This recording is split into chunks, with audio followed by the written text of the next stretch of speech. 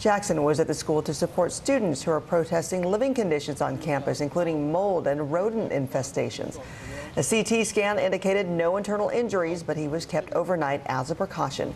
His daughter, Santita Jackson, tweeting that he is resting comfortably and doing well, praising his efforts to aid the students. Passengers flying American Airlines faced more trouble on Monday after the carrier canceled more than 300 flights. On top of that, another 375 flights were delayed. According to the flight tracker site FlightAware, the canceled flights represent 13% of the airline's scheduled flights. In total, more than 2,000 flights were canceled by the carrier over Halloween weekend.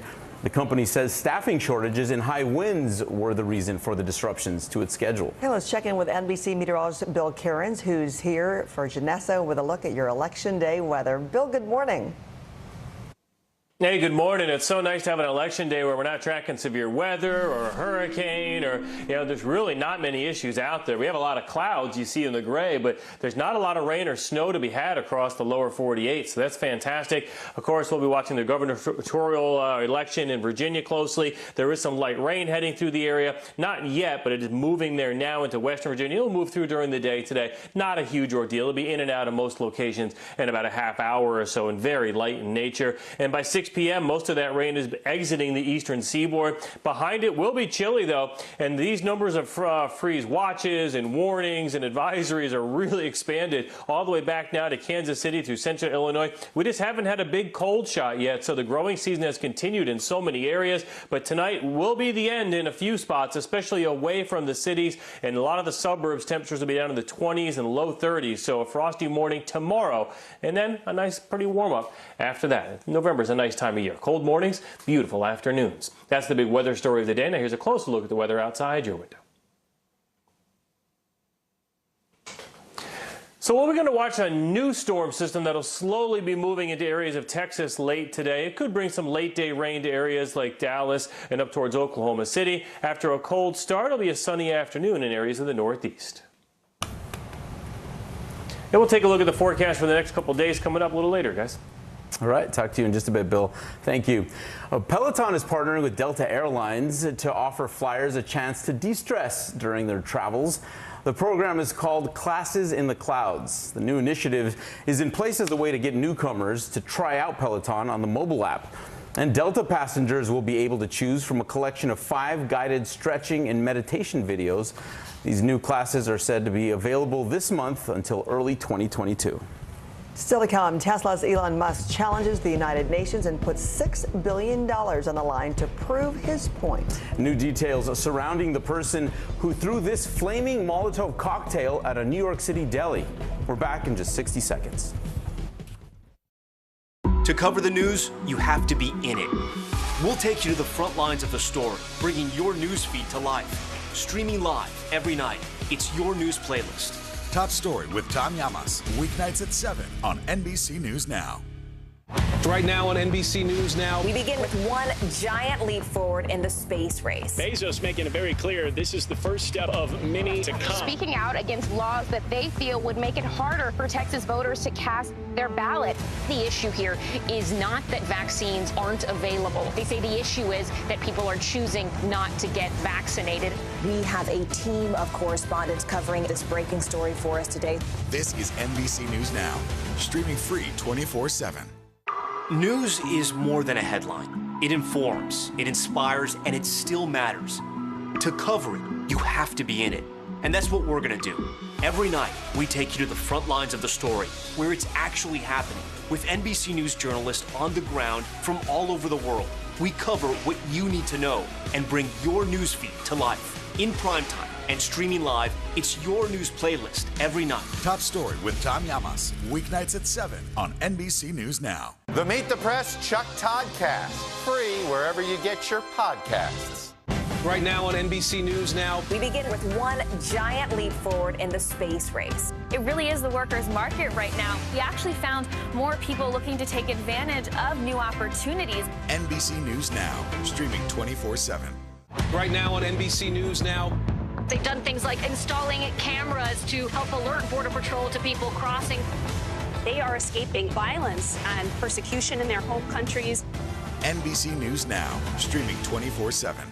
The Meet the Press Chuck Toddcast, free wherever you get your podcasts.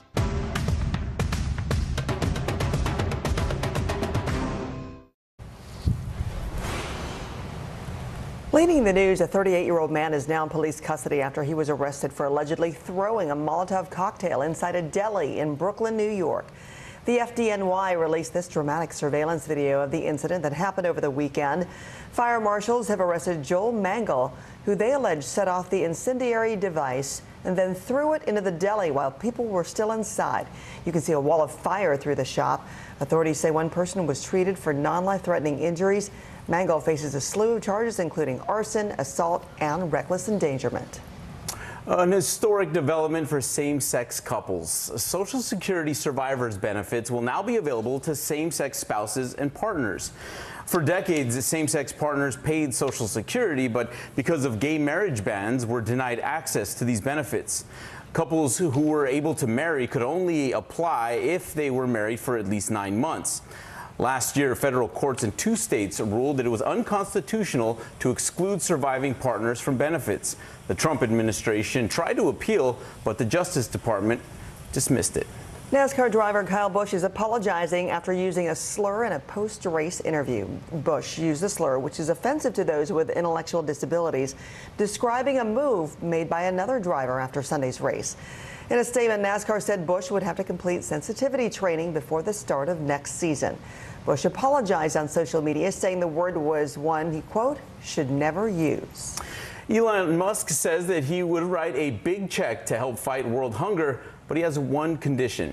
UN officials say a $6 billion donation could save 42 million people from dying from hunger, after Twitter users pointed out that Musk would only have to spend 2% of his $300 billion fortune to meet that request. Musk said that he would do it if the UN describes how the money would solve world hunger. Musk has been criticized in the past for not donating more, but says that he prefers to keep charitable contributions anonymous. Right, Beth Robinson has become the first LGBTQ plus woman to serve on a federal circuit court. Robinson has served as an associate justice of the Vermont Supreme Court since 2011. She's been a tireless champion of equal rights and equal justice. Robinson was confirmed in a 51-45 vote, with Senators Lisa Murkowski and Susan Collins voting alongside Democrats to confirm her. Still to come, why you may want to toss that salad in the bin inside the recall affecting 10 states. Plus, the Texas abortion law raising eyebrows with conservative justices. What this means for Roe versus Wade. Let's go. This is a critical choke point for this fire.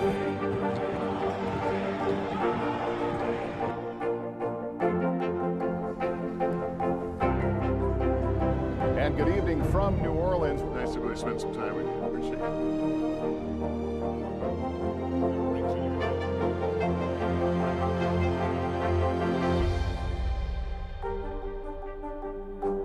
To cover the news, you have to be in it. We'll take you to the front lines of the story, bringing your news feed to life. Streaming live every night. It's your news playlist. Top Story with Tom Llamas, weeknights at 7 on NBC News Now. The Meet the Press Chuck Toddcast, free wherever you get your podcasts. News is more than a headline. It informs, it inspires, and it still matters. To cover it, you have to be in it. And that's what we're going to do. Every night, we take you to the front lines of the story, where it's actually happening, with NBC News journalists on the ground from all over the world. We cover what you need to know and bring your newsfeed to life. In primetime and streaming live, it's your news playlist every night. Top Story with Tom Llamas, weeknights at 7 on NBC News Now.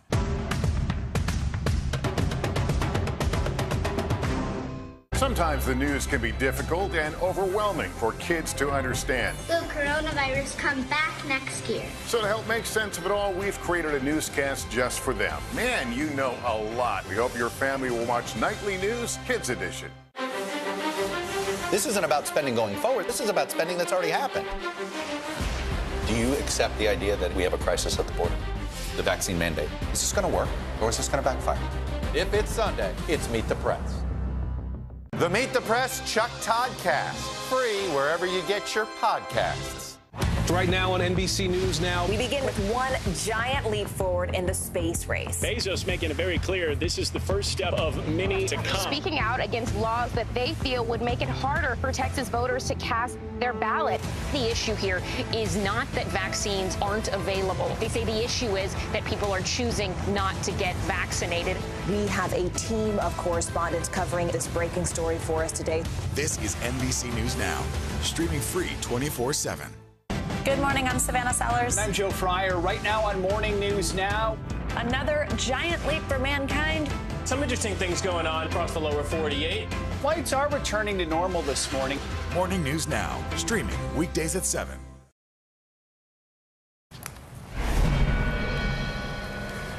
We have a consumer alert to tell you about. You may want to check your fridge. Dole is recalling several bags of salad after a positive listeria test. So far, no illnesses have been reported. The affected products include 24-ounce Dole Garden Salad, 24-ounce Market Side Classic Salad, 12-ounce Kroger brand Garden Salad, and the 12-ounce Salad Classics Garden Salad. The products were sold in 10 states. You can check the FDA website and click on the recalls menu for more details. Outside the Supreme Court, abortion rights advocates and anti-abortion groups rallied as judges inside heard challenges to Texas law banning abortion about 6 weeks with no exceptions. NBC's Alice Barr has more. High drama at the high court as U.S. Supreme Court justices take up two challenges to a Texas law that has stopped nearly all abortions in the state.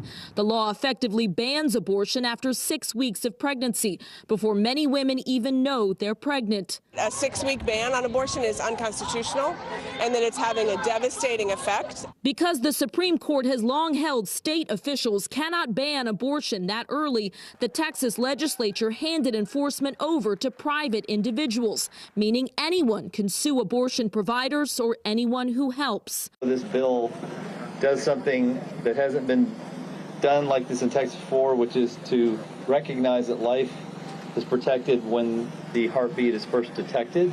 Texas is urging the Supreme Court to rule it cannot be sued because none of its officials enforce the law.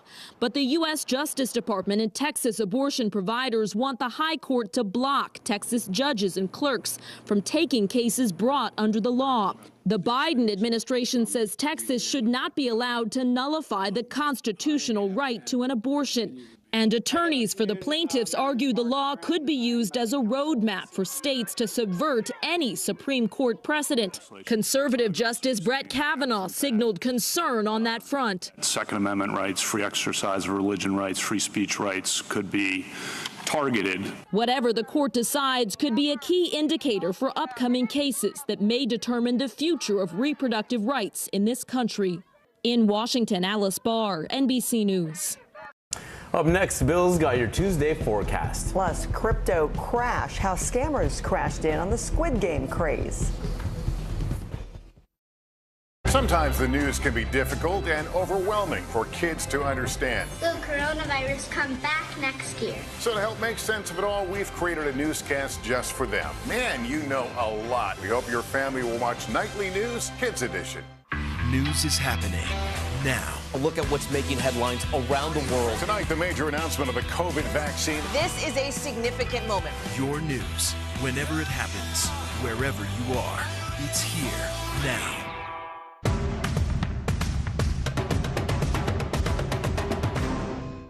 Right now on NBC News Now. We begin with one giant leap forward in the space race. Bezos making it very clear this is the first step of many to come. Speaking out against laws that they feel would make it harder for Texas voters to cast their ballot. The issue here is not that vaccines aren't available. They say the issue is that people are choosing not to get vaccinated. We have a team of correspondents covering this breaking story for us today. This is NBC News Now, streaming free 24/7. Tonight, Chuck Todd and Kristen Welker host special coverage of Election Night 2021. Following key races across the nation, what will the results mean for the future of both parties and the direction of the country? Meet the Press Election Night special tonight at 9 on NBC News Now. News is more than a headline. It informs, it inspires, and it still matters. To cover it, you have to be in it. And that's what we're going to do. Every night, we take you to the front lines of the story, where it's actually happening. with NBC News journalists on the ground from all over the world. We cover what you need to know and bring your newsfeed to life. In primetime and streaming live, it's your news playlist every night. Top Story with Tom Llamas, weeknights at 7 on NBC News Now.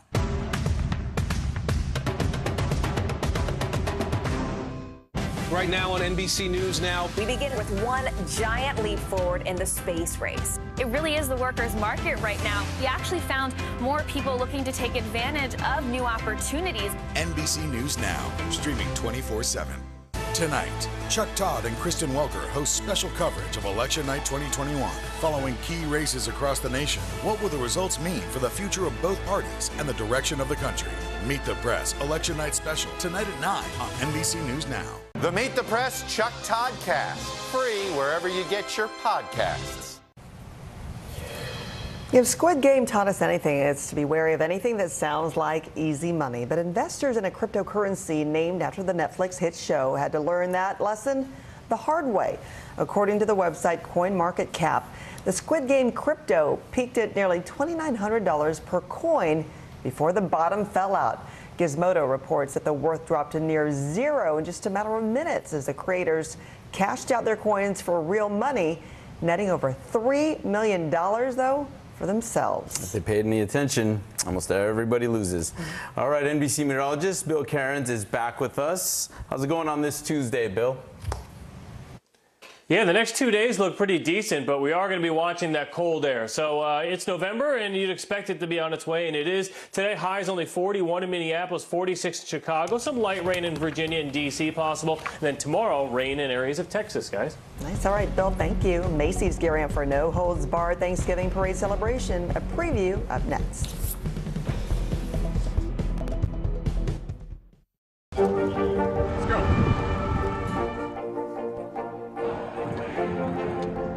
And good evening from New Orleans. There is breaking news. There you go.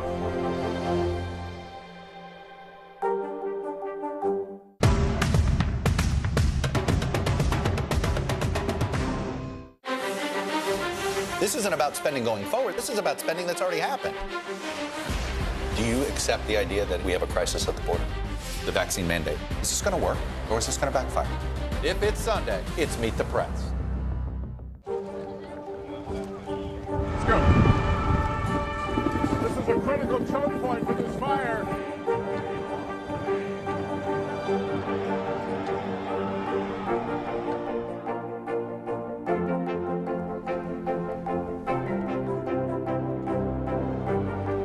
Unnecessary, unjustifiable, illegal.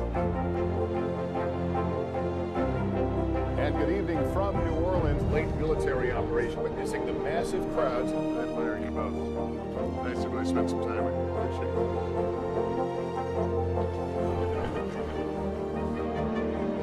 At any moment now.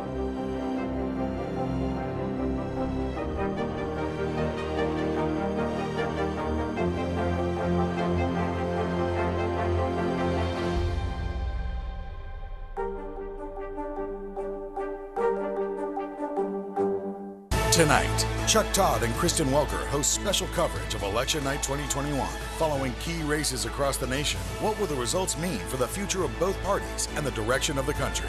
Meet the Press Election Night special tonight at 9 on NBC News Now.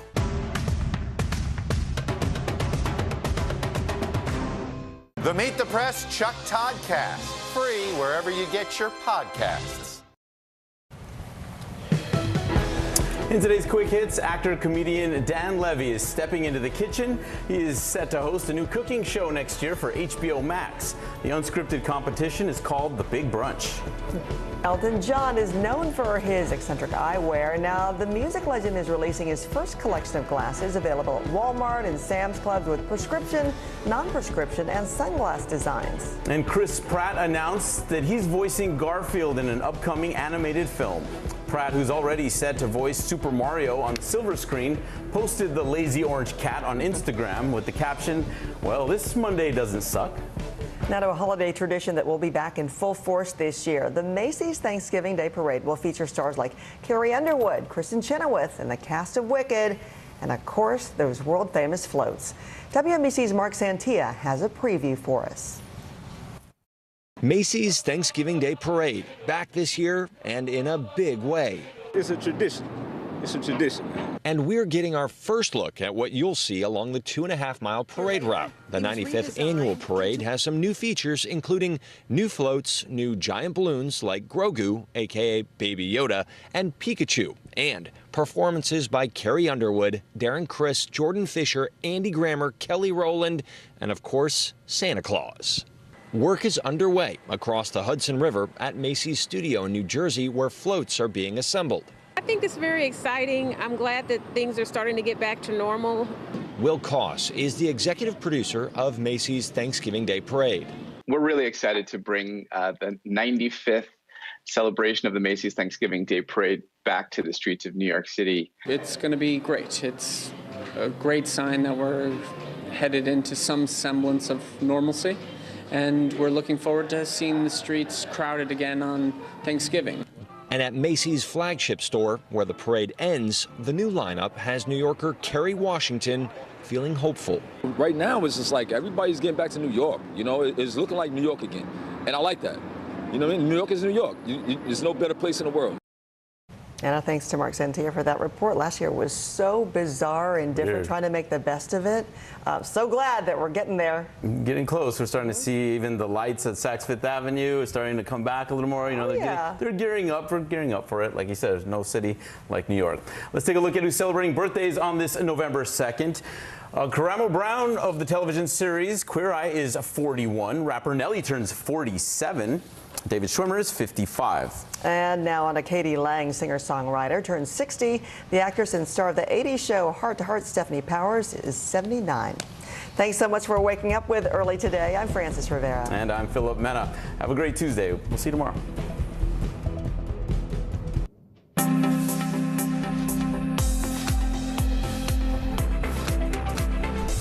Good morning, I'm Joe Fryer. And I'm Savannah Sellers. Right now on Morning News Now, Decision Day. The polls are open and key races hang in the balance. Today, voters across the country will be casting their ballots. The outcome could signal a major shift for America.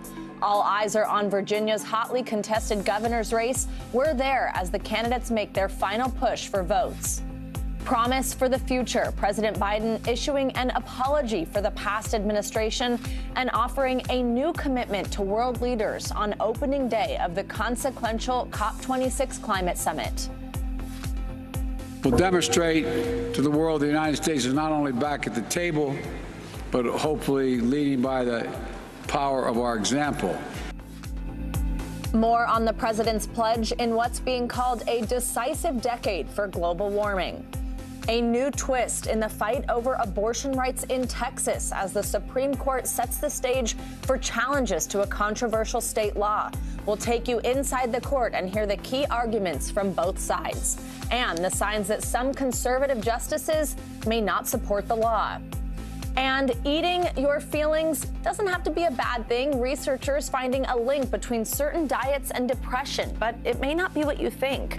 Details on that study and more in our weekly series focusing on your mental health. And it's a big morning. Yes, it is. Lots of news today, of course, an election day. Well, late into the evening, I believe. Yes, exactly. We've got one friend with us that you'll see in just a moment who will certainly be up late tonight. So we start, of course, on this election day in Virginia. We could see a sign of what to expect in the midterm elections next year and maybe even the presidential election in 2024. Voters in Virginia are casting ballots for control of the governor's mansion. Last night, Republican candidate Glenn Youngkin delivered his closing message in Northern Virginia, while Democrat and former Governor Terry McAuliffe was in the state capital, Richmond. McAuliffe's once commanding lead has evaporated, paving the way for a neck-and-neck race. One of the big issues Youngkin has been pushing in this race, control over schools and what kids are being taught. No! This is a moment for Virginians to push back on this left liberal progressive agenda and take our Commonwealth back. What bothers me to my core is what this man is doing. He's dividing parents against parents, parents against school boards. He's using your children as political pawns in his campaign. It is a racist dog whistle. NBC News correspondent Heidi Presbella joins us now from a polling location in Virginia Beach, which is a purple city inside what, at least right now, is a purple swing state. So, Heidi, Remind us, why is this race in the national spotlight right now? What makes it so important?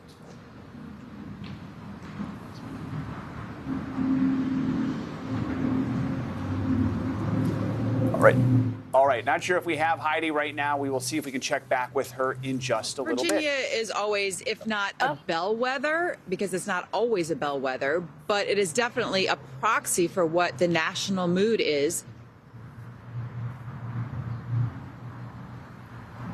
All right. We're having some technical issues, so we will move on. Hopefully we can come back to Heidi. Yeah, well, now let's do a deep dive. We'll kick it off with Steve Kornacki, of course, a familiar face on an election day, NBC News political correspondent, and he is with us at the big board. Steve, good morning. So, of course, this marquee contest on a busy election day is the race for Virginia governor. What do we know from the polls right now? Yeah, polls say this thing is coming right down to the wire. Glenn Youngkin, the Republican, against Terry McAuliffe, the Democrat. The poll average actually has Youngkin up by a very, very small amount coming in today. Basically means this is a dead even race, but Glenn Youngkin does have a shot. The Republicans have a shot, and this is notable, in a state that Joe Biden won by 10 points last year. This wasn't just a Biden win. This was a double-digit Biden win. What are we going to be looking for as the results come in tonight? About 7 o'clock Eastern, by the way. We expect a lot of votes to start coming in right when polls close in Virginia. A couple things I'm going to be looking at tonight. Number one, right here, circling these blue counties right outside Washington, D.C., Northern Virginia. This is the population center, really, of Virginia. A lot of people here. There's been a long-term trend in this area away from the Republicans toward the Democrats. But during Donald Trump's presidency, that trend accelerated. Democrats drove up massive margins in this part of the state. It's why Biden was able to win so comfortably. So one thing we're going to be looking for when those results come into tonight, here's the question. Has Glenn Youngkin, have the Republicans been able to win back a critical number of the suburban voters they gave up during Donald Trump's presidency? I'll give you an example. You were just playing there, Youngkin at that rally in Loudoun County last night. This is where he closed his campaign. He closed his campaign in Northern Virginia, in a county that Joe Biden won by 25 points last year. Take a look at what Loudoun County looked like before Donald Trump came along. This is back in 2012. It was a swing county. Mitt Romney, the Republican, came within 4 points of winning Loudoun County. Donald Trump comes along. Republicans now losing Loudoun County by 25 points. Can Glenn Youngkin, can Republicans make inroads in Loudoun and in Northern Virginia? And the other key thing we're going to be looking for tonight is it is true that in the big population hubs, Northern Virginia, Richmond suburbs, Democrats made the big gains in the Trump era. But Southwest Virginia, Shenandoah Valley, there are parts of Virginia where Republicans actually did make gains during Donald Trump's presidency. Counties where Trump was doing 20, 30, even in some cases 40 points better than Mitt Romney did back in 2012. The other question is, when you look at rural Southwest Virginia, has Glenn Youngkin managed to keep those Trump levels of support? Because that's what Republicans need to pull this off. They need to maintain the support that Trump gained in rural Virginia, and they need to win back. They're under no illusions. They don't think they're going to win them all back, but they need to win back enough suburban voters in Northern Virginia. That's how a Republican could win back Virginia. We'll find out if Glenn Youngkin did it. We certainly will. A lot to watch for tonight. You're going to have a late night. You got it. I'm looking forward to it, though. We'll be getting our updates from you. Steve Kornacki, as always, thank you for kicking us off on an election day. Thank you. NBC News correspondent Heidi Presbella joins us now from a polling location in Virginia Beach, which is Purple City, inside what is at least right now a swing state. So, Heidi, why is this race in the national spotlight? What makes it so important? Virginia is always, if not a bellwether, at least a proxy for the national mood. This is the first chance that voters have to cast their referendum on the new administration. And losing doesn't necessarily predict the midterms for Democrats, but it certainly would not be a great segue. It also tests whether Trump is still a powerful motivator for those suburban women who Steve Kornacki just mentioned. So just a lot of national themes that come into this race. Heidi, voters have been turning out for early voting in large numbers. I know it's really early there right now, but what are you seeing? Are they fired up? What's the enthusiasm level? Well, there was a line here outside this polling location starting at 6 a.m. for folks to get in. Look, off year elections, you always have the more loyal, the more passionate voters, and we've already talked to them on both sides. For Republicans, that issue is education. And the notion that parents don't have control of what's happening in the curriculum in classrooms. For Democrats, it's still this feeling that Trump and Trumpism is an existential threat. Take a listen to voters who we talked to on both sides. Definitely the education, what the parents have an ability to say so, and that resonated with me. Typically, I do vote Republican all the time. Just about everything. I mean, we can talk about the vaccine or the pandemic or whatever. We can talk about schools. We can talk about the economy. All of those issues. I'm concerned about my children and my grandchildren. So as you can see, folks are moving in here, even in the 7 a.m. hour and voting. And here's the thing that will be hard to predict, though, about today is whereas in 2020, a lot of the voting by Democrats took place early or absentee. This year, Republicans are urging their voters to do the same thing. So it's going to be really hard to gauge what a big turnout at actual polling locations means. And Heidi, quickly, we just heard that one voter talk about education. We heard the candidates talking about it. Is that a big issue from what you're hearing from voters? Education, absolutely. Look, when do you have an election where education is the top issue? It vaulted 9 points just within a matter of weeks. And it's an issue primarily for Republicans, but for Democrats as well, with the pushback saying that this issue of critical race theory being taught in schools is all just a made-up dog whistle. For Republicans, they really believe it's happening, even though many of them who I interviewed were not able to give specific evidence of what it is about the curriculum that constitutes critical race theory. Joe? All right. Heidi reporting from Virginia Beach. Thank you. And tonight, Chuck Todd and Kristen Welker host special election night coverage following the key races across the nation and what the results mean for the direction of the country. Stream the Meet the Press election night special tonight at 9 Eastern right here on NBC News Now. President Biden is pushing for major climate reform on a global stage this morning, speaking at the COP26 climate summit in Glasgow. In his first remarks yesterday, the president promised decisive action to fight the worsening climate crisis, urging world leaders to make bigger commitments. There's no more time to hang back or sit on the fence or argue amongst ourselves. This is the challenge of our collective lifetimes, the existential threat to human existence as we know it. And every day we delay, the cost of inaction increases. Scientists warn the time to act is rapidly running out, but some of the world's biggest climate polluters, like China and Russia, are largely absent from the summit. NBC News correspondent Josh Letterman joins us now from Edinburgh. He covers climate policy in the Biden administration. So, Josh, the president spoke again just this morning. He and other world leaders have made some big commitments so far. So how much tangible action has been promised, and what can we expect to see now over the next 10 days there? Today, Biden will unveil his pledge to... Well, one example of that tangible action, Joe, is that deforestation effort the president was talking about just a few minutes ago here in Scotland.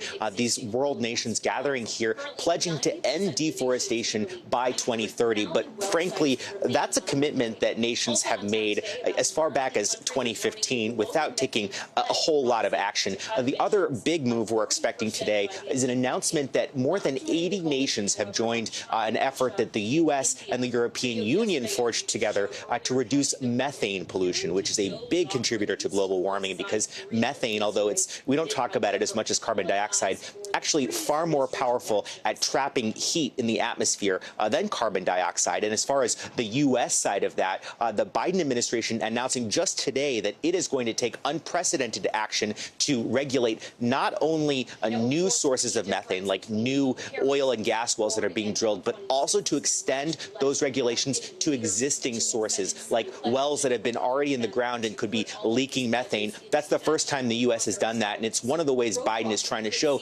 that he is taking tangible action here at the climate summit in Scotland.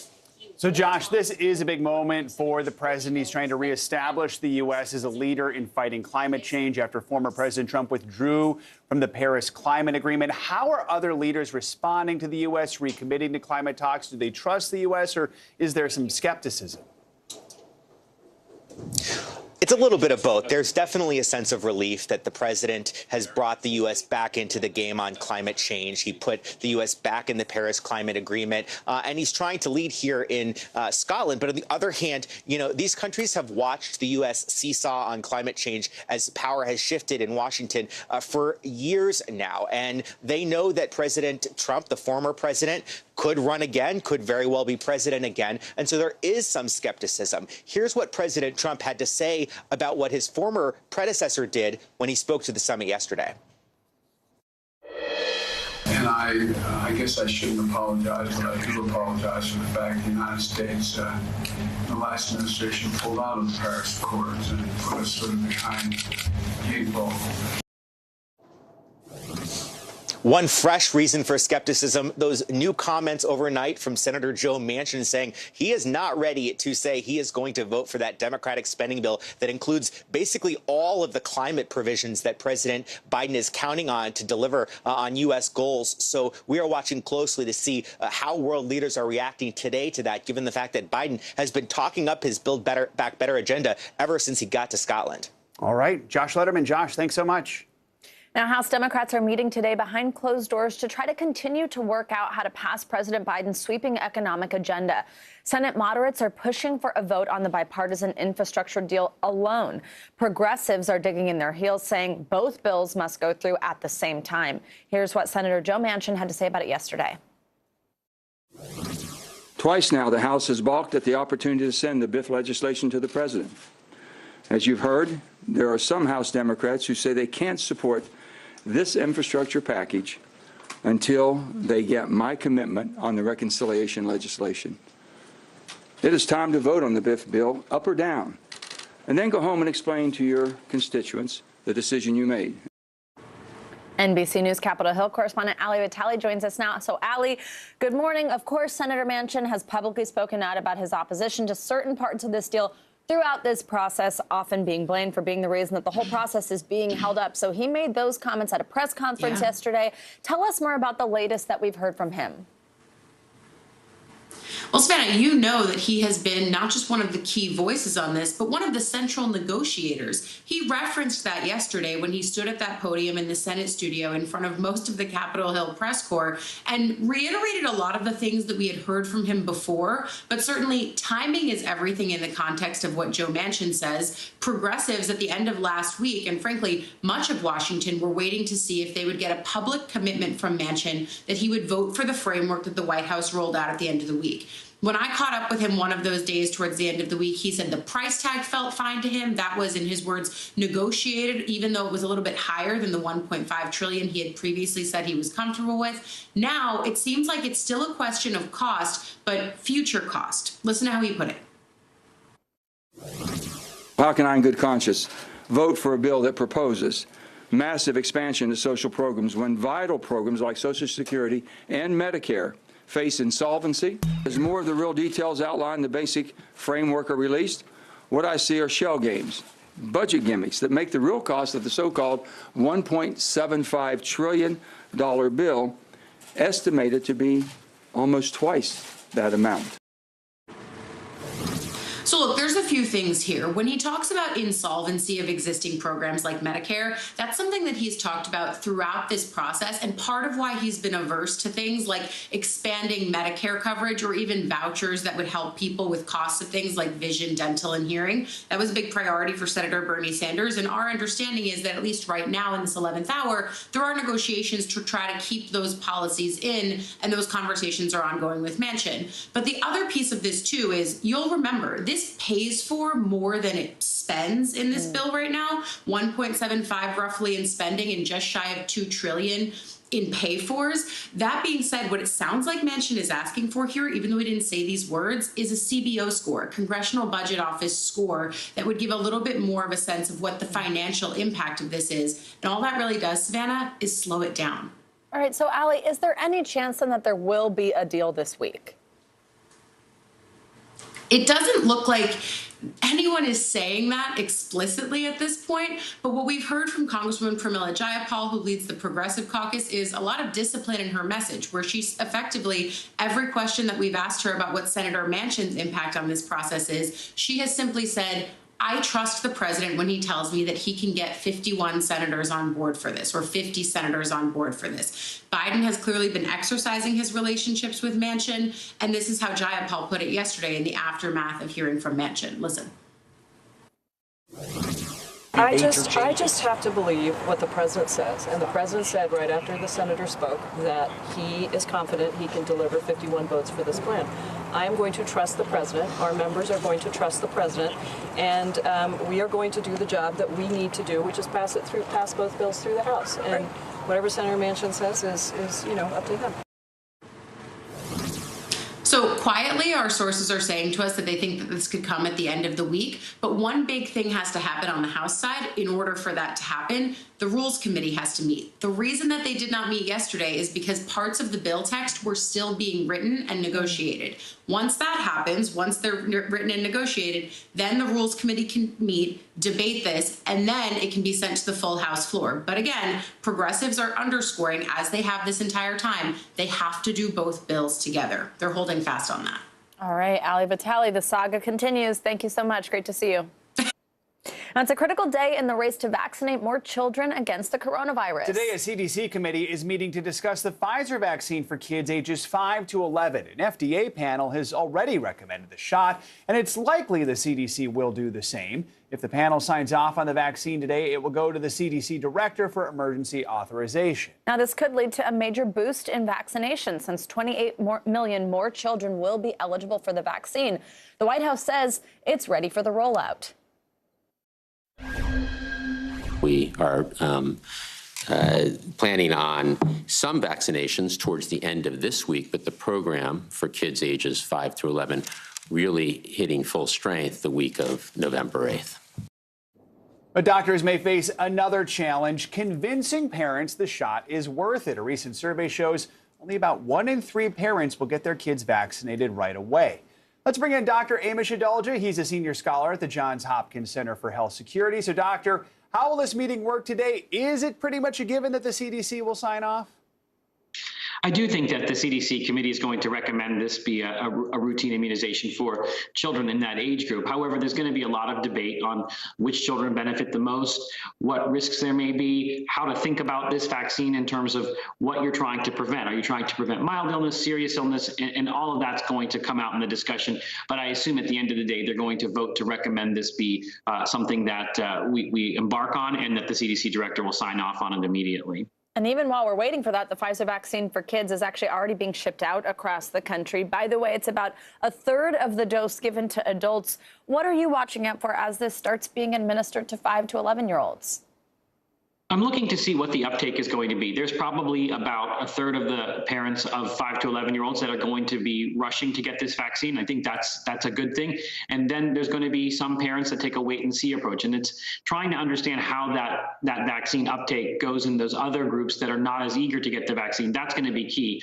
And I also want to see how well pediatricians are engaged in this. One of the plans that the administration is using is to enlist pediatricians. So it's not going to be mass vaccination sites. It's not going to all be drugstores, but also pediatricians offices, and we know that parents trust pediatricians, and I think they may do a good job at trying to answer parents' questions and hopefully get more children vaccinated. And Dr. Adalja, one of the main concerns some parents have, the side effects, especially that rare heart condition, myocarditis. So do we know how often COVID vaccines cause heart conditions in kids, and do they have lifelong impacts?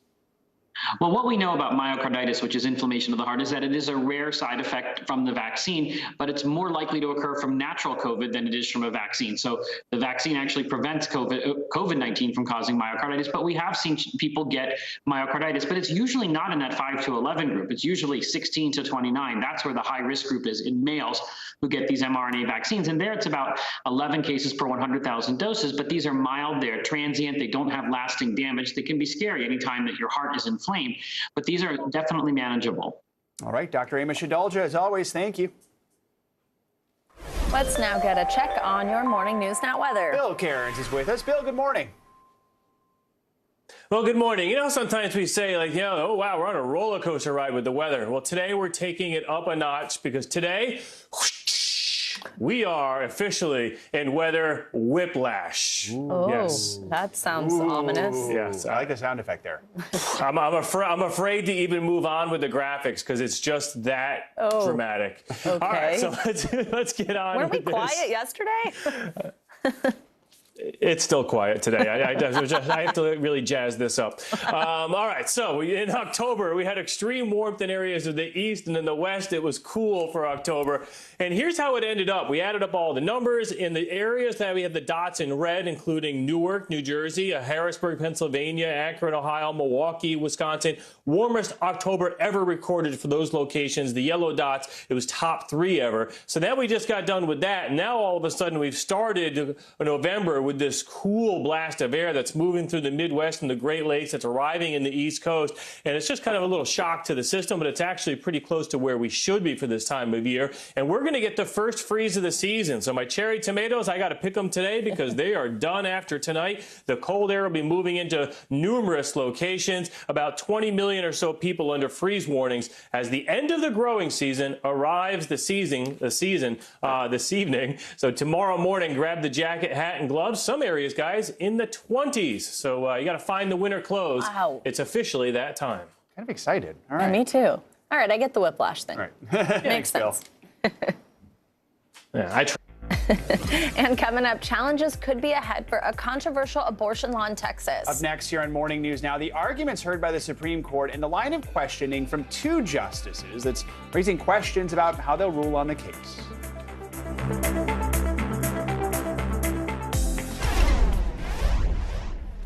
Let's go.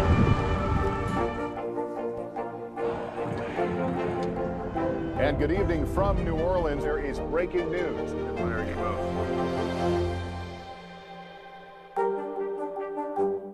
Right now on NBC News Now. We begin with one giant leap forward in the space race. It really is the workers' market right now. We actually found more people looking to take advantage of new opportunities. NBC News Now, streaming 24/7. News is more than a headline. It informs, it inspires, and it still matters. To cover it, you have to be in it. And that's what we're gonna do. Every night, we take you to the front lines of the story, where it's actually happening, with NBC News journalists on the ground from all over the world. We cover what you need to know and bring your newsfeed to life. In primetime and streaming live, it's your news playlist every night. Top Story with Tom Llamas, weeknights at 7 on NBC News Now. This isn't about spending going forward. This is about spending that's already happened. Do you accept the idea that we have a crisis at the border? The vaccine mandate. Is this going to work, or is this going to backfire? If it's Sunday, it's Meet the Press. Right now on NBC News Now. They've done things like installing cameras to help alert Border Patrol to people crossing. They are escaping violence and persecution in their home countries. NBC News Now, streaming 24/7. Let's go. This is a critical choke point for this fire.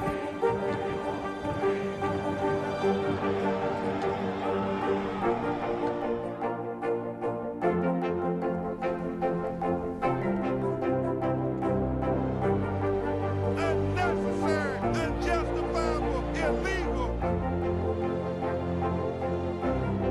And good evening from New Orleans. Late military operation witnessing the massive crowds. I admire you both. Nice to really spend some time with you. Appreciate it.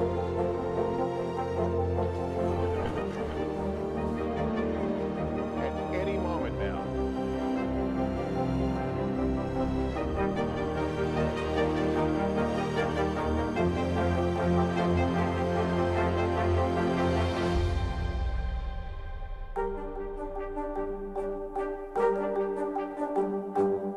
Tonight, Chuck Todd and Kristen Welker host special coverage of Election Night 2021. Following key races across the nation, what will the results mean for the future of both parties and the direction of the country? Meet the Press Election Night Special tonight at 9 on NBC News Now. To cover the news, you have to be in it. We'll take you to the front lines of the story, bringing your news feed to life. Streaming live every night. It's your news playlist. Top Story with Tom Llamas, weeknights at 7 on NBC News Now. Abortion providers in Texas are now in limbo as the Supreme Court mulls over arguments made in two landmark cases challenging the state's highly restrictive ban called Senate Bill 8. The justices questioned whether the structure of the bill was constitutional during a nearly 3-hour hearing yesterday. NBC News Justice correspondent Pete Williams breaks down the key arguments. Opponents of abortion rallied outside the Supreme Court in support of SB 8, the Texas law that bans abortion after doctors can detect a fetal heartbeat. That's at about 6 weeks of pregnancy before most women know they're pregnant. There is no question that a heartbeat signifies life, and that beating heart in a womb is the life of a human child. The Supreme Court has long said state officials cannot ban abortion that early in a pregnancy. So the Texas legislature handed off enforcement to private individuals, allowing anyone to sue any doctor who performs an abortion or anybody who helps out. The state says abortion providers should have to wait until they're sued before challenging the law. But Texas ran into a wave of skepticism from even some of the court's conservatives, including Amy Coney Barrett and Brett Kavanaugh, who earlier voted against temporarily blocking SB 8. Justice Barrett said she doubted that making the challengers wait to be sued would give them a fair shot at defending their rights. I'm wondering if, in a defensive posture in state court, the constitutional defense can be fully aired. And some members of the court worried that other states could copy the Texas model to limit a host of constitutional rights. We would be like open for business. There's nothing the Supreme Court can do about it. Guns, same-sex marriage, religious rights, whatever you don't like, go ahead. Justice Kavanaugh said a state could allow private lawsuits against the guns it wanted to ban. Say everyone who sells an AR-15 is liable for $1 million to any citizen. The case was not about abortion itself. The court will take that up when it hears Mississippi's challenge to Roe v. Wade. For now, SB 8 remains in effect until the Supreme Court rules. That would normally take several months for a ruling, but because the justices took these cases on a fast track, the ruling will likely come quicker, and then abortion providers in Texas can try again to get the law blocked. Joe, Savannah? Pete Williams, thanks so much. Let's now take a look at what's making news around the world this morning. NBC News correspondent Claudia Lavanga is with us from Rome. Claudia, good morning. Morning, Joe. Morning, Savannah. Well, according to Reuters, at least 15 people were killed and 34 more were injured when 2 explosions went off at a military hospital in Kabul. Well, now the Wire agency spoke to the spokesperson for the Taliban's Interior Ministry that confirmed that the 2 explosions took place at what is considered to be the biggest military hospital in the whole of Afghanistan. Another local Wire agency in Afghanistan says that following the explosions, a number of Islamic State fighters entered the hospital and engaged in a shootout with security personnel. Now let's move to Brazil, where a cave collapsed during a training exercise, killing at least 9 firefighters. Now the rescue team was just practicing their rescue techniques when part of the mine they were in crumbled upon them. The 6 more were rescued alive and suffered minor injuries, but another one had to be hospitalized with hypothermia and multiple fractures. Now last but not least, let's go to Disneyland Shanghai, when on Sunday, more than 30,000 visitors were told they could not leave the park until or unless they tested negative to COVID-19 after one of the visitors tested positive to the virus or was in touch with someone who tested positive. In the end, all 33,000 and more tested negative and they could leave the amusement park, but I guess they were not so amused after all, guys. Yeah, no kidding. They were not messing around there. Yeah, all right. not the worst place to be locked inside. As long as the roller coasters kept going. We're Disney fans. Yeah, I wonder though if they let Probably anybody. Not. Yeah. All right, They're Claudia, like, stay thank you. right where you are, 6 feet apart. Thanks. Right. Coming up from the football field to the TV screen, Colin Kaepernick making a statement again. Now he's comparing the NFL to slavery. After the break, the new Netflix series documenting his journey to activism. You're watching Morning News Now.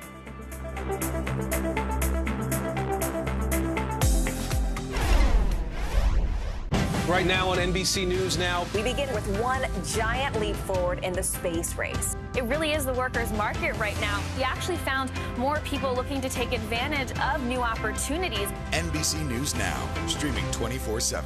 The fire has grown leaps and bounds. You see behind me is typical. How you doing? Pretty bad.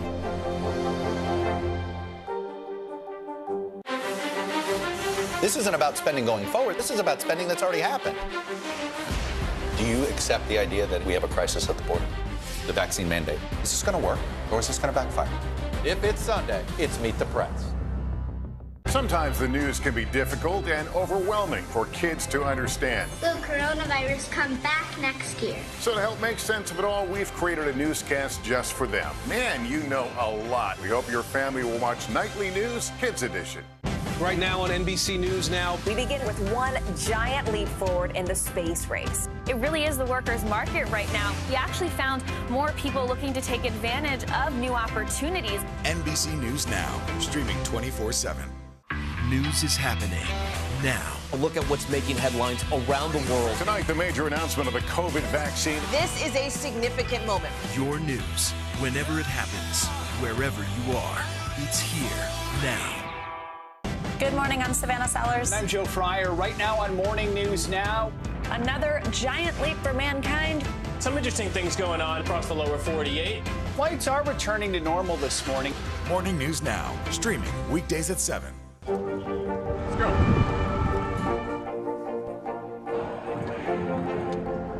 And good evening from New Orleans. There is breaking news. Admire you both.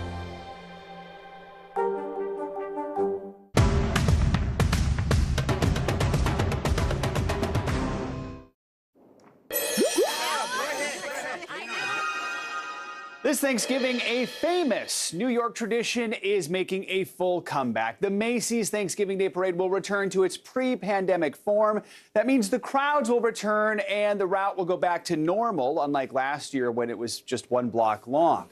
New balloons, including Pikachu and I think it's pronounced Ada Twist Scientist. Apologies if I got that wrong. Also, celebrities will include Carrie Underwood, Jimmy Allen, and Kelly Rowland. Our friends from The Today Show, of course, Savannah Guthrie, Hoda Kotb, and Al Roker will host the 3-hour telecast, which will be broadcast, of course, on NBC and Peacock. The parade had a much more subdued look last year as the pandemic raged across the country, with very few onlookers, a much shorter route, and fewer floats. It was still nice to have it last year. It just was very strange. I feel like for a lot of people at home, it might have felt somewhat the same because you could just see it. But now, Joe, this is going to be your first New York year where you're going to get the full experience. I know, throughout the whole city. That'll be really cool. I know, very exciting. I'm so excited for you in the holiday season here. All right, thanks, Joe.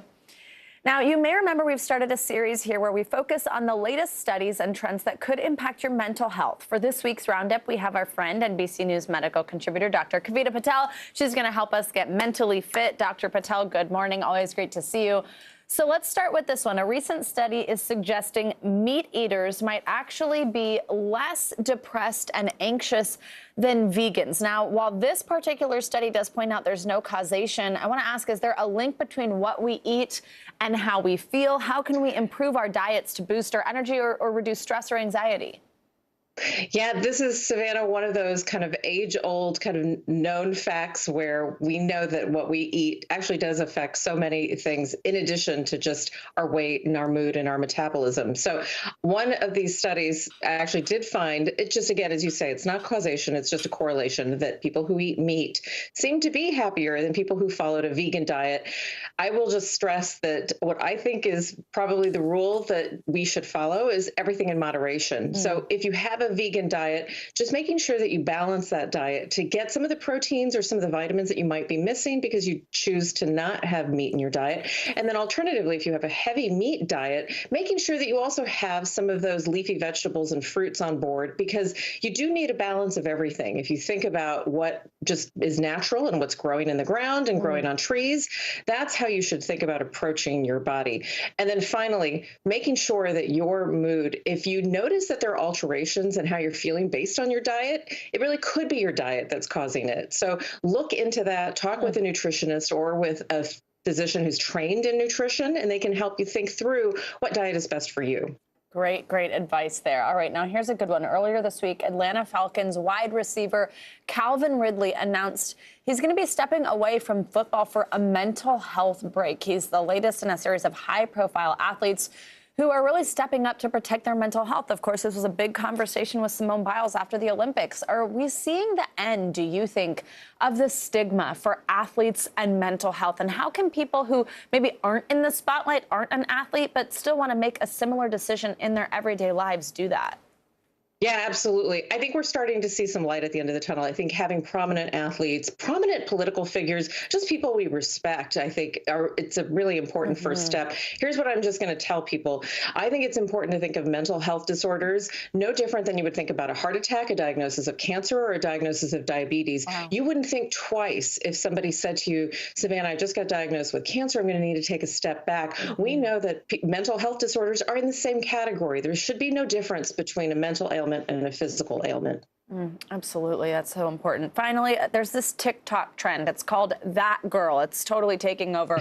And it's showing the visually pleasing routines of women becoming that girl. That's kind of what the whole trend's about. It includes workouts, meditation, journaling. Now, all those things seem like they might be positive, but how can this new trend be dangerous and harmful, setting this expectation of that girl? And what can we take away from these videos without them affecting our self-esteem? Yeah, even watching these videos actually did give me this broad range of effects. At first, it looks like empowerment and kind of coming forward with independence and attitude. And I can see why many young women really are gravitated toward that. But then over time, Savannah, just even watching them myself, I started to think about, gosh, I don't look like that. How come I can't be like that? Why can't I achieve X, Y, and Z? And I think it creates a really dangerous, slippery slope. And I would just say that to anyone watching or to family members who know that they're watching this, just caution them. This isn't reality. And I think that's the most important thing. If it inspires, great, but don't put too much of this into how you live your day-to-day life. Absolutely. Also, I'm not sure that any of those girls have a job or go to school because that stuff takes a lot of time. So you got to keep it in reality. All right, Dr. Kavita Patel, thank you so much. Thank you. Colin Kaepernick's new docuseries titled Colin in Black and White is out on Netflix. It takes a closer look at how the former NFL quarterback navigated race and activism leading up to the moment he took a knee during the national anthem. At one point, Kaepernick compares the NFL draft process to a slave auction. NBC News correspondent Vaughn Hillier takes a closer look at the film and how people are responding. What they don't want you to understand is what's being established is a power dynamic. Former NFL quarterback Colin Kaepernick's new Netflix special igniting debate on social media after it compared the NFL's drafting process and its workout performance review called the Combine to slavery. Next one coming up, best one we got. In the opening minutes of the special titled Colin in Black and White, a line of black actors playing NFL prospects morph into slaves at an auction with shackles on them. Look at this here. I think what we're supposed to take away from the comparison of the NFL Combine to a slave auction is the question of dehumanization and the ways that there are power imbalances related to race and class in how that dehumanization takes place. The Netflix special promoting the story of Kaepernick's formative years navigating race, class, and culture. Some critics rejecting the slave auction comparison on social media, including Utah's Republican Congressman Burgess Owens, a former NFL player who tweeted out, "How dare Kaepernick compare the evil endured by so many of our ancestors to a bunch of millionaires who chose to play the game." In 2016, Kaepernick, then a star for the San Francisco 49ers, began kneeling or sitting during the national anthem, protesting police brutality and racism. I'm going to continue to stand with the people that are being oppressed. After other players followed his lead, the NFL in 2018 implemented a no-kneeling policy during the national anthem, threatening to fine teams with players who refused to stand. That same year, basketball star LeBron James commented on HBO's The Shop uninterrupted. And in the NFL, they got a bunch of old white men owning teams, and they got that slave mentality. And it's like, this is my team. You do what the I tell y'all to do. The NFL has not commented on Kaepernick's comparison. No team has signed Kaepernick, now 33 years old, since 2017. Where does he anticipate a conversation like this going from here? You speak out about the Combine and make this comparison to actually change the Combine. While systems may be lined up against you, those systems are possible to change. I just think he wants to be a living monument to that. Thank you, Devon Hilliard, for that report. Colin in Black and White is streaming now on Netflix. And coming up, a major bank executive steps down following an investigation into his ties with Jeffrey Epstein. Plus, as voters in Texas take to the polls, a new poll shows only a fraction of them trust the election process. Why many say a new law is to blame. Up next on Morning News Now.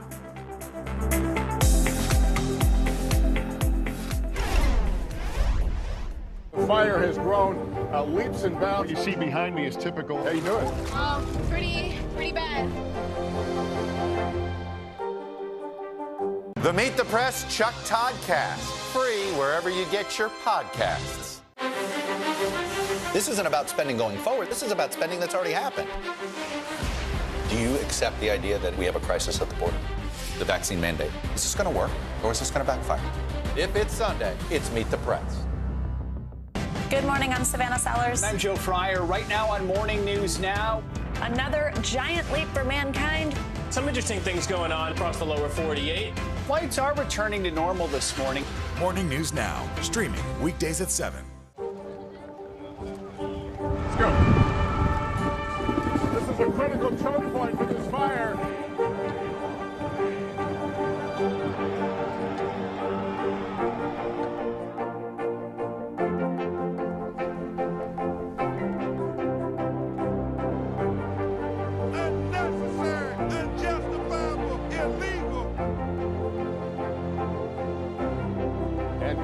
From New Orleans, late military operation witnessing the massive crowds. I admire you both.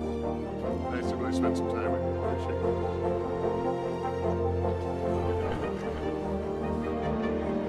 At any moment now.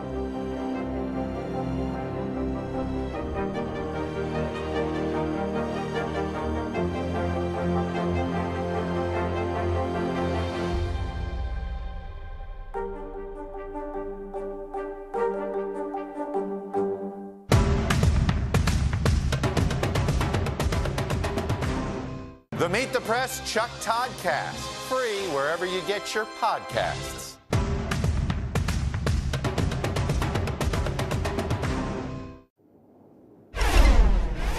New fallout this morning related to disgraced financier Jeffrey Epstein. The CEO of banking giant Barclays, Jess Staley, has stepped down from his position immediately. This follows an investigation by British regulators into his relationship with Epstein and the release of some of the initial results of that probe.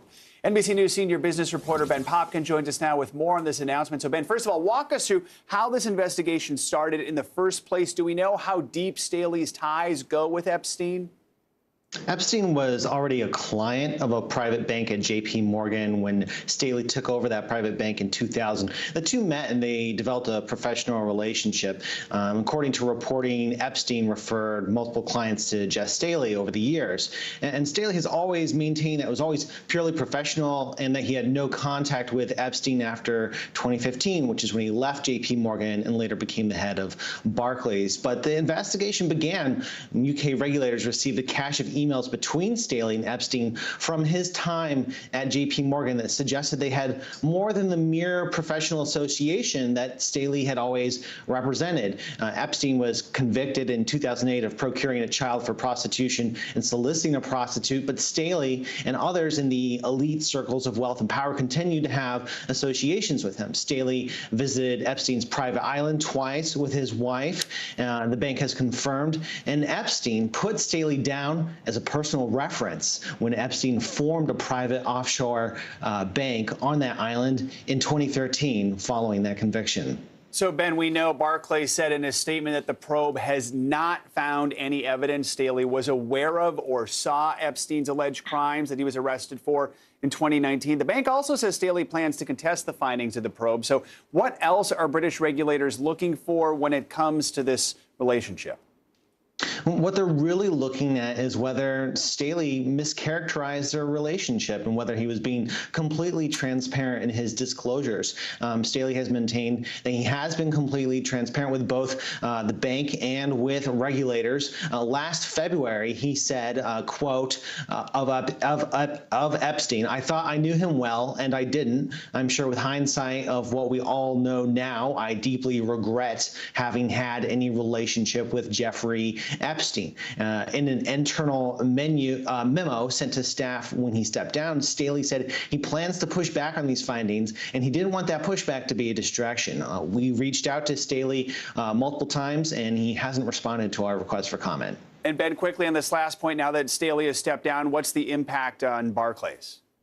Well, it's a black eye for Barclays, but they'll continue Staley's strategy of trying to run an investment bank from London, and one of his former colleagues from JP Morgan will take over. But the main point is that the continuing stain of association with Epstein has been removed from their leadership for now. All right, Ben, thanks for joining us on this. Appreciate it.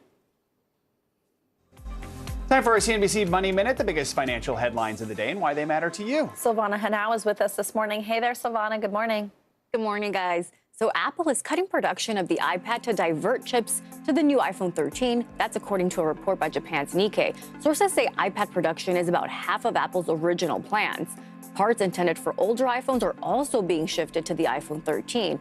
Apple is prioritizing iPhone 13 production in part because it's forecasting stronger demand for the smartphone than the iPad as Western markets emerge from the pandemic. The Americas and Europe account for 2/3 of Apple sales. Zillow is looking to offload about 7,000 homes for upwards of $2.8 billion. The move comes a few weeks after Bloomberg reported the real estate company stopped buying homes as part of its flipping business because of a bloated backlog. One Wall Street analyst says most of the homes are underwater, meaning the mortgage has a higher principal than the home is worth. And Peloton and Delta Airlines are bringing fitness classes to the skies. Peloton says the new programs will be available on all Delta flights equipped with seatback entertainment. Instructors will lead you through stretching exercises and mid-flight meditation. This is the first time Peloton is making its classes available to stream outside its app, bike, and treadmill. Back to you. For a second, I thought they were going to put the bikes on the plane. Even stretching. It had to be a small stretch. How are you going to do that? Yeah, I guess the meditation, though, that makes sense. That's pretty cool. Thanks, Silvana. Yeah, you got it. Now, a new NBC News poll just found 2/3 of registered voters believe their votes will be counted accurately. It comes as several GOP-led states, including Texas, have passed new voting laws. Texas Republicans say the changes are popular among most voters there. But in heavily Democratic Harris County, many are blasting the new law. Here's NBC News senior legal and investigative correspondent Cynthia McFadden with more. Wow. Yeah, it's just beautiful. Representative Jim Murphy, head of the Texas House Republican caucus, helped lead the charge for the new Texas voting law. We are in a fight to save our democracy. 50 enraged Democrats tried to scuttle the bill by fleeing to D.C. It passed anyway. Provisions include new voter ID requirements to vote by mail and elimination of all voter drop boxes. The law also scraps 2 recent changes in Houston's Harris County, 24-hour voting and drive-through voting, though people with disabilities can still vote from their cars. These laws are intended to get more people to vote and to make sure the people that do vote have their votes counted. But Houston's Democratic Mayor Sylvester Turner could not disagree more. You've called it Jim Crow 2.0. All right. Underscore, underline, put quotation marks around it and then circle it. Because it's serious. So who's right? We have actually added days to early voting and more hours on those days. He is right about that. There's already a 2-week early voting period in Texas, and the new law adds 2 days to that and extends daily voting times by at least an hour. But the mayor says such improvements are just window dressing, covering up changes that will make it harder for Black, brown, and poor people to vote. Over 50% of the people who participated in the 24-hour voting were people of color. Like Sylvia Pina, a working mother of 5 who says without it, she could not have cast her ballot. It's not allowing people who want to vote to go vote. I think it's suppressing their voice and what they want to change. Not so, says Representative Murphy. He says the new law will restore voter confidence and prevent cheating. But is there widespread voter fraud? Records from the Texas Attorney General's office reveal since 2004, only 154 people have been charged with voting illegally, out of 94 million votes cast. Are you trying to solve a problem that doesn't exist? It's sort of like locking your house at night. What's the chance of getting broken into? Really small. But you go ahead and do these things to secure things. And I don't think there's anything we want secured more than our election process. The intent is to lock in those who are already in power, and they attempted to do that by restricting and suppressing people's right to vote. Not true, says Representative Murphy, pointing out his party dropped a proposal to eliminate Sunday morning voting, popular with many African Americans. Meanwhile, here in Houston's Harris County, many believe the new election laws, which go into effect next month, is going to make voting harder, not easier.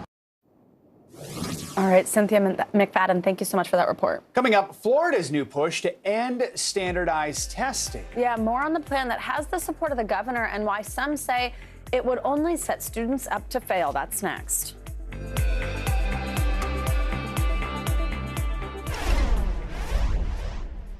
Good morning, I'm Savannah Sellers. And I'm Joe Fryer. Right now on Morning News Now. Another giant leap for mankind. Some interesting things going on across the lower 48. Flights are returning to normal this morning. Morning News Now, streaming weekdays at 7. Right now on NBC News Now. We begin with one giant leap forward in the space race. Bezos making it very clear this is the first step of many to come. Speaking out against laws that they feel would make it harder for Texas voters to cast their ballot. The issue here is not that vaccines aren't available. They say the issue is that people are choosing not to get vaccinated. We have a team of correspondents covering this breaking story for us today. This is NBC News Now, streaming free 24/7. Let's go.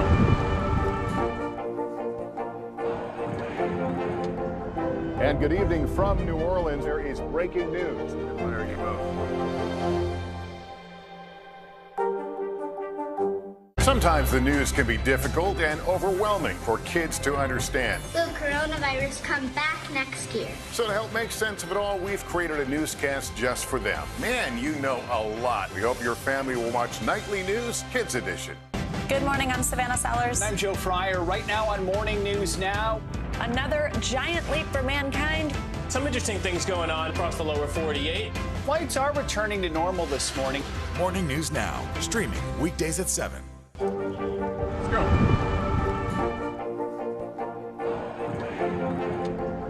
And good evening from New Orleans. There is breaking news. There you go.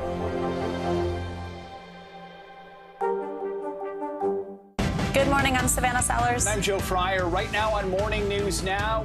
Another giant leap for mankind. Some interesting things going on across the lower 48. Flights are returning to normal this morning. Morning News Now, streaming weekdays at 7. Very few students seem to like standardized tests. They bring a lot of stress and anxiety, and critics say they don't necessarily measure a student's academic ability. Yeah, well, in Florida, Governor Ron DeSantis wants to get rid of those end-of-year exams. NBC News Chief Education Correspondent Rahima Ellis shows us how that could affect students.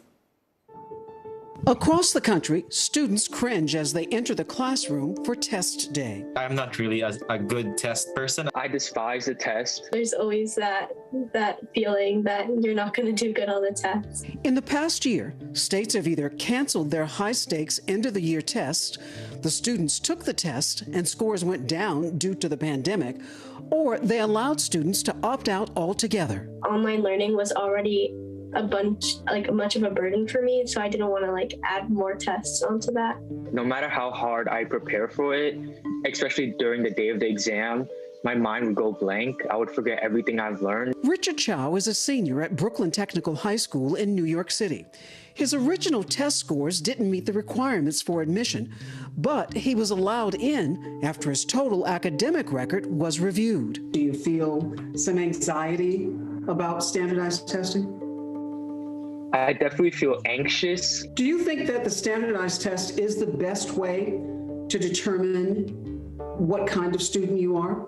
I don't think any one test can really determine one student's academic proficiency. Test anxiety is one of the many reasons Florida Governor Ron DeSantis says it's time to replace those end-of-the-year high-stakes tests that determine students' promotions, graduation, even school funding. Instead, he's proposed multiple tests throughout the year to reduce stress and allow teachers to better monitor student progress. Yes, we're going to continue to make sure that we're measuring results, having high standards, but we're going to do it in a way that's more student-friendly, parent-friendly, and teacher-friendly. Shifting off and using something as an alternative could be a very positive gain. They also cause a lot of stress. Daniela Montaldo is the clinical director at the NYU Child Psychology Center. What we've learned is that these tests do have some intrinsic bias. They're not always representing and really capturing all of a student's abilities, and they're really not very supportive to those who are in the low income kind of bracket, and minority students are really at a disadvantage. But some parents suggest testing is the only way to measure what their child knows. Take it away completely off the board and not have an idea of where someone might be could set a lot of different tones. Sarah Katrina is a parent and founder of Kids on the Yard, a tutoring agency. It could set the tone of, okay, then we don't have confidence in you that you can reach this mark, even though it's been a difficult year. Difficult for kids who were already struggling at the start of the year. We already knew that they were behind, but COVID-19 amplified that. Those children are brilliant. It's a reflection of poor instruction and low expectations. Sonia Thomas is the mother of a high school student and founder of an advocacy group of Nashville parents. I began to realize that the shame that I was feeling as a mother and that he was feeling as a child, it wasn't our fault. Like, we're doing everything that we can. Despite the anxiety, these students still believe the high-stakes tests serve a purpose. Would you like to see the standardized test as we know it now go away? In school, we have midterms. I feel like making it kind of like a midterm, but not having it weigh as much. I feel like it is a good marker, but I feel like it should definitely be revamped in a way. It should be a little bit, there should be less weight put upon it. It shouldn't be a sole determiner in how successful you are academically and in school. Florida legislators will have to approve any changes to the standardized tests. The results could weigh heavily on what other states do. Thanks for Heyman for that. That's definitely a talker. Which test did you take? Yeah, I did the SAT and the ACT. You did both, okay. And I did better on the ACT. Okay. I was stressed out of my mind for both of them, right? I mean, it's just, it is anxiety inducing. Yeah, well, in Minnesota, I took the ACT, and I tested way below the school I wanted to go to the average. I don't know why. I don't know if it's anxiety, but I did not do well. And then they said, take it a second time, you'll do better. And I got the exact same score. So thankfully, Northwestern looked at other things, let me in. So. No, true. I think also just like the being under the clock and everything, I know that really affects my sister. Folks, yeah, it's an interesting one. Good conversation to have. All right. Definitely. That does it for this hour of Morning News Now. But the news continues right now.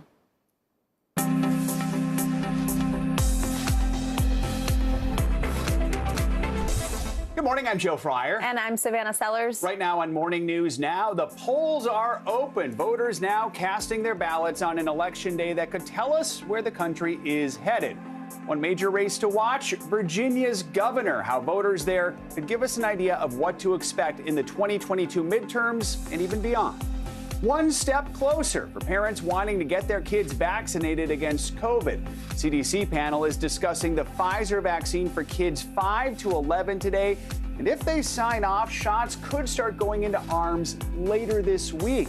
Preparations already going into place to get up to 28 million more kids vaccinated against COVID-19. Nightmare travel. We're heading into a 5th day of cancellations and headaches for American Airlines passengers. The growing pressure to fix the issues the airline is facing right now, and what you need to know as we head into a busy holiday travel season. And honoring the dead. The Day of the Dead is in full swing with celebrations in Mexico and beyond. It's a day to remember loved ones who passed. We'll show you the ways this holiday is taking on new meaning after a year when people have lost so much. Good to have you with us on this busy election day. A lot to cover today. Big news day. It'll be a long night. Exactly. We're going to give you a good preview here on Election Day. Here in the U.S., full coverage of some key races we're keeping a close eye on. We want to begin With another big story we're following this morning, that's President Biden and his push for global action in the fight against climate change. Yeah, the president is in Scotland, where he is busy this morning taking that message to world leaders. Speaking at COP26, the climate summit in Glasgow yesterday, Biden said the U.S. will be a leader in climate change reform, emphasizing a revitalized commitment to preserving the planet. Meanwhile, back at home, the fate of the president's sweeping economic agenda remains uncertain as resistance mounts from some in his party. NBC News Chief White House correspondent Peter Alexander joins us now from Edinburgh. Peter, good morning. Joe and Savannah, good morning to both of you from here in front of beautiful Edinburgh Castle. Kicking off this second day of this crucial climate conference, President Biden really is looking to try to demonstrate concrete commitments to slow the pace of global warming. But he remains, as you note, unable to get those legacy-defining spending plans at home passed, including what would be the largest ever climate investments with a key moderate from coal country, Joe Manchin of West Virginia, expressing concerns that could stall the president's ambitious agenda. President Biden this morning detailing strong new actions on climate. His administration unveiling some of the toughest environmental rules yet against emissions of methane, a destructive greenhouse gas released in coal, oil, and natural gas mining. All we need to do is summon the will to do what we know is right and we know is necessary. Let's get to work. We can do this, and it'll have a generational impact. This gathering of 190 nations emphasizing the urgency for action. Enough of burning and drilling and mining our way deeper. We are digging our own graves. But despite his message abroad, President Biden's facing new resistance at home to his $1.75 trillion climate and social spending plans, with key moderate Democrat Joe Manchin warning he's still not on board. This is a recipe for economic crisis. Manchin accusing progressives of playing political games and demanding a vote on the separate bipartisan infrastructure bill immediately. Holding this bill hostage is not going to work, and getting my support. The White House quickly responding. We remain confident that the plan will gain Senator Manchin's support. To satisfy Manchin, the president already abandoned the central climate policy in his plans that would have penalized power companies that do not shift from fossil fuels to clean energy. The House's top progressive saying she believes both bills will pass this week. Our members are going to trust the president. Whatever Senator Manchin says is up to him. On day one in Glasgow, President Biden offered an extraordinary statement about his predecessor, Donald Trump. I do apologize for the fact the United States, the last administration pulled out of the Paris Accords and put us sort of behind the eight ball. The U.S. is now back in the Paris Agreement, but the president still has to unify his party at home to restore American leadership on the climate crisis. My administration is working overtime to show that our climate commitment is action, not words. So what does the timing look like for any votes here? The president, as you know, he wanted his plans passed before he got here to try to really fortify his message to the world. But now it's really unclear when those votes will happen. Among other things, we heard from the House Speaker Nancy Pelosi. She communicated a message saying that there was progress, but notably did not have a date for the votes to take place. We'll have the latest coming up over the course of this day. Back to you, Joe and Savannah. All right, Peter Alexander, thank you so much. The other big story we're following this morning is Election Day, and we are watching some big races all over the country. From Virginia, where a close gubernatorial contest could offer a sign of what next year's midterms will hold, to Minneapolis, where races for the mayor and the entire city council, plus a ballot question, could end up reshaping policing in the wake of George Floyd's murder. We're going to cover it all this morning. Let's start in Boston, which is on the verge of making history by electing its first woman and first person of color to serve as mayor. NBC News correspondent Tremaine Lee's been following that race for us. He joins us now from Boston. Good morning, Tremaine. So history will be made regardless of who wins the race. What should we know about the candidates? Good morning, Joe. Thank you so much for having me again. History will be made today. This will be one to remember when two city councilors face off. Anissa Isaibi George, who identifies as Polish and Arab American, and also Michelle Wu of Asian descent. But it's more about it's about more than just a race today. It's really a showdown between Old Boston and New Boston. Old Boston, the union workers, some of the traditional machine politics have lined up behind Isaibi George, but a growing progressive constituency has lined up behind Michelle Wu, who are concerned concerned about issues of social equity, rent stabilization, free public transportation. And so, again, this is about race, about gender, but it's also about new versus old. Tremaine, you mentioned some of the issues there. I mean, what are the big issues that have sort of encapsulated this race so far? You know, especially when it comes to Michelle Wu, who has been supported by Elizabeth Warren and Ayanna Pressley. She's calling for bold action on climate change, again, addressing the needs of the most marginalized in Boston in terms of that rent stabilization. But also when it comes to Isai B. George, support for the police, affordable homes, some of the typical kind of Democratic policy issues. But again, between the moderate wing and also the more progressive wing. Joe? And one of these candidates will become the first woman of color elected mayor, as we mentioned. But Boston's current acting mayor, Kim Janey, is an African-American woman. She, of course, got into that position after Marty Walsh went to the Biden administration. Talk to us more about how her tenure has influenced this race. When we talked about history, its 400-year history, the city has never elected a black mayor. And so when Kim Janey and two other candidates lined up in the preliminary election and didn't make it through, it was a disappointment for many black voters. But it really was a sign in some ways of the great progress that has been made in this city with this terrible reputation as one of America's most racist cities. But again, poised to elect a black woman possibly as mayor, but now a woman of color. Again, it speaks to just how much progress is made. But for many people, they say more progress still needs to be made, that this city wasn't ready to elect a black woman mayor, kind of changed the game a little bit. But again, history will be made nonetheless, Joe. And Tremaine, has there been much polling? Do we have any indication of whether there's a favorite today, or is it going to be a close one?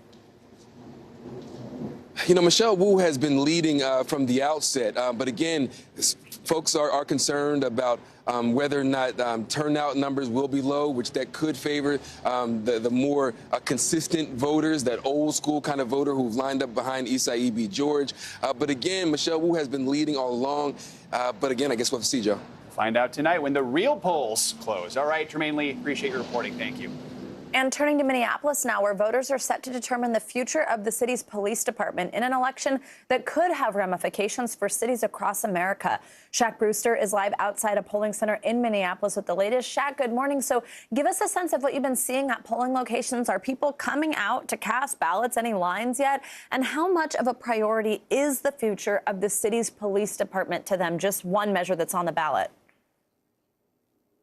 So then I'll tell you that voters are telling me that this is a decision that is extremely serious to them. They're studying this and watching it very closely. And look, this is the first local election since the murder of George Floyd. So under any circumstance, this would be a pretty big deal for this city. Voters are determining the mayor. They're determining the city council. They're going through and electing other local positions. But in addition to that, they have a crucial question about their public safety here in the city of Minneapolis. And it's whether or not the police department is eliminated and replaced with the Department of Public Safety. And that is getting the attention of a lot of voters because they say it affects them personally. I want you to listen to some of the conversations I had yesterday at an early voting location where we saw a line stretch more than an hour.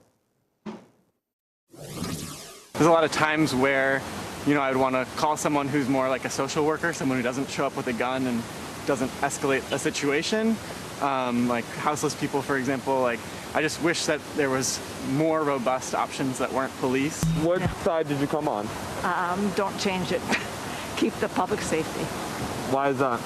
Because the alternative, they had no explanation of what it was going to be, how it was going to be changed, and so on and so forth. So you'd be voting for who knows what.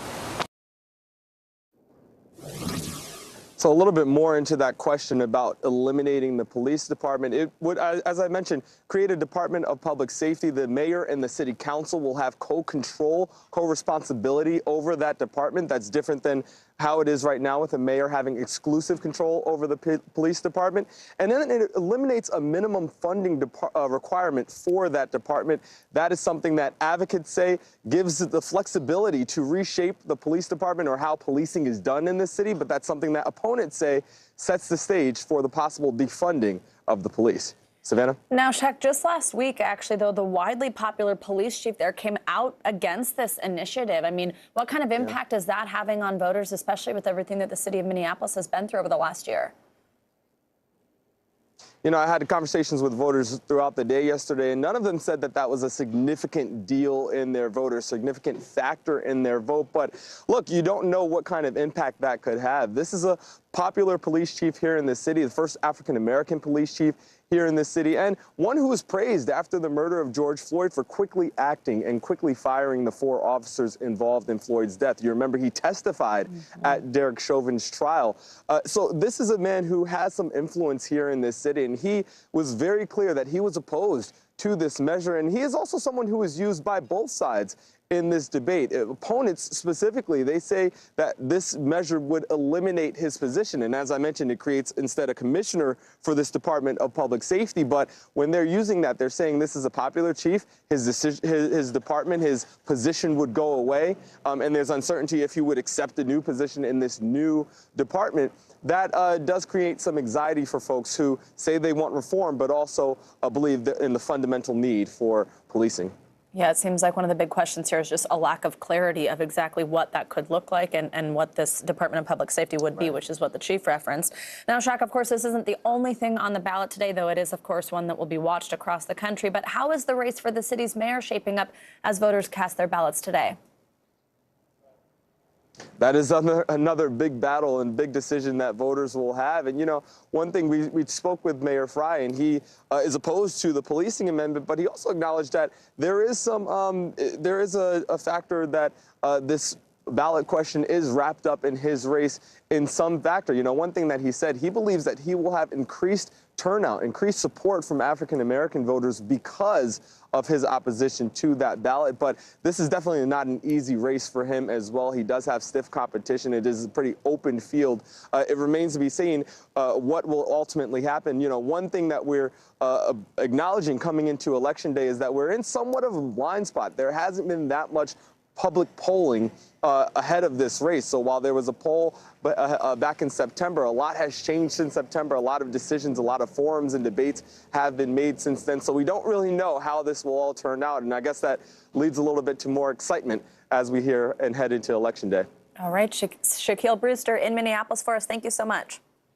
Virginia and New Jersey are the only 2 states holding elections for governor this year. And what happens at the ballot box today in those states could foreshadow what happens on a national stage next year. NBC News Chief White House correspondent Kristen Welker joins us now from Fairfax, Virginia. Not only is she covering the polls this morning, she's got a busy day. She's hosting our election coverage tonight right here on NBC News Now. So, Kristen, let's zero in on where you are in Virginia. Key race we're watching. The outcome really could be an indication of what to expect a year from now in the midterms, right?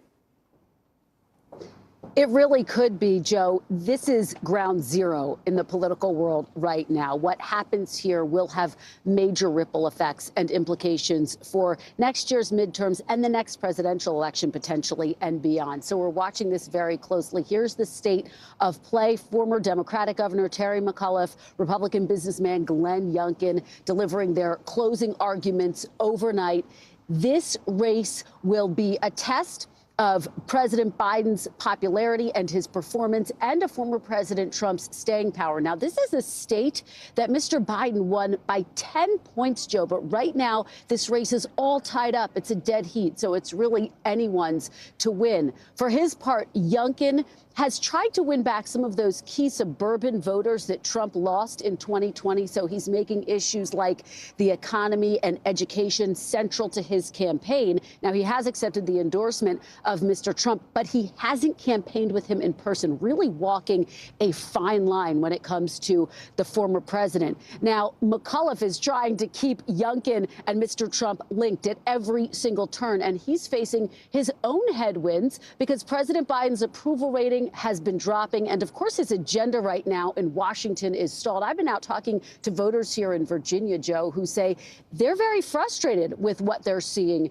in Washington and the lack of inaction there. So the polls are open. I'm here in Fairfax. Voters are starting to turn out all over the state to weigh in. And of course, early voting has been going on for days. We've already seen record turnout there, and there's just so much enthusiasm on the ground right now that both campaigns say they are predicting this could be record turnout for a governor's race in Virginia. In an odd year election, nevertheless. So, Kristen, I mean, this is the first real major election during the Biden administration. Even though he's not on the ballot, are the elections in some of these local and state races really a referendum on his administration nationally? They're going to be a referendum on his administration. There's no doubt about that. We are seeing what's playing out in Washington, and it's extraordinary. You're seeing this battle between the moderate Democrats and the more progressive Democrats about what specifically is going to be in this $1.75 trillion social safety net package that the president wants to push through. And you're seeing that push and pull play out in these races all over the country between the progressive and moderate branches of the Democratic Party. You were just talking to some of our reporters about that very thing. In Boston, we are seeing that play out. In Buffalo, in other locations across the country. And so I think that that's going to be one of the themes that we are really watching. It's not just a referendum on President Biden, but also on this divide within the Democratic Party right now, Joe. And Kristen, as we mentioned, you're anchoring our election coverage tonight on News Now because we don't let you sleep. Very quickly, what are you going to be watching for? Well, I think I'm going to be watching for all of the above, everything that we have just discussed. How heavy is the turnout on Election Day? We've already seen heavy turnout in early voting. How energized are these voters? And what does it say about President Biden and the intransigence that we're witnessing right now in Washington? What does it say about the divide between the Democratic Party, between the progressives and the moderates? And how energized are Republican voters right now, Joe? Because that could be critical. Our sense is here in Virginia, in this key state, they are quite energized. Is that true, and does that play out as this day gets underway here in Virginia? In New Jersey, you mentioned we're watching a governor's race there, and in these cities where they're going to be electing new mayors. Joe. All right. Kristen Welker, thanks so much. And a reminder, Kristen, along with Chuck Todd, will host special election night coverage tonight following the key races across the nation. What the results mean for the direction of the country. You can stream Meet the Press Election Night special tonight, 9 Eastern on NBC News Now. And turning now to a major development in the push for vaccines among children. The CDC Advisory Committee is meeting later today to discuss whether the Pfizer vaccine is safe for children 5 to 11 years old. The White House is already preparing for the potential go-ahead by sending out an estimated 15 million doses to local vaccination sites across the country, a crucial decision that could help bring the pandemic to an end. NBC News correspondent Stephanie Gosk has the details. Joe and Savannah, here's how the day is going to play out. The CDC Committee on Immunizations will meet. If they vote to authorize, it gets kicked up to CDC Director Rochelle Walensky, who has to sign off. But that could mean by tomorrow morning, kids could be in doctors' offices getting vaccinated. The decision could soon be in parents' hands. A CDC committee meets today, the final sign-off on Pfizer's vaccine for children coming as soon as tonight. The White House says pediatric vaccine doses bottled in those special orange caps are already out the door. 7 million of them now that the FDA recommended authorization. In the next week, that number would go up to 15 million, according to the White House. The children's dose is 1/3 the size of the adult version, given as 2 shots 3 weeks apart, which means children who are vaccinated in the coming days would be fully inoculated by Christmas. For some parents, it's a long time coming. I want them to be protected. I want to be able to do the things with them that we used to be able to do without fear that they're going to get sick or that they're going to get anybody else sick. States like Virginia are already rolling out plans to make getting the shots as easy and efficient as possible.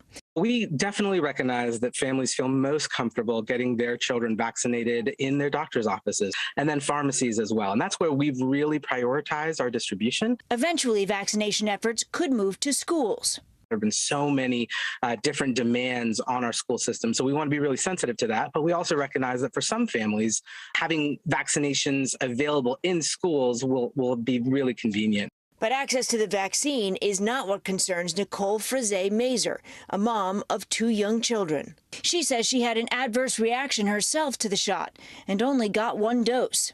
My gut instinct is to just protect my kids at all costs. And one may argue vaccination is a way of protecting them, and it sure is. But the unknown of the shot is scary. Nicole does not rule out vaccines for her children, but she wants to wait. I don't think I'm going to wait too long. I've always said that I will vaccinate them. I just don't necessarily want to be first in line. There's another key difference with this pediatric vaccine. Pfizer says, unlike the adult version, which has to be kept in a freezer, this one can be kept in a refrigerator for 10 weeks. That's really going to help out with distribution. Joe and Savannah, back to you guys. All right, Stephanie Gosk, thanks so much. Let's bring in Harvard Medical School physician Dr. Aditi Narukar for more on this. So, doctor, you expect to see a rush? Do you expect to see a rush of parents getting this vaccine if it's approved by the CDC? And help us understand how these vaccines will help us battling COVID here in the U.S. You know, Joe, this is a highly anticipated decision. We have 28 million children between the ages of 5 and 11 who are eligible. The main question right now with the CDC meeting today is whether the CDC will approve the vaccination for all children or a small subset of children. We think that the CDC will align with the FDA in vaccinating all children, but that remains to be seen. We've seen pregnant women shy away from getting the vaccine because they have infertility concerns. A new study shows 66% of parents don't want to vaccinate their children because of concerns over their child's future infertility. Is there even any evidence to suggest that this is true?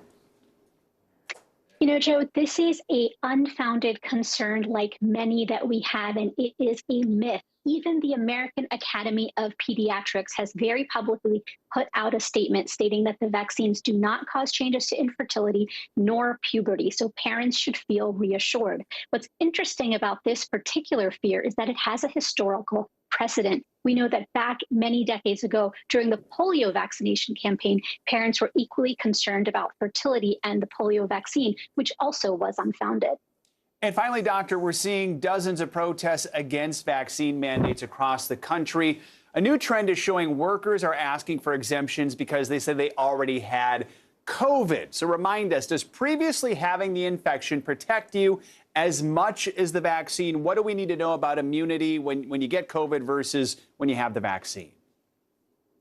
You know, Joe, this is such an important consideration, and the CDC just put out a report last Friday detailing the differences between natural immunity and vaccine-induced immunity. The report showed that people who have had a prior COVID infection were 5.5 times more likely to be reinfected. So vaccines provide a broader protection, more robust protection, and more long-lasting protection. So if you've been infected with COVID prior, it is still recommended to be vaccinated.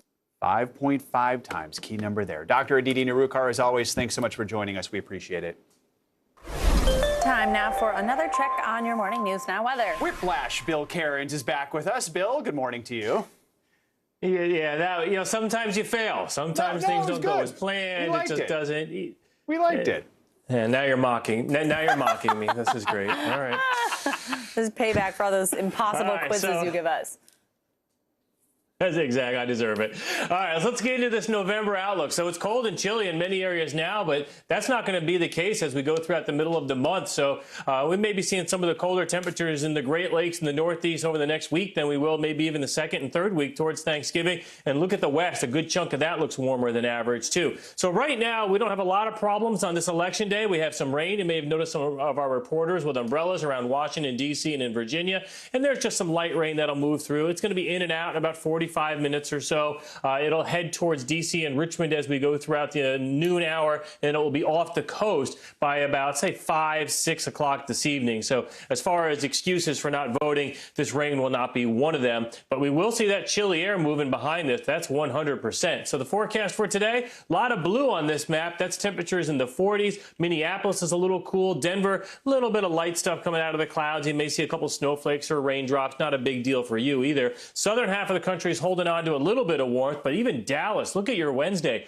Rain and only 53 degrees. So that's a big change for you. Atlanta down to 62 also. And because I'm extremely selfish and I'm off for the next week and I'm running the New York City Marathon on Sunday, here's the marathon forecast. It's the 50th New York City Marathon. It's going to be such a fantastic event. The weather is nearly perfect with sunshine, temperatures in the 40s and 50s. This will be the biggest spectator event in New York City since COVID began. It's a limited field. I feel very lucky to get into it. Willie Geist is running for the Michael J. Fox Foundation in his first ever marathon. And our own Allison Morris, our afternoon anchor here on News Now, she's also running. I think this is her 8th or 9th marathon. So it'll be a good time. I'll be back next Wednesday, and hopefully I'll still be walking correctly. You will. You will. Yeah, you're an Iron Man, aren't you? Come on, you'll be good. I know. That's what everyone says. Everyone's like, oh, you did an Iron Man. Like a marathon is nothing. No, it's not. A marathon's still very hard. It is. Yeah, I wouldn't even think about it. We're proud of you. We're wishing you, Willie, Allison, all the best. And we got a weekend forecast on a Tuesday, so even better. One of our News Now producers, Ashley Delmagul, is also running. Lots of people around here. Very exciting. Ooh, good for her.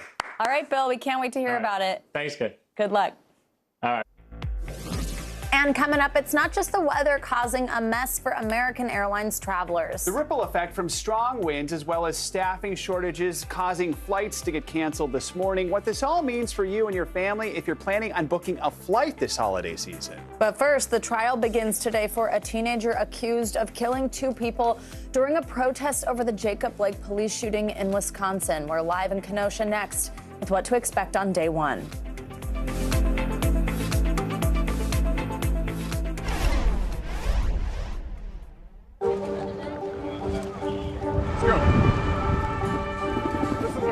Choke point for this fire.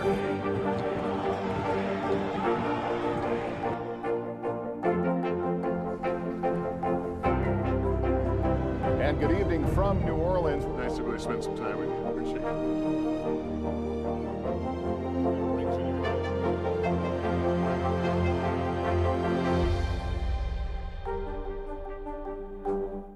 News is happening now. A look at what's making headlines around the world. Tonight, the major announcement of the COVID vaccine. This is a significant moment. Your news, whenever it happens, wherever you are, it's here now. Let's go.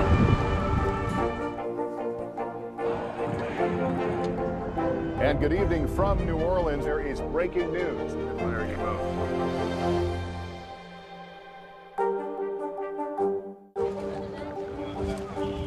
Let's go.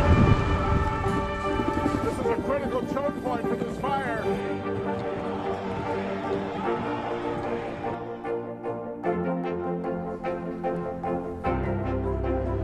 And good evening from New Orleans. Nice to really spend some time with you. Appreciate it.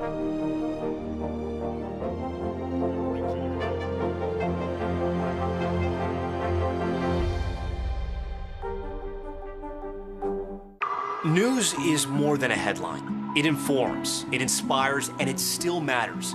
To cover it, you have to be in it. And that's what we're gonna do. Every night, we take you to the front lines of the story, where it's actually happening, with NBC News journalists on the ground from all over the world. We cover what you need to know and bring your newsfeed to life. In prime time and streaming live, it's your news playlist every night. Top Story with Tom Llamas, weeknights at 7 on NBC News Now. Right now on NBC News Now. They've done things like installing cameras to help alert Border Patrol to people crossing. They are escaping violence and persecution in their home countries. NBC News Now, streaming 24/7. Sometimes the news can be difficult and overwhelming for kids to understand. Will coronavirus come back next year? So to help make sense of it all, we've created a newscast just for them. Man, you know a lot. We hope your family will watch Nightly News Kids Edition. Good morning, I'm Savannah Sellers. I'm Joe Fryer. Right now on Morning News Now. Another giant leap for mankind. Some interesting things going on across the lower 48. Flights are returning to normal this morning. Morning News Now, streaming weekdays at 7. Sometimes the news can be difficult and overwhelming for kids to understand. Will coronavirus come back next year? So to help make sense of it all, we've created a newscast just for them. Man, you know a lot. We hope your family will watch Nightly News Kids Edition. The stage is set for one of the most high-profile court cases that will be heard this year. The trial against 18-year-old Kyle Rittenhouse is set to begin later today after an extensive jury selection came to a close yesterday. That's right. Rittenhouse is facing a host of charges, including homicide and attempted homicide after fatally shooting 2 people and injuring a 3rd person during protests that erupted in Kenosha, Wisconsin, following the police shooting of Jacob Blake last year. NBC News correspondent Gabe Gutierrez joins us now from Kenosha with the latest. Gabe, good morning. So the jurors in the case have officially been seated, but the process to secure the jurors was not an easy or a quick one. What made jury selection in this case so difficult, and how did the judge move forward in ultimately choosing the jurors who were seated? Well, hi, Savannah and Joe. Good morning. Well, it may not have been easy, but actually it was surprisingly quick. That's because it only took 1 day. And in this high profile of a case, you know, it surprised a lot of observers that the judge was able to pull this off in just 1 day. Now, it started with a potential pool of 150 jurors throughout the day. The judge asked, many questions trying to narrow that pool down to a group of just 20. Now, it will be 12 jurors that actually decide this case. 8 will eventually be dismissed as alternates.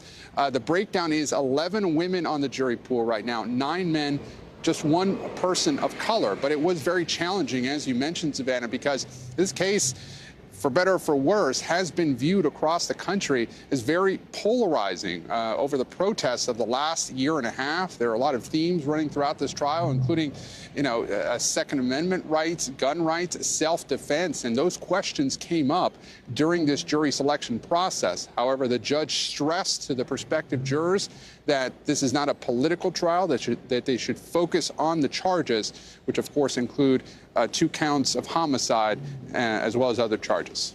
Gabe, Savannah? let's talk more about the climate there in Kenosha right now. I mean, what are the families of the people who were shot during the protest hoping to see? And is Jacob Blake's family paying close attention to this as well?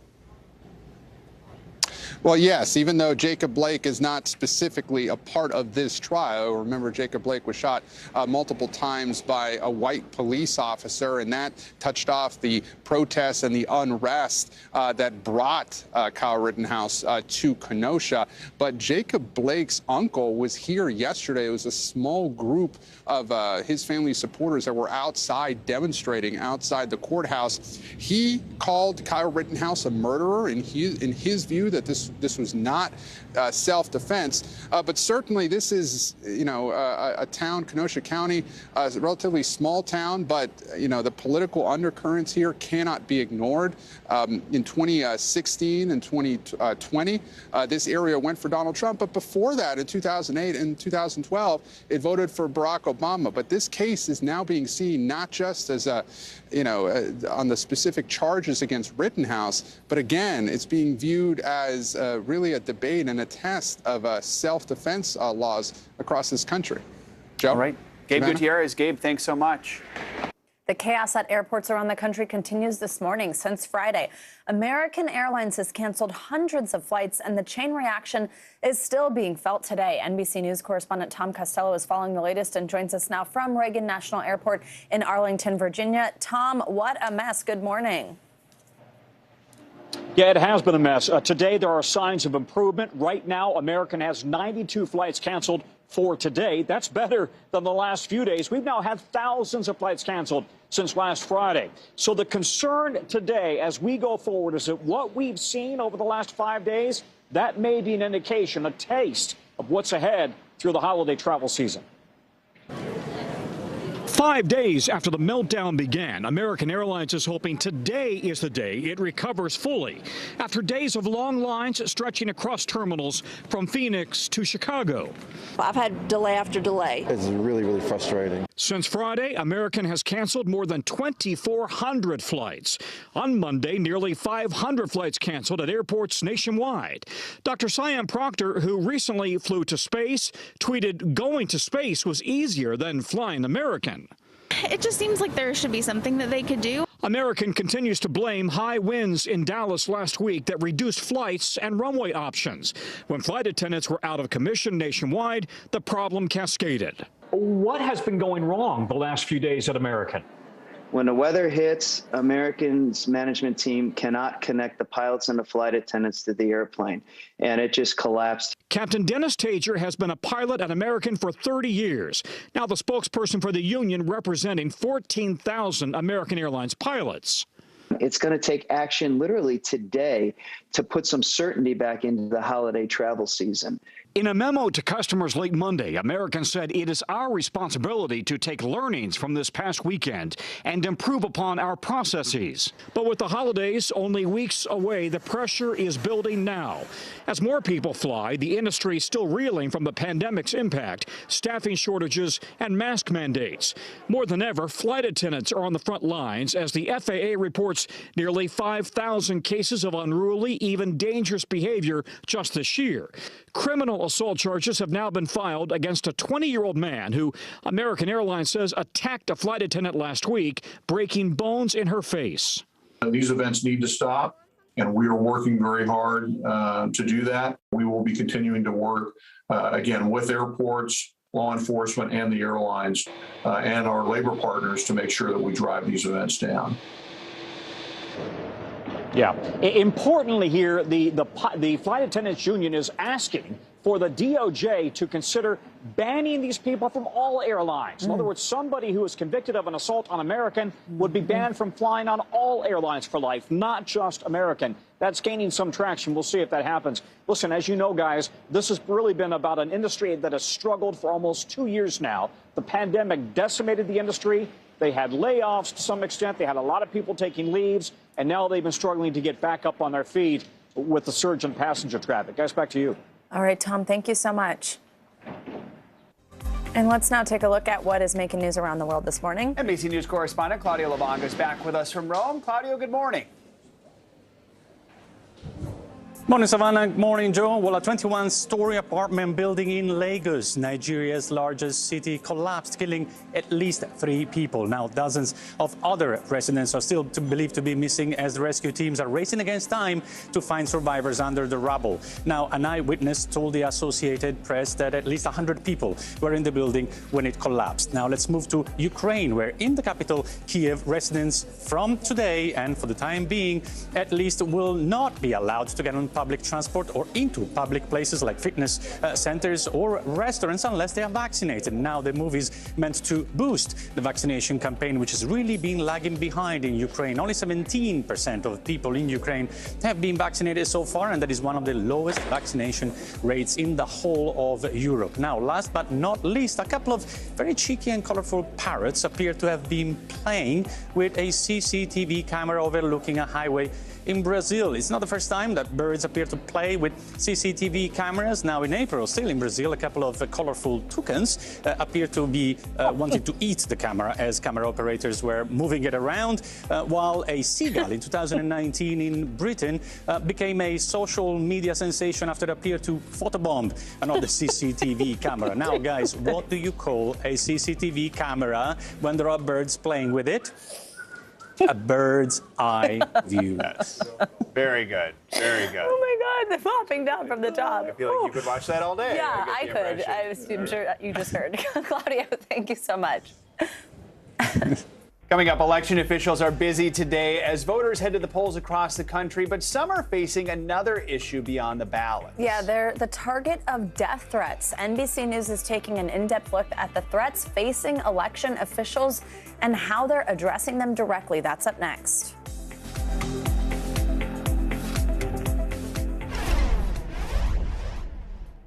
Right now on NBC News Now. We begin with one giant leap forward in the space race. Bezos making it very clear this is the first step of many to come. Speaking out against laws that they feel would make it harder for Texas voters to cast their ballot.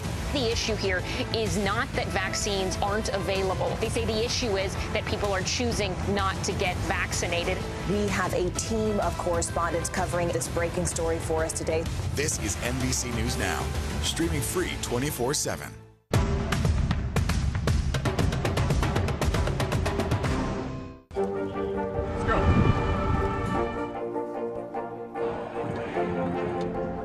And good evening from New Orleans. There is breaking news. There you go. fire has grown leaps and bounds. You see behind me is typical. How you doing? Pretty bad. News is more than a headline. It informs, it inspires, and it still matters. To cover it, you have to be in it. And that's what we're gonna do. Every night, we take you to the front lines of the story, where it's actually happening, with NBC News journalists on the ground from all over the world. We cover what you need to know and bring your newsfeed to life. In primetime and streaming live, it's your news playlist every night. Top Story with Tom Llamas, weeknights at 7 on NBC News Now. Right now on NBC News Now. We begin with one giant leap forward in the space race. Bezos making it very clear this is the first step of many to come. Speaking out against laws that they feel would make it harder for Texas voters to cast their ballot. The issue here is not that vaccines aren't available. They say the issue is that people are choosing not to get vaccinated. We have a team of correspondents covering this breaking story for us today. This is NBC News Now, streaming free 24/7.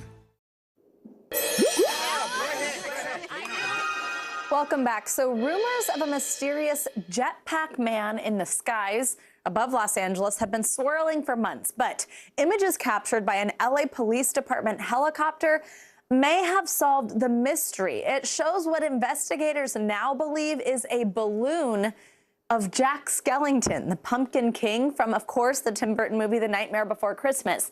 The confusion surrounding the figure has been an issue for Los Angeles since 2020, prompting an official investigation into its origins. These newly released images of the inflatable were taken around a year ago, so the balloon may have been part of someone's Halloween decorations, not a mysterious jetpack man. I don't know. Saying as the nightmare is over. Yeah. Christmas movie or Halloween movie? Like in general? No, The Nightmare Before Christmas. Oh, is it? Oh, it's not like a Halloween movie. Oh, see, the jury's always out on that one. I think it's both. Oh. All right, thank you. Guess we're not a fan. With midterm elections only a year away, our network-wide Vote Watch series makes a return. This morning, we investigate a critical problem that would have been unthinkable even a few years ago: threats against election officials. NBC News senior legal and investigative correspondent Cynthia McFadden reports. Good morning. Well, that's right. Today we investigate the burgeoning number of death threats against those who run our elections, both Republicans and Democrats.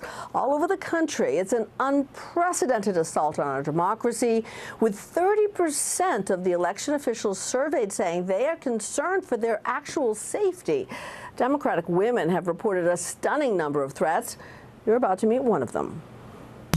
In places like Arizona, there is this. We are coming for you. We will find you. In Wisconsin. And we're going to hang you. From Georgia. Do you hear the anger in my voice? We're ready to pounce. And Minnesota. Is probably going to be executed for treason. These are just a few of thousands of threats being sent to the people who run this nation's elections. Most of them sent after the January 6th assault on the Capitol.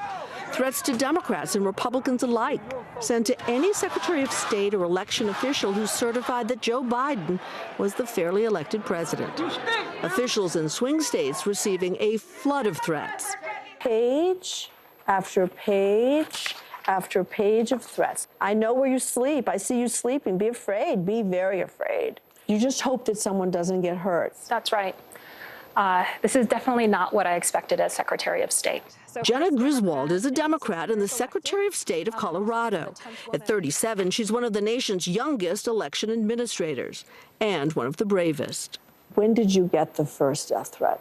It really kicked up this year, after January 6th, after the insurrection. The lies around 2020 are intensifying, and it's leading to real threats and violence. Do you have to take these seriously? Absolutely. If someone threatens your life, they post your address on the internet and tell you they're coming for you, I think any reasonable person would take it seriously. This is a way to shut you up. They're trying to. And trying to drive you from office. I think that's exactly what's happening. And we're seeing a lot of these threats focused on Democratic women secretaries of state. But we won't be intimidated, and we won't stop. It's being taken seriously enough that 4 months ago, the Department of Justice set up a task force. But so far, no arrests and no prosecutions. It's been incredibly frustrating. The Department of Homeland Security will alert us about threats of physical violence. And then the DOJ and FBI will tell us they're not actually tracking the threats and we should track them. We don't have systems to track. Have any arrests been made by the state police here? No. Not a one? No. Who is monitoring these threats here in Colorado? Well, before July, I believe no one was. Beginning early July, State Patrol started to monitor, but there are so many threats, they can't fully see them all.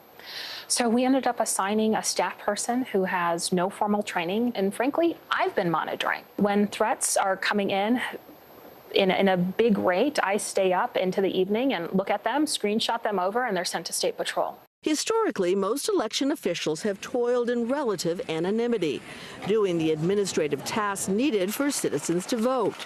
Not anymore. The Brennan Center, a leading nonpartisan academic center, conducted a recent study showing 30% of the election officials surveyed were concerned for their safety. And just as alarming, according to Griswold, 40% of election workers in large jurisdictions are considering retirement because of the amount of vitriol. As a matter of course, do most secretaries of state have a security detail? Most do not. But we're in new times. So I do think that secretaries of state who have been receiving constant threats should have security at this point. It took some courage to sit down here in front of a national audience and put this all out there because you know that this is going to attract more threats. Well, we need to talk about these issues. The threats to me, they are personal threats, but it's more than just me. It's attacks against democracy. A Justice Department spokesperson tells us the issue has the Attorney General's full attention and that the threats are taken with tremendous seriousness, noting that there are extensive and ongoing investigations around the country. Back to you, Joe, Savannah. All right, Cynthia, thank you so much for that report. And coming up, it was voted the most popular city for Americans to move to during the pandemic. We're going to tell you where it is, and we'll take you to this booming city to show you why it's become so popular. There's a pretty good hint for it is right there.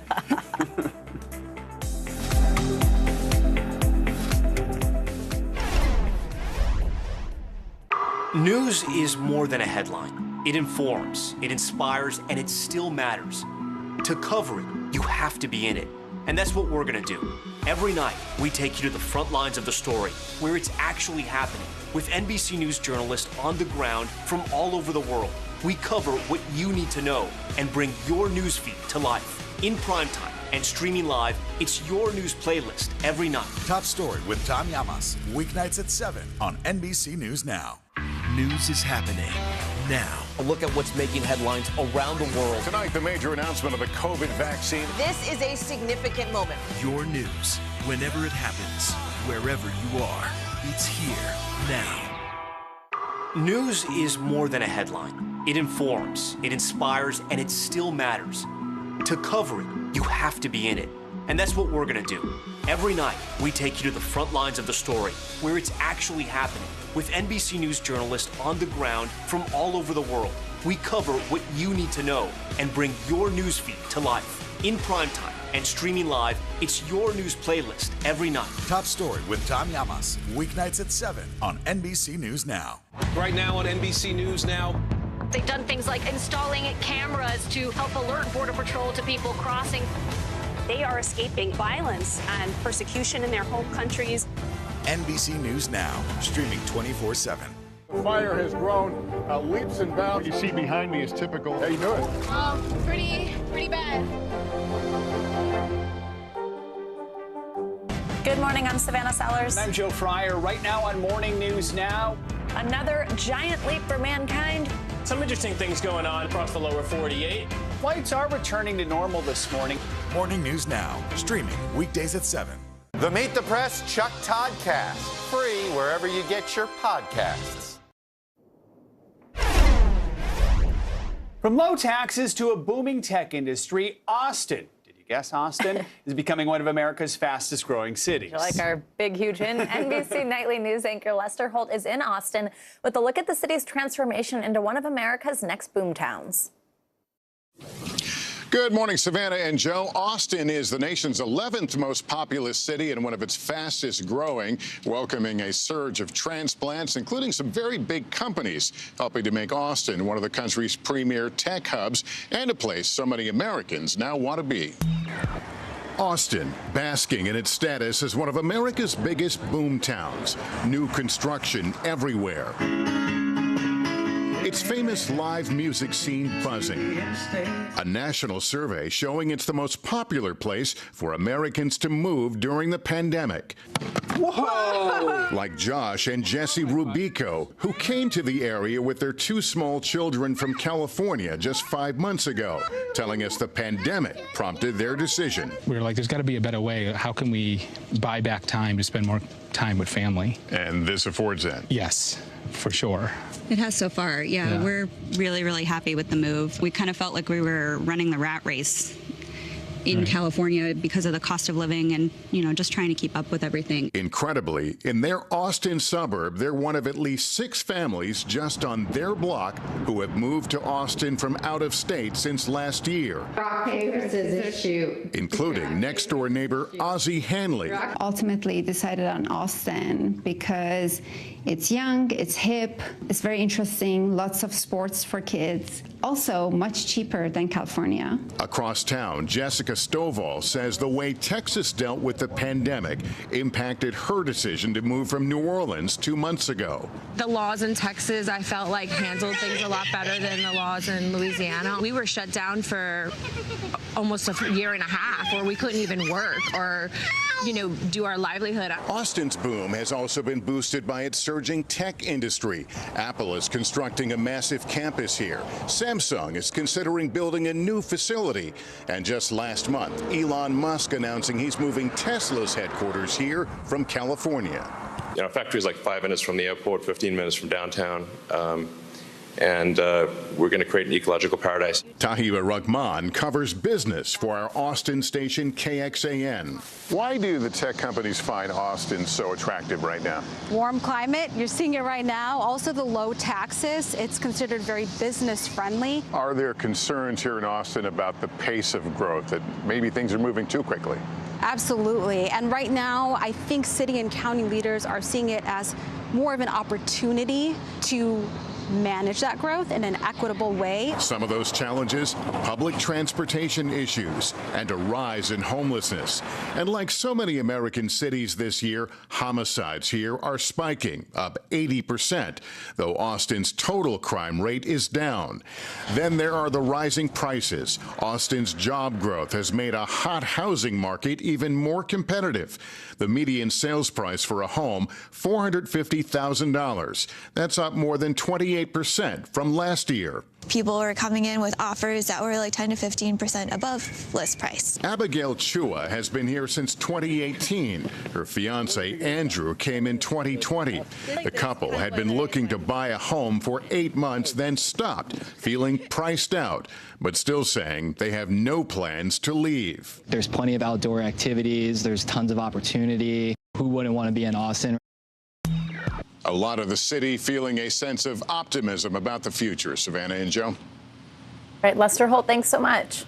Coming up, celebrations are happening in Mexico and around the world for the Day of the Dead. Yeah, the holiday taking on a special meaning this year with so many lives lost because of the pandemic. We'll show you some of those celebrations up next.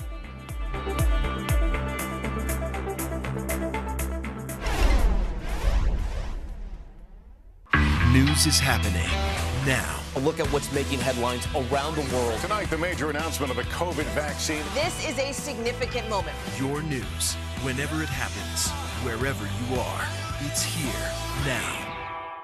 Right now on NBC News Now. We begin with one giant leap forward in the space race. It really is the workers' market right now. We actually found more people looking to take advantage of new opportunities. NBC News Now, streaming 24/7. The fire has grown leaps and bounds. What you see behind me is typical. How you doing? Pretty bad. Let's go.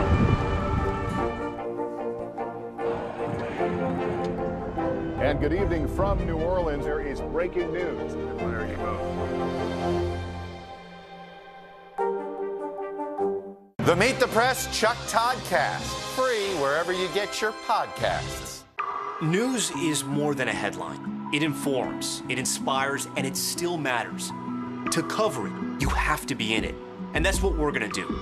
Every night, we take you to the front lines of the story, where it's actually happening, with NBC News journalists on the ground from all over the world. We cover what you need to know and bring your newsfeed to life. In primetime and streaming live, it's your news playlist every night. Top Story with Tom Llamas, weeknights at 7 on NBC News Now. Let's go. This is a critical choke point for this fire.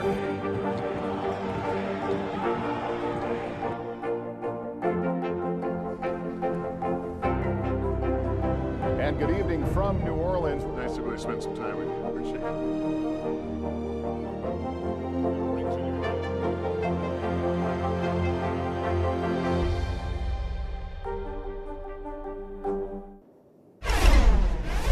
Today is the Day of the Dead, an iconic Mexican tradition that dates back millennia. Yeah, you might recognize Dia de los Muertos celebrations, images of people in parades with skull face paint and marigolds.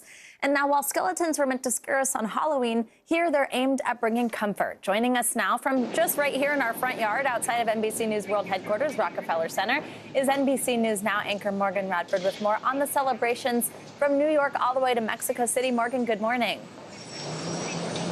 Hey there, guys. Top of the morning. That's right. We're here in the heart of 30 Rockefeller Plaza, and I'm standing here right now because of this incredible art exhibit behind me. And it's meant, as you mentioned, to honor Dia de los Muertos, or Day of the Dead, which is a Mexican tradition that certainly falls around the time of Halloween, but is a completely separate celebration, one that's not meant to be spooky or scary, but to really celebrate the circle of life. Take a listen.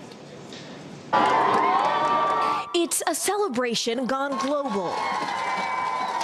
Dia de los Muertos, or Day of the Dead, is a Mexican tradition that's more than 3,000 years old, still being celebrated today. From popular movies for kids, welcome to the land of your ancestors. Miguel, we're your family. To parades in the heart of Mexico. And right here at home. This is a very special day for the Mexicans. And now in New York at Rockefeller Center, it's magnificent. From North Carolina to Kentucky and Colorado. Well, I think I'm done. The two-day holiday is meant to unite the living with the dead. It's a chance for family to get together and to remember collectively what was important. A time when the spirits of deceased loved ones are said to come back at midnight to visit ofrendas, or offerings, designed with all of the things that they once enjoyed in life. And this year, these ofrendas have taken on a whole new meaning during COVID. Did you do this all by yourself? Yes. All by yourself? All by myself. Isabel Hernandez created a 15-foot high ofrenda in her Chicago neighborhood to honor those who died. This year and last year, it was very depressing, seeing a lot of people, friends, family dying of this virus. Of COVID? Yes. So I just wanted to lift up the spirits and just to remember that even they're not here anymore, they're gone, they will never be forgotten. Which is why this year, after months of isolation and missed goodbyes, those who celebrate say now is the time to honor tradition. Whether through collective commemoration, we make ofrenditas, or tiny altars made by children. A moment to honor the legacy and the circle of life. So you guys may have seen ofrendas like the one here behind me, smaller versions in your neighborhoods or communities. But what's interesting about this particular exhibit is also these alebrijes. These are traditional figures of Mexican folkloric art. So they're fantastical creatures like dragons or animals, and they're really meant to honor the Mexican legacy and heritage. Back to you guys. Yeah, also the exhibit is absolutely gorgeous up close outside. So many of them are beaded and everything. It's really, really cool to see. Yeah. Love that they're doing that. Yeah, absolutely. Thank you, Morgan. Appreciate it. That does it for this hour of Morning News Now. But the news continues right now. Stick with us.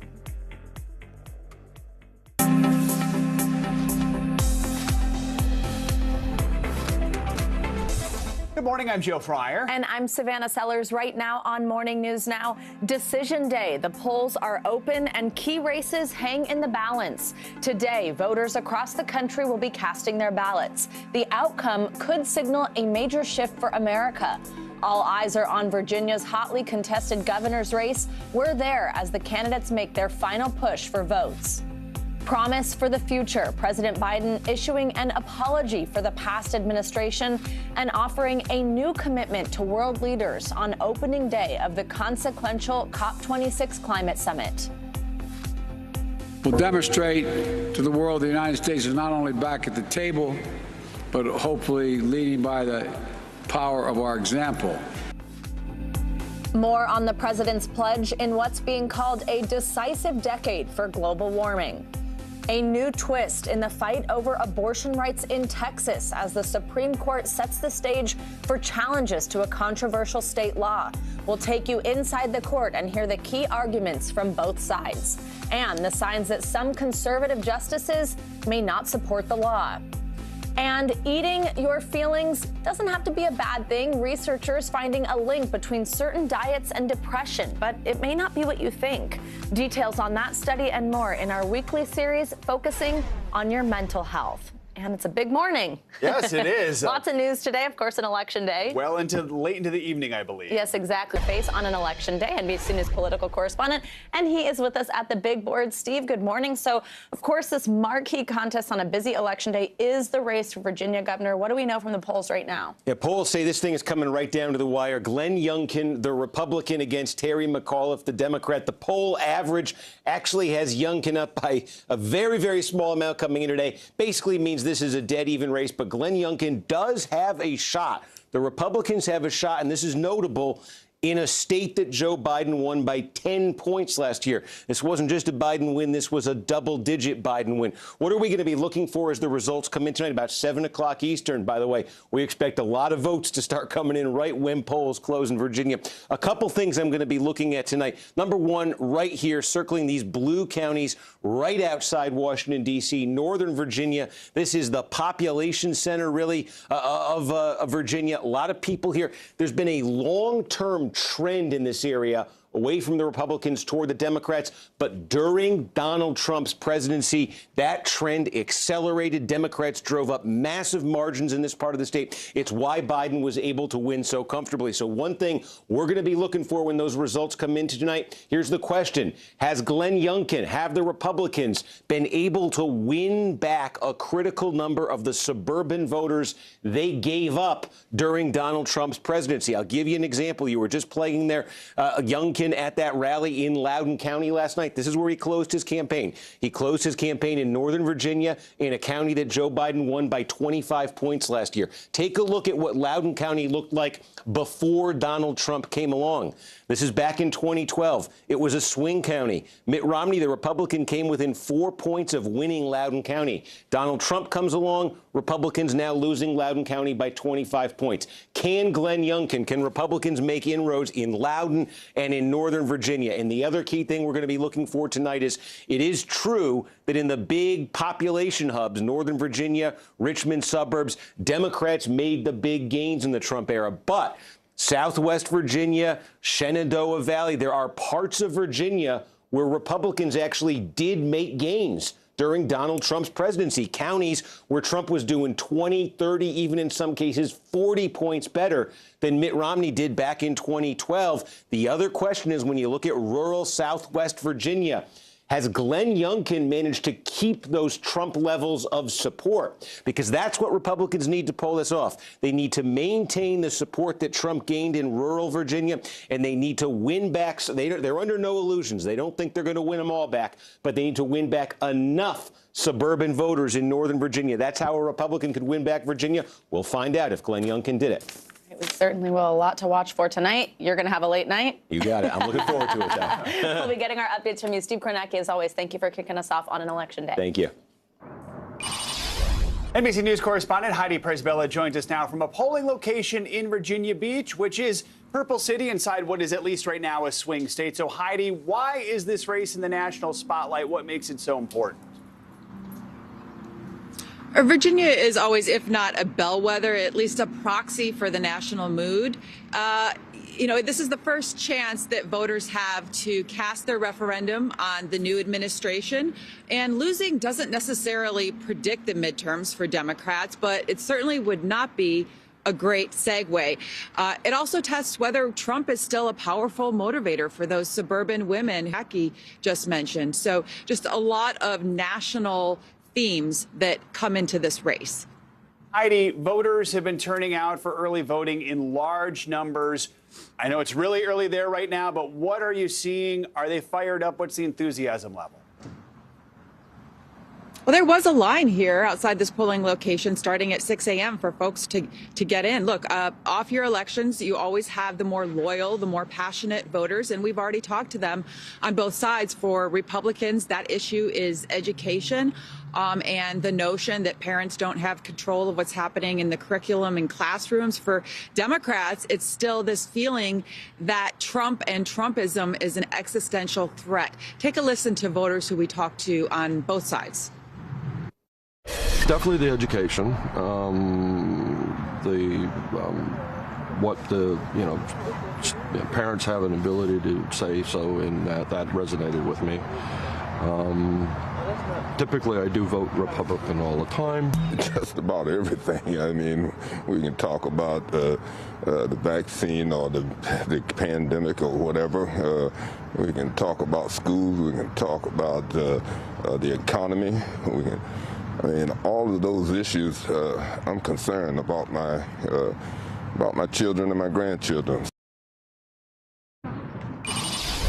So as you can see, folks are moving in here, even in the 7 a.m. hour and voting. And here's the thing that will be hard to predict, though, about today is whereas in 2020, a lot of the voting by Democrats took place early or absentee. This year, Republicans are urging their voters to do the same thing. So it's going to be really hard to gauge what a big turnout at actual polling locations means. And Heidi, quickly, we just heard that one voter talk about education. We heard the candidates talking about it. Is that a big issue from what you're hearing from voters?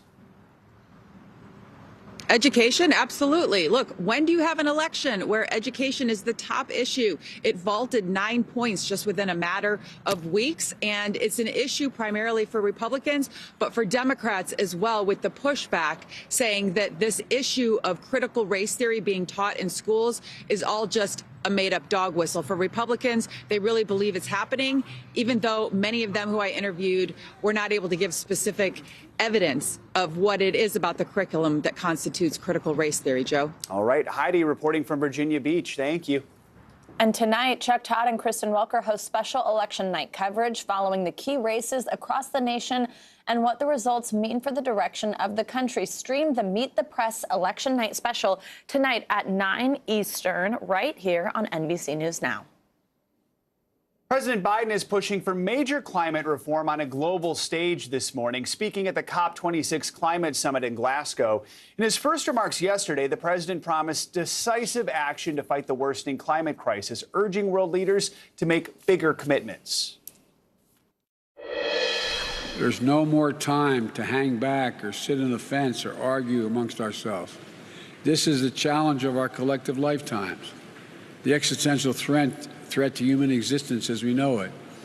And every day we delay, the cost of inaction increases. Scientists warn the time to act is rapidly running out, but some of the world's biggest climate polluters, like China and Russia, are largely absent from the summit. NBC News correspondent Josh Letterman joins us now from Edinburgh. He covers climate policy in the Biden administration. So, Josh, the president spoke again just this morning. He and other world leaders have made some big commitments so far. So how much tangible action has been promised, and what can we expect to see now over the next 10 days there? Today, Biden will unveil his pledge to... Well, one example of that tangible action, Joe, is that deforestation effort the president was talking about just a few minutes ago here in Scotland.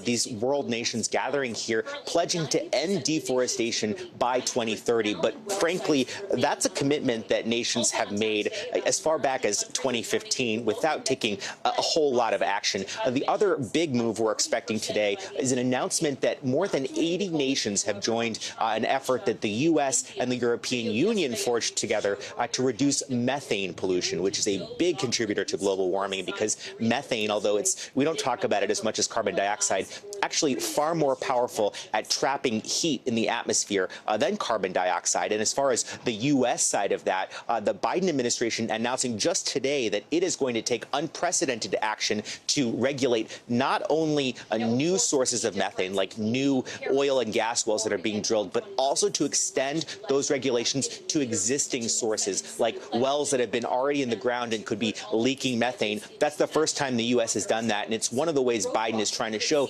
that he is taking tangible action here at the climate summit in Scotland. So, Josh, this is a big moment for the president. He's trying to reestablish the U.S. as a leader in fighting climate change after former President Trump withdrew from the Paris Climate Agreement. How are other leaders responding to the U.S. recommitting to climate talks? Do they trust the U.S., or is there some skepticism? It's a little bit of both. There's definitely a sense of relief that the president has brought the U.S. back into the game on climate change. He put the U.S. back in the Paris Climate Agreement, and he's trying to lead here in Scotland. But on the other hand, these countries have watched the U.S. seesaw on climate change as power has shifted in Washington for years now. And they know that President Trump, the former president, could run again, could very well be president again. And so there is some skepticism. And I guess I shouldn't apologize, but I do apologize for the fact the United States, the last administration pulled out of the Paris Accords and put us sort of behind the eight ball. One fresh reason for skepticism, those new comments overnight from Senator Joe Manchin saying he is not ready to say he is going to vote for that Democratic spending bill that includes basically all of the climate provisions that President Biden is counting on to deliver on U.S. goals. So we are watching closely to see how world leaders are reacting today to that, given the fact that Biden has been talking up his Build Back Better agenda ever since he got to Scotland. All right. Josh Letterman. Josh, thanks so much. Now, House Democrats are meeting today behind closed doors to try to continue to work out how to pass President Biden's sweeping economic agenda. Senate moderates are pushing for a vote on the bipartisan infrastructure deal alone. Progressives are digging in their heels, saying both bills must go through at the same time. Here's what Senator Joe Manchin had to say about it yesterday. Twice now, the House has balked at the opportunity to send the BIF legislation to the president. As you've heard, there are some House Democrats who say they can't support this infrastructure package until they get my commitment on the reconciliation legislation. It is time to vote on the BIF bill, up or down, and then go home and explain to your constituents the decision you made. NBC News Capitol Hill correspondent Ali Vitale joins us now. So, Ali, good morning. Of course, Senator Manchin has publicly spoken out about his opposition to certain parts of this deal throughout this process, often being blamed for being the reason that the whole process is being held up. So he made those comments at a press conference yesterday. Tell us more about the latest that we've heard from him. Well, Savannah, you know that he has been not just one of the key voices on this, but one of the central negotiators. He referenced that yesterday when he stood at that podium in the Senate studio in front of most of the Capitol Hill press corps and reiterated a lot of the things that we had heard from him before. But certainly timing is everything in the context of what Joe Manchin says. Progressives at the end of last week, and frankly, much of Washington, were waiting to see if they would get a public commitment from Manchin that he would vote for the framework that the White House rolled out at the end of the week. When I caught up with him one of those days towards the end of the week, he said the price tag felt fine to him. That was, in his words, negotiated, even though it was a little bit higher than the $1.5 trillion he had previously said he was comfortable with. Now it seems like it's still a question of cost, but future cost. Listen to how he put it. How can I, in good conscience, vote for a bill that proposes massive expansion of social programs when vital programs like Social Security and Medicare face insolvency? As more of the real details outlined in the basic framework are released, what I see are shell games, budget gimmicks that make the real cost of the so-called $1.75 trillion bill estimated to be almost twice that amount. So look, there's a few things here. When he talks about insolvency of existing programs like Medicare, that's something that he's talked about throughout this process, and part of why he's been averse to things like expanding Medicare coverage or even vouchers that would help people with costs of things like vision, dental, and hearing. That was a big priority for Senator Bernie Sanders, and our understanding is that at least right now in this 11th hour, there are negotiations to try to keep those policies in, and those conversations are ongoing with Manchin. But the other piece of this too is, you'll remember, this pays for more than it spends in this bill right now, 1.75 roughly in spending and just shy of $2 trillion in pay-fors. That being said, what it sounds like Manchin is asking for here, even though he didn't say these words, is a CBO score, Congressional Budget Office score, that would give a little bit more of a sense of what the financial impact of this is. And all that really does, Savannah, is slow it down. All right, so Allie, is there any chance then that there will be a deal this week? It doesn't look like anyone is saying that explicitly at this point, but what we've heard from Congresswoman Pramila Jayapal, who leads the Progressive Caucus, is a lot of discipline in her message, where she's effectively, every question that we've asked her about what Senator Manchin's impact on this process is, she has simply said, I trust the president when he tells me that he can get 51 senators on board for this, or 50 senators on board for this. Biden has clearly been exercising his relationships with Manchin, and this is how Jayapal put it yesterday in the aftermath of hearing from Manchin. Listen. I just have to believe what the president says. And the president said right after the senator spoke that he is confident he can deliver 51 votes for this plan. I am going to trust the president. Our members are going to trust the president.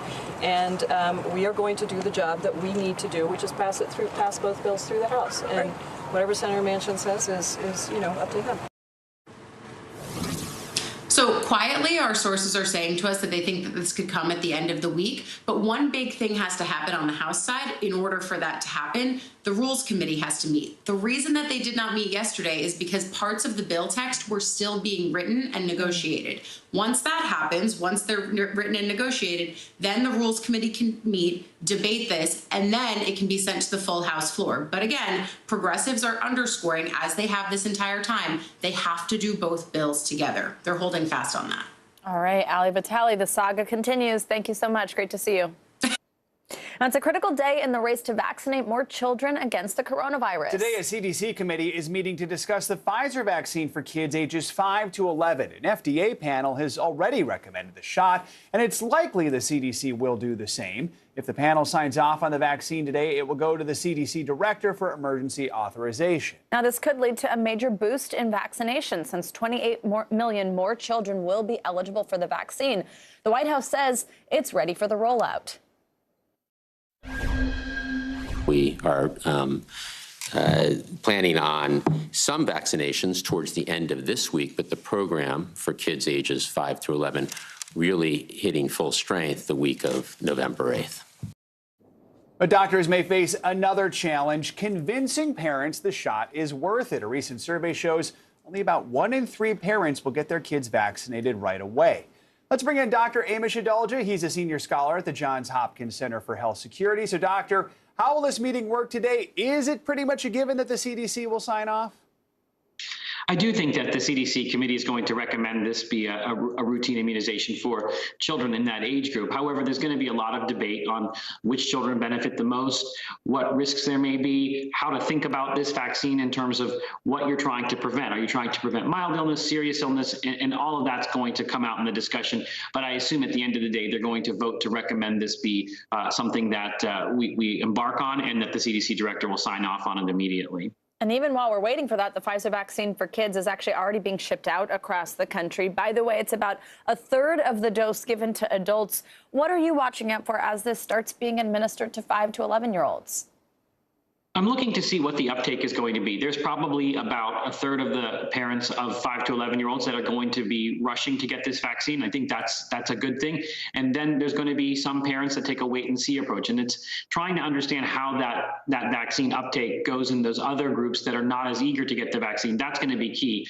And I also want to see how well pediatricians are engaged in this. One of the plans that the administration is using is to enlist pediatricians. So it's not going to be mass vaccination sites. It's not going to all be drugstores, but also pediatricians offices, and we know that parents trust pediatricians, and I think they may do a good job at trying to answer parents' questions and hopefully get more children vaccinated. And Dr. Adolja, one of the main concerns some parents have, the side effects, especially that rare heart condition, myocarditis. So do we know how often COVID vaccines cause heart conditions in kids, and do they have lifelong impacts?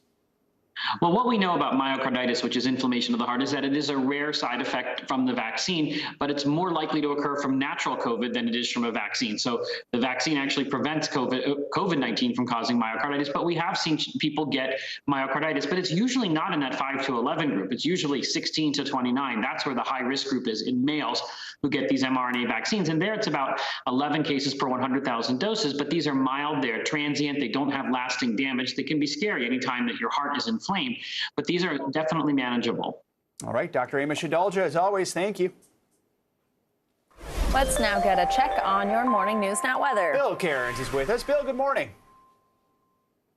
Well, good morning. You know, sometimes we say, like, oh, wow, we're on a roller coaster ride with the weather. Well, today we're taking it up a notch because today we are officially in weather whiplash. Oh, yes. That sounds ominous. Yes, I like the sound effect there.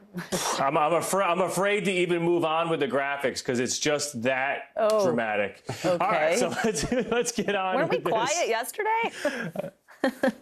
It's still quiet today. I have to really jazz this up. All right, so in October, we had extreme warmth in areas of the east, and in the west, it was cool for October. And here's how it ended up. We added up all the numbers. In the areas that we have the dots in red, including Newark, New Jersey, Harrisburg, Pennsylvania, Akron, Ohio, Milwaukee, Wisconsin, warmest October ever recorded for those locations. The yellow dots, it was top 3 ever. So now we just got done with that. And now all of a sudden, we've started November with this cool blast of air that's moving through the Midwest and the Great Lakes, that's arriving in the East Coast. And it's just kind of a little shock to the system, but it's actually pretty close to where we should be for this time of year. And we're going to get the first freeze of the season. So my cherry tomatoes, I got to pick them today because they are done after tonight. The cold air will be moving into numerous locations. About 20 million or so people under freeze warnings as the end of the growing season arrives this evening. So tomorrow morning, grab the jacket, hat, and gloves. Some areas, guys, in the 20s. So you got to find the winter clothes. Wow. It's officially that time. Kind of excited. All right. Yeah, me too. All right, I get the whiplash thing. All right. Makes sense. Yeah, And coming up, challenges could be ahead for a controversial abortion law in Texas. Up next here on Morning News Now, the arguments heard by the Supreme Court and the line of questioning from 2 justices that's raising questions about how they'll rule on the case.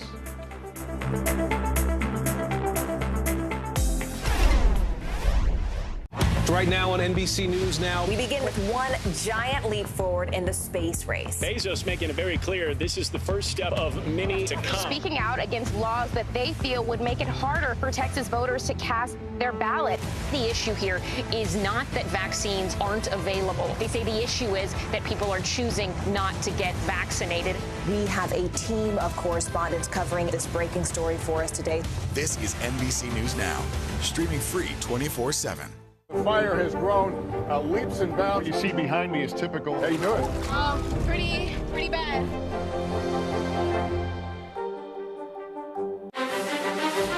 This isn't about spending going forward. This is about spending that's already happened. Do you accept the idea that we have a crisis at the border? The vaccine mandate. Is this going to work, or is this going to backfire? If it's Sunday, it's Meet the Press. The fire has grown leaps and bounds. You see behind me is typical. How you doing? Pretty bad.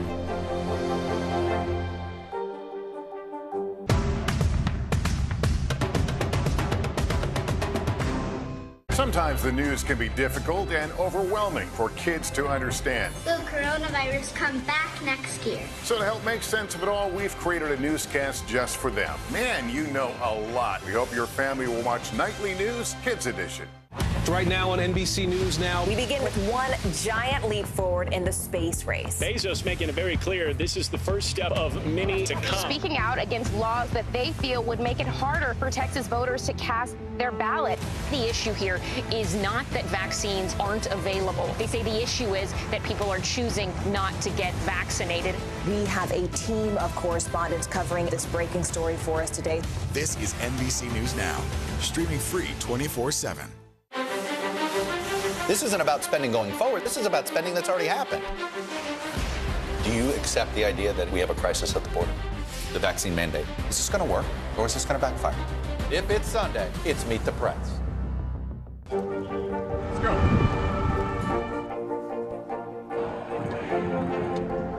And good evening from New Orleans. There is breaking news. There you go.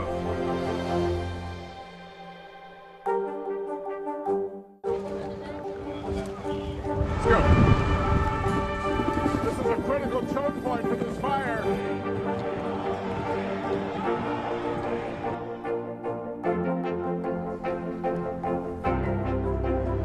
And good evening from New Orleans. Nice to really spend some time with you. Appreciate it.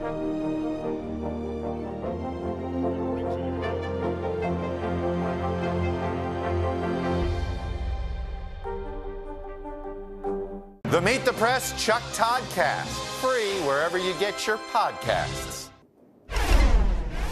Abortion providers in Texas are now in limbo as the Supreme Court mulls over arguments made in two landmark cases challenging the state's highly restrictive ban called Senate Bill 8. The justices questioned whether the structure of the bill was constitutional during a nearly 3-hour hearing yesterday. NBC News Justice correspondent Pete Williams breaks down the key arguments. Opponents of abortion rallied outside the Supreme Court in support of SB 8, the Texas law that bans abortion after doctors can detect a fetal heartbeat. That's at about 6 weeks of pregnancy before most women know they're pregnant. There is no question that a heartbeat signifies life, and that beating heart in a womb is the life of a human child. The Supreme Court has long said state officials cannot ban abortion that early in a pregnancy. So the Texas legislature handed off enforcement to private individuals, allowing anyone to sue any doctor who performs an abortion or anybody who helps out. The state says abortion providers should have to wait until they're sued before challenging the law.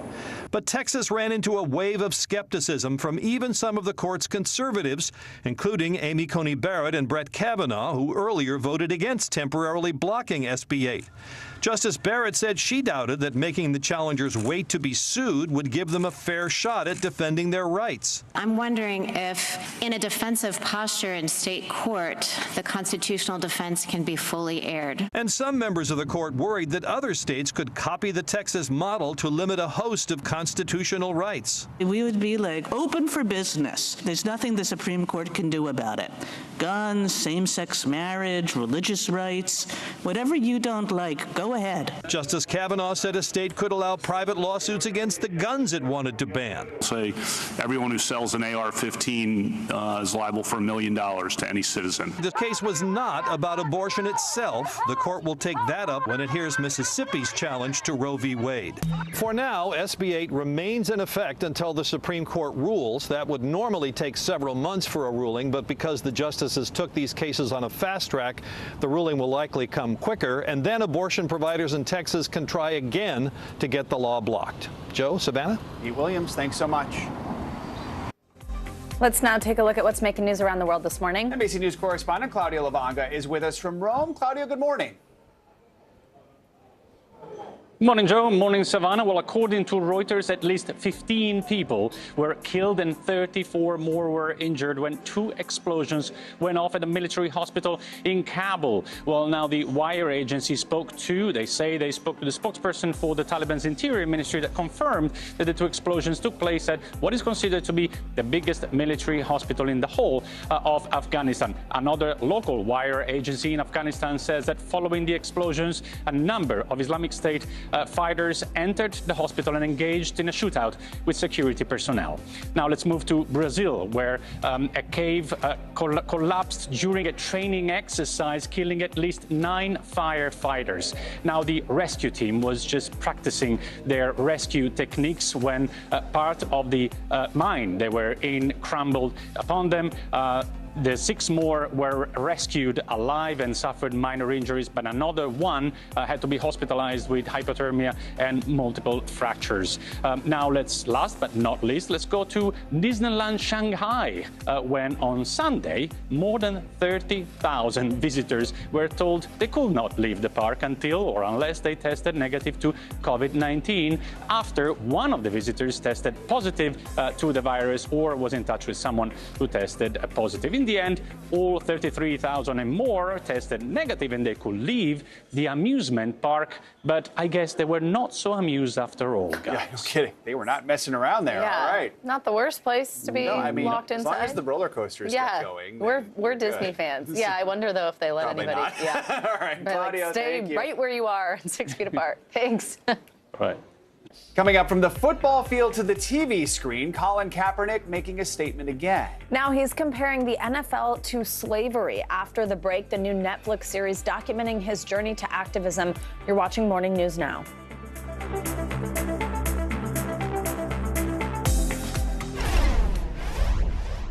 Tonight, Chuck Todd and Kristen Welker host special coverage of Election Night 2021. Following key races across the nation, what will the results mean for the future of both parties and the direction of the country? Meet the Press Election Night special tonight at 9 on NBC News Now. To cover the news, you have to be in it. We'll take you to the front lines of the story, bringing your news feed to life. Streaming live every night. It's your news playlist. Top Story with Tom Llamas, weeknights at 7 on NBC News Now. The fire has grown leaps and bounds. You see behind me is typical. How you doing? Pretty bad. To cover the news, you have to be in it. We'll take you to the front lines of the story, bringing your news feed to life. Streaming live every night. It's your news playlist. Top Story with Tom Llamas, weeknights at 7 on NBC News Now. Good morning, I'm Savannah Sellers. And I'm Joe Fryer. Right now on Morning News Now. Another giant leap for mankind. Some interesting things going on across the lower 48. Flights are returning to normal this morning. Morning News Now, streaming weekdays at 7. News is more than a headline. It informs, it inspires, and it still matters. To cover it, you have to be in it. And that's what we're going to do. Every night, we take you to the front lines of the story, where it's actually happening, with NBC News journalists on the ground from all over the world. We cover what you need to know and bring your newsfeed to life. In primetime and streaming live, it's your news playlist every night. Top Story with Tom Llamas, weeknights at 7 on NBC News Now.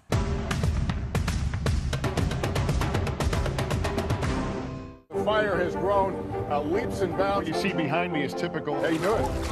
Pretty bad. The Meet the Press Chuck Todd Cast, free wherever you get your podcasts. This Thanksgiving, a famous New York tradition is making a full comeback. The Macy's Thanksgiving Day Parade will return to its pre-pandemic form. That means the crowds will return and the route will go back to normal, unlike last year when it was just 1 block long. New balloons, including Pikachu and I think it's pronounced Ada Twist Scientist. Apologies if I got that wrong. Also, celebrities will include Carrie Underwood, Jimmy Allen, and Kelly Rowland. Our friends from the Today Show, of course, Savannah Guthrie, Hoda Kotb, and Al Roker will host the 3-hour telecast, which will be broadcast, of course, on NBC and Peacock. The parade had a much more subdued look last year as the pandemic raged across the country, with very few onlookers, a much shorter route, and fewer floats. It was still nice to have it last year. It just was very strange. I feel like for a lot of people at home, it might have felt somewhat the same because you could just see it. But now, Joe, this is going to be your first New York year where you're going to get the full experience. I know, throughout the whole city. That'll be really cool. I know, very exciting. I'm so excited for you in the holiday season here. All right, thanks, Joe. Now, you may remember we've started a series here where we focus on the latest studies and trends that could impact your mental health. For this week's roundup, we have our friend, NBC News medical contributor, Dr. Kavita Patel. She's going to help us get mentally fit. Dr. Patel, good morning. Always great to see you. So let's start with this one. A recent study is suggesting meat eaters might actually be less depressed and anxious than vegans. Now, while this particular study does point out there's no causation, I want to ask, is there a link between what we eat and how we feel? How can we improve our diets to boost our energy or reduce stress or anxiety? Yeah, this is, Savannah, one of those kind of age-old kind of known facts where we know that what we eat actually does affect so many things in addition to just our weight and our mood and our metabolism. So one of these studies actually did find, it just, again, as you say, it's not causation, it's just a correlation that people who eat meat seem to be happier than people who followed a vegan diet.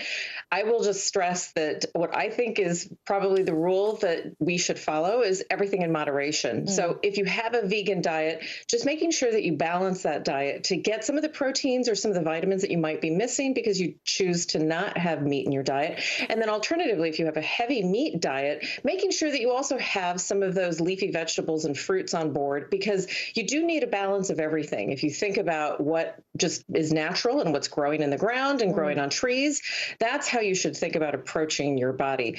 And then finally, making sure that your mood, if you notice that there are alterations in how you're feeling based on your diet, it really could be your diet that's causing it. So look into that, talk with a nutritionist or with a physician who's trained in nutrition, and they can help you think through what diet is best for you.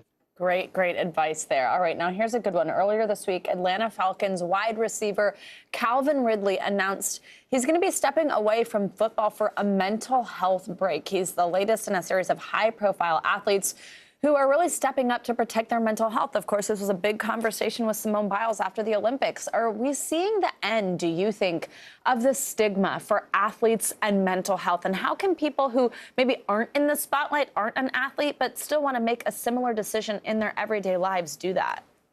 Yeah, absolutely. I think we're starting to see some light at the end of the tunnel. I think having prominent athletes, prominent political figures, just people we respect, I think it's a really important first step. Here's what I'm just going to tell people. I think it's important to think of mental health disorders no different than you would think about a heart attack, a diagnosis of cancer, or a diagnosis of diabetes. Wow. You wouldn't think twice if somebody said to you, Savannah, I just got diagnosed with cancer. I'm going to need to take a step back. We know that mental health disorders are in the same category. There should be no difference between a mental ailment and a physical ailment. Absolutely. That's so important. Finally, there's this TikTok trend. It's called That Girl. It's totally taking over.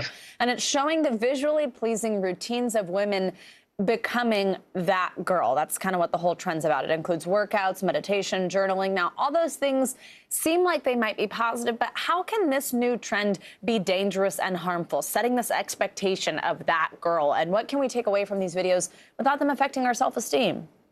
Yeah, even watching these videos actually did give me this broad range of effects. At first, it looks like empowerment and kind of coming forward with independence and attitude. And I can see why many young women really are gravitated toward that. But then over time, Savannah, just even watching them myself, I started to think about, gosh, I don't look like that. How come I can't be like that? Why can't I achieve X, Y, and Z? And I think it creates a really dangerous, slippery slope. And I would just say that to anyone watching or to family members who know that they're watching this, just caution them. This isn't reality. And I think that's the most important thing. If it inspires, great, but don't put too much of this into how you live your day-to-day life. Absolutely. All right, Dr. Kavita Patel, thank you so much.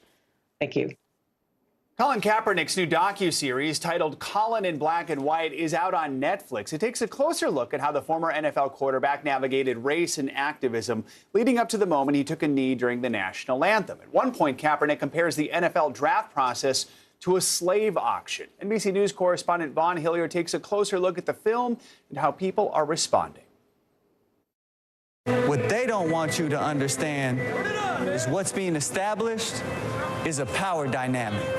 Former NFL quarterback Colin Kaepernick's new Netflix special igniting debate on social media after it compared the NFL's drafting process and its workout performance review called the Combine to slavery. Next one coming up, best one we got. In the opening minutes of the special titled Colin in Black and White, a line of black actors playing NFL prospects morph into slaves at an auction with shackles on them. Look at this here. Come on, who wants this? I think what we're supposed to take away from the comparison of the NFL Combine to a slave auction is the question of dehumanization and the ways that there are power imbalances related to race and class in how that dehumanization takes place. The Netflix special promoting the story of Kaepernick's formative years navigating race, class, and culture. Some critics rejecting the slave auction comparison on social media, including Utah's Republican Congressman Burgess Owens, a former NFL player who tweeted out, "How dare Kaepernick compare the evil endured by so many of our ancestors to a bunch of millionaires who chose to play the game." In 2016, Kaepernick, then a star for the San Francisco 49ers, began kneeling or sitting during the national anthem, protesting police brutality and racism. I'm going to continue to stand with the people that are being oppressed. After other players followed his lead, the NFL in 2018 implemented a no-kneeling policy during the national anthem, threatening to fine teams with players who refused to stand. That same year, basketball Basketball star LeBron James commented on HBO's The Shop uninterrupted. And in the NFL, they got a bunch of old white men owning teams, and they got that slave mentality. And it's like, this is my team. You do what I tell y'all to do. The NFL has not commented on Kaepernick's comparison. No team has signed Kaepernick, now 33 years old, since 2017. Where does he anticipate a conversation like this going from here? You speak out about the combine and make this comparison to actually change the combine. While systems may be lined up against you, those systems are possible to change. I just think he wants to be a living monument to that. Thank you, Devon Hilliard, for that report. Colin in Black and White is streaming now on Netflix. And coming up, a major bank executive steps down following an investigation into his ties with Jeffrey Epstein. Plus, as voters in Texas take to the polls, a new poll shows only a fraction of them trust the election process. Why many say a new law is to blame. Up next on Morning News Now.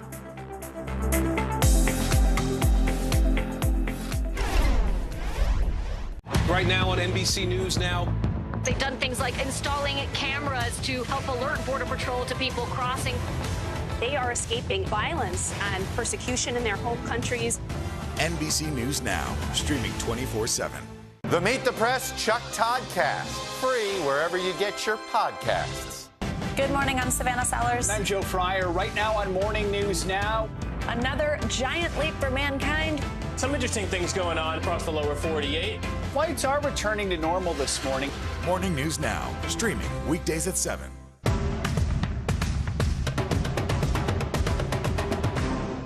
Tonight, Chuck Todd and Kristen Welker host special coverage of Election Night 2021, following key races across the nation. What will the results mean for the future of both parties and the direction of the country? Meet the Press Election Night special tonight at 9 on NBC News Now. News is more than a headline. It informs, it inspires, and it still matters. To cover it, you have to be in it. And that's what we're gonna do.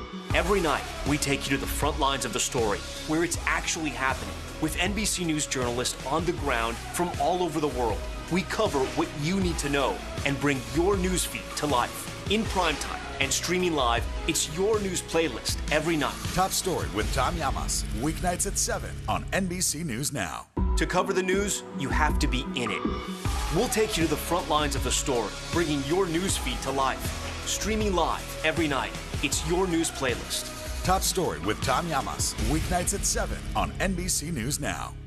The Meet the Press Chuck Todd Cast, free wherever you get your podcasts. Let's go.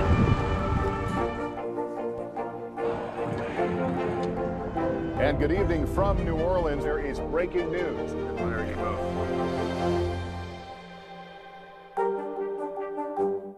Right now on NBC News Now. We begin with one giant leap forward in the space race. It really is the workers' market right now. We actually found more people looking to take advantage of new opportunities. NBC News Now, streaming 24/7. This isn't about spending going forward. This is about spending that's already happened. Do you accept the idea that we have a crisis at the border? The vaccine mandate. Is this going to work, or is this going to backfire? If it's Sunday, it's Meet the Press. Right now on NBC News Now. They've done things like installing cameras to help alert Border Patrol to people crossing. They are escaping violence and persecution in their home countries. NBC News Now, streaming 24/7. This isn't about spending going forward. This is about spending that's already happened.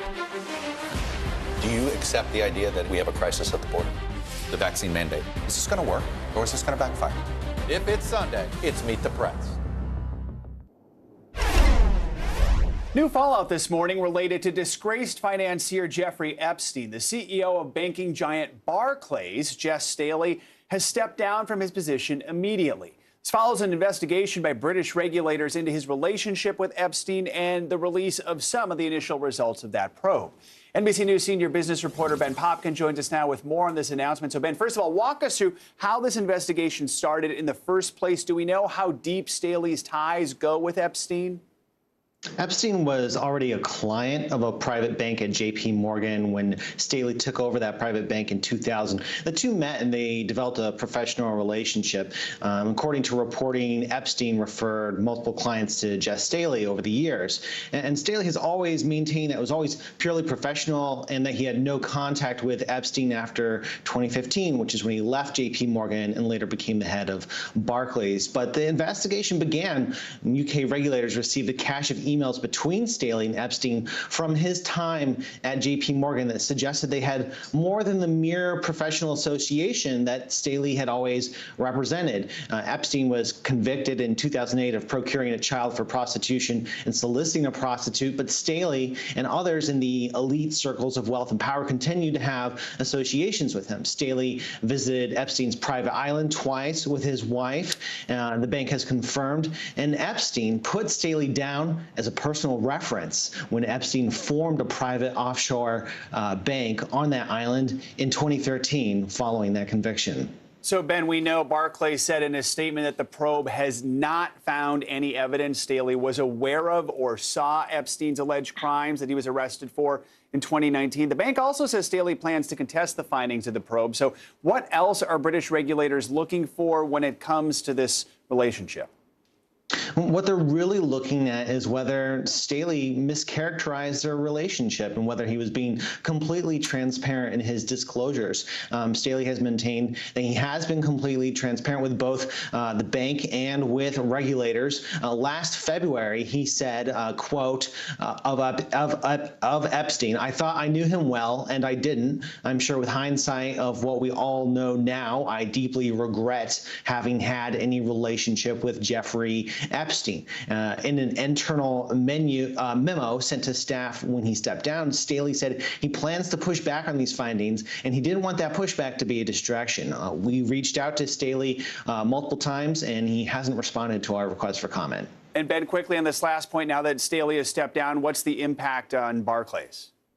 Well, it's a black eye for Barclays, but they'll continue Staley's strategy of trying to run an investment bank from London, and one of his former colleagues from JP Morgan will take over. But the main point is that the continuing stain of association with Epstein has been removed from their leadership for now. All right, Ben, thanks for joining us on this. Appreciate it. Time for our CNBC Money Minute, the biggest financial headlines of the day and why they matter to you. Silvana Henao is with us this morning. Hey there, Silvana. Good morning. Good morning, guys. So Apple is cutting production of the iPad to divert chips to the new iPhone 13. That's according to a report by Japan's Nikkei. Sources say iPad production is about half of Apple's original plans. Parts intended for older iPhones are also being shifted to the iPhone 13. Apple is prioritizing iPhone 13 production in part because it's forecasting stronger demand for the smartphone than the iPad as Western markets emerge from the pandemic. The Americas and Europe account for 2/3 of Apple's sales. Zillow is looking to offload about 7,000 homes for upwards of $2.8 billion. The move comes a few weeks after Bloomberg reported the real estate company stopped buying homes as part of its flipping business because of a bloated backlog. One Wall Street analyst says most of the homes are underwater, meaning the mortgage has a higher principal than the home is worth. And Peloton and Delta Airlines are bringing fitness classes to the skies. Peloton says the new programs will be available on all Delta flights equipped with seatback entertainment. Instructors will lead you through stretching exercises and mid-flight meditation. This is the first time Peloton is making its classes available to stream outside its app, bike, and treadmill. Back to you. For a second, I thought they were going to put the bikes on the plane. Yeah. Even stretching. It had to be a small stretch. How are you going to do that? Yeah, I guess the meditation, though, that makes sense. That's pretty cool. Thanks, Silvana. Yeah, you got it. Now, a new NBC News poll just found 2/3 of registered voters believe their votes will be counted accurately. It comes as several GOP-led states, including Texas, have passed new voting laws. Texas Republicans say the changes are popular among most voters there. But in heavily Democratic Harris County, many are blasting the new law. Here's NBC News senior legal and investigative correspondent Cynthia McFadden with more. Wow. Yeah, it's just beautiful. Representative Jim Murphy, head of the Texas House Republican caucus, helped lead the charge for the new Texas voting law. We are in a fight to save our democracy. 50 enraged Democrats tried to scuttle the bill by fleeing to D.C. it passed anyway. Provisions include new voter ID requirements to vote by mail and elimination of all voter drop boxes. The law also scraps two recent changes in Houston's Harris County, 24-hour voting and drive-through voting, though people with disabilities can still vote from their cars. These laws are intended to get more people to vote and to make sure the people that do vote have their votes counted. But Houston's Democratic Mayor, Sylvester Turner, could not disagree more. You've called it Jim Crow 2.0. Right. Underscore, underline, put quotation marks around it and then circle it. Because it's serious. So who's right? We have actually added days to early voting and more hours on those days. He is right about that. There's already a 2-week early voting period in Texas, and the new law adds 2 days to that and extends daily voting times by at least an hour. But the mayor says such improvements are just window dressing, covering up changes that will make it harder for Black, brown, and poor people to vote. Over 50% of the people who participated in the 24-hour voting were people of color. Like Sylvia Pina, a working mother of 5 who says without it, she could not have cast her ballot. It's not allowing people who want to vote to go vote. I think it's suppressing their voice and what they want to change. Not so, says Representative Murphy. He says the new law will restore voter confidence and prevent cheating. But is there widespread voter fraud? Records from the Texas Attorney General's office reveal since 2004, only 154 people have been charged with voting illegally, out of 94 million votes cast. Are you trying to solve a problem that doesn't exist? It's sort of like locking your house at night. What's the chance of getting broken into? Really small. But you go ahead and do these things to secure things. And I don't think there's anything we want secured more than our election process. The intent is to lock in those who are already in power, and they attempted to do that by restricting and suppressing people's right to vote. Not true, says Representative Murphy, pointing out his party dropped a proposal to eliminate Sunday morning voting, popular with many African Americans. Meanwhile, here in Houston's Harris County, many believe the new election laws, which go into effect next month, is going to make voting harder, not easier. All right, Cynthia McFadden, thank you so much for that report. Coming up, Florida's new push to end standardized testing. Yeah, more on the plan that has the support of the governor and why some say it would only set students up to fail. That's next.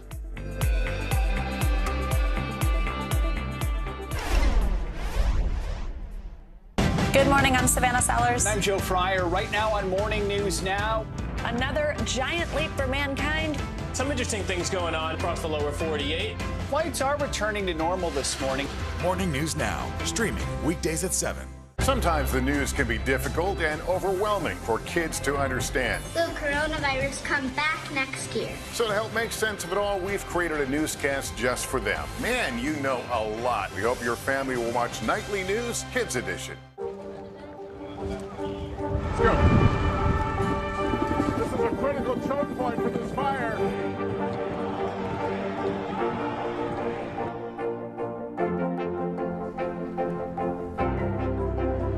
And good evening from New Orleans. Nice to really spend some time with you. Appreciate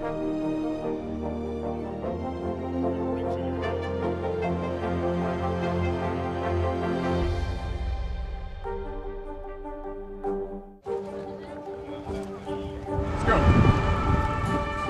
This is a critical choke point for this fire.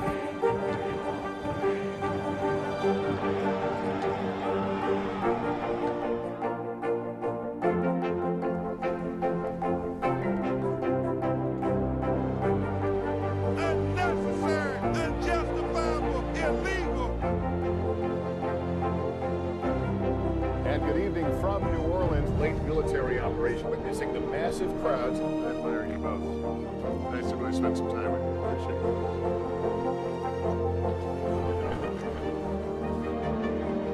At any moment now.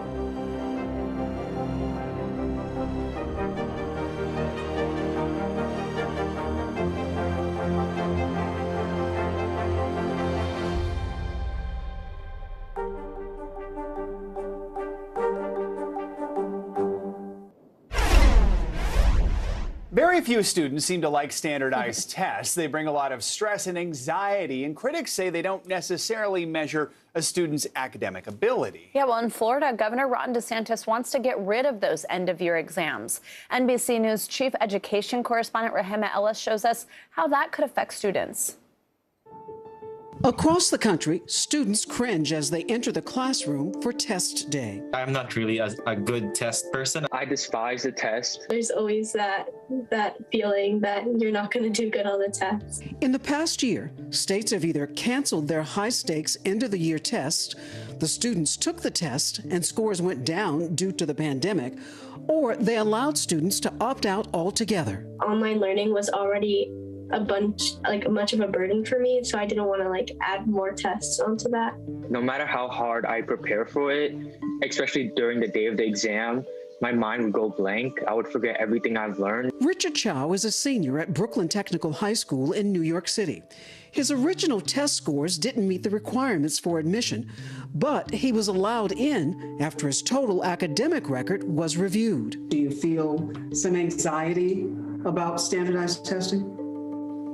I definitely feel anxious. Do you think that the standardized test is the best way to determine what kind of student you are? I don't think any one test can really determine one student's academic proficiency. Test anxiety is one of the many reasons Florida Governor Ron DeSantis says it's time to replace those end-of-the-year high-stakes tests that determine students' promotions, graduation, even school funding. Instead, he's proposed multiple tests throughout the year to reduce stress and allow teachers to better monitor student progress.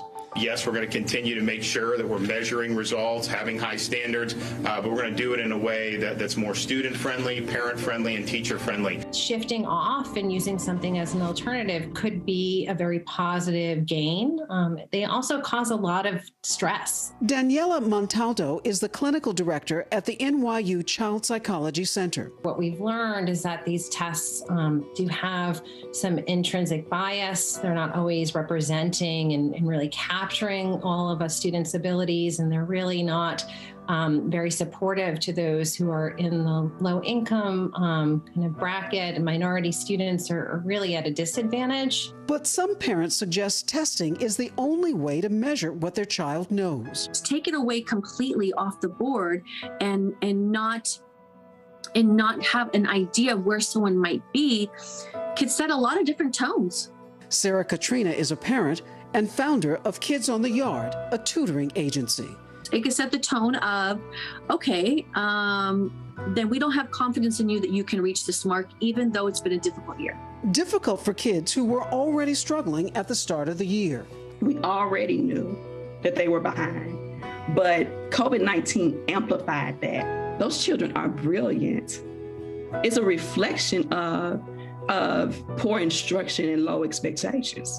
Sonia Thomas is the mother of a high school student and founder of an advocacy group of Nashville parents. I began to realize that the shame that I was feeling as a mother and that he was feeling as a child, it wasn't our fault. We're doing everything that we can. Despite the anxiety, these students still believe the high-stakes tests serve a purpose. Would you like to see the standardized test as we know it now go away?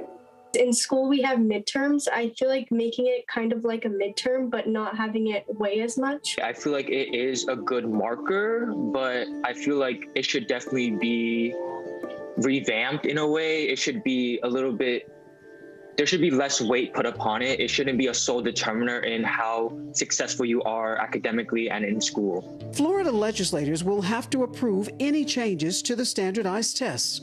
The results could weigh heavily on what other states do. Thanks, Rahima, for that. That's definitely a talker. Which test did you take? Yeah, I did the SAT and the ACT. You did both, okay. And I did better on the ACT. Okay. I was stressed out of my mind for both of them, right? I mean, it is anxiety inducing. Yeah, well, in Minnesota, I took the ACT, and I tested way below the school I wanted to go to the average. I don't know why. I don't know if it's anxiety, but I did not do well. And then they said, take it a second time, you'll do better. And I got the exact same score. So thankfully, Northwestern looked at other things, let me in. So. No, true. I think also just like the being under the clock and everything. I know that really affects my sister. Folks, yeah, it's an interesting one. Good conversation to have. All right, definitely. that does it for this hour of Morning News Now. But the news continues right now.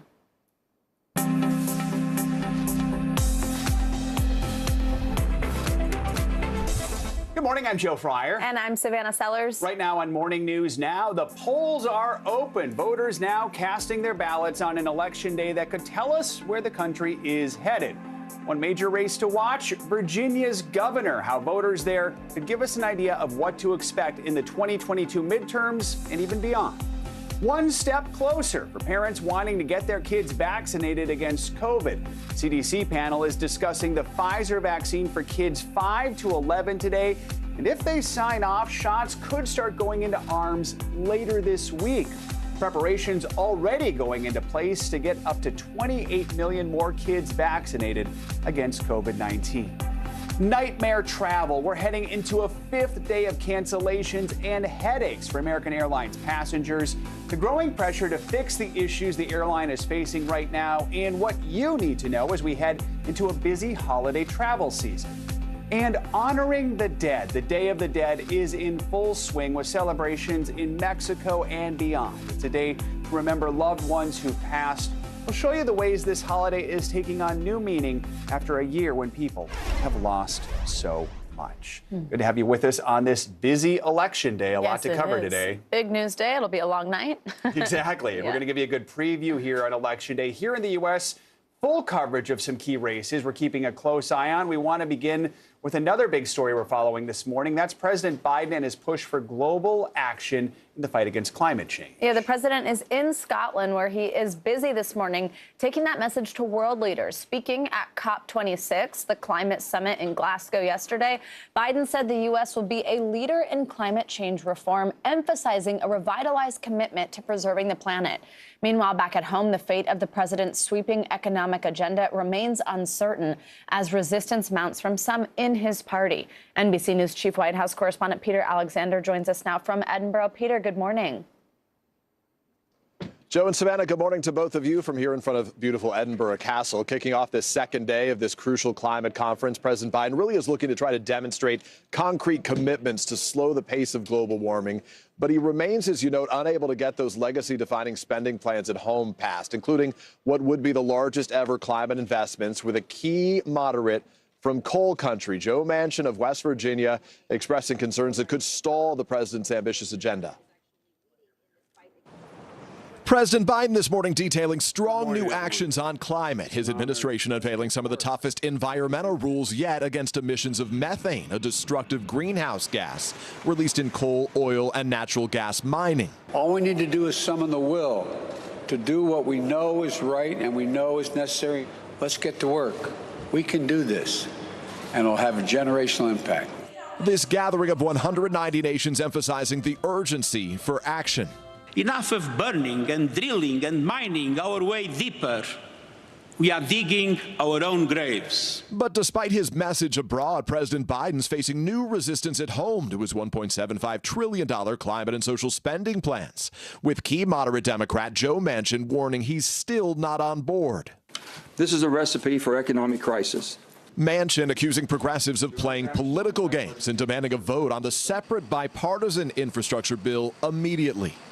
Holding this bill hostage is not going to work in getting my support. The White House quickly responding. We remain confident that the plan will gain Senator Manchin's support. To satisfy Manchin, the president already abandoned the central climate policy in his plans that would have penalized power companies that do not shift from fossil fuels to clean energy. The House's top progressive saying she believes both bills will pass this week. Our members are going to trust the president. Whatever Senator Manchin says is up to him. On day one in Glasgow, President Biden offered an extraordinary statement about his predecessor, Donald Trump. I do apologize for the fact the United States, the last administration pulled out of the Paris Accords and put us sort of behind the eight ball. The U.S. is now back in the Paris Agreement, but the president still has to unify his party at home to restore American leadership on the climate crisis. My administration is working overtime to show that our climate commitment is action, not words. So what does the timing look like for any votes here? The president, as you know, he wanted his plans passed before he got here to try to really fortify his message to the world. But now it's really unclear when those votes will happen. Among other things, we heard from the House Speaker Nancy Pelosi. She communicated a message saying that there was progress, but notably did not have a date for the votes to take place. We'll have the latest coming up over the course of this day. Back to you, Joe and Savannah. All right, Peter Alexander, thank you so much. The other big story we're following this morning is Election Day, and we are watching some big races all over the country. From Virginia, where a close gubernatorial contest could offer a sign of what next year's midterms will hold, to Minneapolis, where races for the mayor and the entire city council, plus a ballot question, could end up reshaping policing in the wake of George Floyd's murder. We're going to cover it all this morning. Let's start in Boston, which is on the verge of making history by electing its first woman and first person of color to serve as mayor. NBC News correspondent Tremaine Lee's been following that race for us. He joins us now from Boston. Good morning, Tremaine. So history will be made regardless of who wins the race. What should we know about the candidates? Good morning, Joe. Thank you so much for having me again. History will be made today. This will be one to remember when two city councilors face off. Anissa Isaibi George, who identifies as Polish and Arab American, and also Michelle Wu of Asian descent. But it's more about it's about more than just a race today. It's really a showdown between Old Boston and New Boston. Old Boston, the union workers, some of the traditional machine politics have lined up behind Isaibi George, but a growing progressive constituency has lined up behind Michelle Wu, who are concerned about issues of social equity, rent stabilization, free public transportation. And so, again, this is about race, about gender, but it's also about new versus old. Tremaine, you mentioned some of the issues there. I mean, what are the big issues that have sort of encapsulated this race so far? You know, especially when it comes to Michelle Wu, who has been supported by Elizabeth Warren and Ayanna Pressley, she's calling for bold action on climate change, again, addressing the needs of the most marginalized in Boston in terms of that rent stabilization. But also when it comes to Isaibi George, support for the police, affordable homes, some of the typical kind of Democratic policy issues. But again, between the moderate wing and also the more progressive wing. Joe? And one of these candidates will become the first woman of color elected mayor, as we mentioned. But Boston's current acting mayor, Kim Janey, is an African-American woman. She, of course, got into that position after Marty Walsh went to the Biden administration. Talk to us more about how her tenure has influenced this race.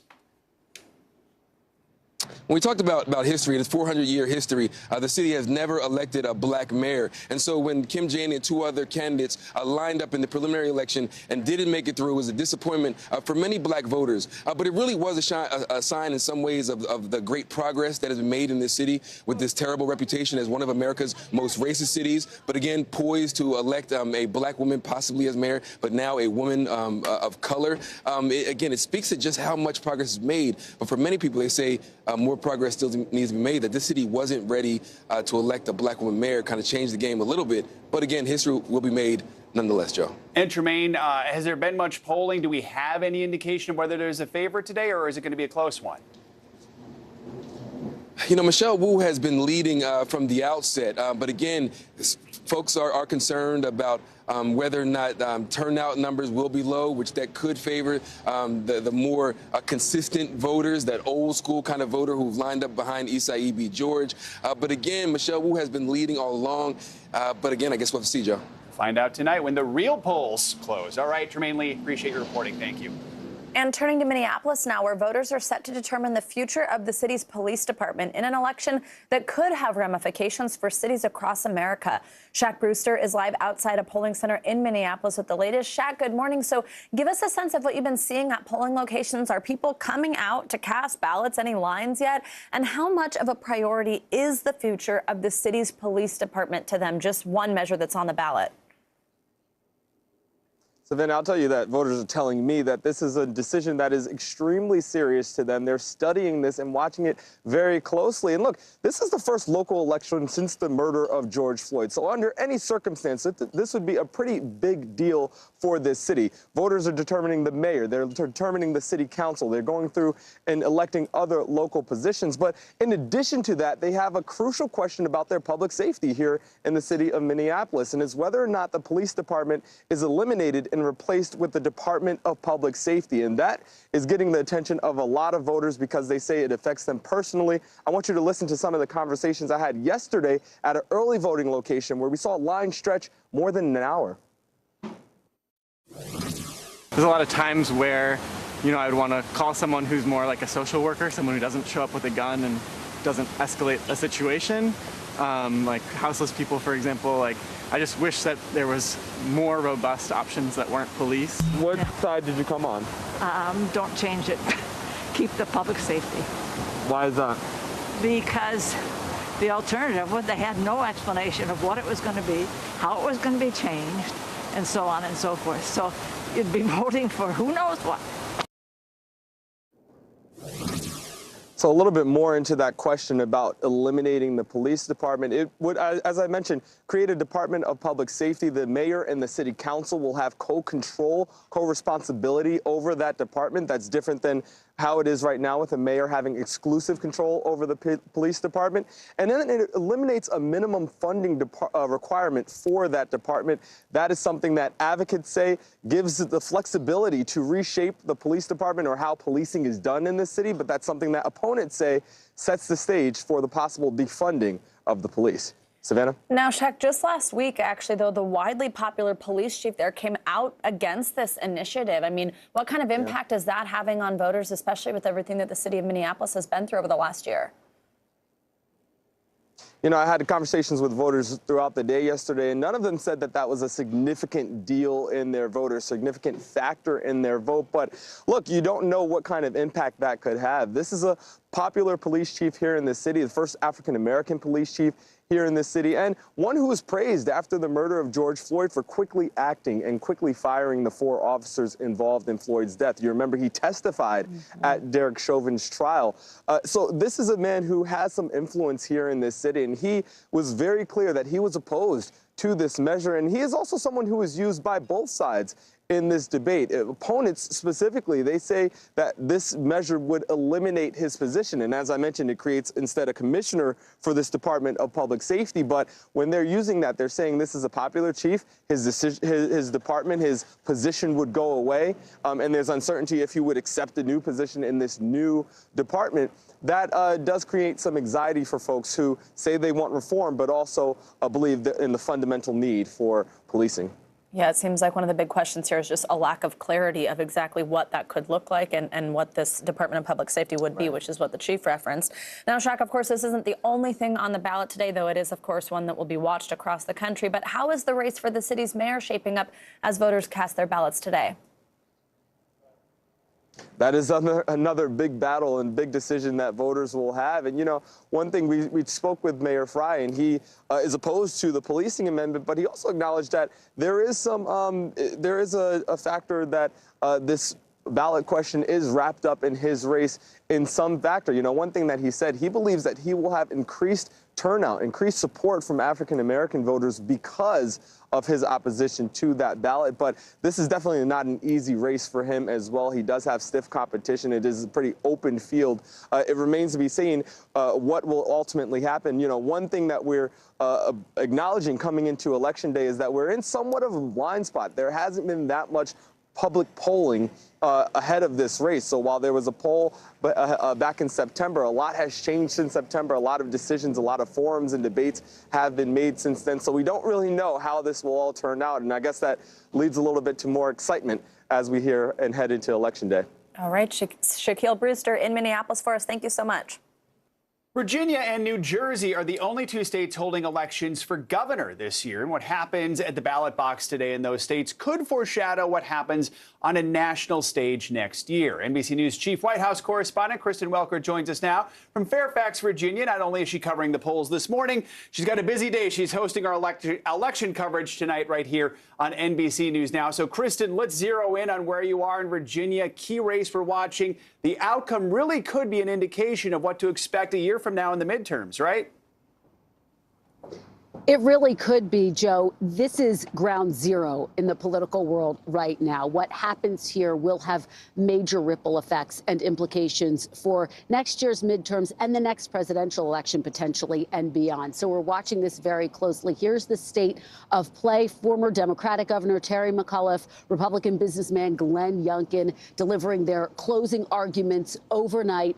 This race will be a test of President Biden's popularity and his performance and of former President Trump's staying power. Now, this is a state that Mr. Biden won by 10 points, Joe, but right now this race is all tied up. It's a dead heat, so it's really anyone's to win. For his part, Youngkin has tried to win back some of those key suburban voters that Trump lost in 2020. So he's making issues like the economy and education central to his campaign. Now, he has accepted the endorsement of Mr. Trump, but he hasn't campaigned with him in person, really walking a fine line when it comes to the former president. Now, McAuliffe is trying to keep Youngkin and Mr. Trump linked at every single turn, and he's facing his own headwinds because President Biden's approval rating has been dropping. And of course, his agenda right now in Washington is stalled. I've been out talking to voters here in Virginia, Joe, who say they're very frustrated with what they're seeing in Washington and the lack of inaction there. So the polls are open. I'm here in Fairfax. Voters are starting to turn out all over the state to weigh in. And of course, early voting has been going on for days. We've already seen record turnout there, and there's just so much enthusiasm on the ground right now that both campaigns say they are predicting this could be record turnout for a governor's race in Virginia. In an odd year election, nevertheless. So, Kristen, I mean, this is the first real major election during the Biden administration. Even though he's not on the ballot, are the elections in some of these local and state races really a referendum on his administration nationally? They're going to be a referendum on his administration. There's no doubt about that. We are seeing what's playing out in Washington, and it's extraordinary. You're seeing this battle between the moderate Democrats and the more progressive Democrats about what specifically is going to be in this $1.75 trillion social safety net package that the president wants to push through. And you're seeing that push and pull play out in these races all over the country between the progressive and moderate branches of the Democratic Party. You were just talking to some of our reporters about that very thing. In Boston, we are seeing that play out. In Buffalo, in other locations across the country. And so I think that that's going to be one of the themes that we are really watching. It's not just a referendum on President Biden, but also on this divide within the Democratic Party right now, Joe. And Kristen, as we mentioned, you're anchoring our election coverage tonight on News Now because we don't let you sleep. Very quickly, what are you going to be watching for? Well, I think I'm going to be watching for all of the above, everything that we have just discussed. How heavy is the turnout on Election Day? We've already seen heavy turnout in early voting. How energized are these voters? And what does it say about President Biden and the intransigence that we're witnessing right now in Washington? What does it say about the divide between the Democratic Party, between the progressives and the moderates? And how energized are Republican voters right now, Joe? Because that could be critical. Our sense is here in Virginia, in this key state, they are quite energized. Is that true, and does that play out as this day gets underway here in Virginia? In New Jersey, you mentioned we're watching a governor's race there, and in these cities where they're going to be electing new mayors. Joe. All right. Kristen Welker, thanks so much. And a reminder, Kristen, along with Chuck Todd, will host special election night coverage tonight following the key races across the nation. What the results mean for the direction of the country. You can stream Meet the Press Election Night special tonight, 9 Eastern on NBC News Now. And turning now to a major development in the push for vaccines among children. The CDC Advisory Committee is meeting later today to discuss whether the Pfizer vaccine is safe for children 5 to 11 years old. The White House is already preparing for the potential go-ahead by sending out an estimated 15 million doses to local vaccination sites across the country, a crucial decision that could help bring the pandemic to an end. NBC News correspondent Stephanie Gosk has the details. Joe and Savannah, here's how the day is going to play out. The CDC Committee on Immunizations will meet. If they vote to authorize, it gets kicked up to CDC Director Rochelle Walensky, who has to sign off. But that could mean by tomorrow morning, kids could be in doctors' offices getting vaccinated. The decision could soon be in parents' hands. A CDC committee meets today. The final sign-off on Pfizer's vaccine for children coming as soon as tonight. The White House says pediatric vaccine doses bottled in those special orange caps are already out the door. 7 million of them now that the FDA recommended authorization. In the next week, that number would go up to 15 million, according to the White House. The children's dose is 1/3 the size of the adult version, given as 2 shots 3 weeks apart, which means children who are vaccinated in the coming days would be fully inoculated by Christmas.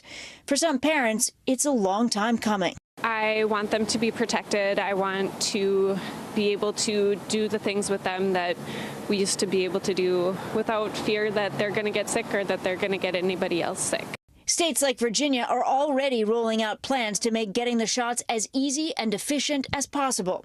We definitely recognize that families feel most comfortable getting their children vaccinated in their doctor's offices and then pharmacies as well. And that's where we've really prioritized our distribution. Eventually, vaccination efforts could move to schools. There have been so many different demands on our school system. So we want to be really sensitive to that. But we also recognize that for some families, having vaccinations available in schools will be really convenient. But access to the vaccine is not what concerns Nicole Frise-Mazer, a mom of 2 young children. She says she had an adverse reaction herself to the shot and only got 1 dose.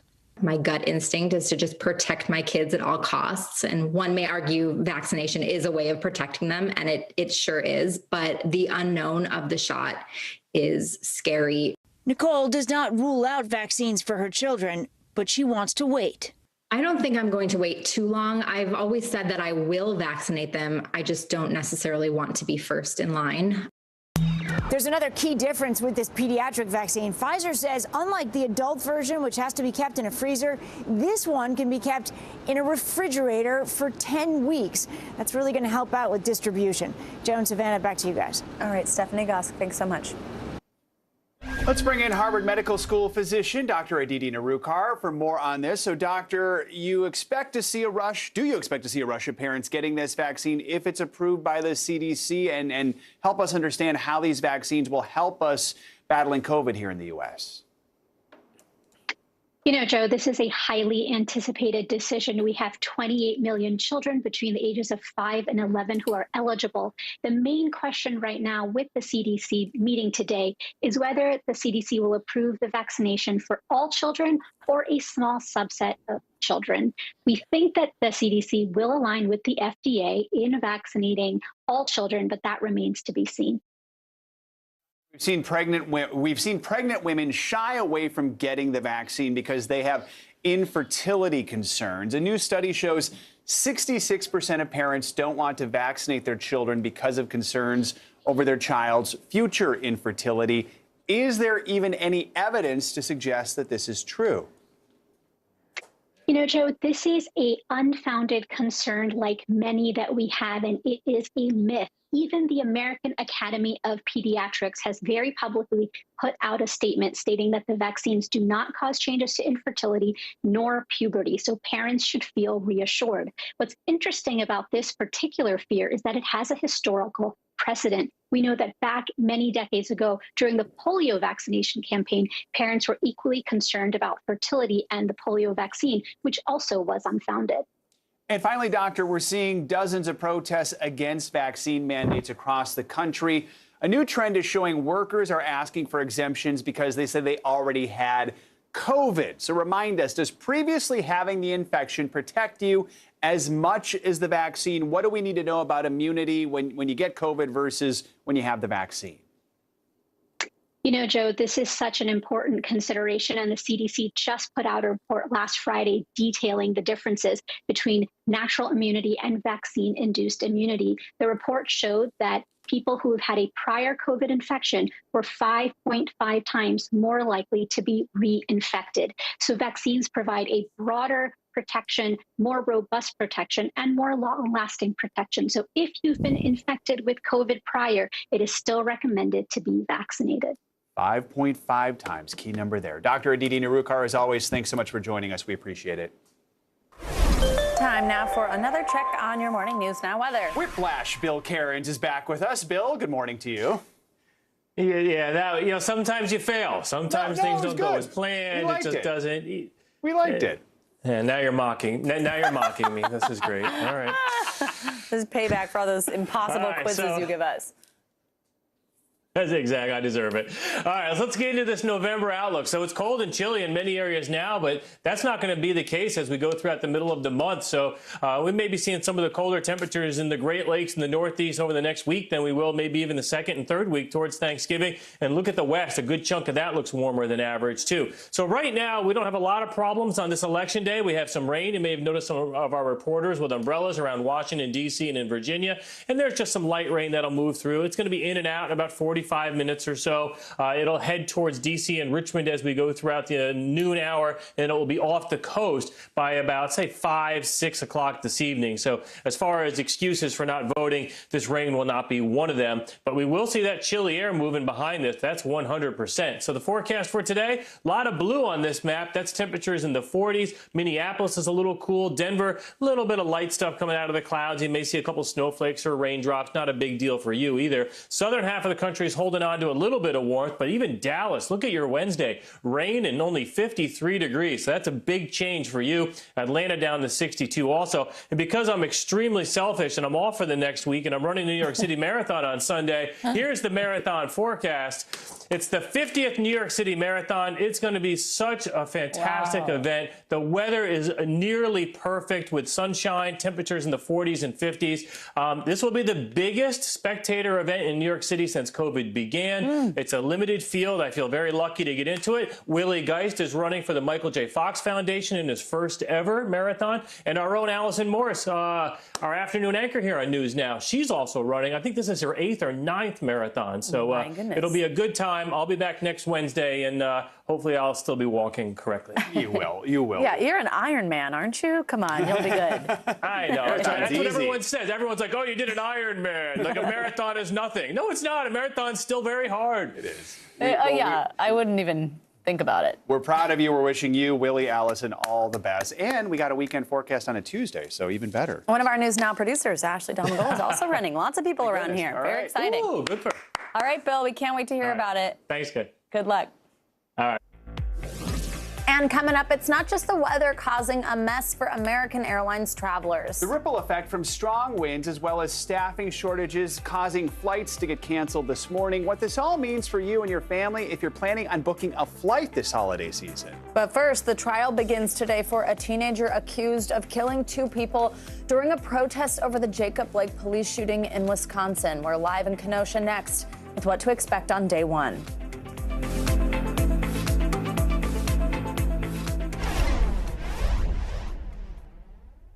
Good morning, I'm Savannah Sellers. And I'm Joe Fryer. Right now on Morning News Now. Another giant leap for mankind.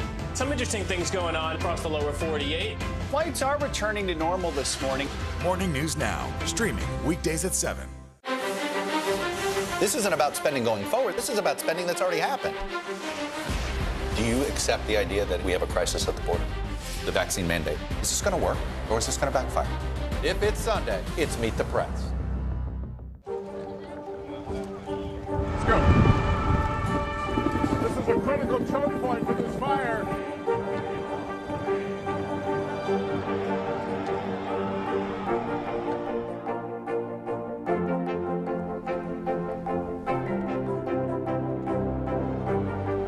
Unnecessary, unjustifiable, illegal.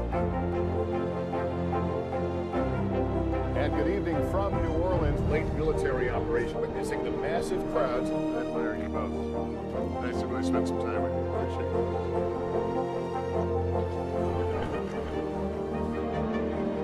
At any moment now.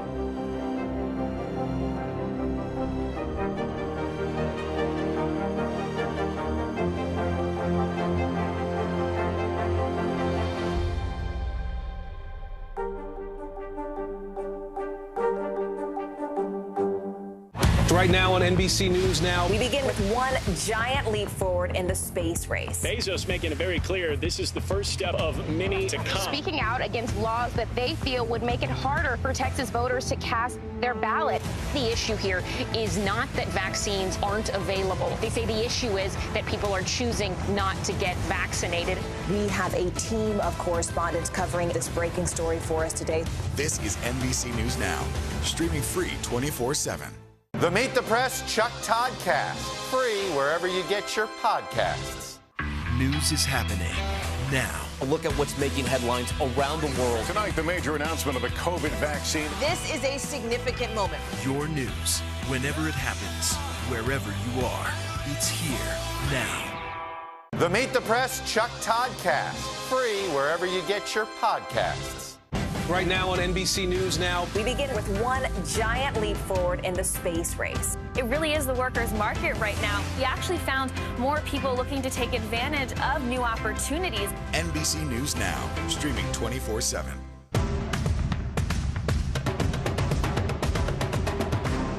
The Meet the Press Chuck Toddcast, free wherever you get your podcasts.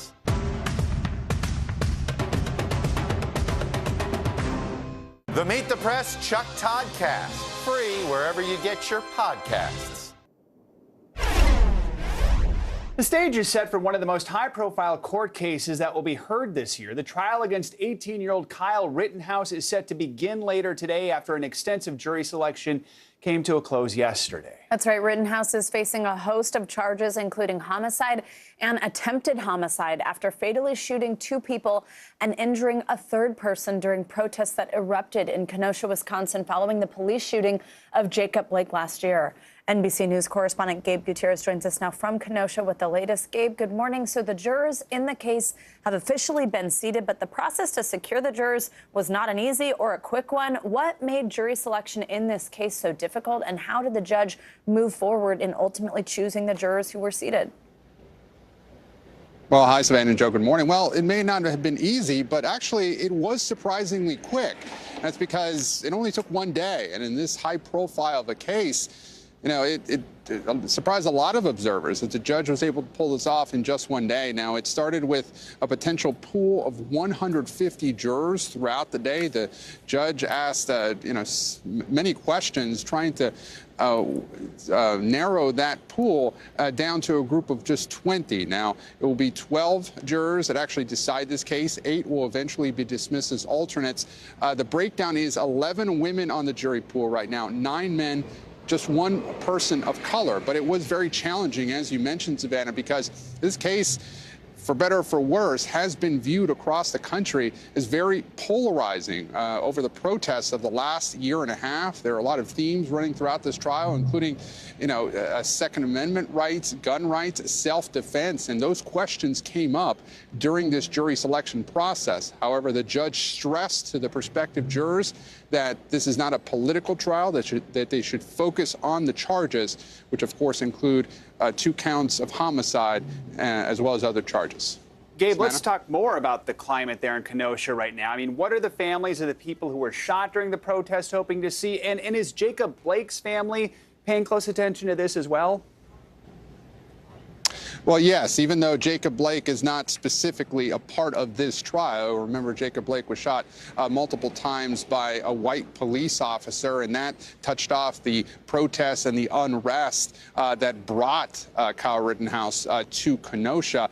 But Jacob Blake's uncle was here yesterday. It was a small group of his family supporters that were outside demonstrating outside the courthouse. He called Kyle Rittenhouse a murderer, in his view, that this this was not self-defense. But certainly this is, a town, Kenosha County, a relatively small town, but, the political undercurrents here cannot be ignored.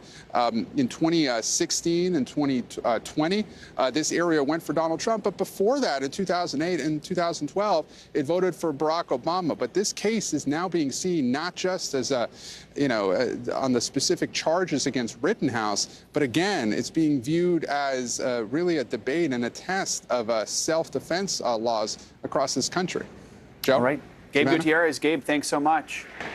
The chaos at airports around the country continues this morning. Since Friday, American Airlines has canceled hundreds of flights, and the chain reaction is still being felt today. NBC News correspondent Tom Costello is following the latest and joins us now from Reagan National Airport in Arlington, Virginia. Tom, what a mess. Good morning. Yeah, it has been a mess. Today, there are signs of improvement. Right now, American has 92 flights canceled for today. That's better than the last few days. We've now had thousands of flights canceled since last Friday. So the concern today as we go forward is that what we've seen over the last 5 days, that may be an indication, a taste of what's ahead through the holiday travel season. 5 days after the meltdown began, American Airlines is hoping today is the day it recovers fully after days of long lines stretching across terminals from Phoenix to Chicago. I've had delay after delay. It's really, really frustrating. Since Friday, American has canceled more than 2,400 flights. On Monday, nearly 500 flights canceled at airports nationwide. Dr. Siam Proctor, who recently flew to space, tweeted going to space was easier than flying American. It just seems like there should be something that they could do. American continues to blame high winds in Dallas last week that reduced flights and runway options. When flight attendants were out of commission nationwide, the problem cascaded. What has been going wrong the last few days at American? When the weather hits, American's management team cannot connect the pilots and the flight attendants to the airplane, and it just collapsed. Captain Dennis Tager has been a pilot at American for 30 years. Now the spokesperson for the union representing 14,000 American Airlines pilots.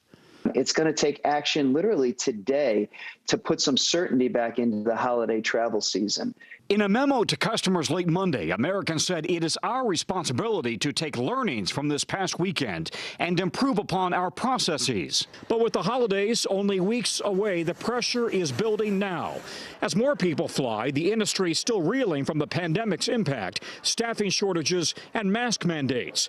More than ever, flight attendants are on the front lines as the FAA reports nearly 5,000 cases of unruly, even dangerous behavior just this year.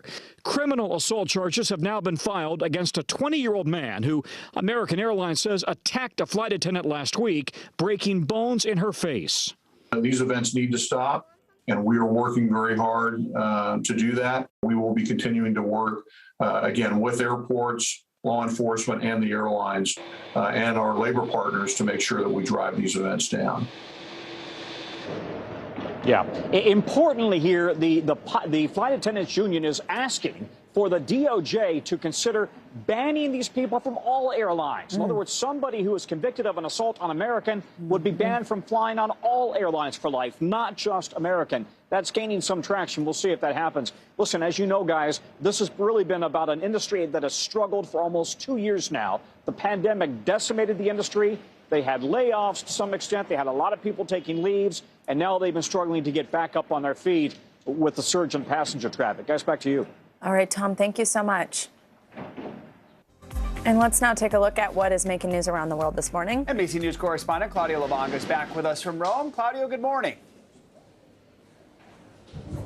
Morning, Savannah. Morning, Joe. Well, a 21-story apartment building in Lagos, Nigeria's largest city, collapsed, killing at least 3 people. Now, dozens of other residents are still believed to be missing as rescue teams are racing against time to find survivors under the rubble. Now, an eyewitness told the Associated Press that at least 100 people were in the building when it collapsed. Now, let's move to Ukraine, where in the capital, Kiev, residents from today and for the time being, at least, will not be allowed to get on public transport or into public places like fitness centers or restaurants unless they are vaccinated. Now the move is meant to boost the vaccination campaign, which has really been lagging behind in Ukraine. Only 17% of people in Ukraine have been vaccinated so far, and that is one of the lowest vaccination rates in the whole of Europe. Now, last but not least, a couple of very cheeky and colorful parrots appear to have been playing with a CCTV camera overlooking a highway in Brazil. It's not the first time that birds appear to play with CCTV cameras. Now in April, still in Brazil, a couple of colorful toucans appear to be wanting to eat the camera as camera operators were moving it around, while a seagull in 2019 in Britain became a social media sensation after it appeared to photobomb another CCTV camera. Now, guys, what do you call a CCTV camera when there are birds playing with it? A bird's eye view. Yes. Very good. Very good. Oh my God, the popping down from the top. I feel like you could watch that all day. Yeah, I could. I'm sure you just heard. Claudio, thank you so much. Coming up, election officials are busy today as voters head to the polls across the country, but some are facing another issue beyond the ballot. Yeah, they're the target of death threats. NBC News is taking an in-depth look at the threats facing election officials and how they're addressing them directly. That's up next.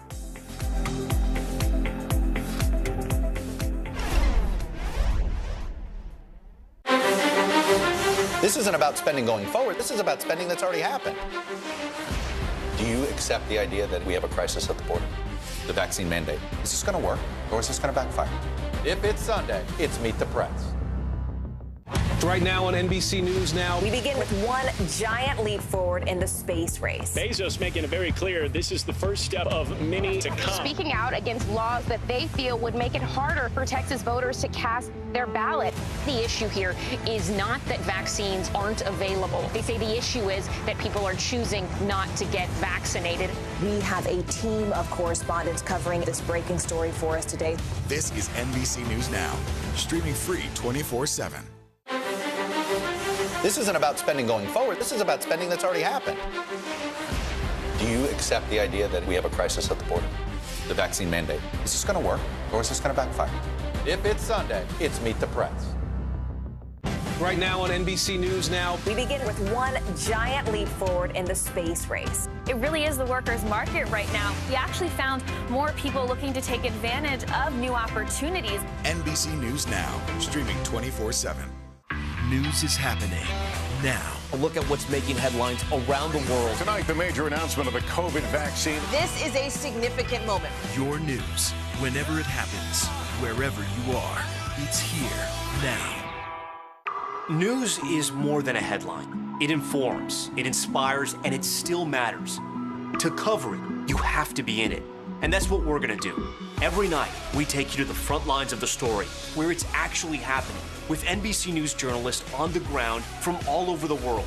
We cover what you need to know and bring your newsfeed to life. In primetime and streaming live, it's your news playlist every night. Top Story with Tom Llamas, weeknights at 7 on NBC News Now. Let's go.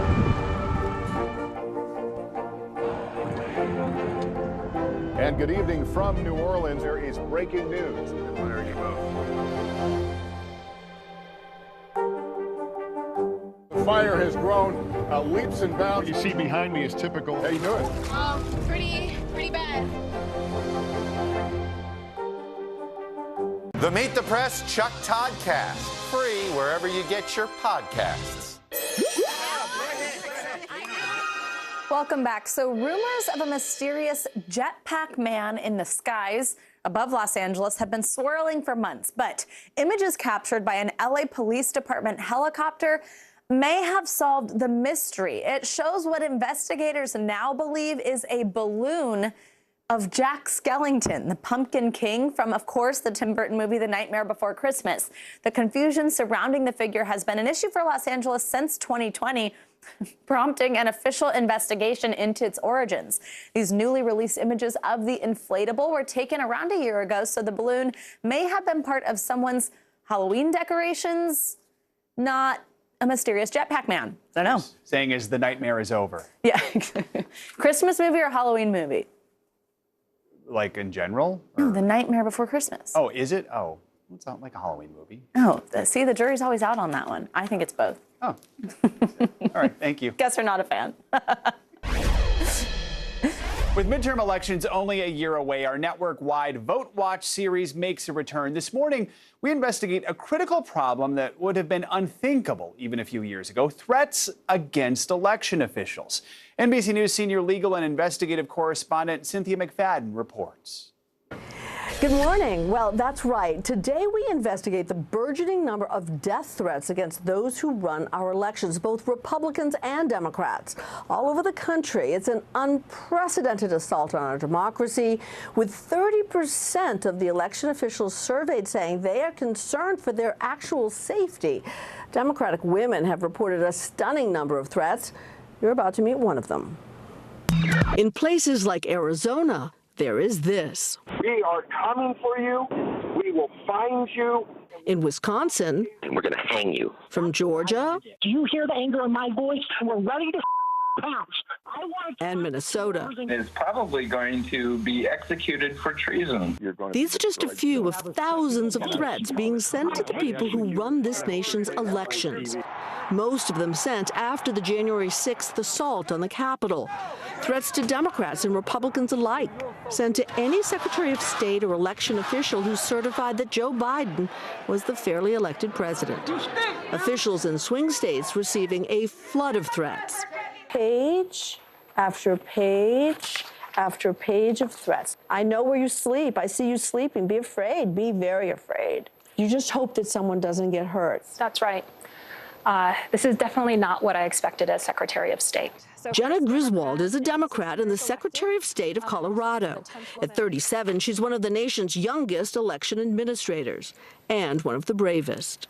When did you get the first death threat? It really kicked up this year, after January 6th, after the insurrection. The lies around 2020 are intensifying, and it's leading to real threats and violence. Do you have to take these seriously? Absolutely. If someone threatens your life, they post your address on the internet and tell you they're coming for you, I think any reasonable person would take it seriously. This is a way to shut you up. They're trying to. And trying to drive you from office. I think that's exactly what's happening. And we're seeing a lot of these threats focused on Democratic women secretaries of state. But we won't be intimidated, and we won't stop. It's being taken seriously enough that 4 months ago, the Department of Justice set up a task force. But so far, no arrests and no prosecutions. It's been incredibly frustrating. The Department of Homeland Security will alert us about threats of physical violence. And then the DOJ and FBI will tell us they're not actually tracking the threats, and we should track them. We don't have systems to track them. Have any arrests been made by the state police here? No. Not a one? No. Who is monitoring these threats here in Colorado? Well, before July, I believe no one was. Beginning early July, State Patrol started to monitor, but there are so many threats, they can't fully see them all. So we ended up assigning a staff person who has no formal training, and frankly, I've been monitoring. When threats are coming in a big rate, I stay up into the evening and look at them, screenshot them over, and they're sent to State Patrol. Historically, most election officials have toiled in relative anonymity, doing the administrative tasks needed for citizens to vote. Not anymore. The Brennan Center, a leading nonpartisan academic center, conducted a recent study showing 30% of the election officials surveyed were concerned for their safety. And just as alarming, according to Griswold, 40% of election workers in large jurisdictions are considering retirement because of the amount of vitriol. As a matter of course, do most secretaries of state have a security detail? Most do not. But we're in new times. So I do think that secretaries of state who have been receiving constant threats should have security at this point. It took some courage to sit down here in front of a national audience and put this all out there, because you know that this is going to attract more threats. Well, we need to talk about these issues. The threats to me, they are personal threats, but it's more than just me. It's attacks against democracy.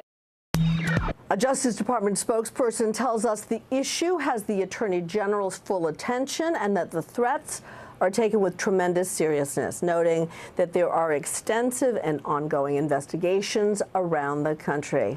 Back to you, Joe, Savannah. All right, Cynthia, thank you so much for that report. And coming up, it was voted the most popular city for Americans to move to during the pandemic. We're going to tell you where it is, and we'll take you to this booming city to show you why it's become so popular. There's a pretty good hint for it right there.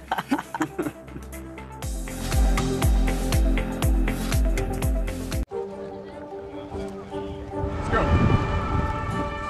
This is a critical choke point for this fire.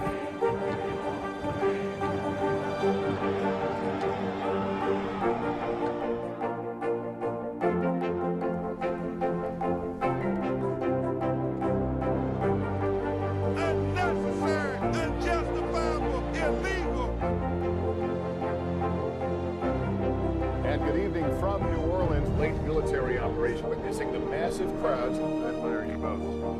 Nice to really spend some time with you. Appreciate it.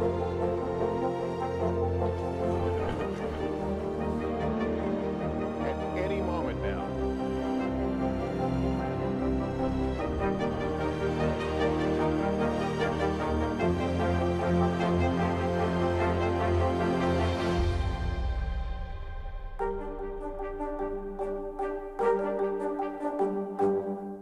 Right now on NBC News Now. We begin with one giant leap forward in the space race. It really is the workers' market right now. We actually found more people looking to take advantage of new opportunities. NBC News Now, streaming 24/7. The Meet the Press Chuck Todd Cast, free wherever you get your podcasts. Right now on NBC News Now. We begin with one giant leap forward in the space race. Bezos making it very clear this is the first step of many to come. Speaking out against laws that they feel would make it harder for Texas voters to cast their ballot. The issue here is not that vaccines aren't available. They say the issue is that people are choosing not to get vaccinated. We have a team of correspondents covering this breaking story for us today. This is NBC News Now, streaming free 24/7. Sometimes the news can be difficult and overwhelming for kids to understand. Will coronavirus come back next year? So to help make sense of it all, we've created a newscast just for them. Man, you know a lot. We hope your family will watch Nightly News Kids Edition. Let's go. This is a critical choke point for this fire.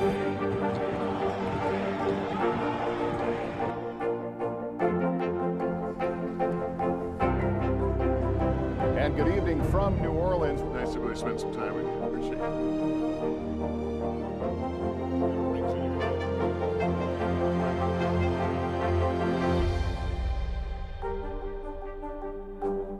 Right now on NBC News Now. We begin with one giant leap forward in the space race. It really is the workers' market right now. We actually found more people looking to take advantage of new opportunities. NBC News Now, streaming 24/7.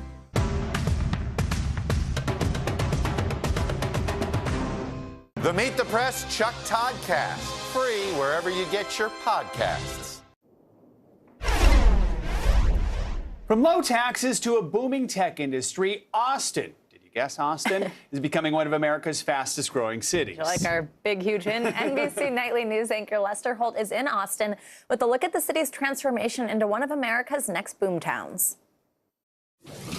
Good morning, Savannah and Joe. Austin is the nation's 11th most populous city and one of its fastest growing, welcoming a surge of transplants, including some very big companies, helping to make Austin one of the country's premier tech hubs and a place so many Americans now want to be. Austin, basking in its status as one of America's biggest boom towns. New construction everywhere. Its famous live music scene buzzing. A national survey showing it's the most popular place for Americans to move during the pandemic. Whoa! Like Josh and Jesse Rubico, who came to the area with their 2 small children from California just 5 months ago, telling us the pandemic prompted their decision. We were like, there's got to be a better way. How can we buy back time to spend more time with family? And this affords that? Yes, for sure. It has so far. Yeah, we're really, really happy with the move. We kind of felt like we were running the rat race in California because of the cost of living and, just trying to keep up with everything. Incredibly, in their Austin suburb, they're one of at least 6 families just on their block who have moved to Austin from out of state since last year. Rock, paper, scissors, shoot. Including next-door neighbor Ozzie Hanley. Ultimately decided on Austin because it's young, it's hip, it's very interesting, lots of sports for kids. Also much cheaper than California. Across town, Jessica Stovall says the way Texas dealt with the pandemic impacted her decision to move from New Orleans 2 months ago. The laws in Texas, I felt like handled things a lot better than the laws in Louisiana. We were shut down for almost a year and a half where we couldn't even work or do our livelihood. Austin's boom has also been boosted by its surging tech industry. Apple is constructing a massive campus here. Samsung is considering building a new facility. And just last month, Elon Musk announcing he's moving Tesla's headquarters here from California. Factory is like 5 minutes from the airport, 15 minutes from downtown. And we're going to create an ecological paradise. Tahiba Rahman covers business for our Austin station KXAN. Why do the tech companies find Austin so attractive right now? Warm climate, you're seeing it right now. Also the low taxes, it's considered very business friendly. Are there concerns here in Austin about the pace of growth, that maybe things are moving too quickly?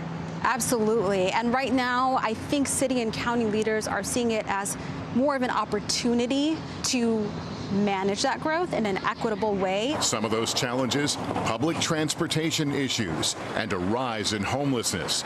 And like so many American cities this year, homicides here are spiking, up 80%, though Austin's total crime rate is down. Then there are the rising prices. Austin's job growth has made a hot housing market even more competitive. The median sales price for a home, $450,000. That's up more than 28% from last year. People were coming in with offers that were like 10 to 15% above list price. Abigail Chua has been here since 2018. Her fiance, Andrew, came in 2020. The couple had been looking to buy a home for 8 months, then stopped, feeling priced out, but still saying they have no plans to leave. There's plenty of outdoor activities. There's tons of opportunity. Who wouldn't want to be in Austin? A lot of the city feeling a sense of optimism about the future. Savannah and Joe. All right, Lester Holt, thanks so much. Coming up, celebrations are happening in Mexico and around the world for the Day of the Dead. Yeah, the holiday taking on a special meaning this year with so many lives lost because of the pandemic. We'll show you some of those celebrations up next.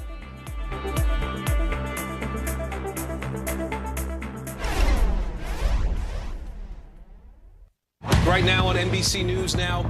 They've done things like installing cameras to help alert Border Patrol to people crossing. They are escaping violence and persecution in their home countries. NBC News Now, streaming 24/7. The Meet the Press Chuck Toddcast, free wherever you get your podcasts. Right now on NBC News Now. We begin with one giant leap forward in the space race. Bezos making it very clear this is the first step of many to come. Speaking out against laws that they feel would make it harder for Texas voters to cast their ballot. The issue here is not that vaccines aren't available. They say the issue is that people are choosing not to get vaccinated. We have a team of correspondents covering this breaking story for us today.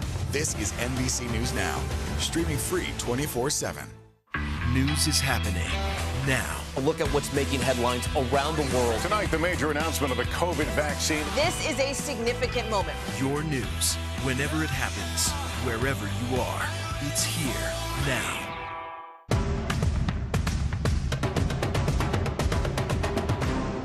The fire has grown leaps and bounds. You see behind me is typical. How you doing? Pretty bad. To cover the news, you have to be in it. We'll take you to the front lines of the story, bringing your news feed to life. Streaming live every night. It's your news playlist. Top Story with Tom Llamas, weeknights at 7 on NBC News Now. Let's go.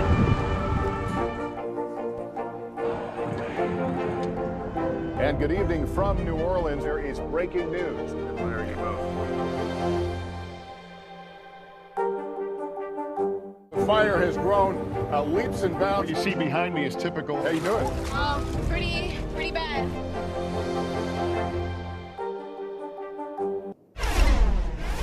Today is the Day of the Dead, an iconic Mexican tradition that dates back millennia. Yeah, you might recognize Dia de los Muertos celebrations, images of people in parades with skull face paint and marigolds.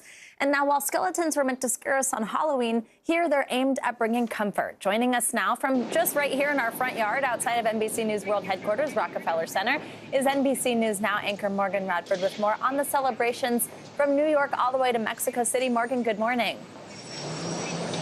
Hey there, guys. Top of the morning. That's right. We're here in the heart of 30 Rockefeller Plaza, and I'm standing here right now because of this incredible art exhibit behind me. And it's meant, as you mentioned, to honor Dia de los Muertos, or Day of the Dead, which is a Mexican tradition that certainly falls around the time of Halloween, but is a completely separate celebration, one that's not meant to be spooky or scary, but to really celebrate the circle of life. Take a listen. It's a celebration gone global. Dia de los Muertos, or Day of the Dead, is a Mexican tradition that's more than 3,000 years old, still being celebrated today. From popular movies for kids, welcome to the land of your ancestors. Miguel, we're your family, to parades in the heart of Mexico. And right here at home. This is a very special day for the Mexicans. And now in New York at Rockefeller Center, it's magnificent. From North Carolina to Kentucky and Colorado. Well, I think I'm done.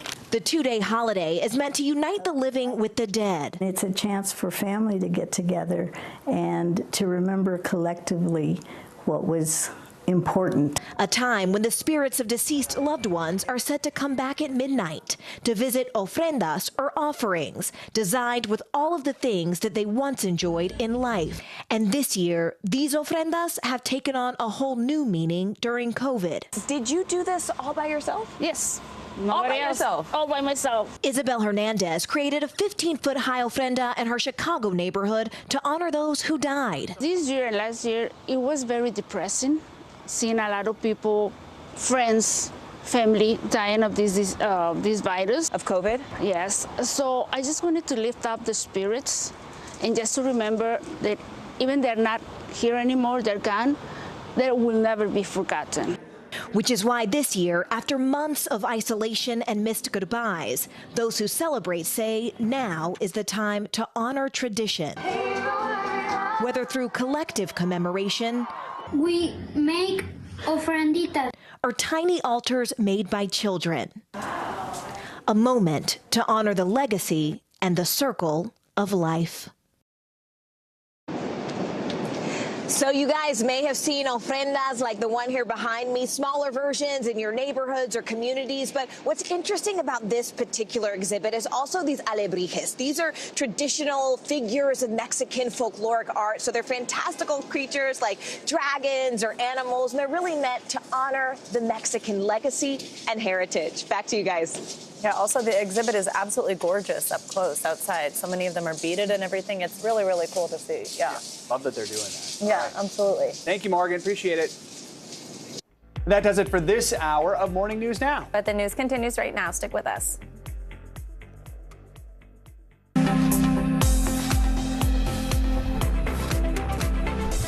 Good morning, I'm Joe Fryer. And I'm Savannah Sellers. Right now on Morning News Now, the polls are open. Voters now casting their ballots on an election day that could tell us where the country is headed. One major race to watch, Virginia's governor, how voters there could give us an idea of what to expect in the 2022 midterms and even beyond. One step closer for parents wanting to get their kids vaccinated against COVID. CDC panel is discussing the Pfizer vaccine for kids 5 to 11 today.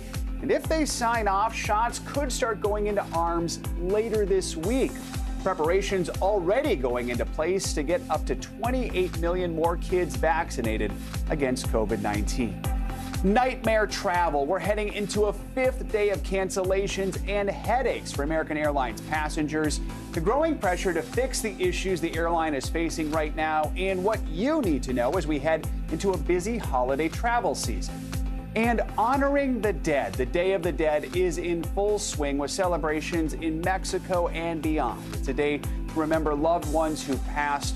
We'll show you the ways this holiday is taking on new meaning after a year when people have lost so much. Good to have you with us on this busy election day. A lot to cover today. Big news day. It'll be a long night. Exactly. We're going to give you a good preview here on Election Day. Here in the U.S., full coverage of some key races we're keeping a close eye on. We want to begin with another big story we're following this morning. That's President Biden and his push for global action in the fight against climate change. Yeah, the president is in Scotland, where he is busy this morning taking that message to world leaders. Speaking at COP26, the climate summit in Glasgow yesterday, Biden said the U.S. will be a leader in climate change reform, emphasizing a revitalized commitment to preserving the planet. Meanwhile, back at home, the fate of the president's sweeping economic agenda remains uncertain as resistance mounts from some in his party. NBC News Chief White House correspondent Peter Alexander joins us now from Edinburgh. Peter, good morning. Joe and Savannah, good morning to both of you from here in front of beautiful Edinburgh Castle. Kicking off this second day of this crucial climate conference, President Biden really is looking to try to demonstrate concrete commitments to slow the pace of global warming. But he remains, as you note, unable to get those legacy-defining spending plans at home passed, including what would be the largest ever climate investments, with a key moderate from coal country, Joe Manchin of West Virginia, expressing concerns that could stall the president's ambitious agenda. President Biden this morning detailing strong new actions on climate. His administration unveiling some of the toughest environmental rules yet against emissions of methane, a destructive greenhouse gas released in coal, oil, and natural gas mining. All we need to do is summon the will to do what we know is right and we know is necessary. Let's get to work. We can do this, and it'll have a generational impact. This gathering of 190 nations emphasizing the urgency for action.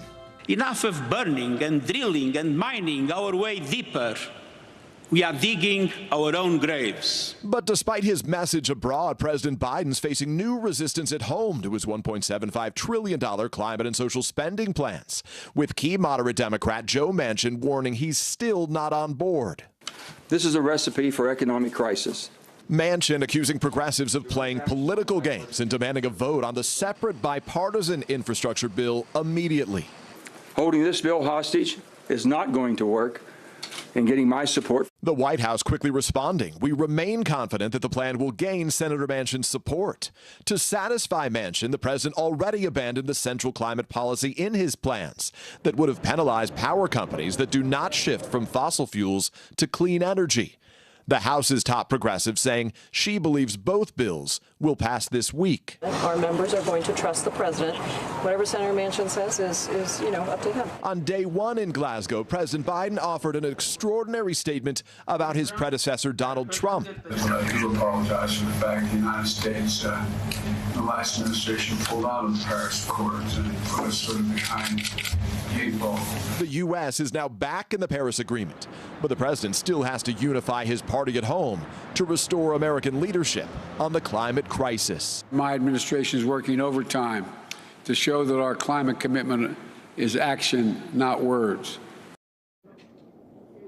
So what does the timing look like for any votes here? The president, as you know, he wanted his plans passed before he got here to try to really fortify his message to the world. But now it's really unclear when those votes will happen. Among other things, we heard from the House Speaker Nancy Pelosi. She communicated a message saying that there was progress, but notably did not have a date for the votes to take place. We'll have the latest coming up over the course of this day. Back to you, Joe and Savannah. All right, Peter Alexander, thank you so much. The other big story we're following this morning is Election Day, and we are watching some big races all over the country. From Virginia, where a close gubernatorial contest could offer a sign of what next year's midterms will hold, to Minneapolis, where races for the mayor and the entire city council, plus a ballot question, could end up reshaping policing in the wake of George Floyd's murder. We're going to cover it all this morning. Let's start in Boston, which is on the verge of making history by electing its first woman and first person of color to serve as mayor. NBC News correspondent Tremaine Lee's been following that race for us. He joins us now from Boston. Good morning, Tremaine. So history will be made regardless of who wins the race. What should we know about the candidates? Good morning, Joe. Thank you so much for having me. Again, history will be made today. This will be one to remember when two city councilors face off. Anissa Isaibi George, who identifies as Polish and Arab American, and also Michelle Wu of Asian descent. But it's more about it's about more than just a race today. It's really a showdown between Old Boston and New Boston. Old Boston, the union workers, some of the traditional machine politics have lined up behind Isaibi George, but a growing progressive constituency has lined up behind Michelle Wu, who are concerned about issues of social equity, rent stabilization, free public transportation. And so, again, this is about race, about gender, but it's also about new versus old.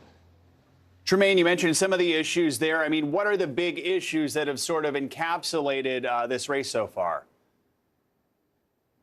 You know, especially when it comes to Michelle Wu, who has been supported by Elizabeth Warren and Ayanna Pressley, she's calling for bold action on climate change, again, addressing the needs of the most marginalized in Boston in terms of that rent stabilization. But also, when it comes to Isaibi George, support for the police, affordable homes, some of the typical kind of Democratic policy issues. But again, between the moderate wing and also the more progressive wing. Joe? And one of these candidates will become the first woman of color elected mayor, as we mentioned. But Boston's current acting mayor, Kim Janey, is an African-American woman. She, of course, got into that position after Marty Walsh went to the Biden administration. Talk to us more about how her tenure has influenced this race. When we talked about history, its 400-year history, the city has never elected a black mayor. And so when Kim Janey and two other candidates lined up in the preliminary election and didn't make it through, it was a disappointment for many black voters. But it really was a sign in some ways of the great progress that has been made in this city with this terrible reputation as one of America's most racist cities. But again, poised to elect a black woman possibly as mayor, but now a woman of color. Again, it speaks to just how much progress is made. But for many people, they say more progress still needs to be made, that this city wasn't ready to elect a black woman mayor, kind of changed the game a little bit. But again, history will be made nonetheless, Joe. And Tremaine, has there been much polling? Do we have any indication of whether there's a favorite today, or is it going to be a close one? You know, Michelle Wu has been leading from the outset. But again, folks are concerned about whether or not turnout numbers will be low, which that could favor the more consistent voters, that old school kind of voter who've lined up behind Isaibi George. But again, Michelle Wu has been leading all along. But again, I guess we'll have to see, Joe. Find out tonight when the real polls close. All right, Tremaine Lee, appreciate your reporting. Thank you. And turning to Minneapolis now, where voters are set to determine the future of the city's police department in an election that could have ramifications for cities across America. Shaq Brewster is live outside a polling center in Minneapolis with the latest. Shaq, good morning. So give us a sense of what you've been seeing at polling locations. Are people coming out to cast ballots? Any lines yet? And how much of a priority is the future of the city's police department to them? Just one measure that's on the ballot. So then I'll tell you that voters are telling me that this is a decision that is extremely serious to them. They're studying this and watching it very closely. And look, this is the first local election since the murder of George Floyd. So under any circumstance, this would be a pretty big deal for this city. Voters are determining the mayor. They're determining the city council. They're going through and electing other local positions. But in addition to that, they have a crucial question about their public safety here in the city of Minneapolis. And it's whether or not the police department is eliminated and replaced with the Department of Public Safety. And that is getting the attention of a lot of voters because they say it affects them personally. I want you to listen to some of the conversations I had yesterday at an early voting location where we saw a line stretch more than an hour. There's a lot of times where, you know, I would want to call someone who's more like a social worker, someone who doesn't show up with a gun and doesn't escalate a situation. Like houseless people, for example. Like, I just wish that there was more robust options that weren't police. What side did you come on? Don't change it. Keep the public safety. Why is that? Because the alternative, they had no explanation of what it was going to be, how it was going to be changed, and so on and so forth. So you'd be voting for who knows what. So a little bit more into that question about eliminating the police department. It would, as I mentioned, create a Department of Public Safety. The mayor and the city council will have co-control, co-responsibility over that department. That's different than how it is right now with the mayor having exclusive control over the police department. And then it eliminates a minimum funding requirement for that department. That is something that advocates say gives the flexibility to reshape the police department or how policing is done in this city. But that's something that opponents say sets the stage for the possible defunding of the police. Savannah? Now, Shaq, just last week, actually, though, the widely popular police chief there came out against this initiative. I mean, what kind of impact is that having on voters, especially with everything that the city of Minneapolis has been through over the last year? You know, I had conversations with voters throughout the day yesterday, and none of them said that that was a significant deal in their vote or significant factor in their vote. But look, you don't know what kind of impact that could have. This is a popular police chief here in the city, the first African-American police chief here in this city, and one who was praised after the murder of George Floyd for quickly acting and quickly firing the 4 officers involved in Floyd's death. You remember he testified at Derek Chauvin's trial. So this is a man who has some influence here in this city, and he was very clear that he was opposed to this measure, and he is also someone who is used by both sides in this debate. Opponents specifically, they say that this measure would eliminate his position. And as I mentioned, it creates instead a commissioner for this Department of Public Safety. But when they're using that, they're saying this is a popular chief. His decision, his department, his position would go away. And there's uncertainty if he would accept a new position in this new department. That does create some anxiety for folks who say they want reform, but also believe in the fundamental need for policing. Yeah, it seems like one of the big questions here is just a lack of clarity of exactly what that could look like and what this Department of Public Safety would be, which is what the chief referenced. Now, Shaq, of course, this isn't the only thing on the ballot today, though it is, of course, one that will be watched across the country. But how is the race for the city's mayor shaping up as voters cast their ballots today? That is another big battle and big decision that voters will have. And, you know, one thing we spoke with Mayor Fry, and he is opposed to the policing amendment, but he also acknowledged that there is some there is a factor that this ballot question is wrapped up in his race in some factor. You know, one thing that he said, he believes that he will have increased turnout, increased support from African-American voters because of his opposition to that ballot. But this is definitely not an easy race for him as well. He does have stiff competition. It is a pretty open field. It remains to be seen what will ultimately happen. You know, one thing that we're acknowledging coming into Election Day is that we're in somewhat of a blind spot. There hasn't been that much public polling ahead of this race. So while there was a poll back in September, a lot has changed since September. A lot of decisions, a lot of forums and debates have been made since then. So we don't really know how this will all turn out. And I guess that leads a little bit to more excitement as we hear and head into Election Day. All right, Shaquille Brewster in Minneapolis for us. Thank you so much. Virginia and New Jersey are the only 2 states holding elections for governor this year. And what happens at the ballot box today in those states could foreshadow what happens on a national stage next year. NBC News chief White House correspondent Kristen Welker joins us now from Fairfax, Virginia. Not only is she covering the polls this morning, she's got a busy day. She's hosting our election coverage tonight right here on NBC News Now. So, Kristen, let's zero in on where you are in Virginia. Key race we're watching. The outcome really could be an indication of what to expect a year from now in the midterms, right? It really could be, Joe. This is ground zero in the political world right now. What happens here will have major ripple effects and implications for next year's midterms and the next presidential election potentially and beyond. So we're watching this very closely. Here's the state of play. Former Democratic Governor Terry McAuliffe, Republican businessman Glenn Youngkin delivering their closing arguments overnight.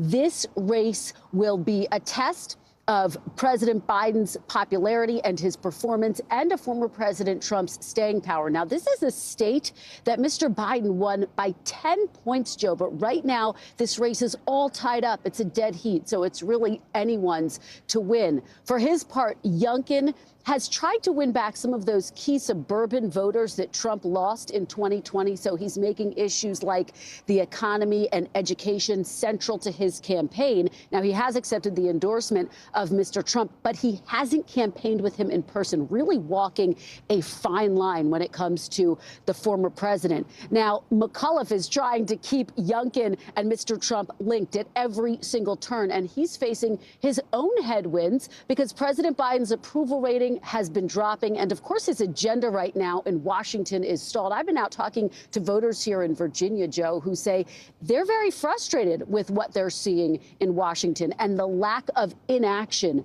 there. So the polls are open. I'm here in Fairfax. Voters are starting to turn out all over the state to weigh in. And of course, early voting has been going on for days. We've already seen record turnout there, and there's just so much enthusiasm on the ground right now that both campaigns say they are predicting this could be record turnout for a governor's race in Virginia. In an odd year election, nevertheless. So, Kristen, I mean, this is the first real major election during the Biden administration. Even though he's not on the ballot, are the elections in some of these local and state races really a referendum on his administration nationally? They're going to be a referendum on his administration. There's no doubt about that. We are seeing what's playing out in Washington, and it's extraordinary. You're seeing this battle between the moderate Democrats and the more progressive Democrats about what specifically is going to be in this $1.75 trillion social safety net package that the president wants to push through. And you're seeing that push and pull play out in these races all over the country between the progressive and moderate branches of the Democratic Party. You were just talking to some of our reporters about that very thing. In Boston, we are seeing that play out. In Buffalo, in other locations across the country. And so I think that that's going to be one of the themes that we are really watching. It's not just a referendum on President Biden, but also on this divide within the Democratic Party right now, Joe. And Kristen, as we mentioned, you're anchoring our election coverage tonight on News Now because we don't let you sleep. Very quickly, what are you going to be watching for? Well, I think I'm going to be watching for all of the above, everything that we have just discussed. How heavy is the turnout on Election Day? We've already seen heavy turnout in early voting. How energized are these voters? And what does it say about President Biden and the intransigence that we're witnessing right now in Washington? What does it say about the divide between the Democratic Party, between the progressives and the moderates? And how energized are Republican voters right now, Joe? Because that could be critical. Our sense is here in Virginia, in this key state, they are quite energized. Is that true, and does that play out as this day gets underway here in Virginia? In New Jersey, you mentioned we're watching a governor's race there, and in these cities where they're going to be electing new mayors. Joe. All right. Kristen Welker, thanks so much. And a reminder, Kristen, along with Chuck Todd, will host special election night coverage tonight following the key races across the nation. What the results mean for the direction of the country. You can stream Meet the Press Election Night special tonight, 9 Eastern on NBC News Now. And turning now to a major development in the push for vaccines among children. The CDC Advisory Committee is meeting later today to discuss whether the Pfizer vaccine is safe for children 5 to 11 years old. The White House is already preparing for the potential go-ahead by sending out an estimated 15 million doses to local vaccination sites across the country, a crucial decision that could help bring the pandemic to an end. NBC News correspondent Stephanie Gosk has the details. Joe and Savannah, here's how the day is going to play out. The CDC Committee on Immunizations will meet. If they vote to authorize, it gets kicked up to CDC Director Rochelle Walensky, who has to sign off. But that could mean by tomorrow morning, kids could be in doctors' offices getting vaccinated. The decision could soon be in parents' hands. A CDC committee meets today, the final sign-off on Pfizer's vaccine for children coming as soon as tonight. The White House says pediatric vaccine doses bottled in those special orange caps are already out the door, 7 million of them now that the FDA recommended authorization. In the next week, that number would go up to 15 million, according to the White House. The children's dose is 1/3 the size of the adult version, given as 2 shots 3 weeks apart, which means children who are vaccinated in the coming days would be fully inoculated by Christmas. For some parents, it's a long time coming. I want them to be protected. I want to be able to do the things with them that we used to be able to do without fear that they're going to get sick or that they're going to get anybody else sick. States like Virginia are already rolling out plans to make getting the shots as easy and efficient as possible. We definitely recognize that families feel most comfortable getting their children vaccinated in their doctor's offices and then pharmacies as well. And that's where we've really prioritized our distribution. Eventually, vaccination efforts could move to schools. There have been so many different demands on our school system. So we want to be really sensitive to that. But we also recognize that for some families, having vaccinations available in schools will be really convenient. But access to the vaccine is not what concerns Nicole Frise-Mazer, a mom of 2 young children. She says she had an adverse reaction herself to the shot and only got 1 dose. My gut instinct is to just protect my kids at all costs. And one may argue vaccination is a way of protecting them, and it sure is. But the unknown of the shot is scary. Nicole does not rule out vaccines for her children, but she wants to wait. I don't think I'm going to wait too long. I've always said that I will vaccinate them. I just don't necessarily want to be first in line. There's another key difference with this pediatric vaccine. Pfizer says, unlike the adult version, which has to be kept in a freezer, this one can be kept in a refrigerator for 10 weeks. That's really going to help out with distribution. Joe and Savannah, back to you guys. All right, Stephanie Goss, thanks so much. Let's bring in Harvard Medical School physician Dr. Aditi Narukar for more on this. So, doctor, you expect to see a rush? Do you expect to see a rush of parents getting this vaccine if it's approved by the CDC? And help us understand how these vaccines will help us battling COVID here in the U.S. You know, Joe, this is a highly anticipated decision. We have 28 million children between the ages of 5 and 11 who are eligible. The main question right now with the CDC meeting today is whether the CDC will approve the vaccination for all children or a small subset of children. We think that the CDC will align with the FDA in vaccinating all children, but that remains to be seen. We've seen pregnant women shy away from getting the vaccine because they have infertility concerns. A new study shows 66% of parents don't want to vaccinate their children because of concerns over their child's future infertility. Is there even any evidence to suggest that this is true? You know, Joe, this is an unfounded concern like many that we have, and it is a myth. Even the American Academy of Pediatrics has very publicly put out a statement stating that the vaccines do not cause changes to infertility nor puberty, so parents should feel reassured. What's interesting about this particular fear is that it has a historical precedent. We know that back many decades ago, during the polio vaccination campaign, parents were equally concerned about fertility and the polio vaccine, which also was unfounded. And finally, doctor, we're seeing dozens of protests against vaccine mandates across the country. A new trend is showing workers are asking for exemptions because they said they already had COVID. So remind us, does previously having the infection protect you as much as the vaccine? What do we need to know about immunity when you get COVID versus when you have the vaccine?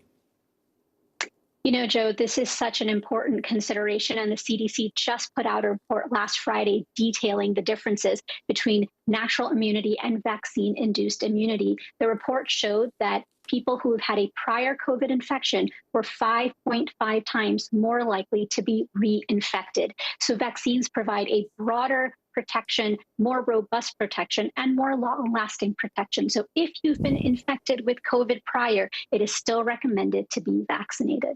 5.5 times, key number there. Dr. Aditi Narukar, as always, thanks so much for joining us. We appreciate it. Time now for another check on your morning News Now weather. Whiplash Bill Cairns is back with us. Bill, good morning to you.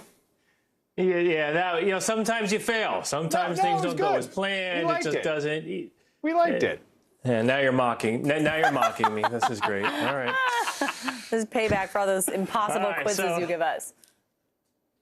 That's exactly. I deserve it. All right, let's get into this November outlook. So it's cold and chilly in many areas now, but that's not going to be the case as we go throughout the middle of the month. So we may be seeing some of the colder temperatures in the Great Lakes and the Northeast over the next week than we will maybe even the second and third week towards Thanksgiving. And look at the West. A good chunk of that looks warmer than average, too. So right now, we don't have a lot of problems on this election day. We have some rain. You may have noticed some of our reporters with umbrellas around Washington, D.C. and in Virginia. And there's just some light rain that'll move through. It's going to be in and out in about 40, 45 minutes or so. It'll head towards D.C. and Richmond as we go throughout the noon hour, and it will be off the coast by about, say, 5, 6 o'clock this evening. So as far as excuses for not voting, this rain will not be one of them. But we will see that chilly air moving behind this. That's 100%. So the forecast for today, a lot of blue on this map. That's temperatures in the 40s. Minneapolis is a little cool. Denver, a little bit of light stuff coming out of the clouds. You may see a couple snowflakes or raindrops. Not a big deal for you either. Southern half of the country is holding on to a little bit of warmth, but even Dallas, look at your Wednesday. Rain and only 53 degrees. So that's a big change for you. Atlanta down to 62 also. And because I'm extremely selfish and I'm off for the next week and I'm running the New York City Marathon on Sunday, here's the marathon forecast. It's the 50th New York City Marathon. It's going to be such a fantastic event. The weather is nearly perfect with sunshine, temperatures in the 40s and 50s. This will be the biggest spectator event in New York City since COVID began. It's a limited field. I feel very lucky to get into it. Willie Geist is running for the Michael J. Fox Foundation in his first ever marathon. And our own Allison Morris, our afternoon anchor here on News Now, she's also running. I think this is her 8th or 9th marathon. So it'll be a good time. I'll be back next Wednesday, and hopefully I'll still be walking correctly. You will. You will. Yeah, you're an Iron Man, aren't you? Come on, you'll be good. I know. That's what everyone says. Everyone's like, oh, you did an Iron Man. Like a marathon is nothing. No, it's not. A marathon's still very hard. It is. I wouldn't even think about it. We're proud of you. We're wishing you, Willie, Allison, all the best. And we got a weekend forecast on a Tuesday, so even better. One of our News Now producers, Ashley Delmagul, is also running. Lots of people around here. Very exciting. Ooh, good for her. All right, Bill, we can't wait to hear about it. Thanks, good. Good luck. All right. And coming up, it's not just the weather causing a mess for American Airlines travelers. The ripple effect from strong winds as well as staffing shortages causing flights to get canceled this morning. What this all means for you and your family if you're planning on booking a flight this holiday season. But first, the trial begins today for a teenager accused of killing 2 people during a protest over the Jacob Blake police shooting in Wisconsin. We're live in Kenosha next with what to expect on day 1.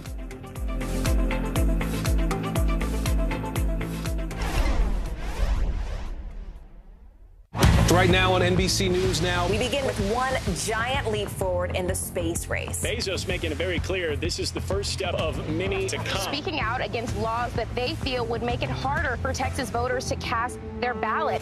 The issue here is not that vaccines aren't available. They say the issue is that people are choosing not to get vaccinated. We have a team of correspondents covering this breaking story for us today. This is NBC News Now, streaming free 24/7. News is more than a headline. It informs, it inspires, and it still matters. To cover it, you have to be in it. And that's what we're gonna do. Every night, we take you to the front lines of the story, where it's actually happening, with NBC News journalists on the ground from all over the world. We cover what you need to know and bring your newsfeed to life. In primetime and streaming live, it's your news playlist every night. Top Story with Tom Llamas, weeknights at 7 on NBC News Now. The Meet the Press Chuck Toddcast, free wherever you get your podcasts. Right now on NBC News Now. We begin with one giant leap forward in the space race. Bezos making it very clear this is the first step of many to come. Speaking out against laws that they feel would make it harder for Texas voters to cast their ballot. The issue here is not that vaccines aren't available. They say the issue is that people are choosing not to get vaccinated. We have a team of correspondents covering this breaking story for us today. This is NBC News Now, streaming free 24/7. The fire has grown leaps and bounds. You see behind me is typical. How you doing? Pretty bad. To cover the news, you have to be in it. We'll take you to the front lines of the story, bringing your newsfeed to life. Streaming live every night.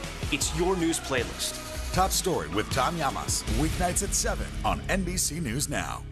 The fire has grown leaps and bounds. You see behind me is typical. How you doing? Pretty bad.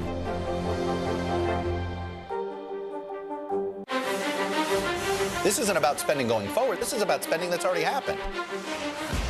Do you accept the idea that we have a crisis at the border? The vaccine mandate. Is this going to work, or is this going to backfire? If it's Sunday, it's Meet the Press. News is more than a headline. It informs, it inspires, and it still matters. To cover it, you have to be in it. And that's what we're going to do. Every night, we take you to the front lines of the story, where it's actually happening, with NBC News journalists on the ground from all over the world. We cover what you need to know and bring your newsfeed to life. In primetime and streaming live, it's your news playlist every night. Top Story with Tom Llamas, weeknights at 7 on NBC News Now.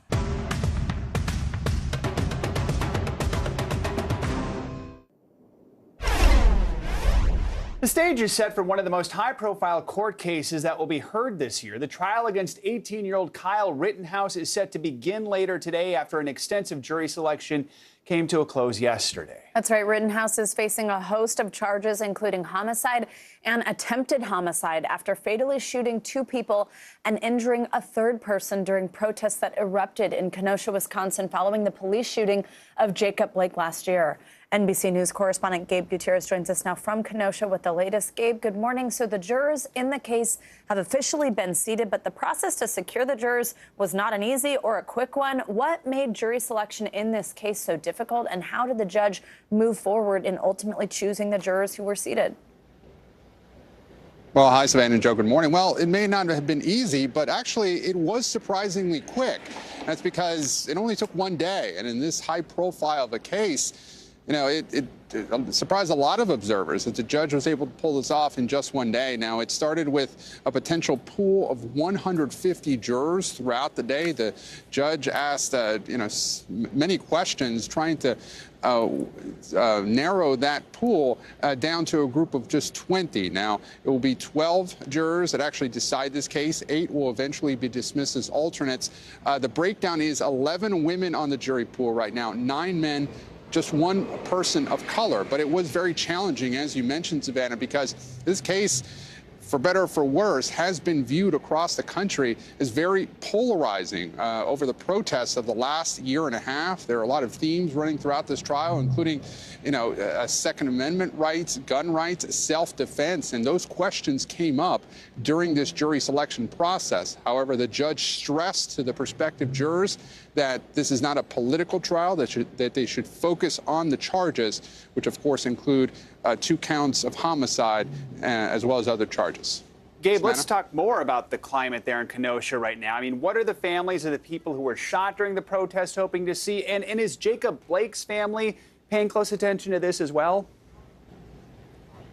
Well, yes, even though Jacob Blake is not specifically a part of this trial. Remember, Jacob Blake was shot multiple times by a white police officer, and that touched off the protests and the unrest that brought Kyle Rittenhouse to Kenosha. But Jacob Blake's uncle was here yesterday. It was a small group of his family supporters that were outside demonstrating outside the courthouse. He called Kyle Rittenhouse a murderer, in his view, that this was not self-defense. But certainly this is, a town, Kenosha County, a relatively small town, but, the political undercurrents here cannot be ignored. In 2016 and 2020, this area went for Donald Trump. But before that, in 2008 and 2012, it voted for Barack Obama. But this case is now being seen not just as on the specific charges against Rittenhouse, but again, it's being viewed as really a debate and a test of self-defense laws across this country. Joe? All right. Gabe Gutierrez. Gabe, thanks so much. The chaos at airports around the country continues this morning. Since Friday, American Airlines has canceled hundreds of flights, and the chain reaction is still being felt today. NBC News correspondent Tom Costello is following the latest and joins us now from Reagan National Airport in Arlington, Virginia. Tom, what a mess. Good morning.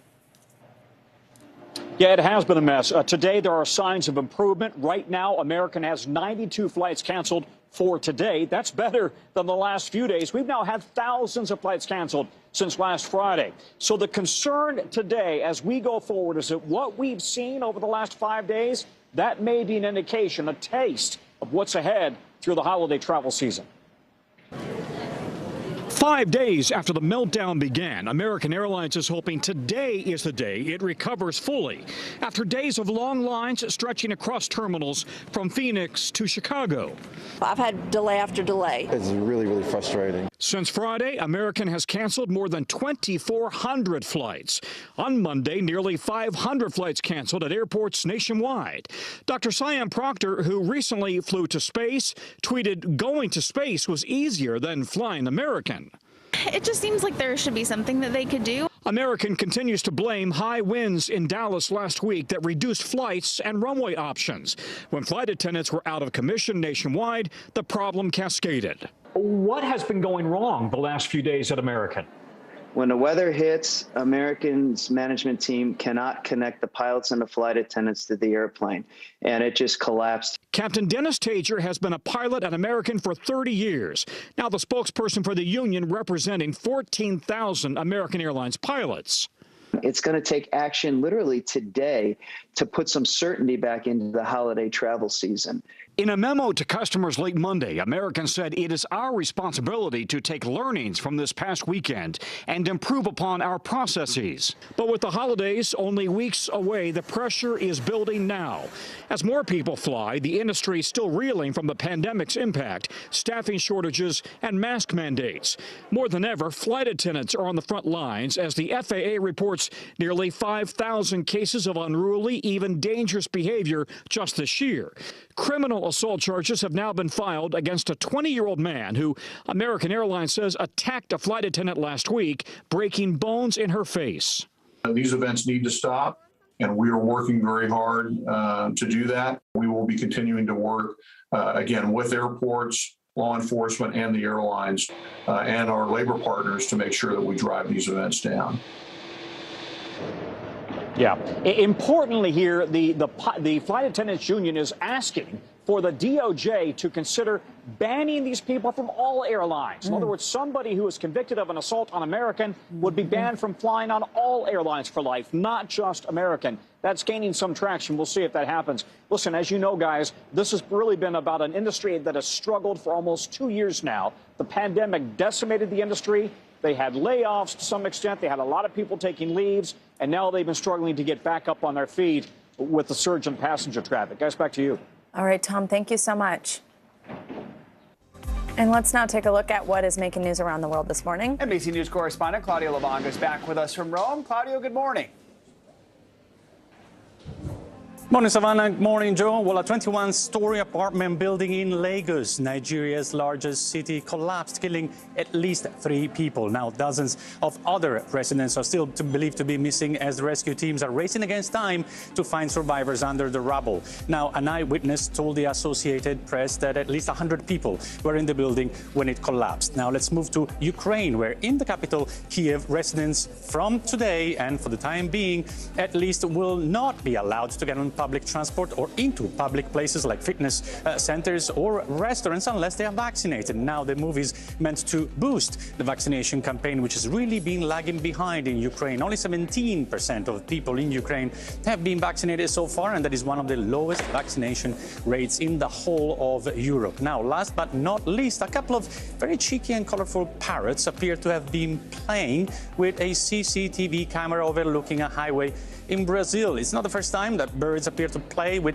CCTV cameras. Now in April, still in Brazil, a couple of colorful toucans appear to be wanting to eat the camera as camera operators were moving it around, while a seagull in 2019 in Britain became a social media sensation after it appeared to photobomb another CCTV camera. Now, guys, what do you call a CCTV camera when there are birds playing with it? A bird's eye view. Yes. Very good. Very good. Oh, my God, the popping down from the top. I feel like you could watch that all day. Yeah, I could. I'm sure you just heard. Claudio, thank you so much. Coming up, election officials are busy today as voters head to the polls across the country, but some are facing another issue beyond the ballot. Yeah, they're the target of death threats. NBC News is taking an in-depth look at the threats facing election officials and how they're addressing them directly. That's up next.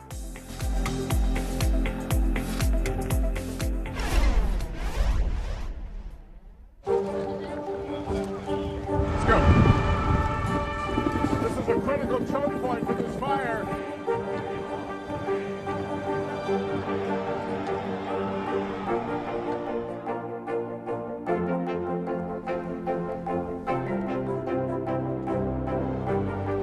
Unnecessary, unjustifiable, illegal.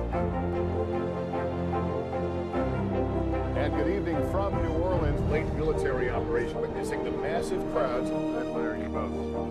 Nice to really spend some time with you. Appreciate it.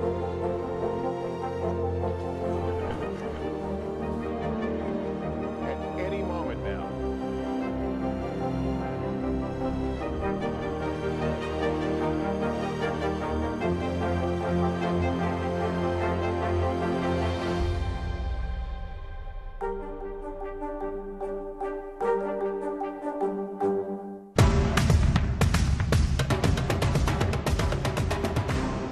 The Meet the Press Chuck Toddcast, free wherever you get your podcasts.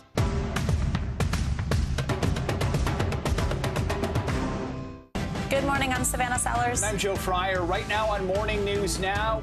Another giant leap for mankind. Some interesting things going on across the lower 48. Flights are returning to normal this morning. Morning News Now, streaming weekdays at 7. Right now on NBC News Now. They've done things like installing cameras to help alert Border Patrol to people crossing. They are escaping violence and persecution in their home countries. NBC News Now, streaming 24/7. To cover the news, you have to be in it. We'll take you to the front lines of the story, bringing your news feed to life. Streaming live every night. It's your news playlist. Top Story with Tom Llamas, weeknights at 7 on NBC News Now. Welcome back. So rumors of a mysterious jetpack man in the skies above Los Angeles have been swirling for months, but images captured by an LA Police Department helicopter may have solved the mystery. It shows what investigators now believe is a balloon of Jack Skellington, the Pumpkin King from, of course, the Tim Burton movie The Nightmare Before Christmas. The confusion surrounding the figure has been an issue for Los Angeles since 2020, prompting an official investigation into its origins.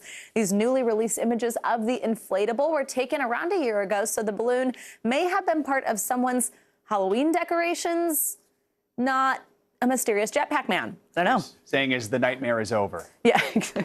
Christmas movie or Halloween movie? Like in general? No, The Nightmare Before Christmas. Oh, is it? Oh, it's not like a Halloween movie. Oh, see, the jury's always out on that one. I think it's both. Oh. All right, thank you. Guess you're not a fan. With midterm elections only a year away, our network-wide Vote Watch series makes a return. This morning, we investigate a critical problem that would have been unthinkable even a few years ago: threats against election officials. NBC News senior legal and investigative correspondent Cynthia McFadden reports. Good morning. Well, that's right. Today we investigate the burgeoning number of death threats against those who run our elections, both Republicans and Democrats. All over the country, it's an unprecedented assault on our democracy, with 30% of the election officials surveyed saying they are concerned for their actual safety. Democratic women have reported a stunning number of threats. You're about to meet one of them. In places like Arizona, there is this. We are coming for you. We will find you. In Wisconsin. And we're going to hang you. From Georgia. Do you hear the anger in my voice? We're ready to pounce. And Minnesota. Is probably going to be executed for treason. These are just a few of thousands of threats being sent to the people who run this nation's elections. Most of them sent after the January 6th assault on the Capitol.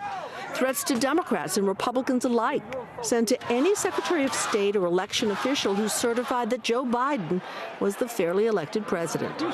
Officials in swing states receiving a flood of threats. Page after page after page of threats. I know where you sleep. I see you sleeping. Be afraid. Be very afraid. You just hope that someone doesn't get hurt. That's right. This is definitely not what I expected as Secretary of State. Jenna Griswold is a Democrat and the Secretary of State of Colorado. At 37, she's one of the nation's youngest election administrators and one of the bravest. When did you get the first death threat? It really kicked up this year after January 6th, after the insurrection. The lies around 2020 are intensifying, and it's leading to real threats and violence. Do you have to take these seriously? Absolutely. If someone threatens your life, they post your address on the internet and tell you they're coming for you, I think any reasonable person would take it seriously. This is a way to shut you up. They're trying to. And trying to drive you from office. I think that's exactly what's happening. And we're seeing a lot of these threats focused on Democratic women secretaries of state. But we won't be intimidated, and we won't stop. It's being taken seriously enough that 4 months ago, the Department of Justice set up a task force. But so far, no arrests and no prosecutions. It's been incredibly frustrating. The Department of Homeland Security will alert us about threats of physical violence. And then the DOJ and FBI will tell us they're not actually tracking the threats, and we should track them. We don't have systems to track. Have any arrests been made by the state police here? No. Not a one? No. Who is monitoring these threats here in Colorado? Well, before July, I believe no one was.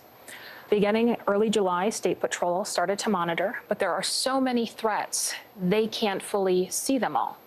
So we ended up assigning a staff person who has no formal training, and frankly, I've been monitoring. When threats are coming in a big rate, I stay up into the evening and look at them, screenshot them over, and they're sent to State Patrol. Historically, most election officials have toiled in relative anonymity, doing the administrative tasks needed for citizens to vote. Not anymore. The Brennan Center, a leading nonpartisan academic center, conducted a recent study showing 30% of the election officials surveyed were concerned for their safety. And just as alarming, according to Griswold, 40% of election workers in large jurisdictions are considering retirement because of the amount of vitriol. As a matter of course, do most secretaries of state have a security detail? Most do not. But we're in new times. So I do think that secretaries of state who have been receiving constant threats should have security at this point. It took some courage to sit down here in front of a national audience and put this all out there, because you know that this is going to attract more threats. Well, we need to talk about these issues. The threats to me, they are personal threats, but it's more than just me. It's attacks against democracy. A Justice Department spokesperson tells us the issue has the Attorney General's full attention and that the threats are taken with tremendous seriousness, noting that there are extensive and ongoing investigations around the country. Back to you, Joe, Savannah. All right, Cynthia, thank you so much for that report. And coming up, it was voted the most popular city for Americans to move to during the pandemic. We're going to tell you where it is, and we'll take you to this booming city to show you why it's become so popular. There's a pretty good hint of it right there.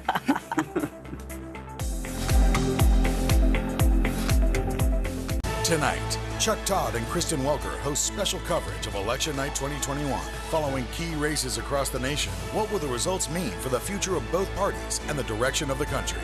Meet the Press Election Night special tonight at 9 on NBC News Now.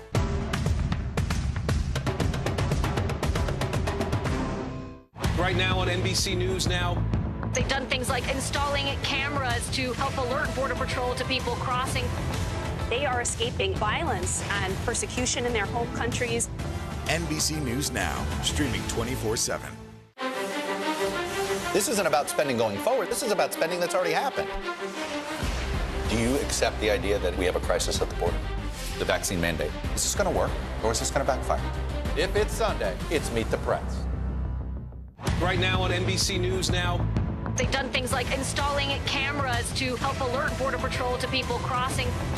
They are escaping violence and persecution in their home countries. NBC News Now, streaming 24/7. Sometimes the news can be difficult and overwhelming for kids to understand. Will coronavirus come back next year? So to help make sense of it all, we've created a newscast just for them. Man, you know a lot. We hope your family will watch Nightly News Kids Edition. Tonight, Chuck Todd and Kristen Welker host special coverage of Election Night 2021. Following key races across the nation, what will the results mean for the future of both parties and the direction of the country? Meet the Press Election Night special tonight at 9 on NBC News Now. Let's go.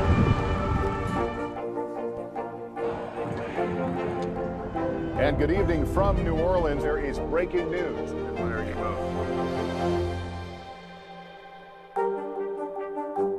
Right now on NBC News Now.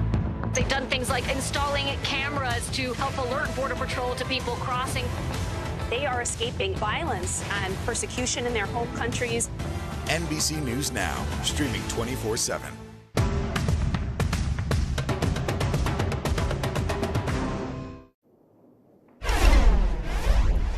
From low taxes to a booming tech industry, Austin. Did you guess Austin is becoming one of America's fastest growing cities? You like our big, huge hint? NBC Nightly News anchor Lester Holt is in Austin with a look at the city's transformation into one of America's next boom towns. Good morning, Savannah and Joe. Austin is the nation's 11th most populous city and one of its fastest growing, welcoming a surge of transplants, including some very big companies, helping to make Austin one of the country's premier tech hubs and a place so many Americans now want to be. Austin, basking in its status as one of America's biggest boom towns. New construction everywhere. Its famous live music scene buzzing. A national survey showing it's the most popular place for Americans to move during the pandemic. Whoa! Like Josh and Jesse Rubico, who came to the area with their 2 small children from California just 5 months ago, telling us the pandemic prompted their decision. We were like, there's got to be a better way. How can we buy back time to spend more time with family? And this affords that? Yes, for sure. It has so far. Yeah, we're really, really happy with the move. We kind of felt like we were running the rat race in California because of the cost of living and, you know, just trying to keep up with everything. Incredibly, in their Austin suburb, they're one of at least 6 families just on their block who have moved to Austin from out of state since last year. Rock, paper, scissors, shoot. Including next-door neighbor Ozzie Hanley. Ultimately decided on Austin because it's young, it's hip, it's very interesting, lots of sports for kids. Also much cheaper than California. Across town, Jessica Stovall says the way Texas dealt with the pandemic impacted her decision to move from New Orleans 2 months ago. The laws in Texas, I felt like handled things a lot better than the laws in Louisiana. We were shut down for almost a year and a half where we couldn't even work or, you know, do our livelihood. Austin's boom has also been boosted by its surging tech industry. Apple is constructing a massive campus here. Samsung is considering building a new facility. And just last month, Elon Musk announcing he's moving Tesla's headquarters here from California. You know, our factory is like 5 minutes from the airport, 15 minutes from downtown.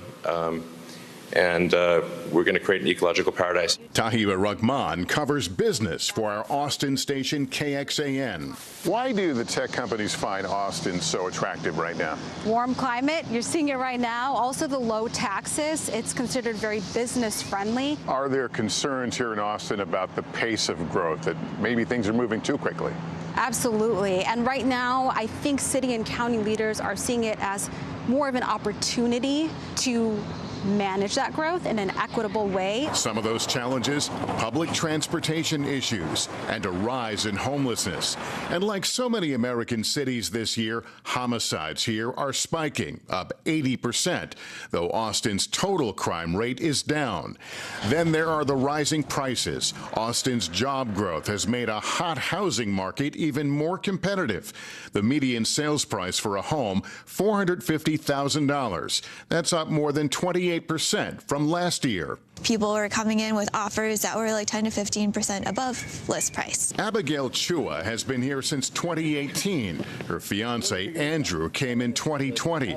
The couple had been looking to buy a home for 8 months, then stopped, feeling priced out, but still saying they have no plans to leave. There's plenty of outdoor activities. There's tons of opportunity. Who wouldn't want to be in Austin? A lot of the city feeling a sense of optimism about the future. Savannah and Joe. Right, Lester Holt, thanks so much. Coming up, celebrations are happening in Mexico and around the world for the Day of the Dead. Yeah, the holiday taking on a special meaning this year with so many lives lost because of the pandemic. We'll show you some of those celebrations up next.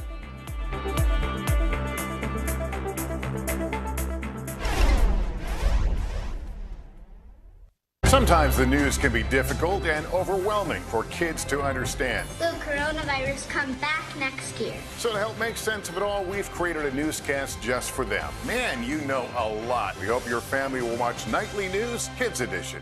To cover the news, you have to be in it. We'll take you to the front lines of the story, bringing your news feed to life. Streaming live every night. It's your news playlist. Top Story with Tom Llamas, weeknights at 7 on NBC News Now. This isn't about spending going forward. This is about spending that's already happened. Do you accept the idea that we have a crisis at the border? The vaccine mandate. Is this going to work or is this going to backfire? If it's Sunday, it's Meet the Press.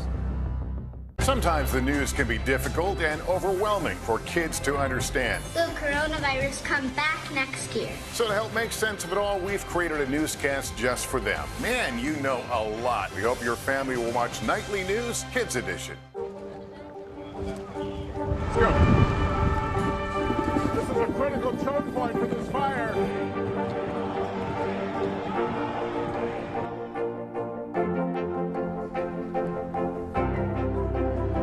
And good evening from New Orleans. Nice to really spend some time with you. Appreciate it.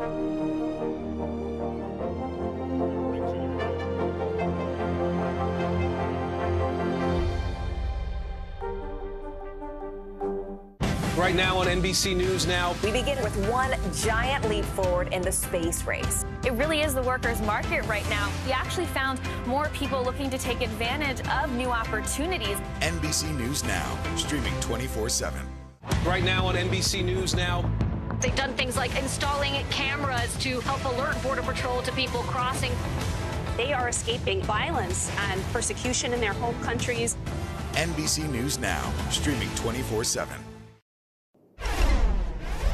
Today is the Day of the Dead, an iconic Mexican tradition that dates back millennia. Yeah, you might recognize Dia de los Muertos celebrations, images of people in parades with skull face paint and marigolds.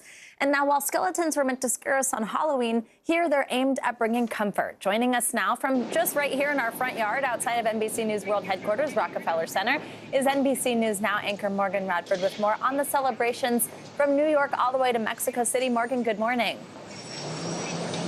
Hey there, guys. Top of the morning. That's right. We're here in the heart of 30 Rockefeller Plaza, and I'm standing here right now because of this incredible art exhibit behind me. And it's meant, as you mentioned, to honor Dia de los Muertos, or Day of the Dead, which is a Mexican tradition that certainly falls around the time of Halloween, but is a completely separate celebration, one that's not meant to be spooky or scary, but to really celebrate the circle of life. Take a listen. It's a celebration gone global. Dia de los Muertos, or Day of the Dead, is a Mexican tradition that's more than 3,000 years old, still being celebrated today. From popular movies for kids, welcome to the land of your ancestors. Miguel, we're your family, to parades in the heart of Mexico. And right here at home. This is a very special day for the Mexicans. And now in New York at Rockefeller Center, it's magnificent. From North Carolina to Kentucky and Colorado. Well, I think I'm done. The two-day holiday is meant to unite the living with the dead. It's a chance for family to get together and to remember collectively what was important. A time when the spirits of deceased loved ones are said to come back at midnight to visit ofrendas, or offerings, designed with all of the things that they once enjoyed in life. And this year, these ofrendas have taken on a whole new meaning during COVID. Did you do this all by yourself? Yes. All by yourself? All by myself. Isabel Hernandez created a 15-foot high ofrenda in her Chicago neighborhood to honor those who died. This year and last year, it was very depressing, seeing a lot of people, friends, family dying of this virus. Of COVID? Yes. So I just wanted to lift up the spirits and just to remember that even they're not here anymore, they're gone, they will never be forgotten. Which is why this year, after months of isolation and missed goodbyes, those who celebrate say now is the time to honor tradition. Whether through collective commemoration, we make ofrenditas, or tiny altars made by children. A moment to honor the legacy and the circle of life. So you guys may have seen ofrendas like the one here behind me, smaller versions in your neighborhoods or communities. But what's interesting about this particular exhibit is also these alebrijes. These are traditional figures of Mexican folkloric art. So they're fantastical creatures like dragons or animals, and they're really meant to honor the Mexican legacy and heritage. Back to you guys. Yeah, also the exhibit is absolutely gorgeous up close outside. So many of them are beaded and everything. It's really, really cool to see. Yeah. Love that they're doing that. Yeah, absolutely. Thank you, Morgan. Appreciate it. That does it for this hour of Morning News Now. But the news continues right now. Stick with us.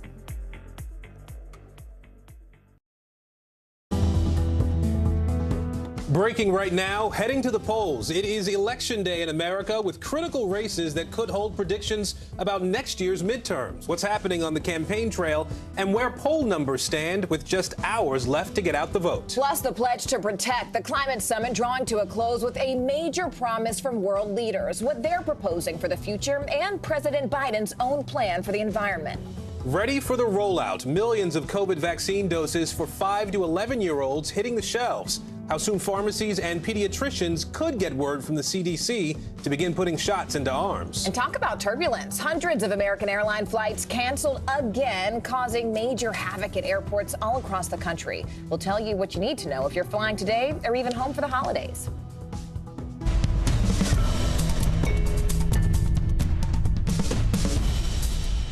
And good Tuesday, everybody. I'm Aaron Gilchrist. And I'm Morgan Radford. Thank you so much for joining us. We begin with breaking news, Election Day in America. Right now, polls are open with several major cities voting for new mayors and new governors. And some of those winners could very well make history. It is the gubernatorial race in Virginia, however, that's gaining national attention. Republican Glenn Youngkin and Democrat Terry McAuliffe are in a dead heat there. And the outcome of that race could be a sign of things to come for next year's midterms. Leading us off this hour, NBC News national political correspondent Steve Kornacki. He's at the big board breaking down poll numbers. Let's start, though, with NBC News reporter Gary Grumbach. He's on the ground for us in a rainy Virginia. I hope that's rain. Looks like it could be snow, actually. No, it's rain. Gary, Gary, let me ask you. I know that you've been following the Youngkin campaign for a while now. What's the feeling like right now among his campaign staff, among the candidate, and where are voters on this issue right now in this election? Hey there, Aaron. Yeah, it's really a sense of cautious optimism from the campaign. We're seeing he just wrapped up a 50-stop, 10-day bus tour across the Commonwealth of Virginia last night with a massive rally in Loudoun County. And his campaign says they know exactly what they need to do. They need to do really well in the suburbs. They need to overperform in the rural areas of this state.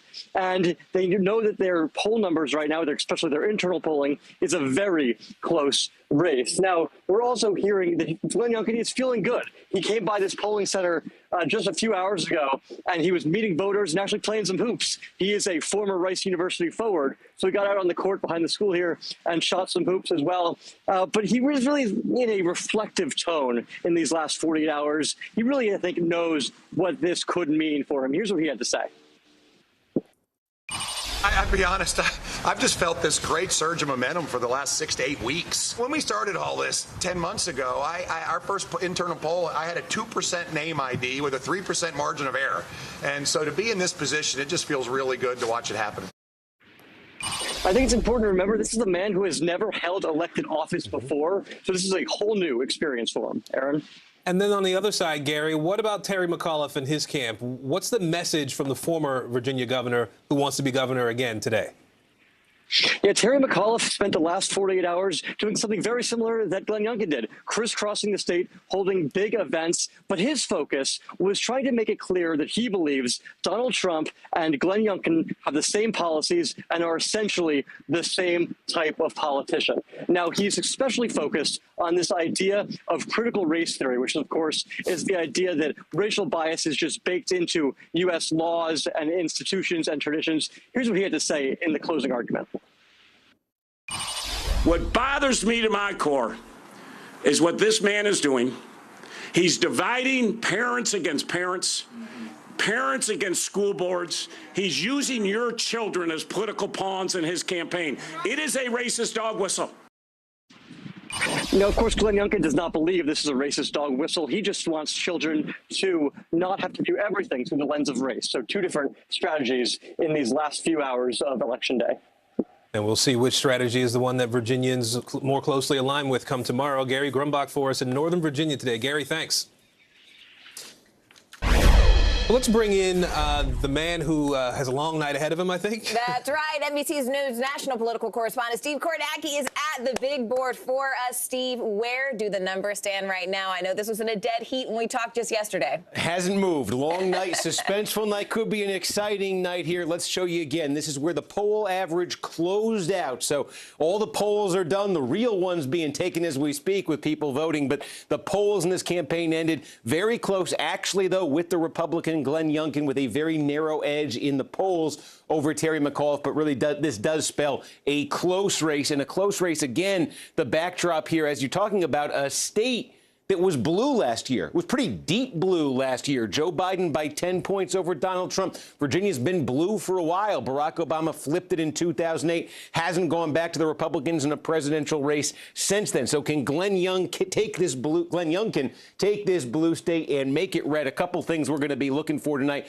We're talking a lot about the suburbs in Northern Virginia, definitely right outside of Washington, D.C. Also suburbs outside of Richmond. Let me show you a couple places here to keep an eye on when the vote comes in. Henrico County, just north of Richmond, more than 300,000 people here. You see, this was a big Biden area last year. He won it by almost 30 points over Donald Trump. But this is something we've seen with a lot of suburbs in Virginia and nationally. I want to show you what Henrico looked like before Donald Trump came along. So let's roll back the clock here to the last presidential election before Donald Trump ran. That would be in 2012. And look at Henrico then. It was still blue, but only by 12 points. Obama over Romney. 12 points pre-Trump, almost 30 points once Donald Trump becomes president. If you go south of Richmond to Chesterfield County, this actually was red. Mitt Romney won this in 2012. It flipped, became a blue county when Donald Trump became president. So, again, the question here for Glenn Youngkin, how much of that ground in places like the suburbs of Richmond, the suburbs of Washington, D.C., how much of that ground that was lost by Republicans under Donald Trump can he win back now that he's the candidate and Donald Trump is the former president? We're also going to be looking tonight, expect to spend a lot of time as these results come in the Hampton Roads area. There's a lot of population down in this part of the state. A couple places in particular, Virginia Beach. This is probably the closest thing there is to a bellwether city or county in Virginia. It's a city. It's 450,000 people, and it flipped. Donald Trump carried it in 2016. It's historically been a Republican city, but it flipped and went blue in 2020. Can Glenn Youngkin win that back? Can he make it red again? Also, if you just look next door in the city of Chesapeake, very similar story there. Trump won it in 16, flipped to Biden in 2020. Can Glenn Youngkin win that back? So these two might be, we'll see as the results come in tonight. Virginia Beach, Chesapeake, they could be shortcuts. Maybe as they go, so goes the state. That's certainly a possibility. But there are a lot of trends here and a lot of stories that we're going to talk about that are going to decide Virginia, that are going to also loom large in the midterm elections next year. That question of can the Republicans make inroads in the suburbs, that's not just a question for this race. That's a huge question for next year as Republicans try to win back the House. So that's why I look at tonight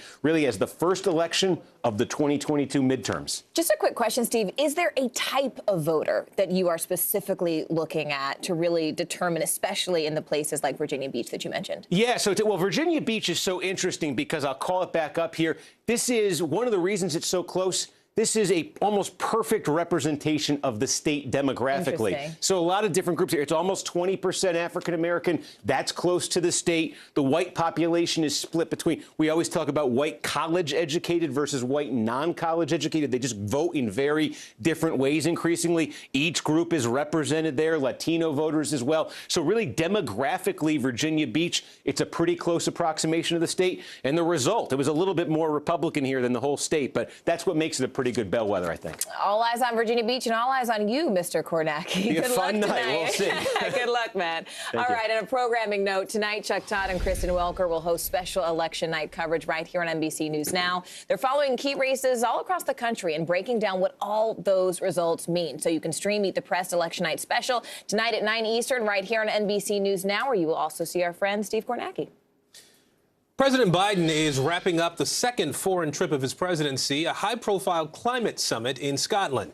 Today, the president made a major push for environmental change, calling for concrete commitments to slow global warming. All this while back at home, his economic and climate agenda is facing new challenges. NBC News correspondent Josh Letterman joins us now from Edinburgh, Scotland. Josh, talk to us about what specifically President Biden is calling for when it comes to climate change at the summit there.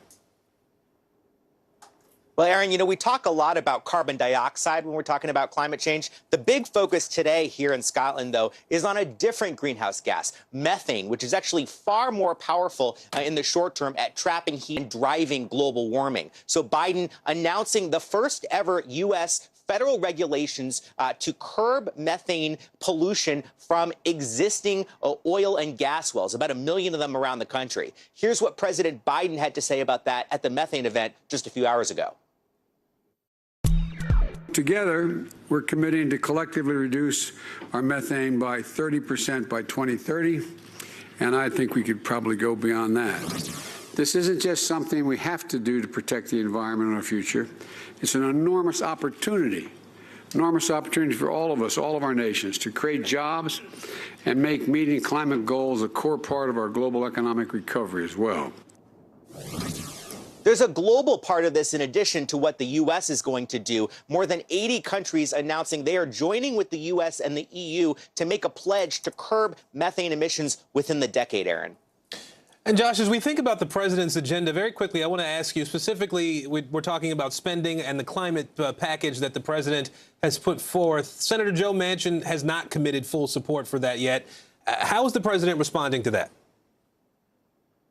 Well, Biden was asked several times by journalists during the events today, what about what Manchin said yesterday? The president has not responded specifically, but the White House put out a statement last night saying, look, Manchin says he's concerned about the impact of this legislation on inflation, on the debt. He says that the White House says all of those are addressed by this bill, that it will not contribute negatively to the economy, and therefore they say they're confident that ultimately Senator Joe Manchin will support it and they'll have the votes that they need to pass it.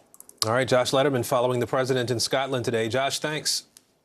And turning now to the coronavirus pandemic, where a critical decision is expected today in the race to vaccinate. The CDC's Advisory Council is meeting today and expected to give recommendations on Pfizer's vaccine for kids between 5 and 11. Now, once those arguments are presented and CDC Director Rochelle Walensky signs off, young children will finally become eligible for a vaccine. So to prepare for that final approval, the White House says millions of COVID vaccines are now making their way to doctor offices across the U.S. Many could be ready to use as soon as tomorrow. NBC News correspondent Stephanie Gosk is here with a closer look at this new rollout.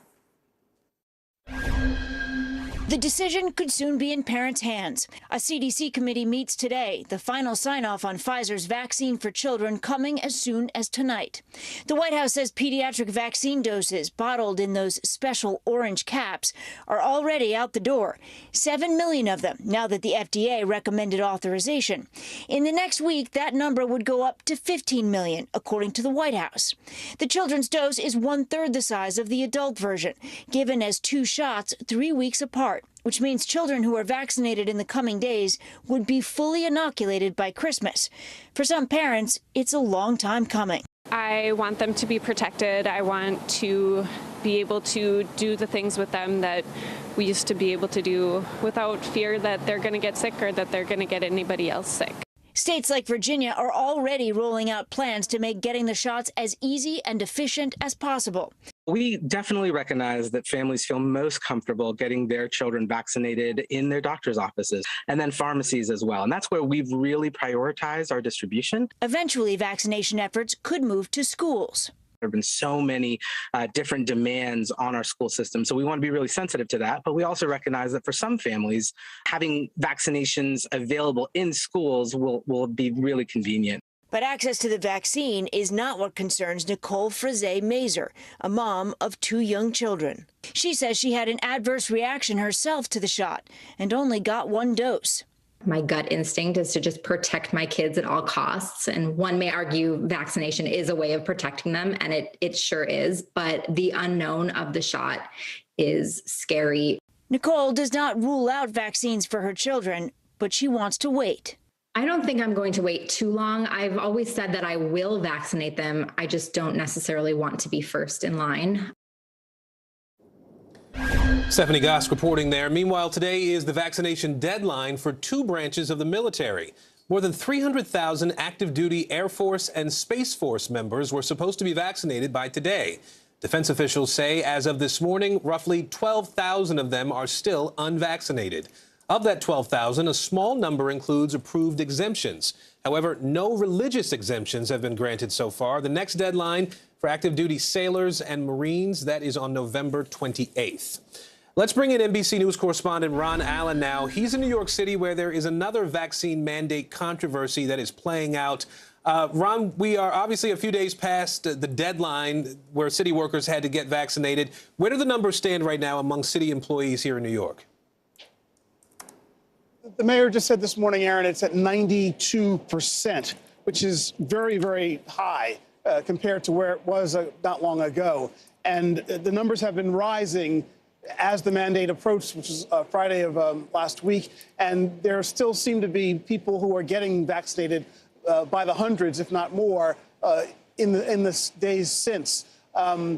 The police commissioner this morning said that the NYPD are now up to, for example, 85%. The number was lower not long ago. And the number also is rising for the fire department, which is an area of concern because in a relative sense, that number is still relatively low. But overall, there are some 9,000 city employees who are on unpaid leave. There are about 12,000 who have filed for a religious exemption. And just for context, there are about 375,000 total workers. So the bottom line is that the mandate is pushing people to get vaccinated. Some reluctantly, obviously, but it is working, city officials would say. And so, that's where we are right now. But the big concern, one big concern, is the fire department. You know, Ron, we heard predictions about the mandate causing firehouses, for example, to close down, city workers not being able to respond in emergencies. What impact has there been, if any, on emergency responses to this point? Well, the fire commissioner is insisting that there has been no slowdown, that the city is still protected, that there have not been any problems getting to any emergencies. Here's some of what he had to say about the situation overall. Take a listen. There are 18 units out of service. There are no firehouses closed. The fire department has 350 units. So let's take that in perspective. There are understaffed units, and that understaffing could end immediately if members stopped going sick when they weren't sick. And we hope that ends very soon. He said that the number of firefighters calling in sick is about 3 times the normal number, and the fire union has pushed back at that, insisting that their members are not taking sick. There are a number who have asked for religious exemptions and so forth. But again, that's perhaps the most concerning situation in the city overall, the FDNY, and it's still relatively low vaccination rate, although it has been rising a bit in the recent days. Aaron? All right, Ron Allen for us here in New York City. Ron, thank you. New details are emerging following that deadly movie set tragedy involving actor Alec Baldwin. The film's assistant director is now breaking his silence for the very first time. A crew member is also going public with his worries about safety on set. This is all in the days that led up to that tragedy. Here's NBC News national correspondent Miguel Almaguer. Aaron and Morgan, Dave Halls is the assistant director on the set of Rust. He's one of the last people to actually inspect that weapon. He's the one who handed the weapon to Alec Baldwin and yelled out, "Cold gun." Now he's speaking out.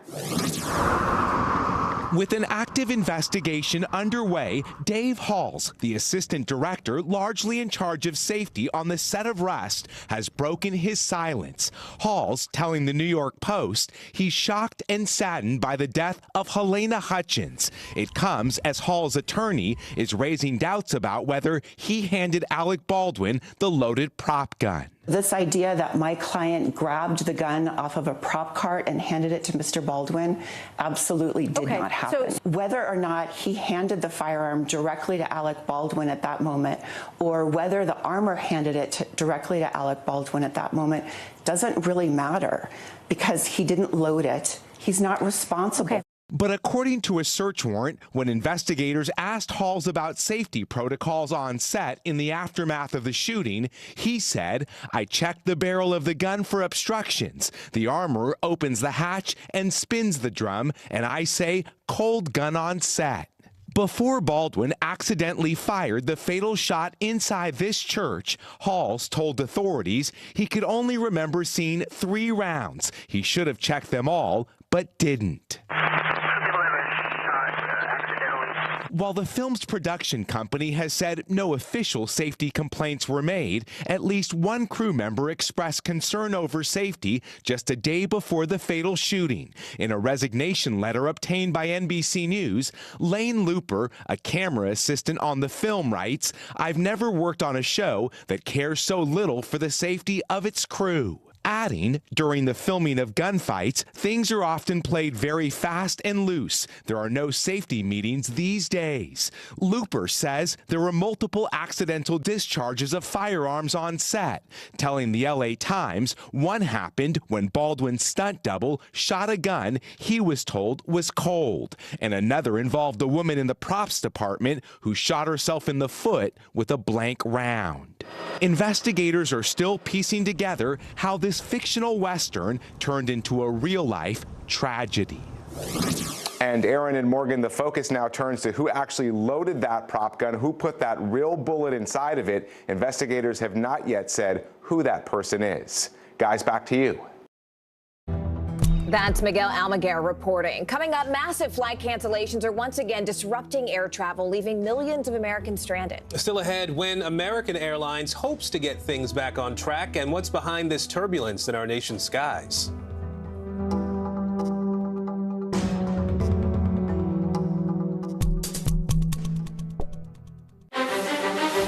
This isn't about spending going forward. This is about spending that's already happened.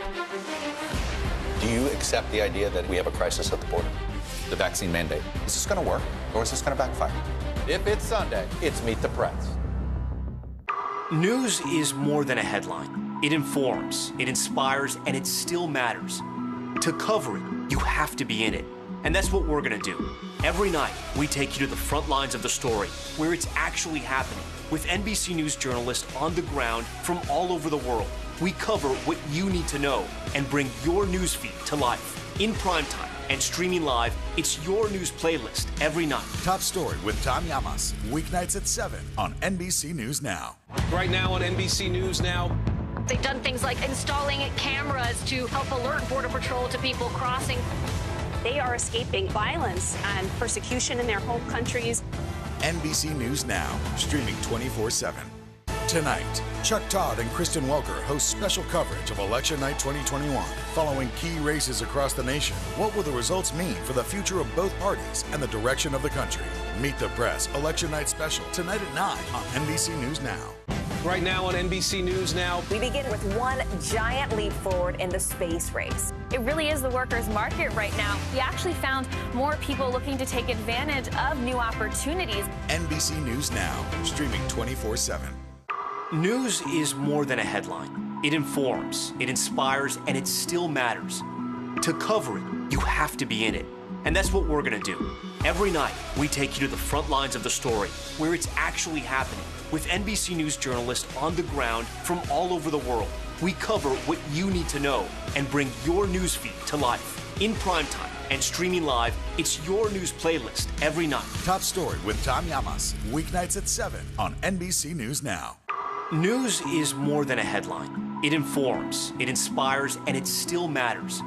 To cover it, you have to be in it. And that's what we're going to do.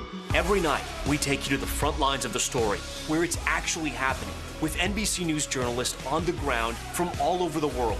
We cover what you need to know and bring your newsfeed to life. In primetime and streaming live, it's your news playlist every night. Top Story with Tom Llamas, weeknights at 7 on NBC News Now.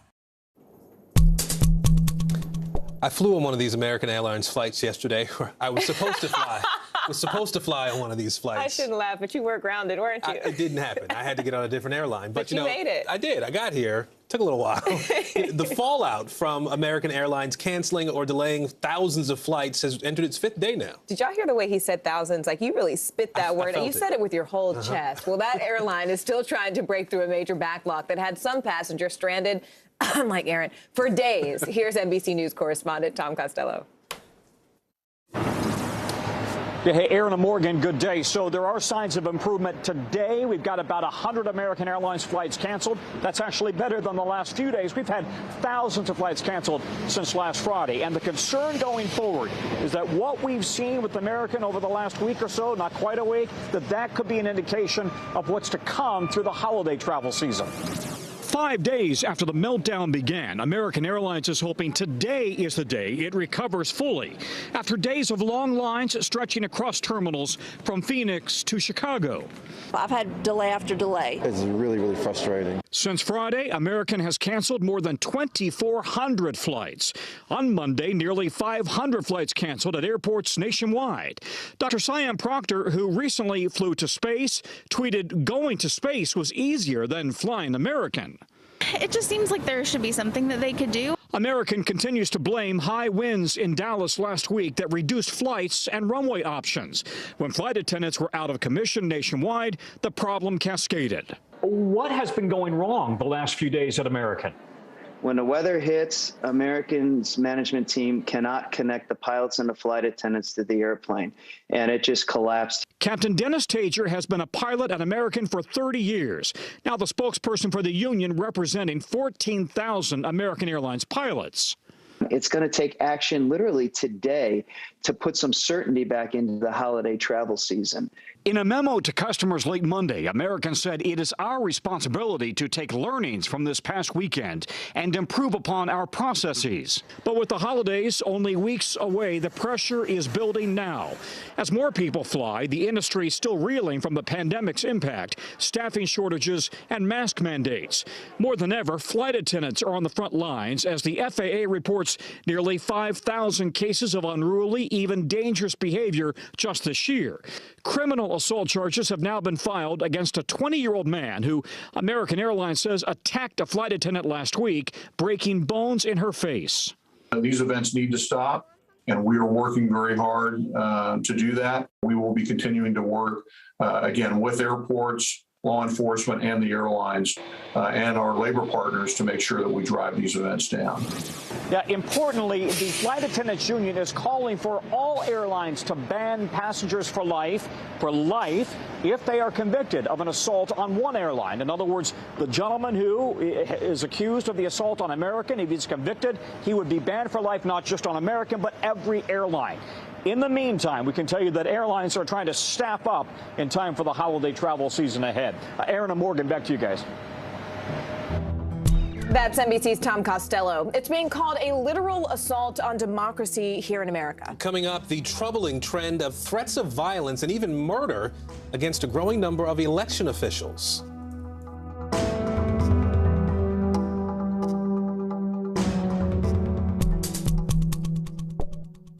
Good morning, I'm Savannah Sellers. I'm Joe Fryer. Right now on Morning News Now. Another giant leap for mankind. Some interesting things going on across the lower 48. Flights are returning to normal this morning. Morning News Now, streaming weekdays at 7. To cover the news, you have to be in it. We'll take you to the front lines of the story, bringing your news feed to life. Streaming live every night. It's your news playlist. Top Story with Tom Llamas, weeknights at 7 on NBC News Now.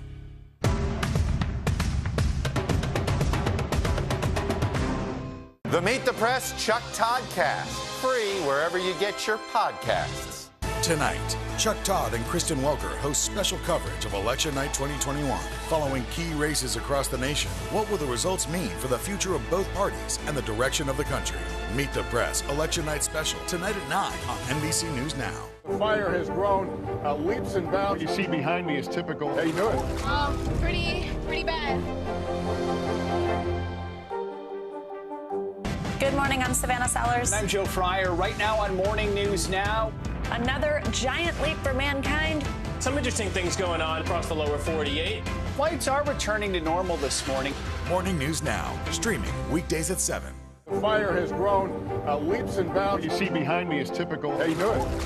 Pretty bad.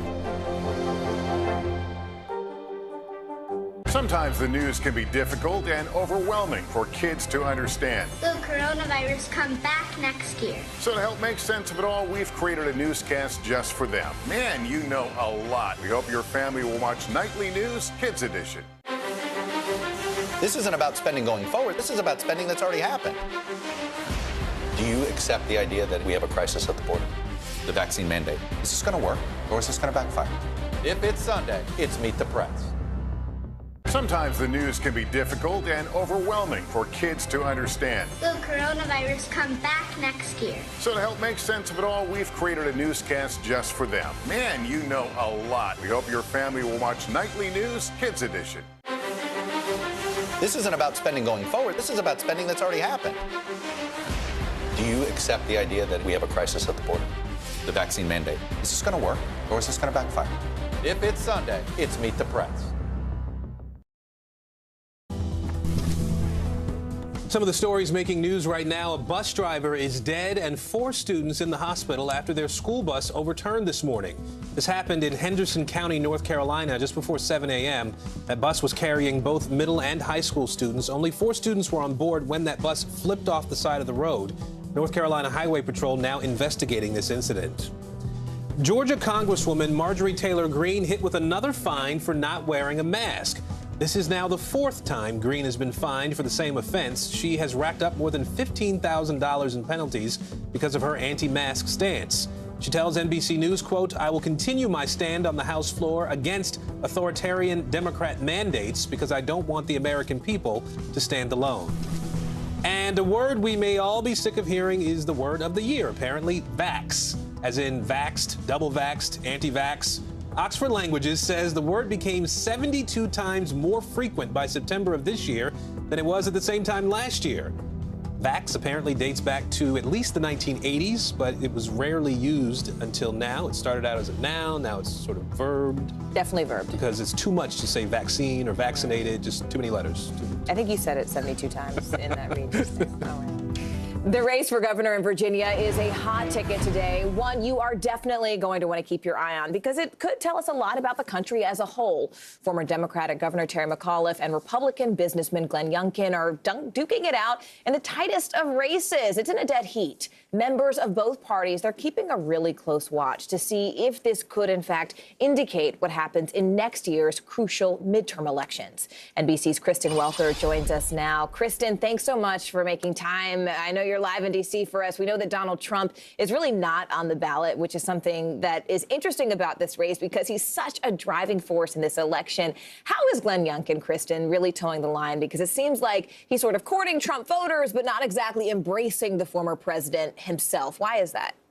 Hi, Morgan. It's so good to see you. Well, that's exactly right. What we are seeing is Glenn Youngkin walk a really fine line. On the one hand, accepting the endorsement of former President Trump, being very careful not to alienate his voters, taking a page out of his playbook to some extent, stoking some of the culture wars here in Virginia, but at the same time, not appearing with him in person. Remember, Virginia is a state that Mr. Biden won by 10 points. So what Glenn Youngkin needs to do is not only to win Republican voters, but he's got to win back some of those key voters that Republicans lost in 2020, suburban voters, independents, women in the suburbs. So that's a high bar for him, but he is making inroads by doing exactly what we are talking about with former President Trump and also by making education one of the big issues that he has been talking about. Now, for his part, Terry McAuliffe is trying to link the two at every single turn,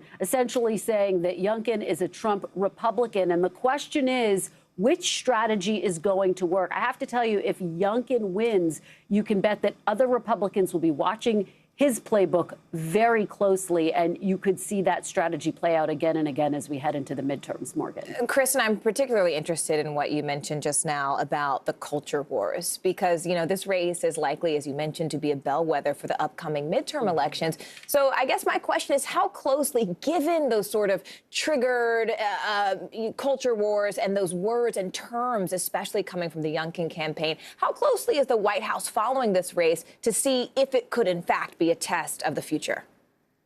The White House is watching this race very closely. And of course, when you think about some of the issues related to education, we know Glenn Youngkin has been very clear he opposes what has been called critical race theory. That is a method that teaches of the impacts of racism on American history.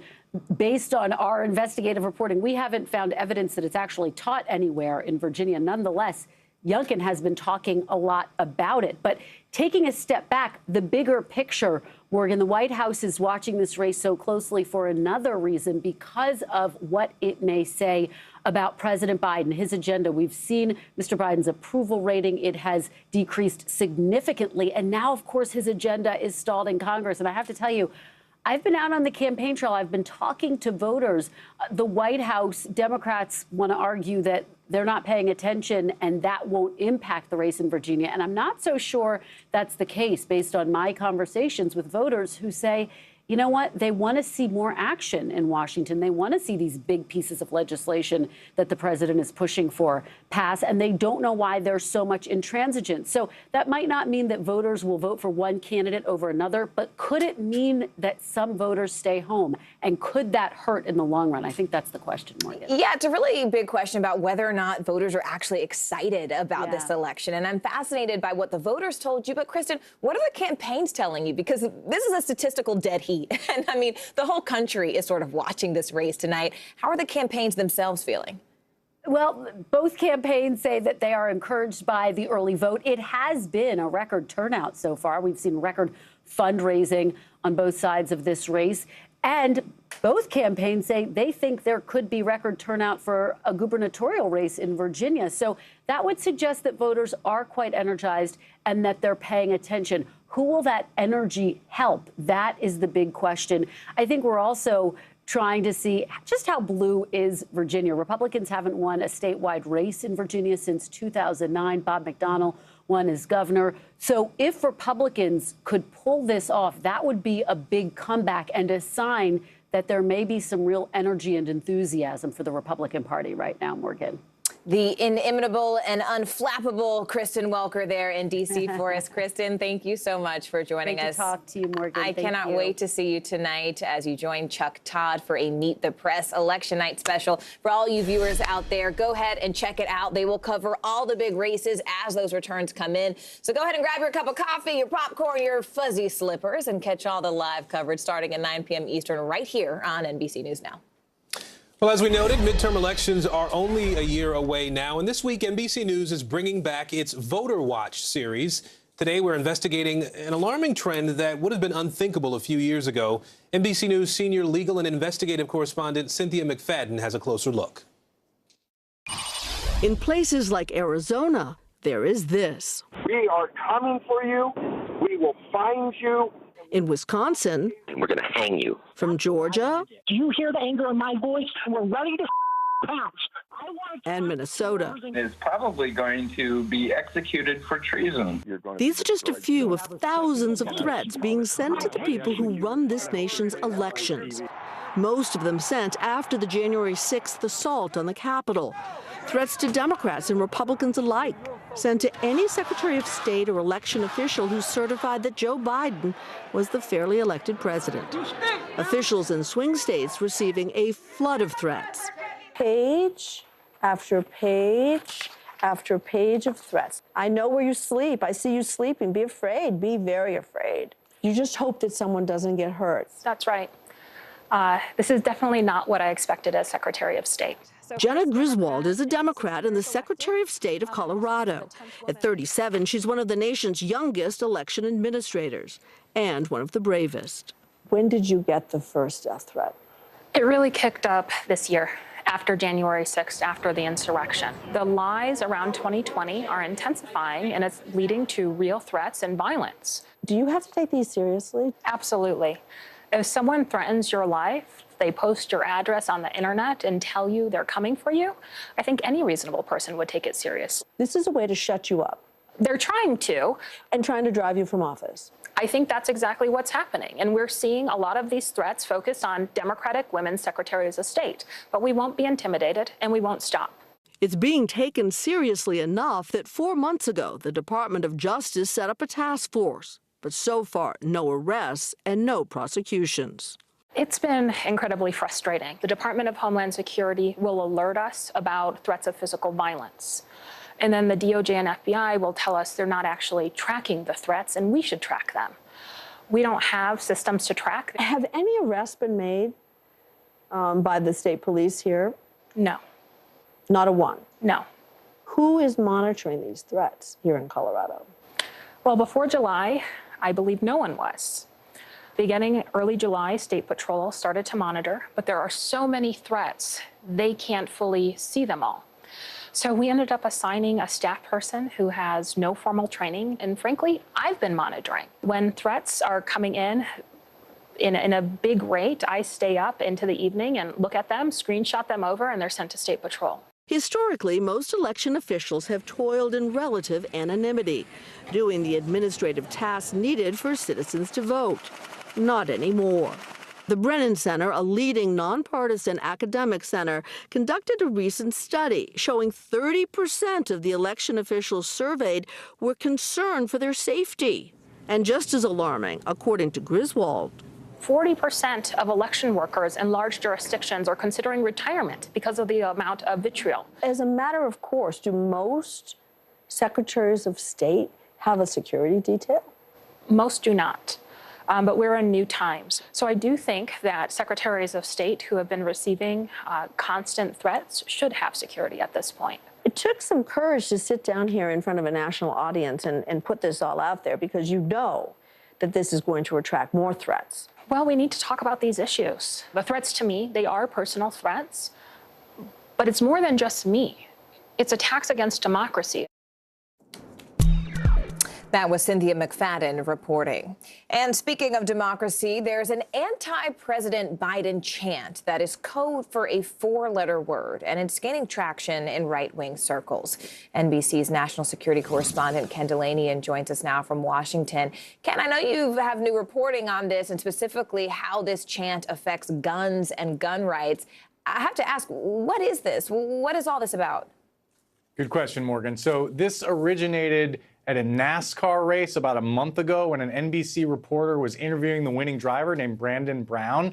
And behind them, a crowd was chanting expletive Joe Biden. And the reporter, either because she didn't hear what was being said or was trying to sort of gloss it over, said, oh, they're saying, let's go Brandon. And people on the right immediately seized on that, accusing her of a cover-up or just deciding that that is a great stand-in for using profanity against the president of the United States. So let's go Brandon is now a right-wing code, a right-wing meme.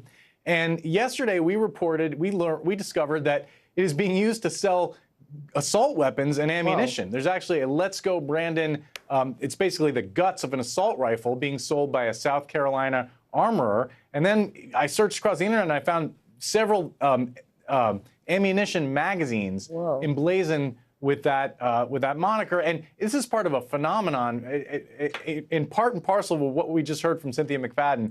Our politics has become so angry and vitriolic. Yeah. And most people who engage in this, Morgan, think it's a joke and it's a way of, quote unquote, owning the libs. But my sources in the national security world worry about the small percentage of people who take this seriously, particularly when you marry guns and hatred against the president of the United States. It's a dangerous combination. It's dangerous and it doesn't end well. Speaking of seriously, though, Ken, how seriously is the Secret Service taking this? So, of course, I reached out to them because, there have been many incidents where potential threats to a president like this or even talk of violence around a president has been investigated by the Secret Service. They declined to comment. And actually, when I tweeted about reaching out to the Secret Service, that drew its own fury in right-wing circles. The idea that the Secret Service would even investigate this, people on the right are so convinced that it's their free speech right to use profanity to malign the president of the United States. That's how far we've come in this world. You know, there was a day when a member of Congress standing up in the middle of Barack Obama's State of the Union speech and shouting, "You lie," was a national story. Right. And now blank Joe Biden is a meme on the right that's happening every day in this country. Gosh, I wish we could just figure out a way once and for all, Ken, to just turn the heat down. Because when it comes to security threats, this has just all become too much, especially on the heels of January 6th. Ken Delaney for us there, live from Washington. Thanks for bringing this to us, Ken. Really interesting and important story. Well, it's being called the Rainbow Wave, and it's helping to turn the political tide. Yeah, coming up next, we're going to tell you all about the candidates who could shatter glass ceilings with some pretty historic wins today. Stay with us.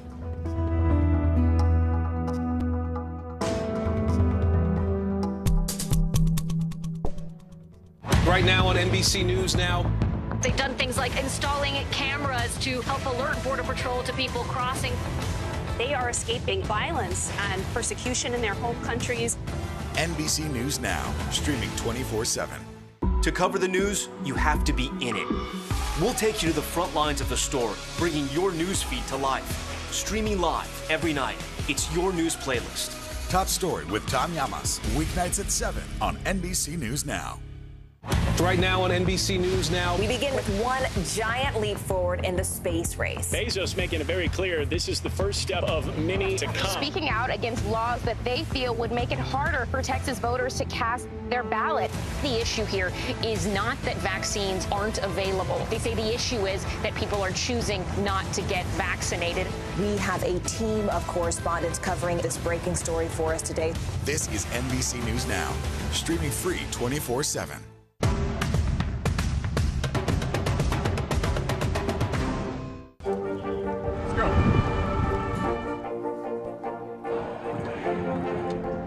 And good evening from New Orleans. There is breaking news. There you go.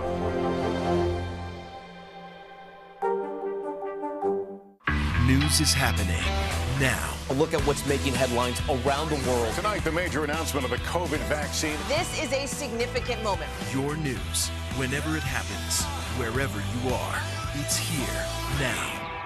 Let's go.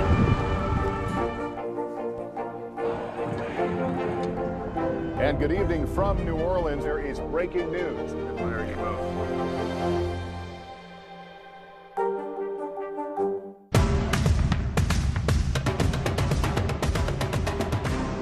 The Meet the Press Chuck Toddcast, free wherever you get your podcasts.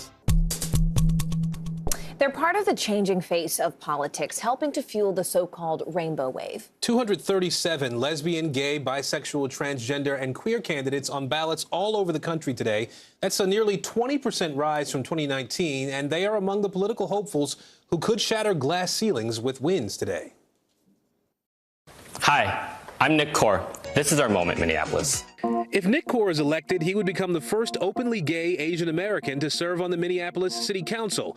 The same city has the nation's most aggressive police reform on the ballot.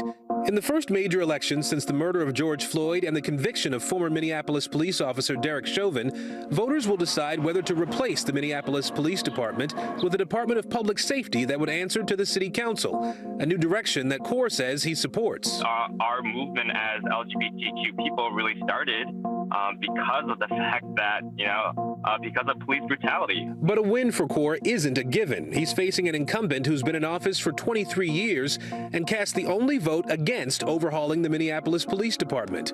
Lisa Goodman's campaign website says she supports adding more officers to the streets, not fewer.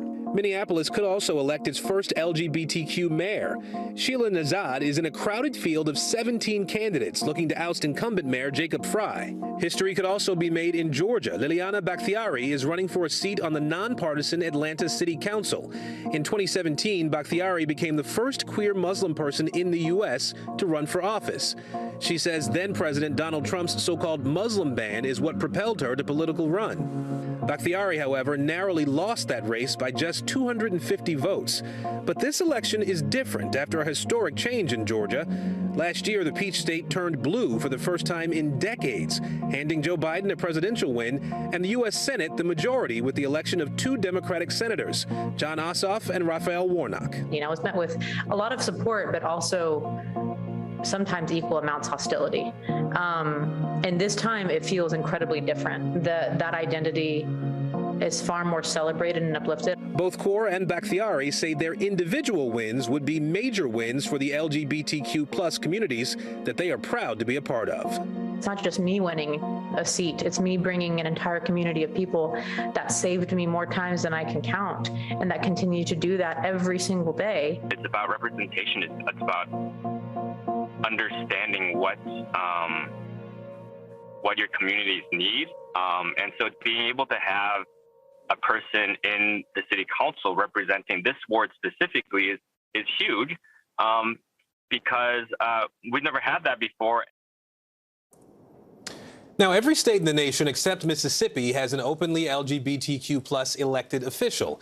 According to the numbers from the LGBTQ Victory Institute, as of right now, there are fewer than 1,000 gay, lesbian, bisexual, or transgender elected officials in the U.S.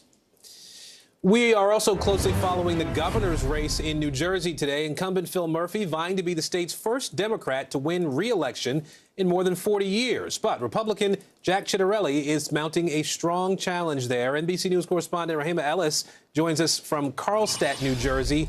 Rahima, how close is this race right now, and how is it going to be looked at on the national level? Hey there, Aaron. The candidates have been pounding the pavement, and the volume of their political ads would suggest that this race is very close. But Murphy started this race, Governor Phil Murphy, who is the incumbent, he started this race with a pretty sizable lead, and that was based primarily on his handling of COVID. But as we've gone on in this election process, some other issues have risen to the surface, such as education, women's rights, climate change, and taxes. His opponent, Ciattarelli, is pounding the pavement about how high the taxes are here, especially the fact that New Jersey has the highest property tax of any state in the nation. Look at the latest Monmouth poll, which shows what is happening with these candidates as far as where they stand. We've got a full screen of it for you. According to the Monmouth poll, Murphy has an advantage at 50%. Ciattarelli is coming in at 39%, and other is coming in at 11%. And I'll leave it up to your experts back there in the studio to figure out if that 11% went to 39. That's 50%, and that seems like it pretty much is a dead heat, but others are saying it's not exactly that. But the question becomes one of what does it mean all across the country and the impact it has. These candidates, however, are trying to stick to that notion that all politics is local. Listen to what they said. We're successful, and obviously I hope we are. I think it's going to say, you know, the stuff that they're debating in Washington is not abstract. It's not theoretical. We know it works because that's exactly what we're doing in New Jersey. Unlike Phil Murphy, I've been very, very transparent about my policy positions on this matter. I'm vaccinated. I promoted my vaccination. I strongly encourage people to get vaccinated. Do I believe that government has a right to tell any adult or child they have to be vaccinated for this virus? I don't. That said, look, both of these candidates would like to win, and they'd like to win strong because of what that might signal across the country. Murphy, in particular, would love to see a double-digit win, so it might say for Biden and others that the Democrats still do have juice, even if it's starting right here in New Jersey. Aaron? All right, we'll see how it turns out. Rahima Ellis for us in New Jersey today. Rahima, thanks. Meanwhile, Democrats and Republicans are closely watching today's critical races across the country to really strategize ahead of next year's midterms. Let's go ahead and bring in NBC News senior political editor Mark Murray now. Mark, I've been waiting to talk to you all day about this Virginia governor's race because I really want to talk about how the outcome of this specific race will shape the midterm strategy for both parties, because we know they're both watching all day and all night. Yeah, Morgan, part of it is actually test driving different messages that people are going to try for the midterm elections a year from now. And so we're seeing Republicans really lean into education or critical race theory, big cultural issues. Democrats, including Terry McAuliffe in this race, have really tried to bring up the specter of Donald Trump as well as January 6th and a whole lot of other issues that are in between. So those issues, but then also, you know, it's going to be able to see if Republicans can win or keep it close in Virginia. That also means that places like Michigan and Wisconsin are going to be really close in 2022. And Mark, I have to ask you really quickly before we hit a break here, but I'm dying to know, you know, we just heard Rahima mention the saying, all politics are local. But what are some of the issues in these local elections that are really leaving a footprint on federal politics in Washington? Morgan, outside of New Jersey and Virginia, it's going to be election day. We're in other places across the country. We're seeing mayoral contests in places ranging from Atlanta and Cleveland to Buffalo, where there's a Democratic Socialists of America backed a Democratic nominee who's running against the incumbent who wants to actually be who's the write-in candidate there. So that is really fascinating. Detroit is also another mayoral contest. And then we're going to see special congressional elections and primaries in Ohio as well as in Florida. All right, NBC's Mark Murray for us there. Mark, as always, thank you. Advocates are calling it a miscarriage of justice. That's right. After the break, the rise in women being sent to jail for having a miscarriage and what's being done to free them. Stay with us.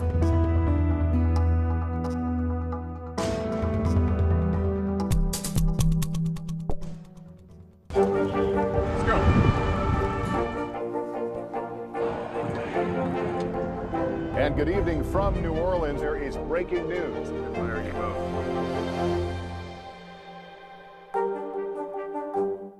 Right now on NBC News Now. We begin with one giant leap forward in the space race. Bezos making it very clear this is the first step of many to come. Speaking out against laws that they feel would make it harder for Texas voters to cast their ballot. The issue here is not that vaccines aren't available. They say the issue is that people are choosing not to get vaccinated.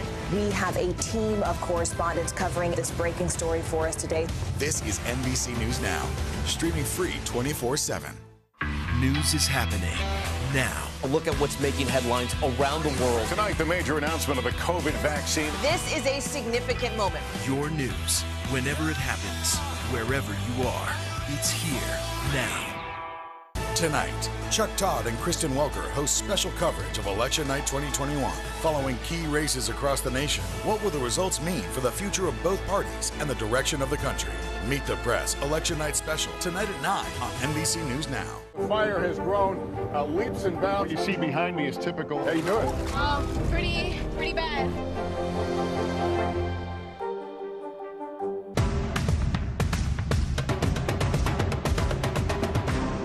Sometimes the news can be difficult and overwhelming for kids to understand. Will coronavirus come back next year? So to help make sense of it all, we've created a newscast just for them. Man, you know a lot. We hope your family will watch Nightly News Kids Edition. Good morning, I'm Savannah Sellers. I'm Joe Fryer. Right now on Morning News Now. Another giant leap for mankind. Some interesting things going on across the lower 48. Flights are returning to normal this morning. Morning News Now, streaming weekdays at 7.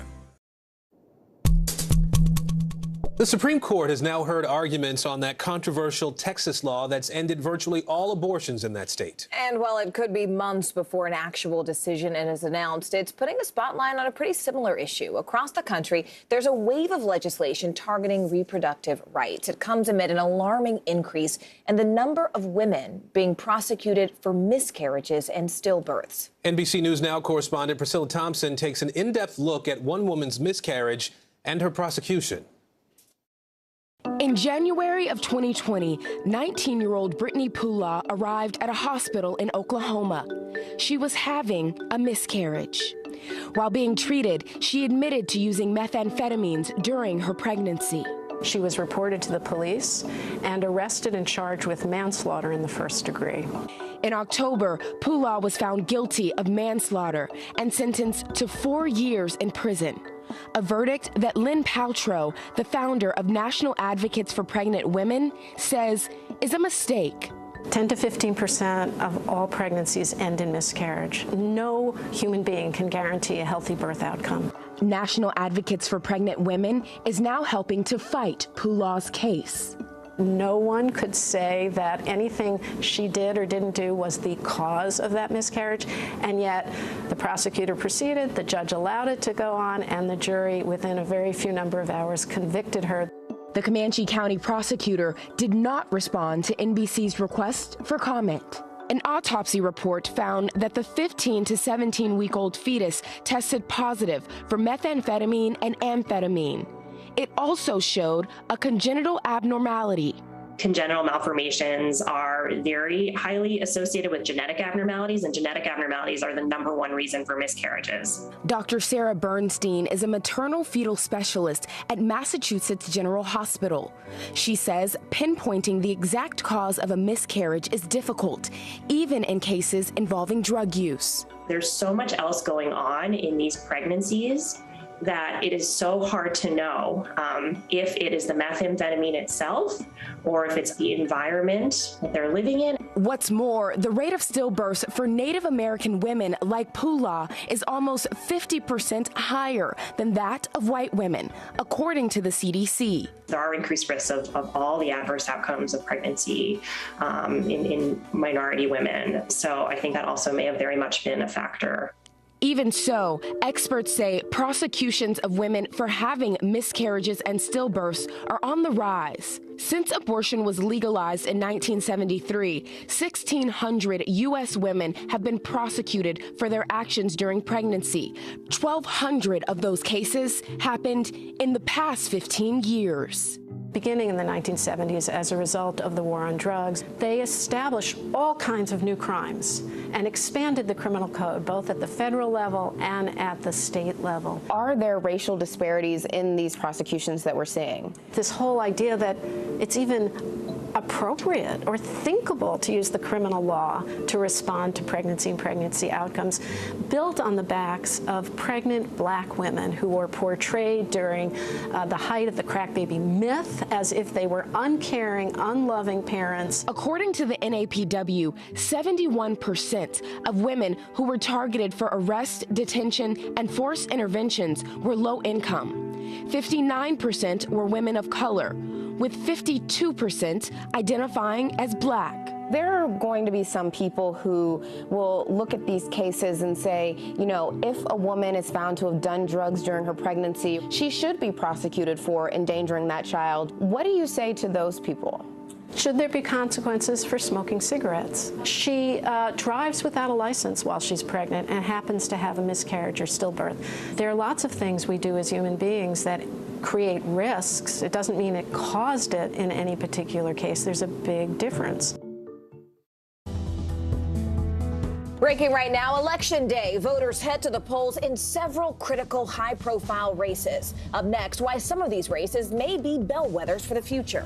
World stage. President Biden announcing a global pledge to fight climate change. His message to world leaders and promise to help protect the earth. Shot of hope. Millions of doses of children's COVID vaccines shipping out across the country. How soon we could get word from the CDC to put those shots into arms. And buy now, pay later. The new payment option you could see at the register this holiday season and how it could help you wrap up your holiday shopping.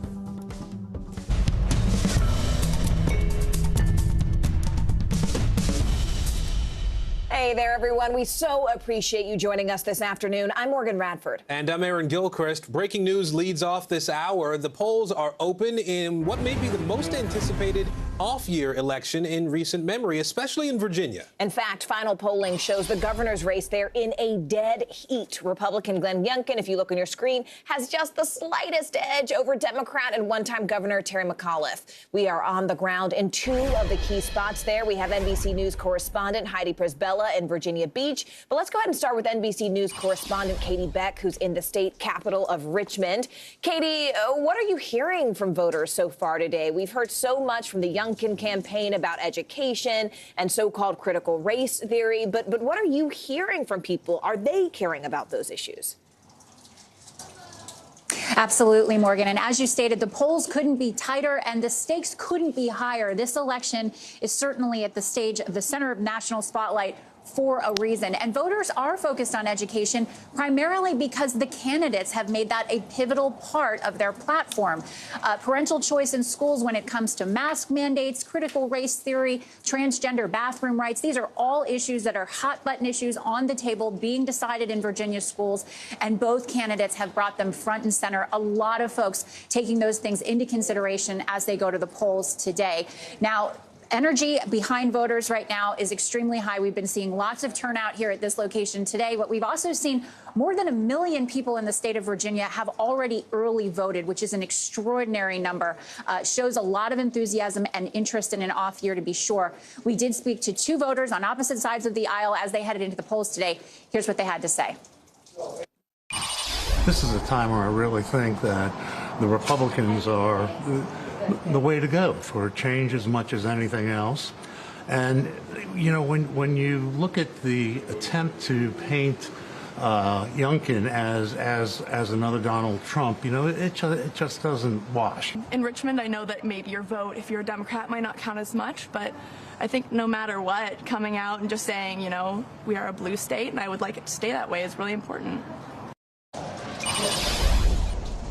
Yeah, so obviously, Morgan, just hearing from those voters, you can tell how divided the opinions are, certainly represented in the polls that we're seeing with these two in a neck-and-neck race right now. Neck-and-neck race, and I know, Katie Beck, it's going to be a long night for you there as you're following those election results from Richmond. Katie, thank you. Let's move south now and east to Virginia Beach. That's where we find NBC News correspondent Heidi Presbella. Heidi, I'd like to talk a little bit about turnout in this election. Obviously, there are big parts of the state where we see large population centers, but how key is turnout going to be in this election, and what's it been like so far where you are? Well, especially for Democrats, Aaron, given that they have a 450,000 voter advantage here based on Biden voters. And here's what we know so far. Early voting is already a record, and it's not even close. 6 times more than what we saw in the 2017 gubernatorial election. That's about 1/5 of the entire electorate. As you can see from the chart, that really does redound to the benefit of Democrats. However, Republicans are also encouraging their voters to get out and vote early. There was a new law here in 2020. As far as what we're seeing outside this polling location, it's just brisk. A lot of people voting over the past couple of days. We've interviewed many of them. Anecdotally, we're getting, pulse for a lot of Youngkin support. But at the same time today, we've seen a ton of voters come in and also take that Democratic sample ballot. And so we're not going to be able to call this neck and neck race until much later in the day, certainly not based on volume at any particular polling location. And I'm curious, Heidi, we heard Katie talk about what the reality is for voters in Richmond. Hampton Roads, obviously a heavily military area. What are some of the issues that voters are talking about at the polls today?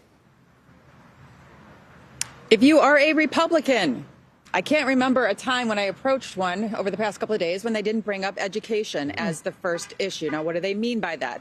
They mean more control by parents of the curriculum in schools. There's mentions of critical race theory, although we didn't really get any evidence of exactly what is in the curriculum that they find objectionable and defines as critical race theory. But both candidates are really leaning into this. We had dueling closing ads on education, and also Democratic voters just talking about this still being a referendum on Trump. Take a listen to what the voters had to say.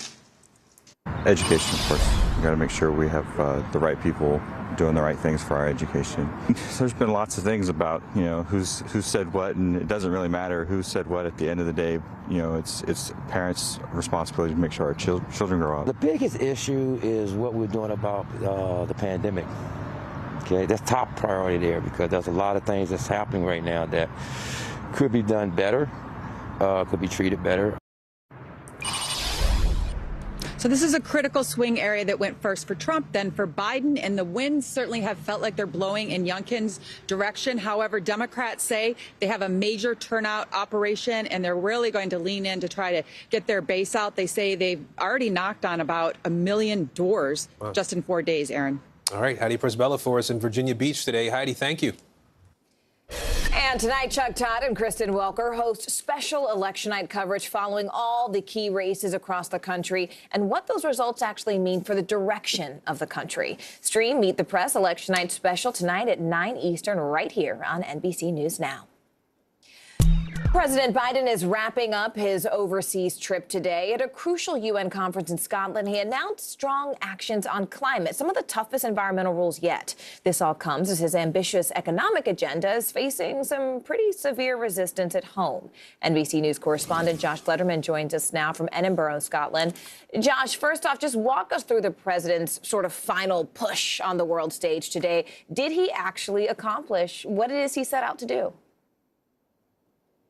Goal one for the president here in Scotland was to reassure foreign leaders that the U.S. is back in the game on climate change after, of course, former President Trump pulled the U.S. out of the Paris Climate Agreement.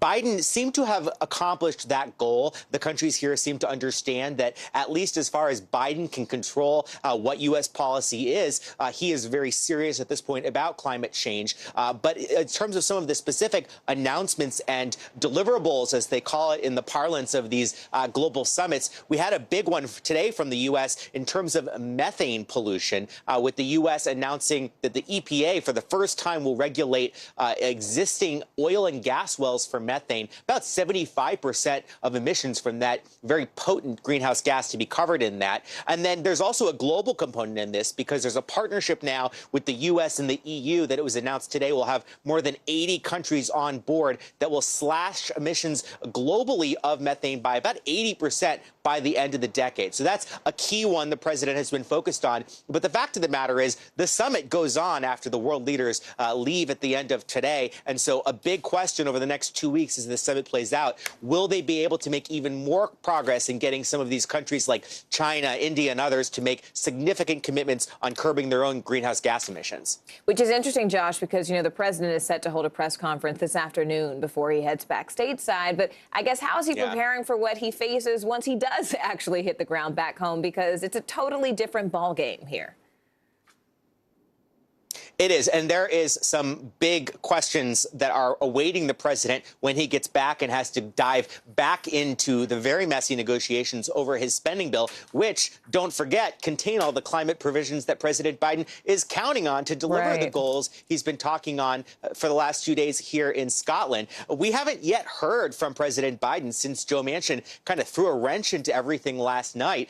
He's been asked about it in some of the meetings today. He hasn't responded, so we are eager to hear from President Biden in this final news conference how he's going to tackle that, whether he really thinks Manchin is on board like he had been indicating prior to Manchin's comments, and what his next strategy will be to make sure that these key parts of his domestic agenda are actually able to come to fruition, Morgan. All right, NBC's Josh Letterman for us. They're following the president in Scotland. Josh, as always, thank you. Let's turn now to the coronavirus pandemic and a historic decision set to take place today. A CDC advisory panel is meeting to give recommendations on the Pfizer vaccine for young kids. The FDA authorized it last week. Now, if CDC Director Rochelle Walensky signs off on the recommendations tonight, kids 5 to 11 can get the vaccine as soon as tomorrow. And in preparation for the final approval, the White House says millions of vaccine doses are already making their way to doctors' offices all across the country. The children's doses are carefully labeled with an orange cap if you look closely at your screen, while the adult doses are labeled with purple. We have a great team of correspondents here with us now to break this all down for us. So let's go ahead and start with senior medical correspondent Dr. John Torres. Dr. John, the FDA signed off on the kids' vaccine on Friday. Now the CDC is going to pick up the baton here with its advisory panel today. What's the difference between their approvals? And Aaron, this is something that I think a lot of us have gotten used to over the last year and a half, is going through the process here to get these authorizations, the emergency use authorizations. And the best way to think about it, it's a 4-step process. The first 2 steps involve the FDA. There's an advisory committee that recommends that go forward with the emergency use authorization. And then the FDA commissioner picks it up and says, yes, I'm going to sign off on the emergency use authorization. That authorizes physicians and companies across the country to use those vaccines. That's the authority behind it. But then the CDC steps in and they give us information on how we should use it, the who's, the what's, the when's, the where's, and that's what they're doing right now. So the advisory committee for the CDC is sitting down as we're speaking right now, and they're going over, do they want to go with that recommendation for the authorization, and how they want to proceed forward. In other words, 5 to 11-year-olds are going to get it 3 weeks apart, this certain dosing to 10 micrograms. They'll go through those specifics. Once they give their recommendation, then the head of the CDC will sign off on that, more than likely, and that could be any time now. And at the same time, Dr. John, this is flu season, too. There's some kids who haven't received their flu shots just yet. Should they get both the Pfizer vaccine and their flu shot when they go in for the vaccine? And Aaron, the overall answer is yes, they need to get both, because the flu season, we don't know how bad it's going to be, but there are some predictions that could be a bad one. And you can get both shots at the same time. You can get one shot the day before, the day after the other ones. It doesn't matter with the flu vaccine and the COVID vaccine. The important part is once it gets that emergency use authorization, if your child is in that age group, to go ahead and get both vaccines. And very quickly before I let you go, the risk of heart inflammation is something that we've talked about a lot over the last several months. It's causing the FDA to delay its decision about the Moderna vaccine for kids, for that 12 to 17 group. What more can you tell us about that? And so the FDA is delaying their decision for Moderna just to get more information behind this. But if you look at the numbers, and I know a lot of parents are concerned because they hear about this, but if you look at the numbers, 16 to 29-year-olds are the ones that are mostly affected, mostly males. And as the age groups get younger and younger, doesn't seem to affect them as much. We think it has something to do with them being beyond puberty. But even if you look at the higher risk groups, even in that group, it's less than 1/100th of 1% that actually contract this myocarditis, the heart inflammation, and they mostly recover very quickly from it. The myocarditis they can get from COVID is worse, and so that's one of the things that a lot of people are pointing attention to. You don't want to get COVID, you want to get the vaccine. All right, Dr. John Torres, we appreciate it. Thank you. Opening statements in the trial of Kyle Rittenhouse got underway today, and it comes a day after a jury of 20 people was seated to hear the case. Rittenhouse is facing multiple charges, including intentional homicide, after he shot 3 men, 2 fatally, during last year's protest against the police shooting of Jacob Blake. Lawyers for Rittenhouse have said he acted in self-defense. He faces the possibility of life behind bars if, in fact, he is convicted. NBC News correspondent Gabe Gutierrez has been following the trial and joins us now just outside that courthouse there in Kenosha, Wisconsin. Gabe, one of the most fascinating things about this trial is the terminology, is the nomenclature that the people inside that courtroom are allowed and not allowed to use, such as the word victim. Can you explain what those words are and what were the main takeaways from today's opening statements? Hi there, Morgan. Good afternoon. So, yes, as you mentioned, last week during pretrial hearings, the judge made national headlines by saying that the prosecution and the defense in this case could not refer to the people that Kyle Rittenhouse shot as victims, but that they could be referred to as either rioters, arsonists, or looters if evidence was presented that proved those claims. The judge saying that the reason he didn't want the people being shot being referred to as victims or even alleged victims is that it was a loaded term. Certainly, Jacob Blake's family. He was of course, the black man who was shot by a white police officer, and that sparked the protests and the unrest in Kenosha. His family took issue with that. We spoke with his uncle yesterday. So certainly, that has been a controversial part of this trial so far. But the judge has said that it's his policy to do that, so it shouldn't come as a surprise. However, Morgan, I want to turn to what's going on in the courthouse behind me today, and that opening statements are underway, and we heard from the prosecution a short time ago about what this case rests on. Let's take a listen at what the prosecution had to say just a short time ago. The evidence will show that the only person who killed anyone was the defendant, Kyle Rittenhouse. The evidence will show that hundreds of people were out on the street experiencing chaos and violence, and the only person who killed anyone was the defendant, Kyle Rittenhouse. We will show you videos of some of the events that night, of police, tear gas, rubber bullets, and yet the only person who killed anyone was the defendant. So again, that was the prosecution's opening statement just a short time ago. Right now, the defense's opening statement underway, and the defense is essentially saying, look, this was a classic case of self-defense. Kyle Rittenhouse's attorneys are arguing that he was attacked by several people, including one who tried to beat him with a skateboard, and that's why he opened fire with an AR-15 style rifle. Of course, the prosecution says that he came across state lines, he lived in Illinois, came to Wisconsin, and he should not have had that gun because he was just 17 years old at the time. So again, opening statements underway right now. Then we expect testimony to begin. Morgan, this trial is expected to last about 2 weeks or so. Morgan? Gabe, I was doing just a little bit of research here, and 179 jurors were summoned. 20, as we mentioned, were selected. 19 are white. 1 is black. Please, for our viewers, help them understand what went into the selection of this jury. What do we know about them, and what were some of the considerations that were made during the selection? Well, yeah, Morgan, you know, having covered other trials like this before, including, you know, there was that high-profile trial, of course, in Minneapolis with the Derek Chauvin trial, of course. That jury selection process took quite a long time, several days, weeks. In some cases, these jury selection processes go on for. And in this particular case, the judge decided not to send out a questionnaire, for example, to try and weed out some potential jurors. You're right, more than 150 jurors were part of the prospective pool yesterday. And the judge said that he thought that he could be able to select this jury pool in one day. That seemed unlikely during some parts of the day, but in fact, he did do so. And some of the questions that came up during jury selection, you know, they asked him, you know, such questions of, you know, how familiar you are with this trial. But one of the questions that kept coming up is your thoughts on the Second Amendment and gun questions as well. And that appears to be, it will be quite a theme of this trial, although the judge also tried to stress that this was not a political case, that that the jurors should focus on the charges against Kyle Rittenhouse. But at the end of the day, he was able to select 20 jurors, as you mentioned, 11 women, 9 men, only 1 person of color, however. So those jurors are now in the courtroom listening to opening arguments, and this trial is now fully underway. Morgan? Which, of course, Gabe, has many across the country wondering if this is, in fact, a jury of peers, certainly peers of people who were targeted.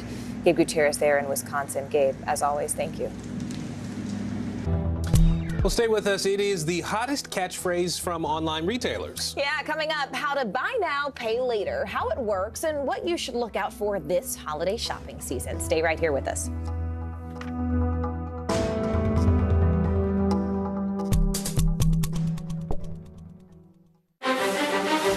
This isn't about spending going forward. This is about spending that's already happened. Do you accept the idea that we have a crisis at the border? The vaccine mandate. Is this going to work, or is this going to backfire? If it's Sunday, it's Meet the Press. Right now on NBC News Now. We begin with one giant leap forward in the space race. Bezos making it very clear this is the first step of many to come. Speaking out against laws that they feel would make it harder for Texas voters to cast their ballot. The issue here is not that vaccines aren't available. They say the issue is that people are choosing not to get vaccinated. We have a team of correspondents covering this breaking story for us today. This is NBC News Now, streaming free 24/7. Tonight, Chuck Todd and Kristen Welker host special coverage of Election Night 2021, following key races across the nation. What will the results mean for the future of both parties and the direction of the country? Meet the Press Election Night special tonight at 9 on NBC News Now. Right now on NBC News Now. We begin with one giant leap forward in the space race. It really is the workers' market right now. We actually found more people looking to take advantage of new opportunities. NBC News Now, streaming 24/7. Tonight, Chuck Todd and Kristen Welker host special coverage of Election Night 2021, following key races across the nation. What will the results mean for the future of both parties and the direction of the country? Meet the Press Election Night special tonight at 9 on NBC News Now. To cover the news, you have to be in it. We'll take you to the front lines of the story, bringing your news feed to life. Streaming live every night. It's your news playlist. Top Story with Tom Llamas, weeknights at 7 on NBC News Now. News is happening now. A look at what's making headlines around the world. Tonight, the major announcement of the COVID vaccine. This is a significant moment. Your news, whenever it happens, wherever you are. It's here now. On the money at this hour, strong earnings reports and record highs on Wall Street. CNBC's Christina Partsinevelos joins us now. And Christina, stocks continue to hit record highs despite fears about inflation these days. What's pushing the markets higher now? Well, let's start with one of the major drivers, and that's strong corporate earnings. For example, shares of car rental company Avis Budget Group are up 92% right now after the company reported stronger than expected third quarter results. And that's not even where it was at its peak this morning, up well above 140%. But you've got Under Armour, Clorox, Ralph Lauren. They're all just examples of firms whose earnings came in much stronger than what the street was expecting. And there is a fear, like you mentioned, that prices are rising across the board. So investors will be looking for any inflation comments coming from the Federal Reserve members today because they're hosting a two-day meeting for the Federal Open Market Committee, FOMC. And economists expect the Fed to begin winding down its asset buying program while leaving interest rates unchanged. So those are just two of some of the drivers right now for the markets. Christina, let's talk about Facebook for a moment now. It's still under the microscope. There's some news about privacy issues. What's going on there? Well, it just announced now that it's going in the coming weeks to completely stop its facial recognition program. So let's say you and we post a picture of each other and you want to tag me. Facebook's facial recognition would know right away, oh, is this Christina? And you'd confirm yes. So they are removing it amid societal concerns. People do not want to be recognized. At least 1/3 of all of their users already opt into this program. This could affect visually impaired people, though, because they need that type of system to have descriptions for them. And keep in mind, Facebook just renamed itself Meta Platforms just last week. And Christina, before I let you go, you have some news about Elon Musk. He's apparently going viral again for something on social media. Yeah. When is he not, right? Because he used his Twitter and his Weibo accounts to write in English, humankind, and then he posted an abbreviated version of the 7 Steps verse in Chinese. So it's an ancient poem that describes the relationship between two brothers from a royal family, and it's taught in China's primary schools about the importance of getting along. So people are speculating that this could be about his debate with the United Nations World Food Program, where he told the organization to explain how $6 billion would solve the global famine problem, and if they could, he would then sell Tesla stock and donate. There's other interpretations, too, saying that maybe he was alluding to rival dog-themed cryptocurrencies, the Shiba Inu and Dogecoin. Who knows? It got us talking about Musk. He does that very well. Exactly. Got our attention. Christina Partsinevelos at CNBC. Thank you. Thanks. Well, many savvy shoppers are already stocking up on gifts for this holiday shopping season. Already going? Dude, I almost finished. Yeah, talk to me in February. We'll see. I'll tell you where I am. There are some shoppers who are keeping a watchful eye on how much they're spending. Morgan, yes? No? Yep, no, not at all. Not at all. No, not doing well. There's a new high-tech tool to help with layaways. NBC News investigative and consumer correspondent Vicky Nguyen has a look at this year's catchphrase, buy now, pay later. Hey there, remember last year when BOPIS, buy online, pick up in store, was a big thing? Well, this year, say hello to BNPL, buy now, pay later. You'll see it when you go to checkout, the option to spread out your payments over time, usually over a couple of months. But should you try it? How does it affect your credit score? And what happens if you miss a payment? This morning, we are breaking it all down so you can shop with confidence. With an estimated 81% of Americans planning to shop online this holiday, get ready for a new choice at checkout, an offer to buy now and pay later, or BNPL. I use it for everything. It definitely makes spending in the moment easier. Dozens of retailers now offer BNPL plans. Think of it as a short-term loan that's usually payable in 4 equal installments. The first payment at the time of checkout, followed by 3 more, usually every 2 weeks. It's a short-term, interest-free loan that lets shoppers buy more without having to pay all at once. It's been a great experience for me. It lets me get things that otherwise I couldn't afford to get. That's instant gratification. You want it, you got it. Whether you can afford it now or not, you'll figure it out later.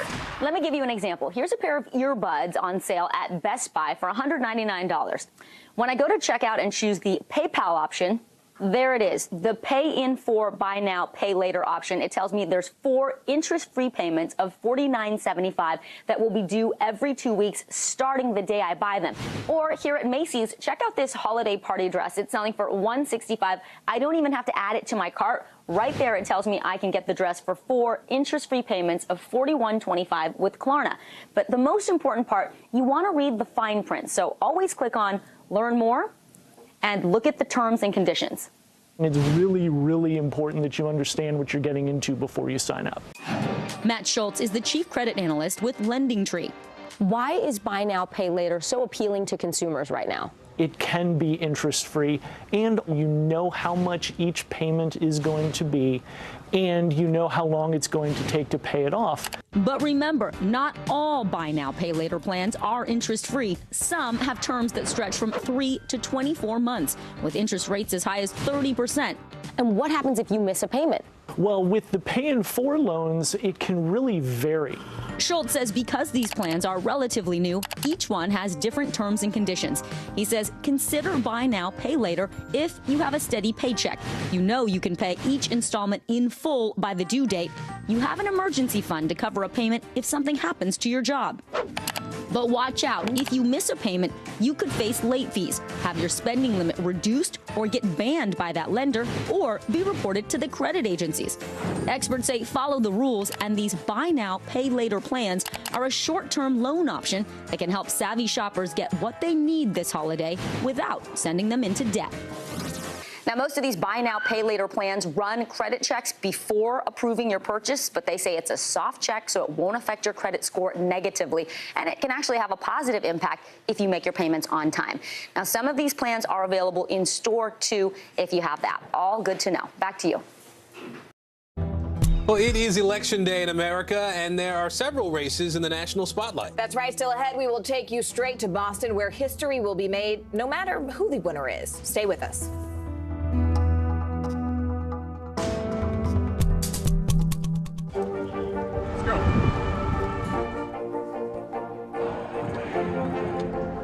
And good evening from New Orleans. There is breaking news. There you go. The fire has grown leaps and bounds. What you see behind me is typical. How you doing? Pretty bad. Sometimes the news can be difficult and overwhelming for kids to understand. Will coronavirus come back next year? So to help make sense of it all, we've created a newscast just for them. Man, you know a lot. We hope your family will watch Nightly News Kids Edition. Tonight, Chuck Todd and Kristen Welker host special coverage of Election Night 2021, following key races across the nation. What will the results mean for the future of both parties and the direction of the country? Meet the Press Election Night special tonight at 9 on NBC News Now.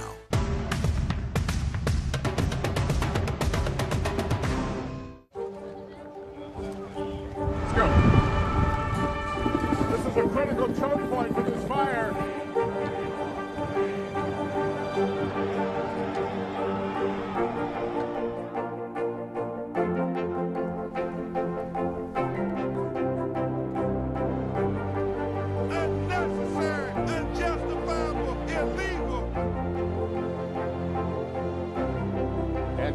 From New Orleans, late military operation, witnessing the massive crowds. I admire you both. Nice to really spend some time with you. Appreciate it.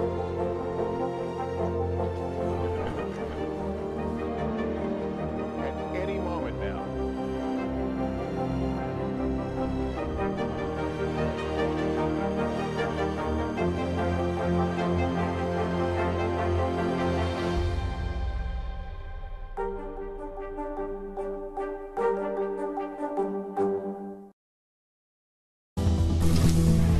Welcome back to NBC News Now. Here are some of the stories making headlines. A 16-year-old boy was shot today while waiting at a bus stop. Police say 2 other teens just walked up to him and shot him in the head. Police say the shooting stemmed from a physical altercation that happened yesterday between the teenagers. Neighbors helped direct police to the suspects after spotting them running through their yard. So the 2 suspects have been arrested, and the victim is currently in critical condition. Reverend Jesse Jackson has been hospitalized after falling at Howard University. The civil rights leader was supporting a student protest on campus Monday when he fell and hit his head. Jackson was taken to Howard University Hospital, where he was then admitted for observation. And ammunition in Michigan is in such short supply, the police departments have turned to a local gun shop for help. The shop owner's dad is a retired cop, so he's been happy to work with 9 different departments since the start of the pandemic. The nationwide shortage, though, is due to supply chain disruptions, but the shop owner believes it will be at least another year before stock is back up to normal.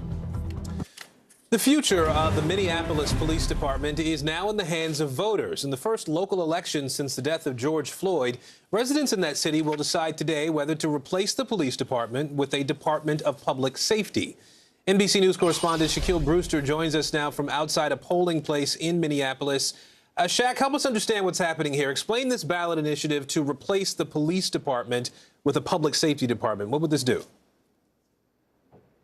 Well, if a majority of voters pass this amendment today, it would start a process of creating a new department. Let me just read for you the text from this amendment. This is the question that voters are being asked as they go in and participate in this local election. And you see it says, and asks voters, shall the Minneapolis Police Department be replaced and with the Department of Public Safety? It goes on to say, with specific functions to be determined by the mayor and city council, functions which could include, it says, licensed peace officers or police officers if necessary. Now, you have opponents saying that that language is too vague, that it's not clear what this new department will do, what the roles and responsibilities of this department will be. But supporters and advocates who gathered 20,000 signatures to get this on the ballot say that is kind of the point. They want this conversation to be had. They want this to be a community discussion and process about reshaping public safety in the city of Minneapolis. I want you to listen to what a few voters had to tell me over the course of today and yesterday.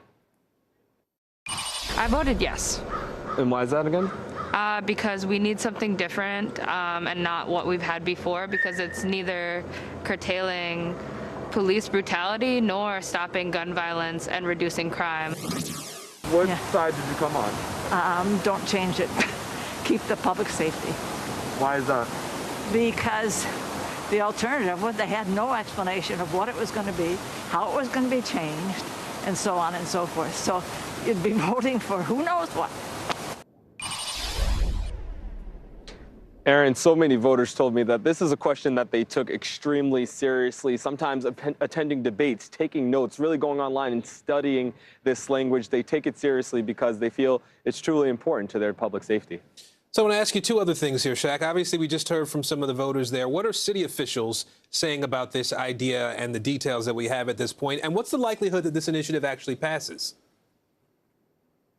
Yeah, you have a split among city leaders. You have the mayor and even the police chief, who last week held a full press conference that went on for more than a half hour opposing this and explaining his opposition to this amendment. His big point is that he believes that with split control, with the mayor and city council having control over what would be a new Department of Public Safety, he is opposed to that kind of split control. But you have some local or some of the statewide leaders, Ilhan Omar, and then you also have Keith Ellison, the Attorney General. They're supporting this ballot initiative, while you have some other senators and governor here in the state opposing it. So this is really split across a lot of Democratic leaders here in the state. And then you mentioned in terms of the likelihood that this passes. We haven't seen any polling since September on this ballot measure. The last poll that we saw showed about 49% of voters approved this amendment, but that was back in September. That was before the police chief detailed his opposition. That was before we had television ads by some coalition groups opposing this measure. That was before a lot of the door knocking and phone call and phone banking that many of the supporters have been doing. So a lot has happened since the last poll was taken, which means it's really an open question what will happen and whether or not this amendment would pass, Aaron. All right, we'll be watching to see what the vote looks like at the end of all this. Shaquille Brewster for us today. Shaq, thanks. Meanwhile, we are also following the mayoral race in Boston, where history will be made no matter who wins. For the first time in history, Boston voters will elect the first woman and the first person of color to ever lead the city. NBC News correspondent Jermaine Lee joins us from Dorchester, a neighborhood there in Boston. Jermaine, first off, just set the scene for us here. I mean, this is pretty big deal, especially given Boston's pretty tense history when it comes to race relations. So where do things stand today when it comes to this race? What are voters saying? Thank you so much for having me, Morgan. As you mentioned, for 400 years, the city of Boston has only elected white men to be the mayor. But tonight at 8 o'clock when the polls close, history will definitely be made. Anissa Isaibi George, she's Polish, Arab-American. Michelle Wu is of Asian descent. And both of those folks, one's a moderate, one's a progressive, are vying for this seat. But we caught up with Michelle Wu at her polling place in her home district. And I think she really contextualized what matters most and the significance of this race. Let's take a listen. This is a moment that will have consequences for generations to come, and we are fighting to bring a vision of Boston as a city for everyone, where we'll take on our biggest challenges and make sure that we're all at the table together. This, again, is a big deal. Given Boston's well-earned reputation as one of the most racist cities in this country, the idea that now this city with a non-white majority, with an old-school base, the political machine, but also a rising progressive constituency, will be prepared to make history today. And my question, Tremaine, though, is what are the voters going to do? Because you're in Dorchester, which is one of the more diverse neighborhoods in Boston, also some of the best food. What are you looking at in terms of turnout there? I mean, are voters excited about this election? Is there a concern that certain groups might actually not turn out and vote? Excitement, that's a word to use. I don't think folks are actually really excited. When it comes to, black voters in particular, they came out en masse for the 3 black candidates that were part of the preliminary election. None of those 3 candidates made it through. So there is some concern that black voters especially won't turn out. But again, the general enthusiasm that history will be made and that this city is poised to put the first woman or woman of color into office, it's not lost on folks. But again, in this very diverse city with so much progress, many people feel that there's still some progress to be made, Morgan. Well, speaking of progress, I know that you have been there leading a seminar at Harvard's Institute of Politics, and I know those students there in Boston could not be in better hands. Tremaine Lee reporting from Boston. We appreciate you, Tremaine. Colin Kaepernick is once again in the middle of some controversy. This time, he's promoting a new Netflix documentary that compares the NFL draft to slavery. And so far, audiences are mixed on this. Some say the comparison is accurate. Others call it unfair. NBC News correspondent Vaughn Hilliard has been following this story for us. He joins us now with more. Vaughn? Yeah, good afternoon, Aaron. Colin Kaepernick has not been in the NFL now since 2017 when he left the 49ers. He's only 33 years old, but has remained a free agent. And that's part of why this weekend here, with the release of this Netflix special, when Colin Kaepernick speaks, his voice is heard.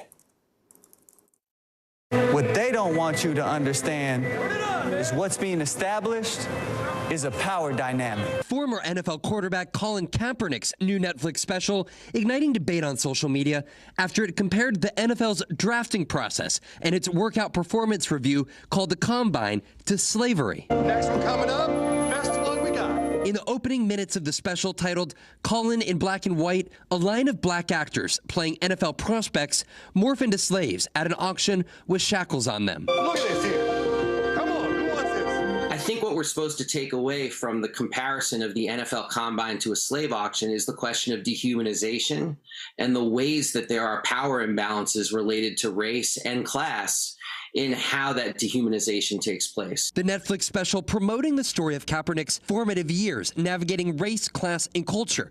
Some critics rejecting the slave auction comparison on social media, including Utah's Republican Congressman Burgess Owens, a former NFL player who tweeted out, "How dare Kaepernick compare the evil endured by so many of our ancestors to a bunch of millionaires who chose to play the game." In 2016, Kaepernick, then a star for the San Francisco 49ers, began kneeling or sitting during the national anthem, protesting police brutality and racism. I'm going to continue to stand with the people that are being oppressed. After other players followed his lead, the NFL in 2018 implemented a no-kneeling policy during the national anthem, threatening to fine teams with players who refused to stand. That same year, basketball star LeBron James commented on HBO's The Shop uninterrupted. And in the NFL, they got a bunch of old white men owning teams, and they got that slave mentality. And it's like, this is my team. You do what the I tell y'all to do. The NFL has not commented on Kaepernick's comparison. No team has signed Kaepernick, now 33 years old, since 2017. Where does he anticipate a conversation like this going from here? You speak out about the combine and make this comparison to actually change the combine. While systems may be lined up against you, those systems are possible to change. I just think he wants to be a living monument to that. I think Dave Zirin, that author of this new Kaepernick book here, put it in those terms of dehumanization here. And when you look at the NFL as a league right now, about 70% of the NFL player population are black players. Yet, when you look at ownership of the 32 teams, there is not a single black owner, nor has there ever been. When you look at head coaches, 3 of the 32, just 3 of the 32 are black. And of course, Roger Goodell, a white man here. The NFL every year issues a diversity and inclusion report. And this year, acknowledging that yet again, the NFL has not done enough to diversify, to better represent the players that it represents. You know, wherever you fall on the argument, it shines a light on the issue again that creates a conversation around it that obviously is one that needs to be had. Vaughn Hilliard for us today. Vaughn, thank you. Thanks, my friend.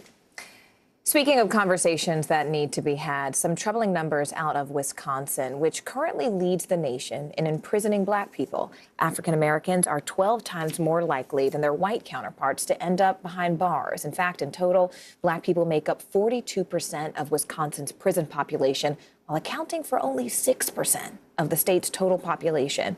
NBC News national reporter Dion Hampton joins us now.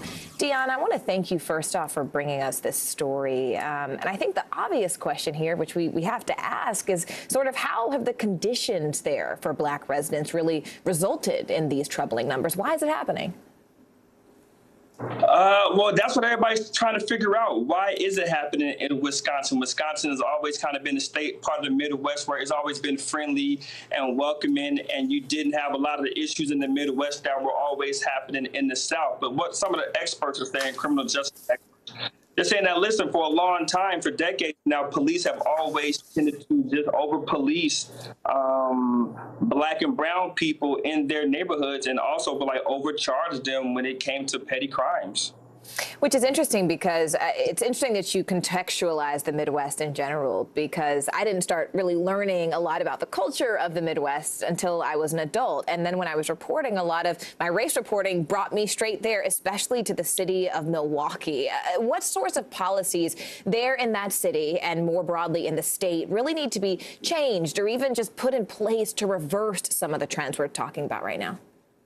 Well, I would like to throw in there that, listen, so of all the black people that live in Wisconsin, 77% of them are segregated throughout Milwaukee County. But with some of the people like at the Sentencing Project who said that, you know, blacks are 12 times as likely as a white person to be in prison, what they're saying is we have to eliminate let's see here, mandatory sentencing minimums for drug crimes. And then they also want different governments to mandate what's called racial impact statements, which means that before you pass a racially based law or before you pass some type of law that's similar to that, what you have to do is that you have to kind of look at how it affects different demographics.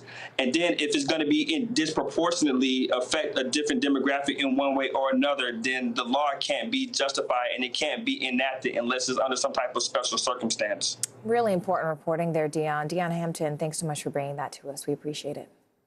Thank you. Leaders around the world are concerned about the fallout from the climate crisis. Yeah, just ahead, the new cause for one country that could get wiped off the map entirely. Don't go anywhere.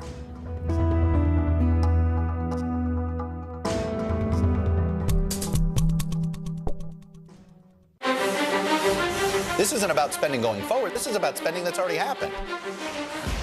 Do you accept the idea that we have a crisis at the border? The vaccine mandate. Is this going to work, or is this going to backfire? If it's Sunday, it's Meet the Press.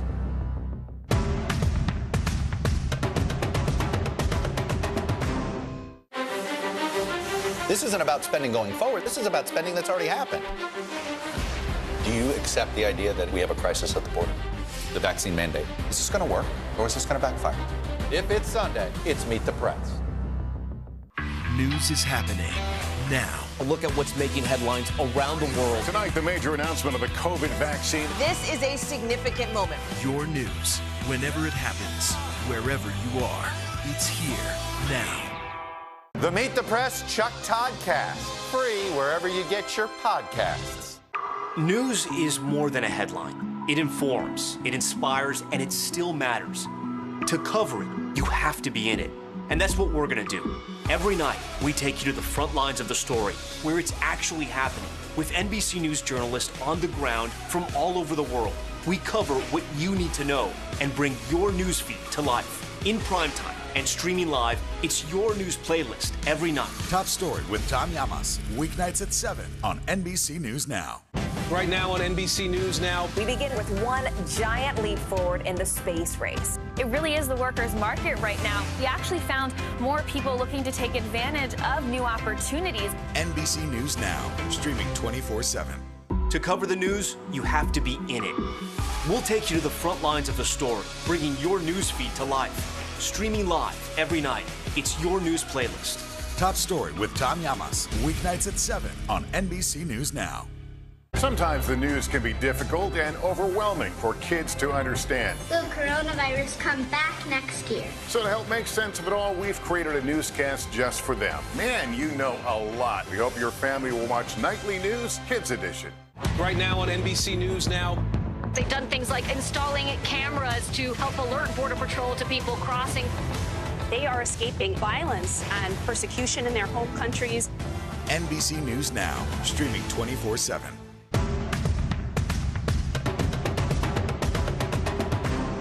Sometimes the news can be difficult and overwhelming for kids to understand. Will coronavirus come back next year? So to help make sense of it all, we've created a newscast just for them. Man, you know a lot. We hope your family will watch Nightly News Kids Edition.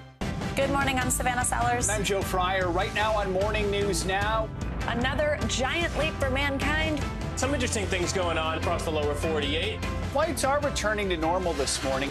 Morning News Now, streaming weekdays at 7.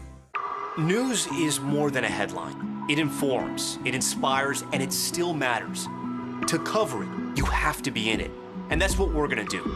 Every night, we take you to the front lines of the story, where it's actually happening, with NBC News journalists on the ground from all over the world.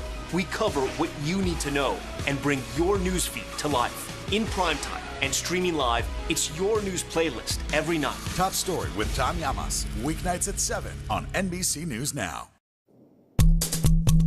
In the Maldives, the battle against climate change is a matter of survival. Unless urgent action is taken to curb global warming, the country could be underwater by the end of the century. This as rising sea levels threaten its future. Sky News correspondent Ashish Joshi is there. An island nation fighting for its life. The very existence of the Maldives is at stake. Not one threat, but three, all driven by climate change. Azim Mushtaq is a marine scientist. I've joined him on an expedition to measure the health of the archipelago's coral.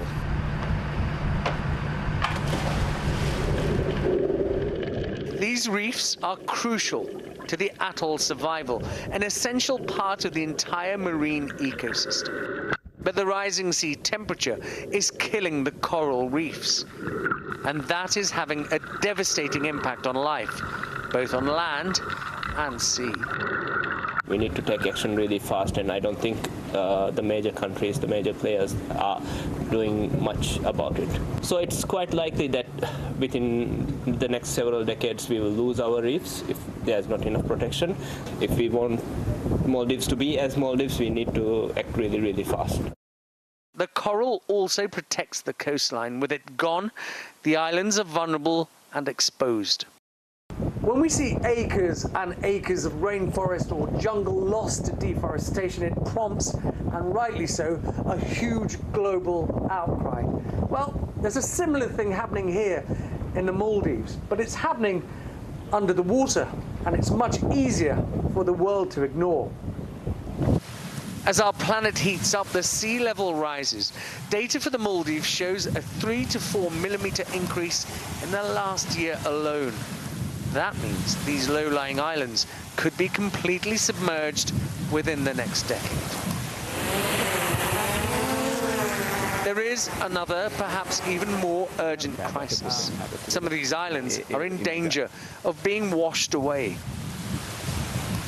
Here you can see the natural erosion line. Dr. Abdullah Nasir is gathering data from across the islands. The weather is changing. Monsoons and tropical storms are more frequent and more violent. It's causing severe coastal erosion, shrinking the already under pressure islands.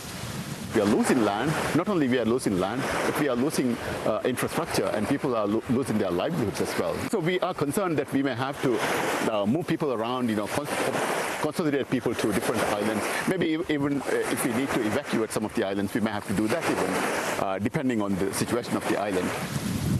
The scientific evidence is there. And it supports what Ahmed Halim is seeing with his own eyes. A lifetime spent on the ocean. This retired fisherman tells me everything has changed.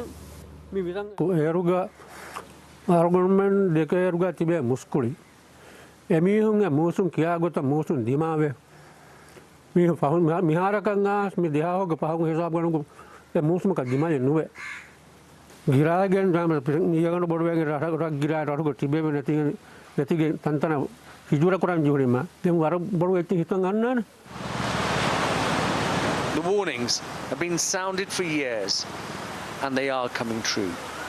Time for the Maldives is running out. A high-rise collapses in Nigeria, and Jews and Arabs learn to speak each other's language in Jerusalem. Let's go around the world in 60 seconds.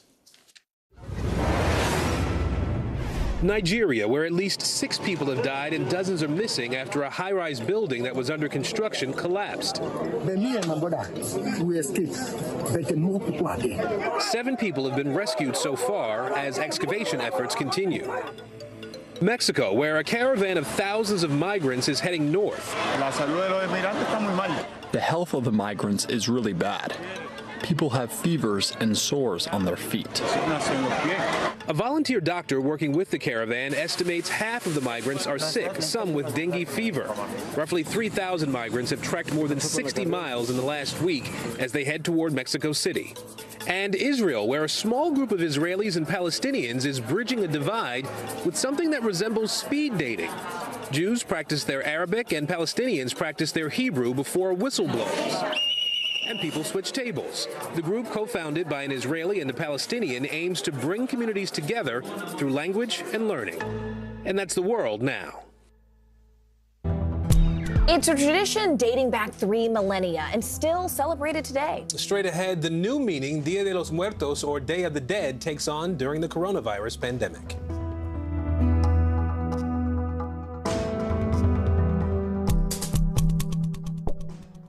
The fire has grown leaps and bounds. You see behind me is typical. How you doing? Pretty bad.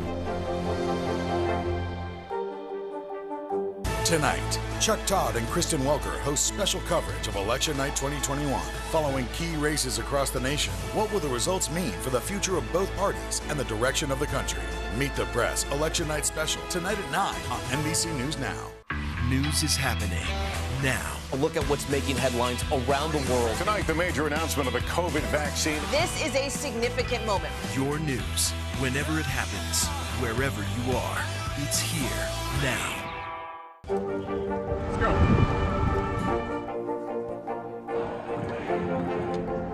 And good evening from New Orleans. There is breaking news. There you go. The Meet the Press Chuck Todd Cast, free wherever you get your podcasts. Sometimes the news can be difficult and overwhelming for kids to understand. Will coronavirus come back next year? So to help make sense of it all, we've created a newscast just for them. Man, you know a lot. We hope your family will watch Nightly News Kids Edition.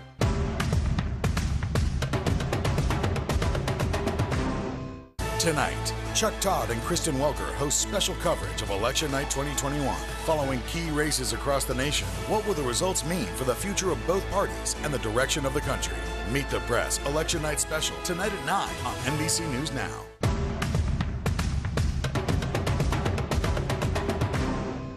right now on NBC News Now. They've done things like installing cameras to help alert Border Patrol to people crossing. They are escaping violence and persecution in their home countries. NBC News Now, streaming 24/7.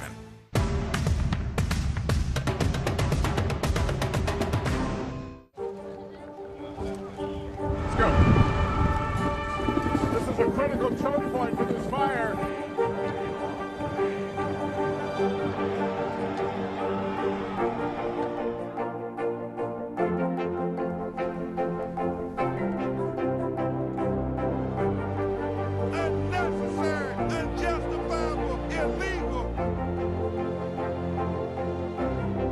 And good evening from New Orleans, late military operation, witnessing the massive crowds. I admire you both.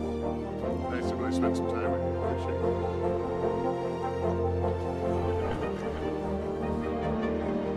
At any moment now.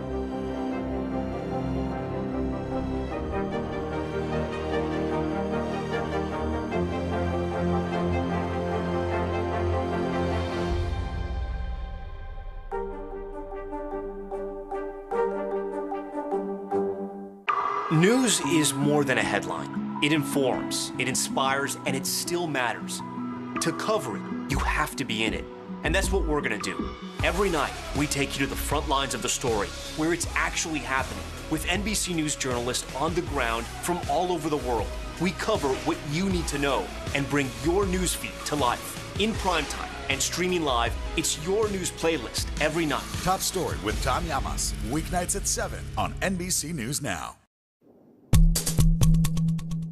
Dia de los Muertos, or Day of the Dead, is a centuries-old tradition. It may take place around the timing of Halloween, but it is a celebration entirely its own. It's one that's not meant to be scary or spooky, but instead really comforting. And that comfort has taken on an entirely new meaning during COVID.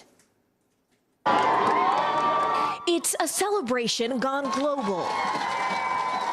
Dia de los Muertos, or Day of the Dead, is a Mexican tradition that's more than 3,000 years old, still being celebrated today. From popular movies for kids, Welcome to the land of your ancestors. Miguel? We're your family. to parades in the heart of Mexico. And right here at home. This is a very special day for the Mexicans. And now in New York at Rockefeller Center, it's magnificent. From North Carolina to Kentucky and Colorado. Well, I think I'm done.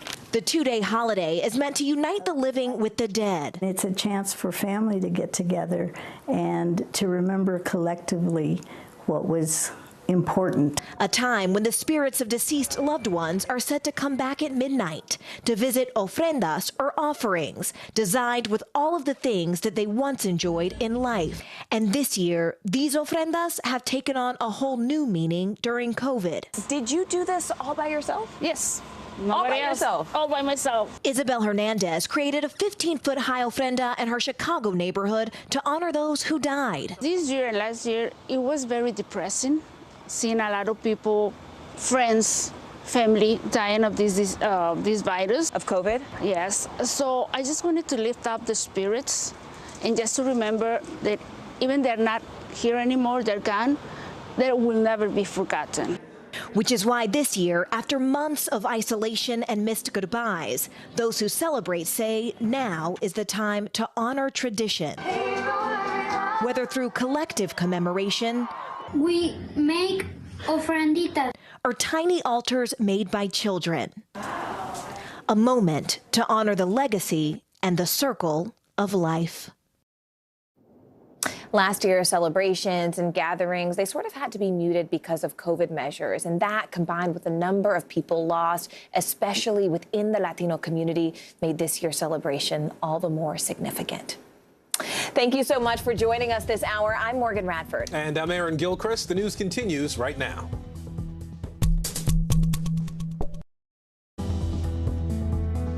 Breaking right now, heading to the polls. It is Election Day in America with critical races that could hold predictions about next year's midterms. What's happening on the campaign trail and where poll numbers stand with just hours left to get out the vote. Plus, the pledge to protect, the climate summit drawing to a close with a major promise from world leaders, what they're proposing for the future, and President Biden's own plan for the environment. Ready for the rollout. Millions of COVID vaccine doses for 5 to 11-year-olds hitting the shelves. How soon pharmacies and pediatricians could get word from the CDC to begin putting shots into arms. And talk about turbulence. Hundreds of American airline flights canceled again, causing major havoc at airports all across the country. We'll tell you what you need to know if you're flying today or even home for the holidays.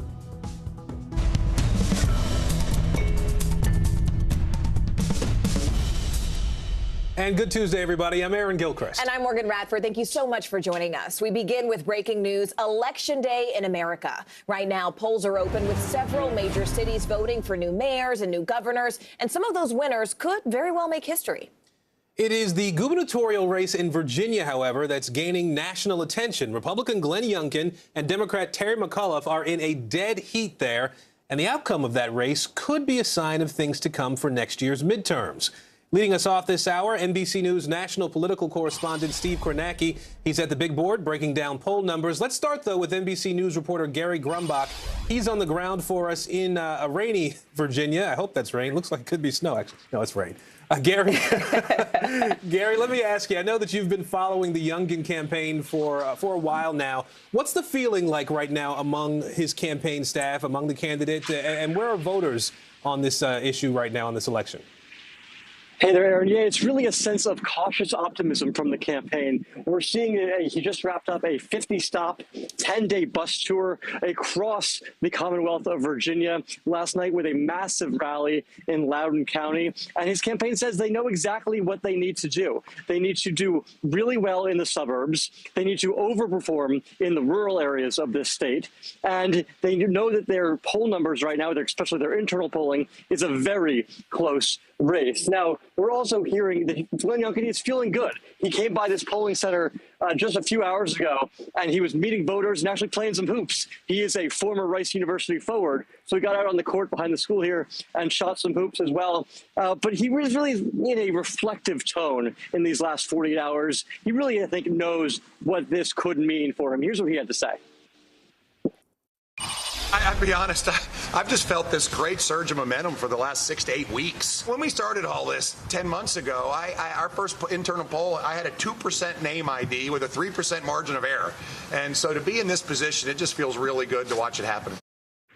I think it's important to remember this is a man who has never held elected office before. So this is a whole new experience for him. Aaron? And then on the other side, Gary, what about Terry McAuliffe and his camp? What's the message from the former Virginia governor who wants to be governor again today? Yeah, Terry McAuliffe spent the last 48 hours doing something very similar that Glenn Youngkin did, crisscrossing the state, holding big events. But his focus was trying to make it clear that he believes Donald Trump and Glenn Youngkin have the same policies and are essentially the same type of politician. Now, he's especially focused on this idea of critical race theory, which, of course, is the idea that racial bias is just baked into U.S. laws and institutions and traditions. Here's what he had to say in the closing argument. What bothers me to my core is what this man is doing. He's dividing parents against parents, parents against school boards. He's using your children as political pawns in his campaign. It is a racist dog whistle. Now, of course, Glenn Youngkin does not believe this is a racist dog whistle. He just wants children to not have to view everything through the lens of race. So two different strategies in these last few hours of Election Day. And we'll see which strategy is the one that Virginians more closely align with come tomorrow. Gary Grumbach for us in Northern Virginia today. Gary, thanks. Let's bring in the man who has a long night ahead of him, I think. That's right. NBC's News national political correspondent Steve Kornacki is at the big board for us. Steve, where do the numbers stand right now? I know this was in a dead heat when we talked just yesterday. Hasn't moved. Long night, suspenseful night. Could be an exciting night here. Let's show you again. This is where the poll average closed out. So all the polls are done. The real ones being taken as we speak with people voting. But the polls in this campaign ended very close, actually, though, with the Republican Republican Glenn Youngkin with a very narrow edge in the polls over Terry McAuliffe, but really this does spell a close race, and a close race again. The backdrop here, as you're talking about a state that was blue last year. It was pretty deep blue last year. Joe Biden by 10 points over Donald Trump. Virginia's been blue for a while. Barack Obama flipped it in 2008. Hasn't gone back to the Republicans in a presidential race since then. So can Glenn Youngkin take this blue state and make it red? A couple things we're going to be looking for tonight.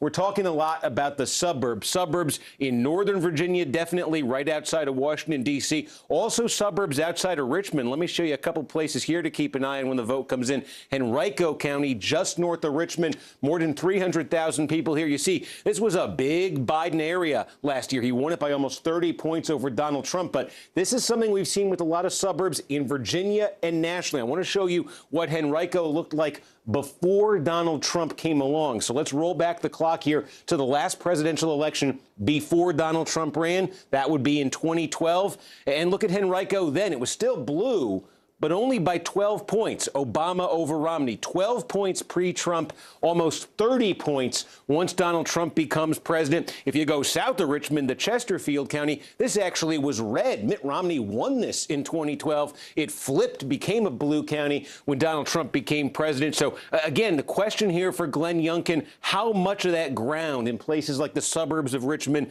the suburbs of Washington, D.C., how much of that ground that was lost by Republicans under Donald Trump can he win back now that he's the candidate and Donald Trump is the former president? We're also going to be looking tonight, expect to spend a lot of time as these results come in the Hampton Roads area. There's a lot of population down in this part of the state. A couple places in particular, Virginia Beach. This is probably the closest thing there is to a bellwether city or county in Virginia. It's a city. It's 450,000 people, and it flipped. Donald Trump carried it in 2016. It's historically been a Republican city, but it flipped and went blue in 2020. Can Glenn Youngkin win that back? Can he make it red again? Also, if you just look next door in the city of Chesapeake, very similar story there. Trump won it in 16, flipped to Biden in 2020. Can Glenn Youngkin win that back? So these two might be, we'll see as the results come in tonight. Virginia Beach, Chesapeake, they could be shortcuts. Maybe as they go, so goes the state. That's certainly a possibility. But there are a lot of trends here and a lot of stories that we're going to talk about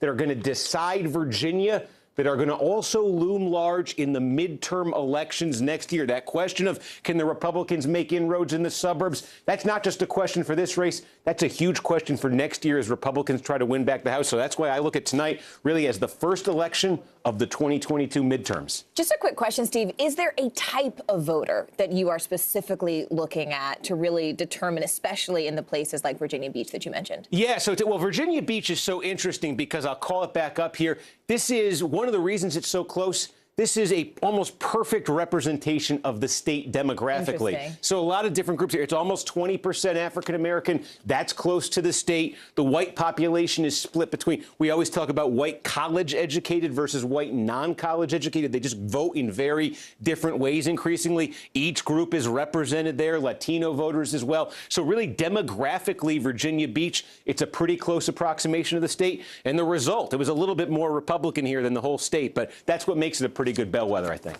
All eyes on Virginia Beach and all eyes on you, Mr. Kornacki. Be a fun night. We'll see. Good luck, man. All right, on a programming note, tonight, Chuck Todd and Kristen Welker will host special election night coverage right here on NBC News Now. They're following key races all across the country and breaking down what all those results mean. So you can stream Meet the Press Election Night Special tonight at 9 Eastern right here on NBC News Now, where you will also see our friend Steve Kornacki. President Biden is wrapping up the second foreign trip of his presidency, a high-profile climate summit in Scotland. Today, the president made a major push for environmental change, calling for concrete commitments to slow global warming. All this while back at home, his economic and climate agenda is facing new challenges. NBC News correspondent Josh Letterman joins us now from Edinburgh, Scotland. Josh, talk to us about what specifically President Biden is calling for when it comes to climate change at the summit there. Well, Aaron, we talk a lot about carbon dioxide when we're talking about climate change. The big focus today here in Scotland, though, is on a different greenhouse gas, methane, which is actually far more powerful in the short term at trapping heat in the environment and driving global warming. So Biden announcing the first ever U.S. federal regulations to curb methane pollution from existing oil and gas wells, about 1 million of them around the country. Here's what President Biden had to say about that at the methane event just a few hours ago. Together, we're committing to collectively reduce our methane by 30% by 2030, and I think we could probably go beyond that. This isn't just something we have to do to protect the environment in our future.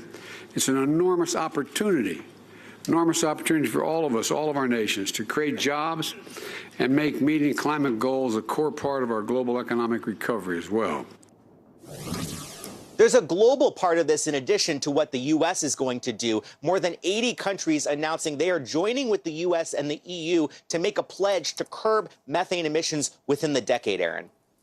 And Josh, as we think about the president's agenda, very quickly, I want to ask you specifically, we're talking about spending and the climate package that the president has put forth. Senator Joe Manchin has not committed full support for that yet. How is the president responding to that?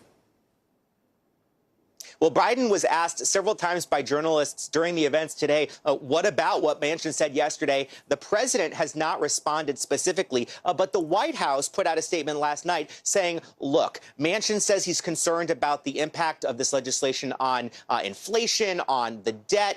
He says that the White House says all of those are addressed by this bill, that it will not contribute negatively to the economy, and therefore they say they're confident that ultimately Senator Joe Manchin will support it and they'll have the votes that they need to pass it.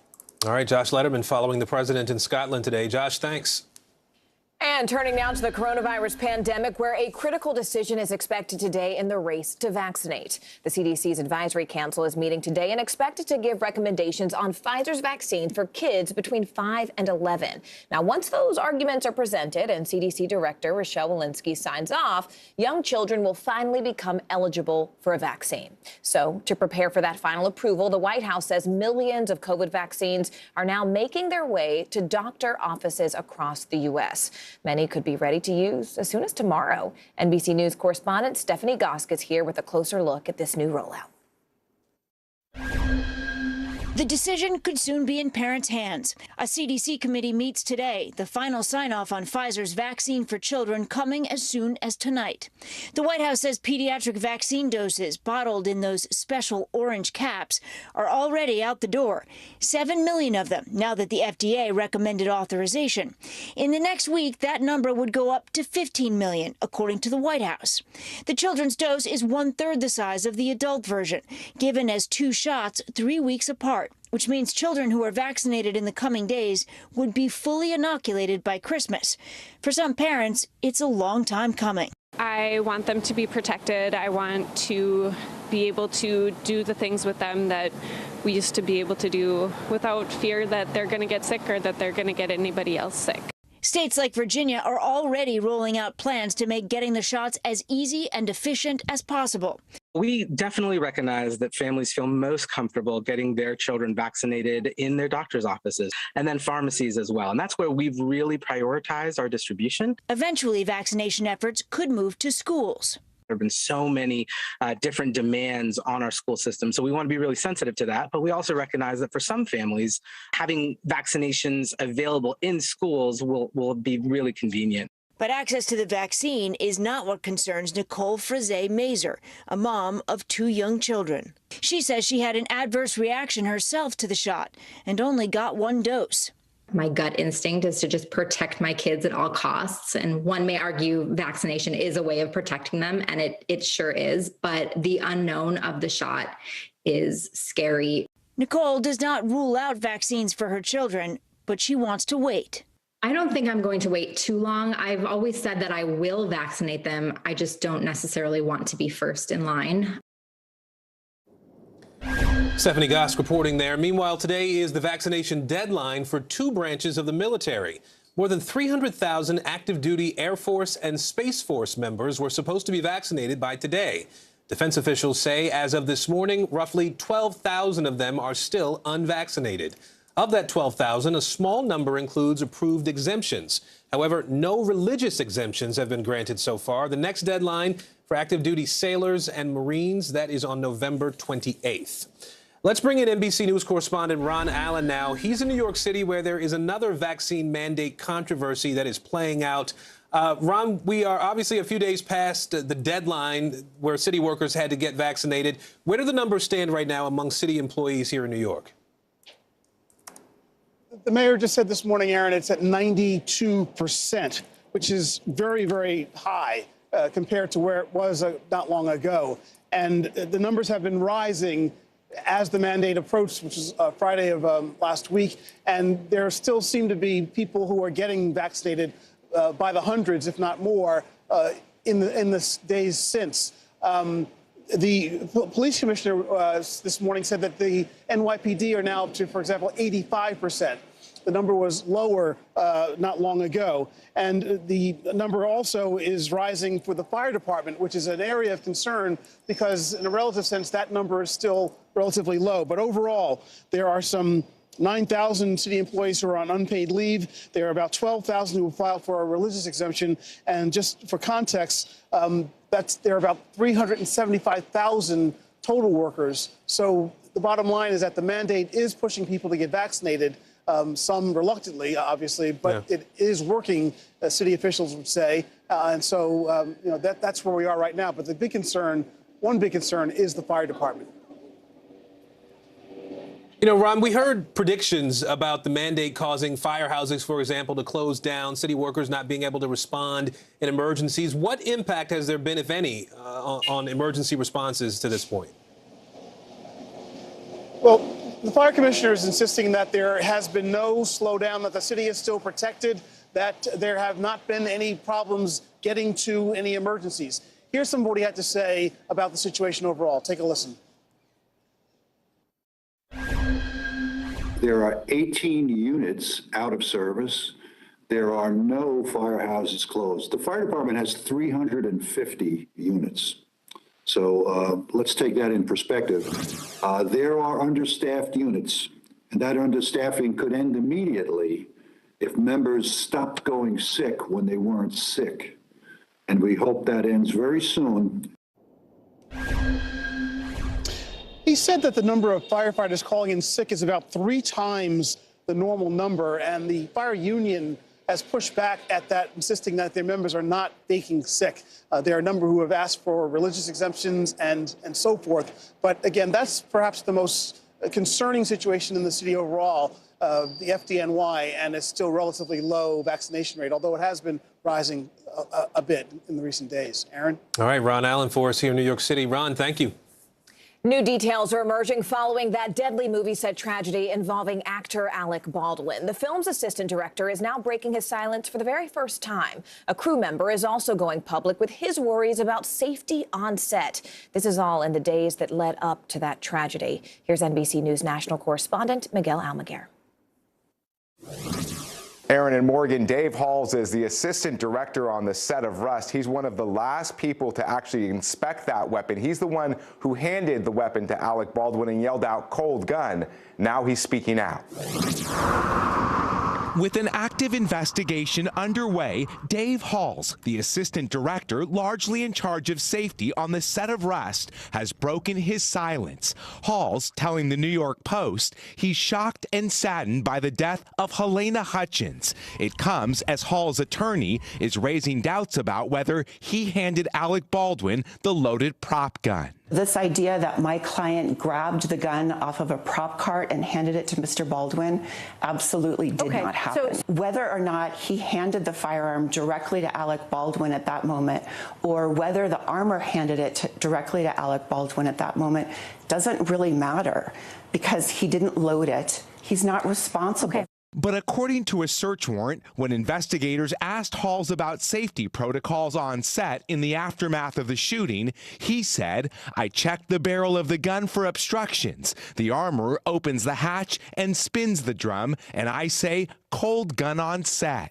Before Baldwin accidentally fired the fatal shot inside this church, Halls told authorities he could only remember seeing 3 rounds. He should have checked them all, but didn't. While the film's production company has said no official safety complaints were made, at least one crew member expressed concern over safety just a day before the fatal shooting. In a resignation letter obtained by NBC News, Lane Looper, a camera assistant on the film, writes, "I've never worked on a show that cares so little for the safety of its crew." Adding, during the filming of gunfights, things are often played very fast and loose. There are no safety meetings these days. Looper says there were multiple accidental discharges of firearms on set, telling the LA Times one happened when Baldwin's stunt double shot a gun he was told was cold, and another involved a woman in the props department who shot herself in the foot with a blank round. Investigators are still piecing together how this fictional Western turned into a real-life tragedy. And Aaron and Morgan, the focus now turns to who actually loaded that prop gun, who put that real bullet inside of it. Investigators have not yet said who that person is. Guys, back to you. That's Miguel Almaguer reporting. Coming up, massive flight cancellations are once again disrupting air travel, leaving millions of Americans stranded. Still ahead, when American Airlines hopes to get things back on track, and what's behind this turbulence in our nation's skies.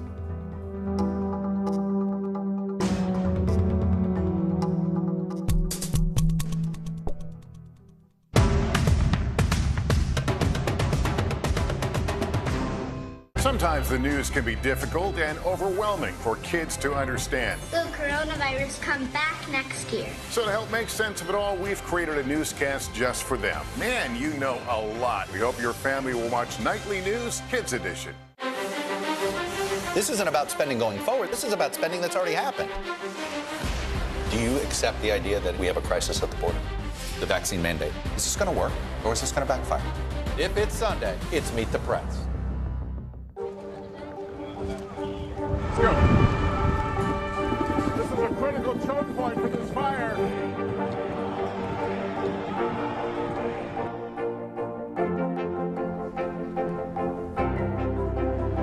And good evening from New Orleans. Nice to really spend some time with you. Appreciate it.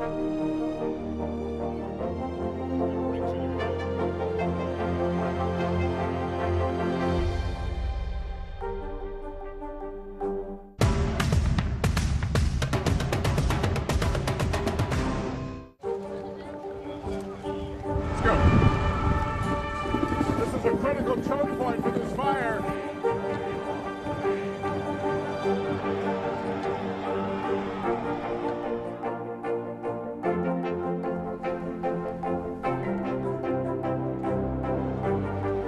Unnecessary, unjustifiable, illegal. And good evening from New Orleans. Late military operation witnessing the massive crowds. I admire you both. Nice to really spend some time with you. Appreciate it.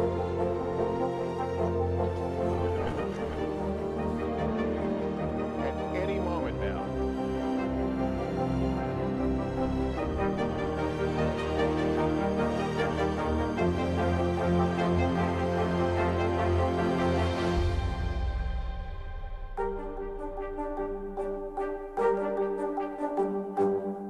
Good morning, I'm Savannah Sellers. And I'm Joe Fryer. Right now on Morning News Now.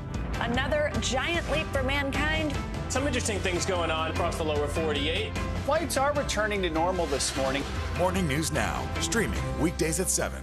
The fire has grown leaps and bounds. You see behind me is typical. How you doing? Pretty bad. News is happening now. A look at what's making headlines around the world. Tonight, the major announcement of the COVID vaccine. This is a significant moment. Your news, whenever it happens, wherever you are, it's here now.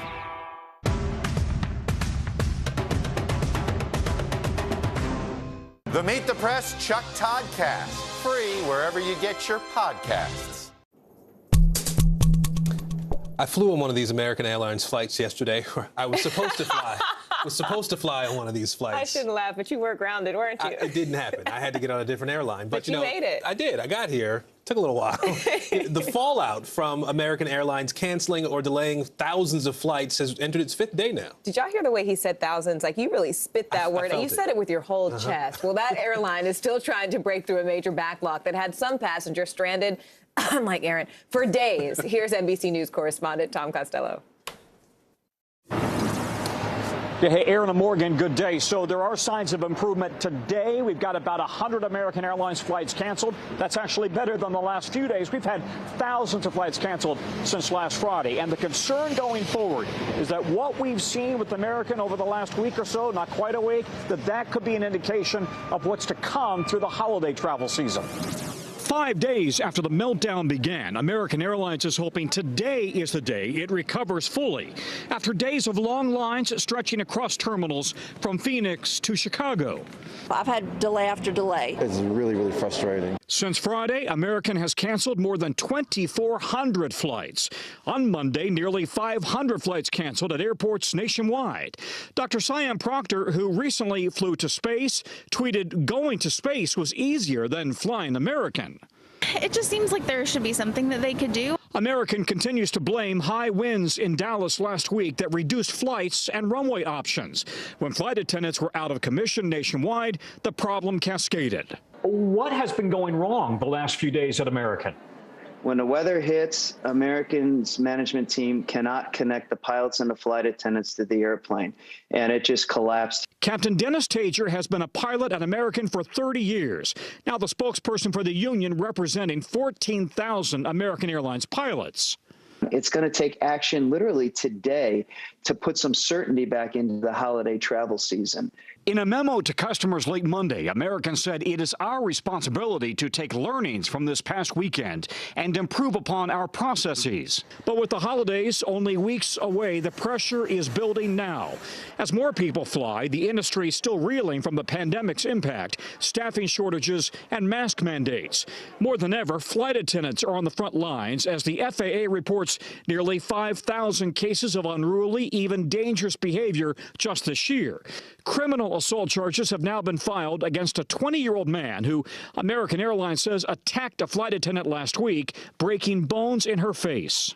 These events need to stop, and we are working very hard to do that. We will be continuing to work, again, with airports, law enforcement, and the airlines and our labor partners to make sure that we drive these events down. Yeah, importantly, the Flight Attendants Union is calling for all airlines to ban passengers for life, if they are convicted of an assault on one airline. In other words, the gentleman who is accused of the assault on American, if he's convicted, he would be banned for life, not just on American, but every airline. In the meantime, we can tell you that airlines are trying to staff up in time for the holiday travel season ahead. Aaron and Morgan, back to you guys. That's NBC's Tom Costello. It's being called a literal assault on democracy here in America. Coming up, the troubling trend of threats of violence and even murder against a growing number of election officials.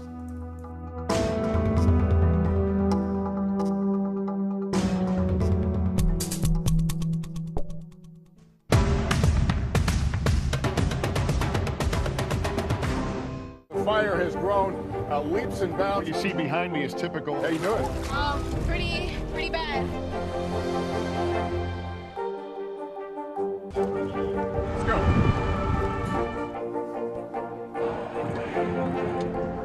And good evening from New Orleans. There is breaking news. And why are you both?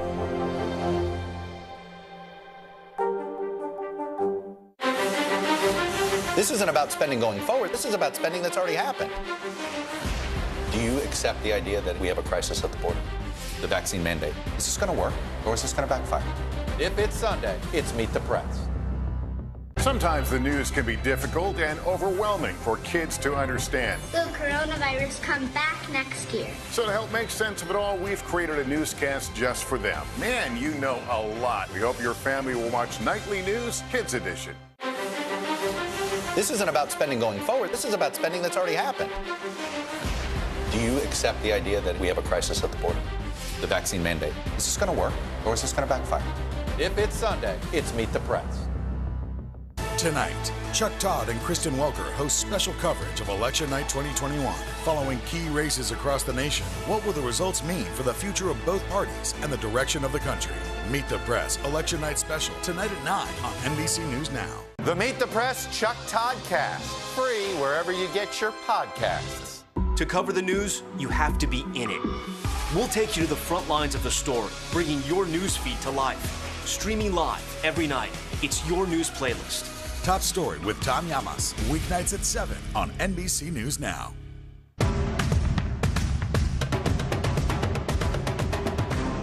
The Meet the Press Chuck Todd Cast, free wherever you get your podcasts.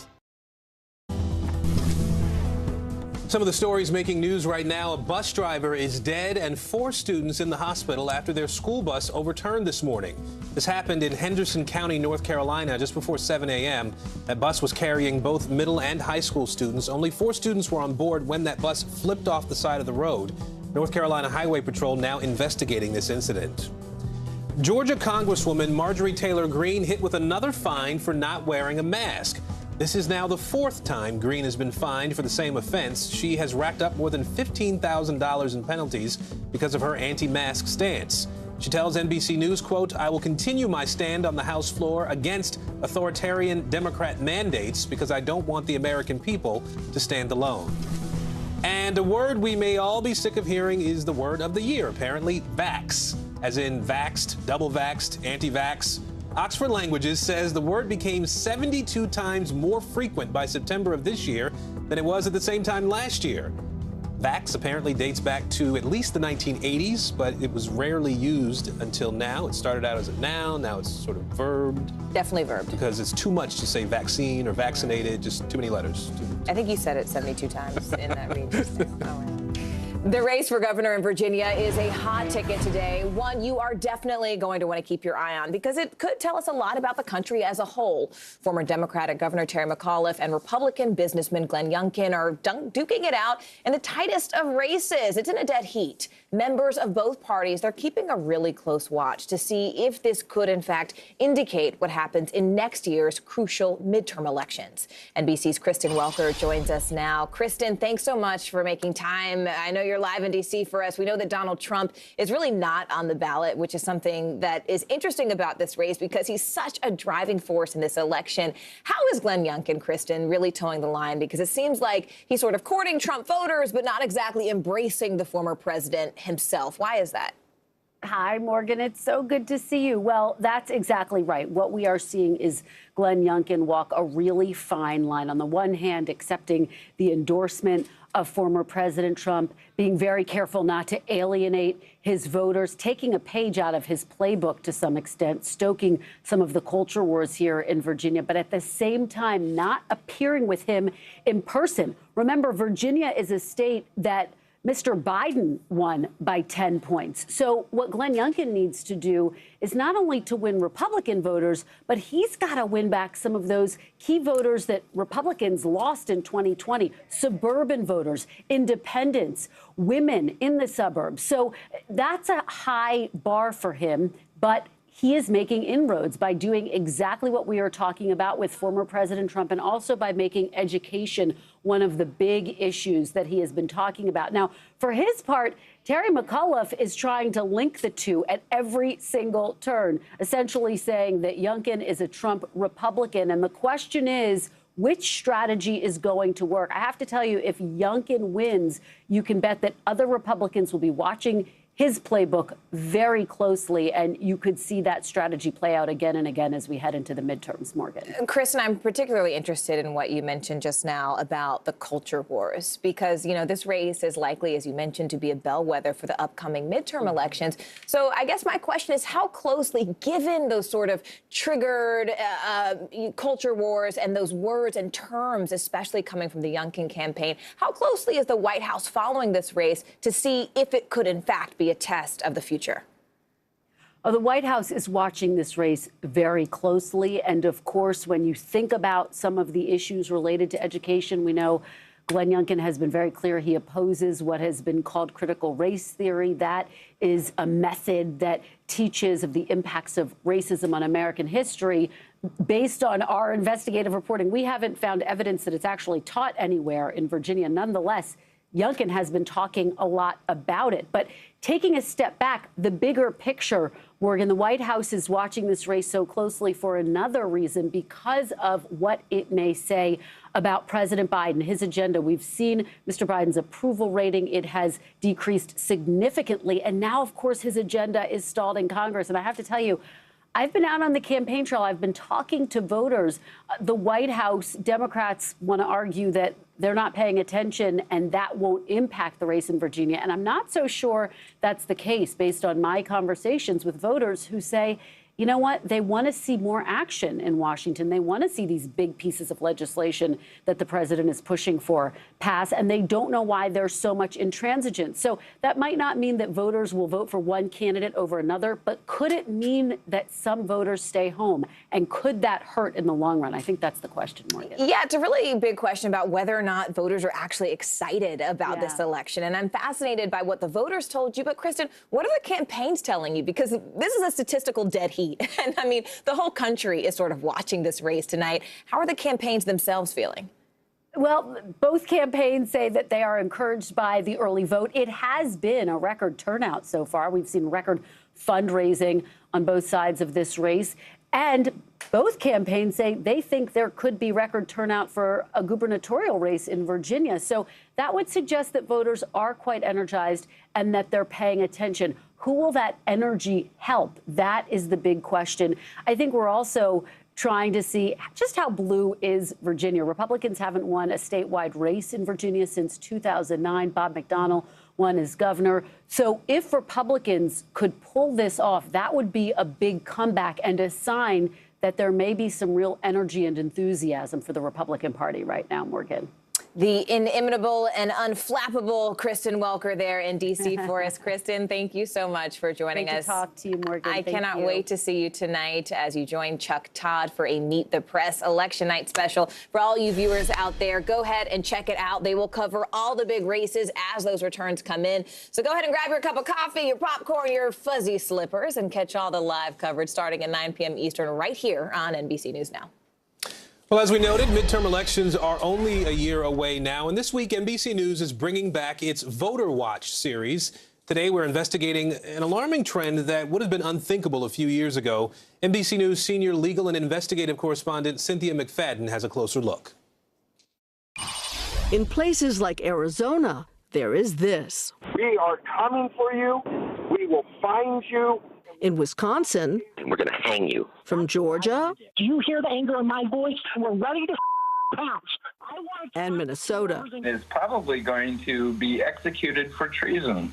These are just a few of thousands of threats being sent to the people who run this nation's elections. Most of them sent after the January 6th assault on the Capitol. Threats to Democrats and Republicans alike, sent to any Secretary of State or election official who certified that Joe Biden was the fairly elected president. Officials in swing states receiving a flood of threats. Page after page after page of threats. I know where you sleep. I see you sleeping. Be afraid. Be very afraid. You just hope that someone doesn't get hurt. That's right. This is definitely not what I expected as Secretary of State. Jenna Griswold is a Democrat and the Secretary of State of Colorado. At 37, she's one of the nation's youngest election administrators and one of the bravest. When did you get the first death threat? It really kicked up this year after January 6th, after the insurrection. The lies around 2020 are intensifying, and it's leading to real threats and violence. Do you have to take these seriously? Absolutely. If someone threatens your life, they post your address on the internet and tell you they're coming for you, I think any reasonable person would take it seriously. This is a way to shut you up. They're trying to.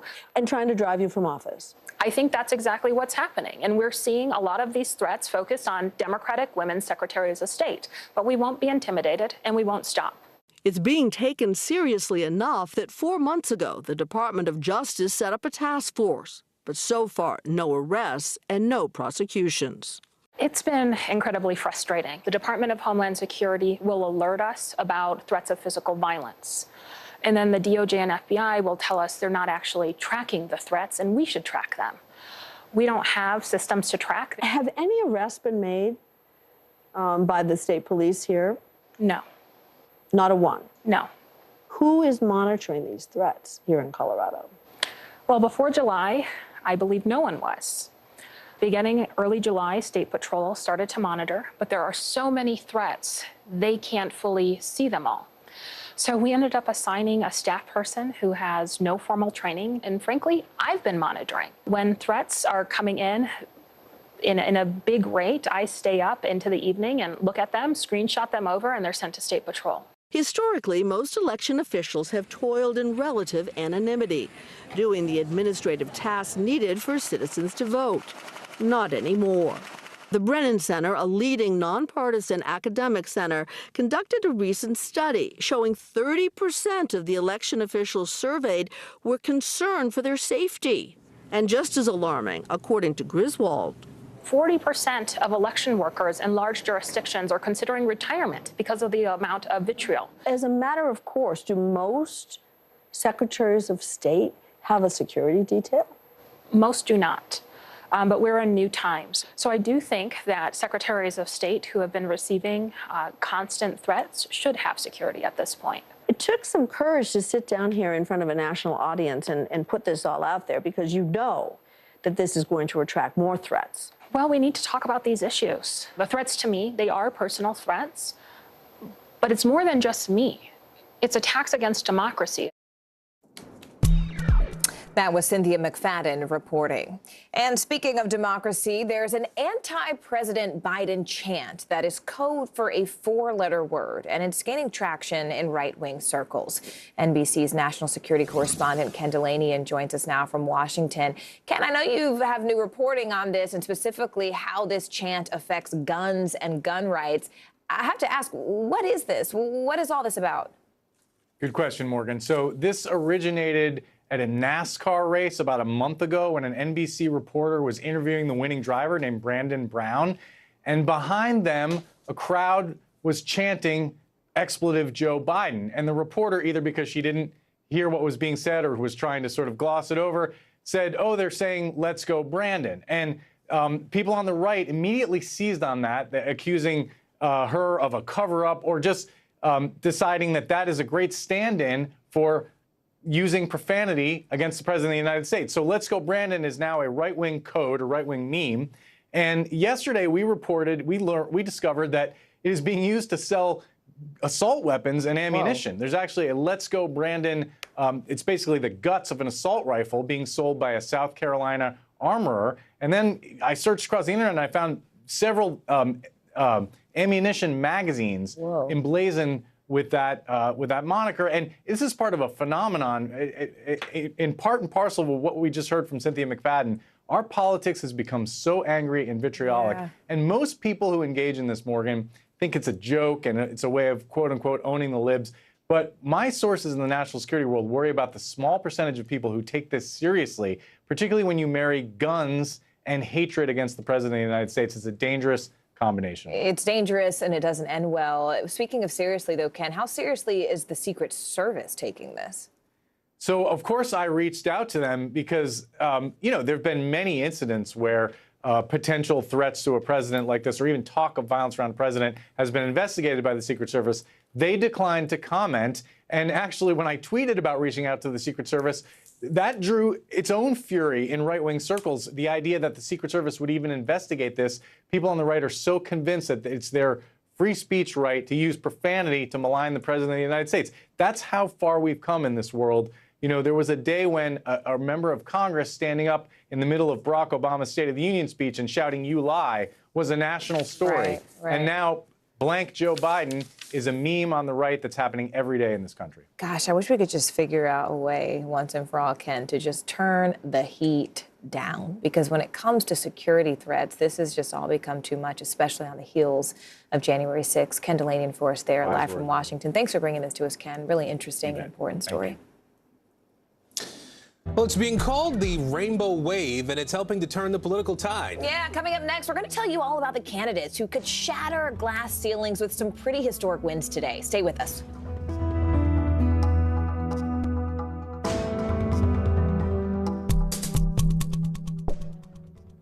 Sometimes the news can be difficult and overwhelming for kids to understand. Will coronavirus come back next year? So to help make sense of it all, we've created a newscast just for them. Man, you know a lot. We hope your family will watch Nightly News Kids Edition.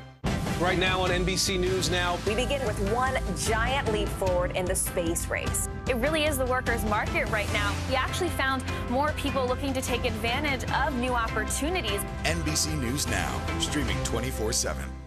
News is happening now. A look at what's making headlines around the world. Tonight, the major announcement of the COVID vaccine. This is a significant moment. Your news, whenever it happens, wherever you are, it's here now. Right now on NBC News Now. We begin with one giant leap forward in the space race. Bezos making it very clear this is the first step of many to come. Speaking out against laws that they feel would make it harder for Texas voters to cast their ballot. The issue here is not that vaccines aren't available. They say the issue is that people are choosing not to get vaccinated.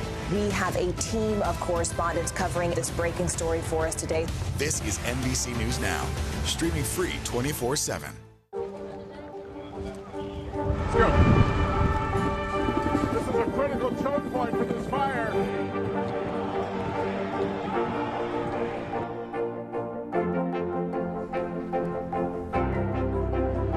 And good evening from New Orleans. Nice to really spend some time with you. Appreciate it.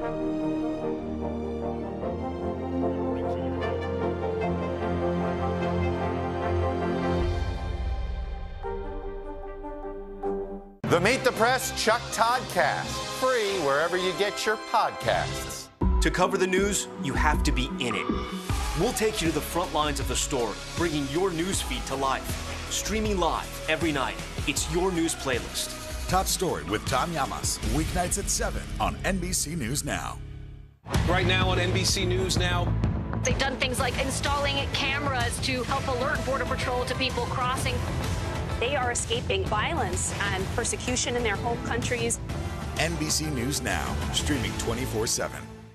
News is happening now. A look at what's making headlines around the world. Tonight, the major announcement of the COVID vaccine. This is a significant moment. Your news, whenever it happens, wherever you are, it's here now. Tonight, Chuck Todd and Kristen Welker host special coverage of Election Night 2021, following key races across the nation. What will the results mean for the future of both parties and the direction of the country? Meet the Press Election Night special tonight at 9 on NBC News Now.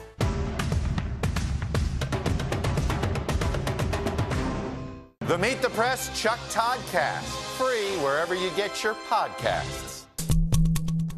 They're part of the changing face of politics, helping to fuel the so-called rainbow wave. 237 lesbian, gay, bisexual, transgender, and queer candidates on ballots all over the country today. That's a nearly 20% rise from 2019, and they are among the political hopefuls who could shatter glass ceilings with wins today.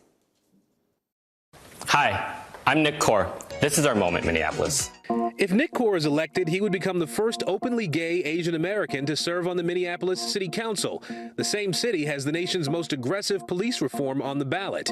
In the first major election since the murder of George Floyd and the conviction of former Minneapolis police officer Derek Chauvin, voters will decide whether to replace the Minneapolis Police Department with a Department of Public Safety that would answer to the City Council, a new direction that Core says he supports. Our movement as LGBTQ people really started because of the fact that, because of police brutality. But a win for Core isn't a given. He's facing an incumbent who's been in office for 23 years and cast the only vote against overhauling the Minneapolis Police Department. Lisa Goodman's campaign website says she supports adding more officers to the streets, not fewer. Minneapolis could also elect its first LGBTQ mayor. Sheila Nazad is in a crowded field of 17 candidates looking to oust incumbent mayor Jacob Fry. History could also be made in Georgia. Liliana Bakhtiari is running for a seat on the nonpartisan Atlanta City Council. In 2017, Bakhtiari became the first queer Muslim person in the U.S. to run for office. She says then-President Donald Trump's so-called Muslim ban is what propelled her to political run. Bakhtiari, however, narrowly lost that race by just 250 votes. But this election is different after a historic change in Georgia. Last year, the Peach State turned blue for the first time in decades, handing Joe Biden a presidential win and the U.S. Senate the majority with the election of 2 Democratic senators, Jon Ossoff and Raphael Warnock. You know, it's met with a lot of support, but also sometimes equal amounts of hostility. And this time it feels incredibly different. That identity is far more celebrated and uplifted. Both Kaur and Bakhtiari say their individual wins would be major wins for the LGBTQ+ communities that they are proud to be a part of. It's not just me winning a seat, it's me bringing an entire community of people that saved me more times than I can count, and that continue to do that every single day. It's about representation. It's about understanding what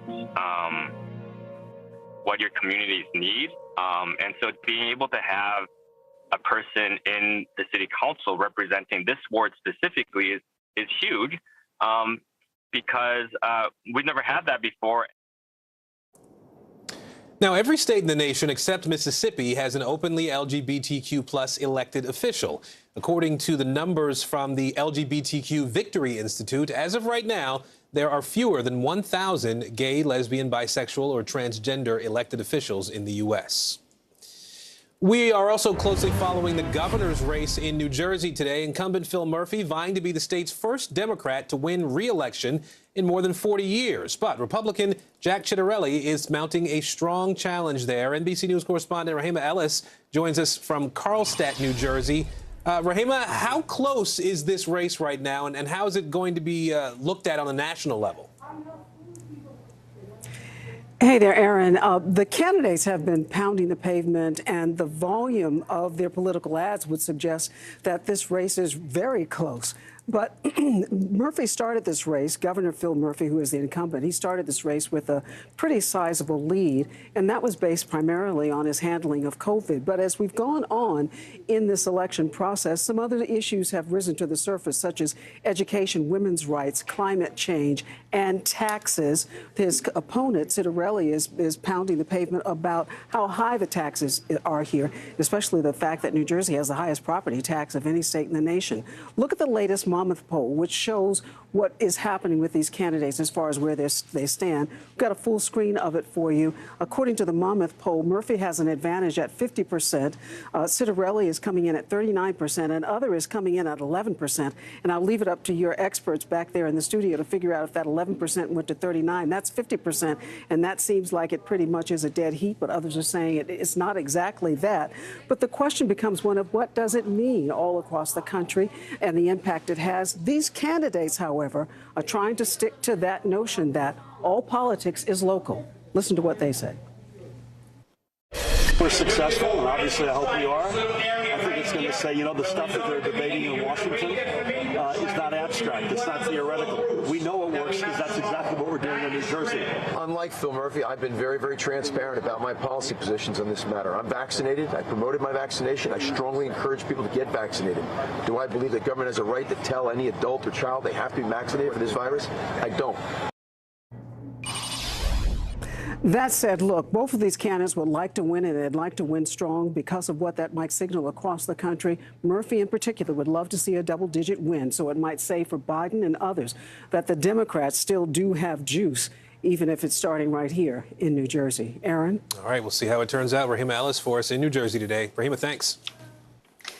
Meanwhile, Democrats and Republicans are closely watching today's critical races across the country to really strategize ahead of next year's midterms. Let's go ahead and bring in NBC News senior political editor Mark Murray now. Mark, I've been waiting to talk to you all day about this Virginia governor's race because I really want to talk about how the outcome of this specific race will shape the midterm strategy for both parties, because we know they're both watching all day and all night. Yeah, Morgan, part of it is actually test driving different messages that people are going to try for the midterm elections a year from now. And so we're seeing Republicans really lean into education or critical race theory, big cultural issues. Democrats, including Terry McAuliffe in this race, have really tried to bring up the specter of Donald Trump as well as January 6th and a whole lot of other issues that are in between. So those issues, but then also, you know, it's going to be able to see if Republicans can win or keep it close in Virginia. that also means that places like Michigan and Wisconsin are going to be really close in 2022. And Mark, I have to ask you really quickly before we hit a break here, but I'm dying to know, we just heard Rahema mention the saying, all politics are local, but what are some of the issues in these local elections that are really leaving a footprint on federal politics in Washington? Morgan, outside of New Jersey and Virginia, it's going to be election day. We're in other places across the country. We're seeing mayoral contests in places ranging from Atlanta and Cleveland to Buffalo, where there's a Democratic Socialists of America backed a Democratic nominee who's running against the incumbent who wants to actually be who's the write-in candidate there. So that is really fascinating. Detroit is also another mayoral contest. And then we're going to see special congressional elections and primaries in Ohio as well as in Florida. All right. NBC's Mark Murray for us there. Mark, as always, thank you. Advocates are calling it a miscarriage of justice. That's right. After the break, the rise in women being sent to jail for having a miscarriage and what's being done to free them. Stay with us.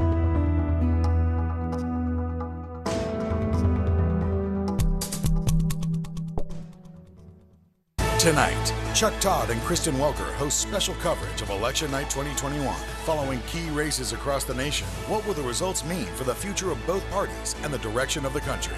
Meet the Press Election Night special tonight at 9 on NBC News Now. Let's go.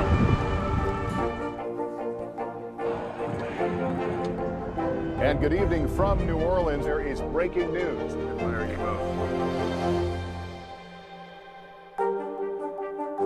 The Meet the Press Chuck Todd cast, free wherever you get your podcasts. Good morning, I'm Savannah Sellers. I'm Joe Fryer. Right now on Morning News Now. Another giant leap for mankind. Some interesting things going on across the lower 48. Flights are returning to normal this morning. Morning News Now, streaming weekdays at 7. The fire has grown leaps and bounds. You see behind me is typical. How you doing? Pretty bad. News is more than a headline. It informs, it inspires, and it still matters. To cover it, you have to be in it. And that's what we're gonna do. Every night, we take you to the front lines of the story, where it's actually happening, with NBC News journalists on the ground from all over the world.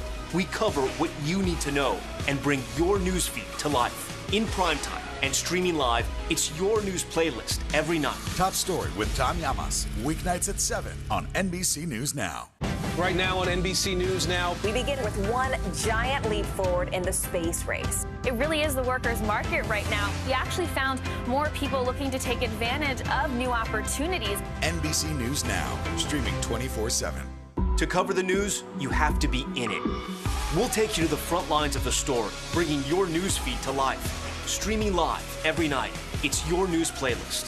Top Story with Tom Llamas, weeknights at 7 on NBC News Now.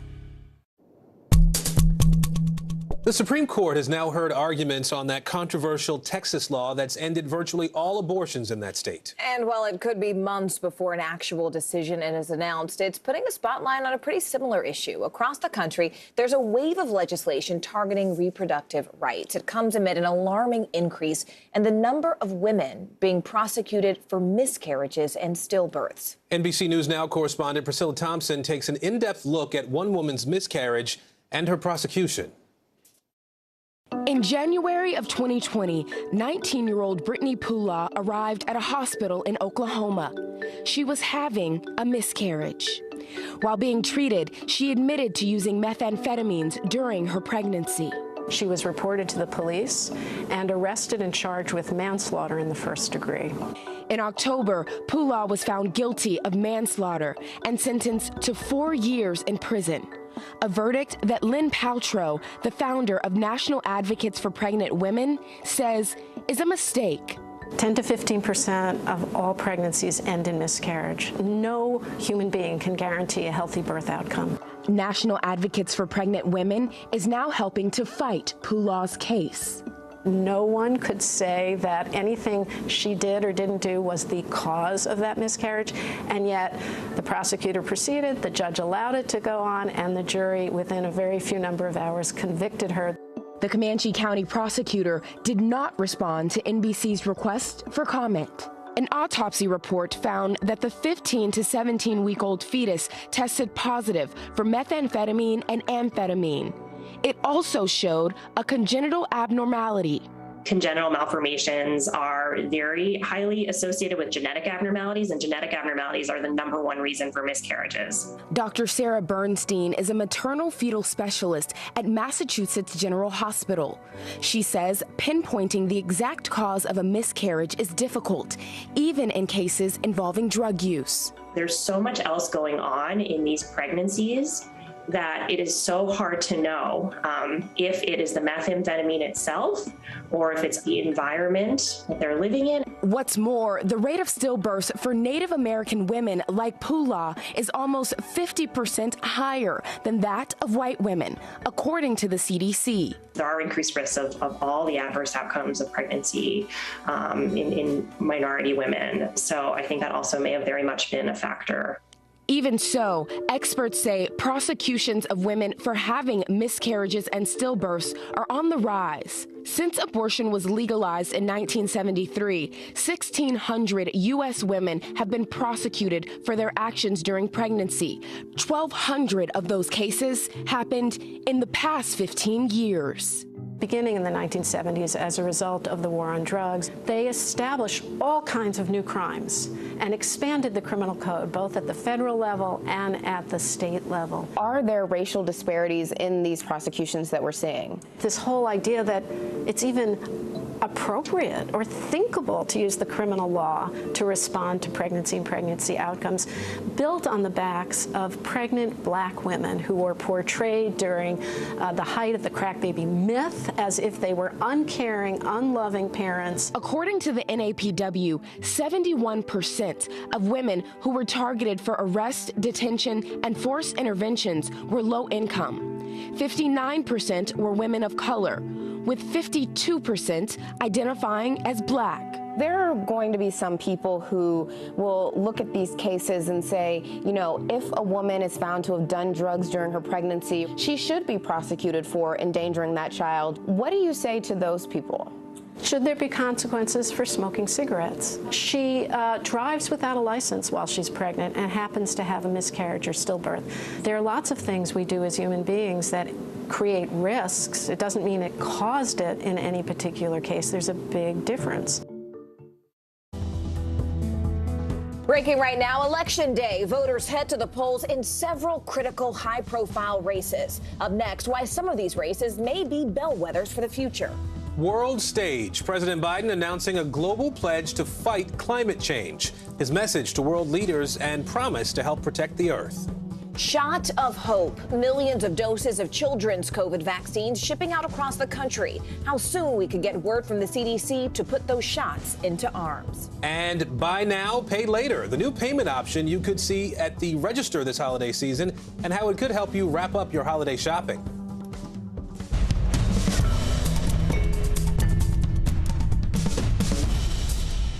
Hey there, everyone. We so appreciate you joining us this afternoon. I'm Morgan Radford. And I'm Aaron Gilchrist. Breaking news leads off this hour. The polls are open in what may be the most anticipated off-year election in recent memory, especially in Virginia. In fact, final polling shows the governor's race there in a dead heat. Republican Glenn Youngkin, if you look on your screen, has just the slightest edge over Democrat and one-time Governor Terry McAuliffe. We are on the ground in two of the key spots there. We have NBC News correspondent Heidi Prisbilla in Virginia Beach. But let's go ahead and start with NBC News correspondent Katie Beck, who's in the state capital of Richmond. Katie, what are you hearing from voters so far today? We've heard so much from the Youngkin campaign about education and so-called critical race theory. But what are you hearing from people? Are they caring about those issues? Absolutely, Morgan. And as you stated, the polls couldn't be tighter and the stakes couldn't be higher. This election is certainly at the stage of the center of national spotlight for a reason. And voters are focused on education primarily because the candidates have made that a pivotal part of their platform. Parental choice in schools when it comes to mask mandates, critical race theory, transgender bathroom rights. These are all issues that are hot button issues on the table being decided in Virginia schools. And both candidates have brought them front and center. A lot of folks taking those things into consideration as they go to the polls today. Now, energy behind voters right now is extremely high. We've been seeing lots of turnout here at this location today, but we've also seen more than 1 million people in the state of Virginia have already early voted, which is an extraordinary number. Shows a lot of enthusiasm and interest in an off year, to be sure. We did speak to 2 voters on opposite sides of the aisle as they headed into the polls today. Here's what they had to say. This is a time where I really think that the Republicans are the way to go for change as much as anything else. And, you know, when you look at the attempt to paint Youngkin as another Donald Trump, you know, it just doesn't wash. In Richmond, I know that maybe your vote, if you're a Democrat, might not count as much, but I think no matter what, coming out and just saying, you know, we are a blue state and I would like it to stay that way is really important. Yeah, so obviously, Morgan, just hearing from those voters, you can tell how divided the opinions are, certainly represented in the polls that we're seeing with these two in a neck-and-neck race right now. Neck-and-neck race, and I know, Katie Beck, it's going to be a long night for you there as you're following those election results from Richmond. Katie, thank you. Let's move south now and east to Virginia Beach. That's where we find NBC News correspondent Heidi Presbella. Heidi, I'd like to talk a little bit about turnout in this election. Obviously, there are big parts of the state where we see large population centers, but how key is turnout going to be in this election, and what's it been like so far where you are? Well, especially for Democrats, Aaron, given that they have a 450,000 voter advantage here based on Biden voters. And here's what we know so far. Early voting is already a record, and it's not even close. 6 times more than what we saw in the 2017 gubernatorial election. That's about a fifth of the entire electorate. As you can see from the chart, that really does redound to the benefit of Democrats. However, Republicans are also encouraging their voters to get out and vote early. There was a new law here in 2020. As far as what we're seeing outside this polling location, it's just brisk. A lot of people voting over the past couple of days. We've interviewed many of them. Anecdotally, we're getting, pulse for a lot of Youngkin support. But at the same time today, we've seen a ton of voters come in and also take that Democratic sample ballot. And so we're not going to be able to call this neck and neck race until much later in the day, certainly not based on volume at any particular polling location. And I'm curious, Heidi, we heard Katie talk about what the reality is for voters in Richmond. Hampton Roads, obviously a heavily military area. What are some of the issues that voters are talking about at the polls today? If you are a Republican, I can't remember a time when I approached one over the past couple of days when they didn't bring up education as the first issue. Now, what do they mean by that? They mean more control by parents of the curriculum in schools. There's mentions of critical race theory, although we didn't really get any evidence of exactly what is in the curriculum that they find objectionable and defines as critical race theory. But both candidates are really leaning into this. We had dueling closing ads on education, and also Democratic voters just talking about this still being a referendum on Trump. Take a listen to what the voters had to say. Education, of course. We've got to make sure we have the right people doing the right things for our education. There's been lots of things about, who said what, and it doesn't really matter who said what at the end of the day. It's parents' responsibility to make sure our children grow up. The biggest issue is what we're doing about the pandemic. Okay, that's top priority there because there's a lot of things that's happening right now that could be done better, could be treated better. So this is a critical swing area that went first for Trump, then for Biden, and the winds certainly have felt like they're blowing in Youngkin's direction. However, Democrats say they have a major turnout operation, and they're really going to lean in to try to get their base out. They say they've already knocked on about 1 million doors just in 4 days, Aaron. All right, Heidi Presbella for us in Virginia Beach today. Heidi, thank you. And tonight, Chuck Todd and Kristen Welker host special election night coverage following all the key races across the country and what those results actually mean for the direction of the country. Stream Meet the Press Election Night special tonight at 9 Eastern right here on NBC News Now. President Biden is wrapping up his overseas trip today. At a crucial UN conference in Scotland, he announced strong actions on climate, some of the toughest environmental rules yet. This all comes as his ambitious economic agenda is facing some pretty severe resistance at home. NBC News correspondent Josh Lederman joins us now from Edinburgh, Scotland. Josh, first off, just walk us through the president's sort of final push on the world stage today. Did he actually accomplish what it is he set out to do? Goal one for the president here in Scotland was to reassure foreign leaders that the U.S. is back in the game on climate change after, of course, former President Trump pulled the U.S. out of the Paris Climate Agreement.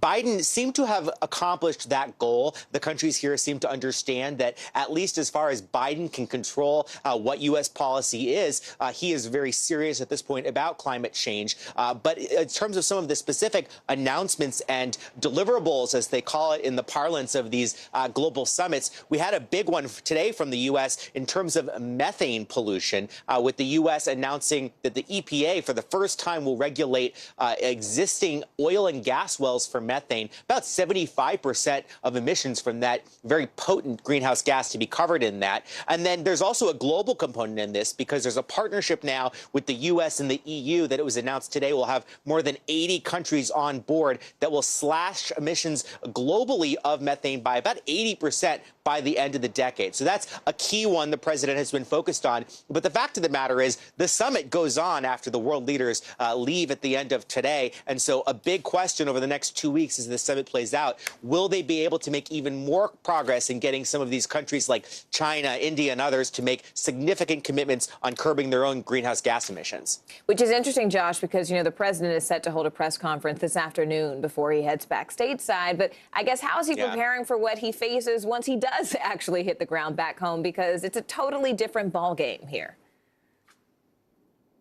It is, and there is some big questions that are awaiting the president when he gets back and has to dive back into the very messy negotiations over his spending bill, which, don't forget, contain all the climate provisions that President Biden is counting on to deliver the goals he's been talking on for the last 2 days here in Scotland. We haven't yet heard from President Biden since Joe Manchin kind of threw a wrench into everything last night. He's been asked about it in some of the meetings today. He hasn't responded, so we are eager to hear from President Biden in this final news conference how he's going to tackle that, whether he really thinks Manchin is on board like he had been indicating prior to Manchin's comments, and what his next strategy will be to make sure that these key parts of his domestic agenda are actually able to come to fruition, Morgan. All right, NBC's Josh Lederman for us there following the president in Scotland. Josh, as always, thank you. Let's turn now to the coronavirus pandemic and a historic decision set to take place today. A CDC advisory panel is meeting to give recommendations on the Pfizer vaccine for young kids. The FDA authorized it last week. Now, if CDC Director Rochelle Walensky signs off on the recommendations tonight, kids 5 to 11 can get the vaccine as soon as tomorrow. And in preparation for the final approval, the White House says millions of vaccine doses are already making their way to doctors' offices all across the country. The children's doses are carefully labeled with an orange cap, if you look closely at your screen, while the adult doses are labeled with purple.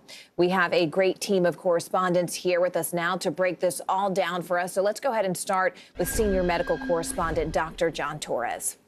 Dr. John, the FDA signed off on the kids' vaccine on Friday. Now the CDC is going to pick up the baton here with its advisory panel today. What's the difference between their approvals?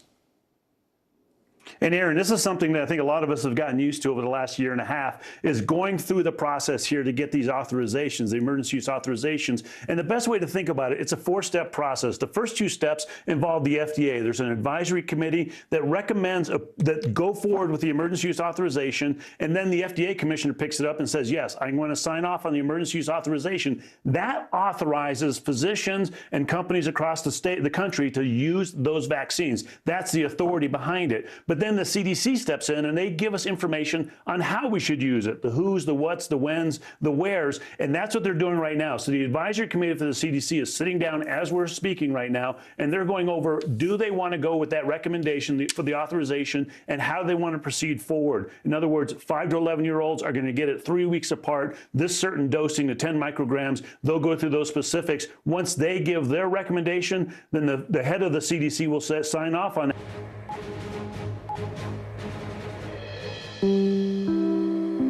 This is an NBC News special report. Here's Kate Snow. Good afternoon. We're coming on the air with breaking news. President Biden about to hold a press conference as he wraps up 2 global summits. Let's listen now to the president. And with my fellow leaders, and most of all, it was critically important for the United States to be here. At COP26, back in the Paris Agreement, raising domestic climate ambitions and demonstrating a commitment to support the rest of the world, particularly those countries that are on the front lines of the climate crisis. Today I spoke with leaders of forested nations, island nations, developing countries. My message to them was the United States is going to be their partner as we meet this climate crisis. And I want to thank the United Kingdom and Prime Minister Johnson for hosting us, hosting the world in a critical moment, as well as I met with Prince Charles, who's put together a very significant operation over the last 6-7 years of trying to bring in the private sector to work on a number of these issues. Glasgow must be the start, as you're tired of hearing me say it, but a decisive decade of action so we can keep the limit of 1.5 degrees within the reach of us and the rest of the world. We have to keep accelerating our progress. Today's agreement by more than 100 countries, representing 85% of the world's forests, to halt and reverse deforestation by 2030, is a great example of the kind of ambition we need, and the United States is proud to have initiated and supported it. For our part, the United States is going to keep raising the ambition and delivering the goal that we are reducing U.S. emissions by 50 to 52%, as Secretary Kerry's talked about, from the 2005 levels by 2030. This decade, we have to make significant progress.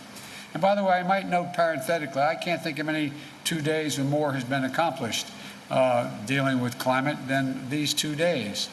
Overall, the past 2 days, I've announced a series of initiatives that are going to make sure we hit the target of including today 2 new rules to reduce methane losses from new and existing oil and gas operations and from natural gas pipelines.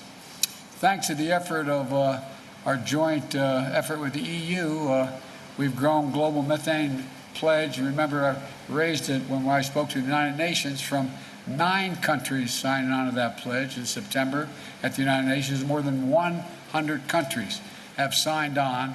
It's about half the world's methane emissions, 70% of the world's global GDP. We made commitments to promote climate-smart agriculture, spur innovation, catalyze private finance for a clean economy, and to drive high-standard, clean, climate-resilient infrastructure through the Build Back Better initiative. We had a great meeting today where we sat and talked about the whole focus of my Build Back Better initiative, which is adopted by the G7, was that everything should be focused on, as we help with the infrastructure of the rest of the world, which needs it badly, focused on climate. The example is if you build an oil well, if you build a gas or oil refinery, you're going to have that for the next 30 years. Well, why not invest now if we're going to provide for the help for nations in solar capacity or wind capacity? So the point is, although we also brought through the new President's Emergency Plan for Adaptation and Resilience. We called it, I'm getting tired of acronyms, I have to admit to you, but it's called a PREPARE. We're going to support climate adaptation efforts of more than 500 million people worldwide. We also released our overall long-term strategy that outlines how we'll get to net zero emissions by 2050. You know, we know that this must be a whole of society effort. I also want to thank the representatives from the private sector and from labor and philanthropies, civil societies who are dedicated themselves to the climate action efforts we're all making here. That leadership, together with action by state and local and tribal governments, has been essential in the United States. That's why, despite the previous administration's pulling us out of the Paris Agreement and refusing even to acknowledge there was a climate crisis, we still brought down emissions during that period. I also want to acknowledge the passion and power of the young people and the activists who are doing such vital work to remind us of our moral obligation to future generations. But look, as I said yesterday, it's not just a moral imperative, it's an economic imperative as well. Investing in our clean energy future is an enormous opportunity for every country to create good-paying jobs and spur a broad-based economic recovery. As I've said, you've heard me say before, and my colleagues as well, when I think of climate crisis, I think of jobs. And that's what the Build Back Better framework will do for the American people. It's going to bring historic investment in clean energy, addressing the climate crisis. It's going to cut greenhouse gas emissions by well over a gigaton by 2030. It's going to save consumers money in their energy bills and with tax credits for things like installing solar panels and weatherization of their homes. It's also going to provide manufacturing credits to make sure the United States is competing in energy markets of the future like solar panels and wind turbines. It's also going to accelerate electric vehicles and electric school buses and build a nationwide network of 500,000 charging stations to power them. It's about jobs. It's about competitiveness versus complacency. It's about making the world safer, cleaner, healthier, a place for our children and children all around the world to look to the future in a way that they can't now. And so there's so many other things that have happened today that I feel good about. But let me start, if you will, I'll be happy to take your questions. Phil, you got a question? I watch you on TV a lot. Thank you very much, Mr. President. You noted your disappointment with Chinese actions on climate in Rome, and also the lack of willingness for Chinese President Xi Jinping to show up at either the G20 or COP26. But I wanted to ask more broadly, when you assess where things stand right now in U.S.-China relationships after your first 10 months in office, your diplomats have had difficulty engaging in a substantive manner with some of their counterparts. You have a Chinese military that has tested a hypersonic missile this summer and is building its nuclear capability. What is your general assessment of where things stand, and are you concerned that the potential for armed conflict has grown over the course of your first 10 months in office? Well, let me start off by addressing the first part of, if not the question, the statement. And that is that I indicated that China and Russia not showing up in Saudi Arabia was a problem. We showed up. We showed up. And by showing up, we've had a profound impact on the way I think the rest of the world is looking at the United States and its leadership role. I think it's been a big mistake, quite frankly, for China, with respect to China not showing up. The rest of the world is going to look to China and say, what value added are they providing? And they've lost an ability to influence people around the world and all the people here at COP. The same way I would argue with regard to Russia. With regard to the more profound question about, am I worried about an armed conflict or some that accidentally occurring with China? No, I'm not, but I have had, as I've said before, and I think we've talked about this, Phil, but I may be mistaken, I think, as I've said, I look at China, and I've had hours of conversations with Xi Jinping, both in person when I was vice president and since I've been president, at least 5 or 6 hours worth of conversations on the telephone. And I'm going to be having a virtual summit with him. I've made it clear, this is competition. It does not have to be conflict. There is no reason there need be conflict. But I've also indicated to him, and I'm not reluctant to say it publicly, that we expect him to play by the rules of the road. We're not going to change our attitude toward Constitution, international airspace, international sea lanes, etc. We also have made it clear that we have to work on dealing with things like cybersecurity and a whole range of other issues. But I'm not looking for, I don't anticipate there will be a need for there be physical conflict. But, you know, as you've heard me say this before, my dad had an expression. He said the only conflict worse than one that's intended is one that's unintended. One that's unintended.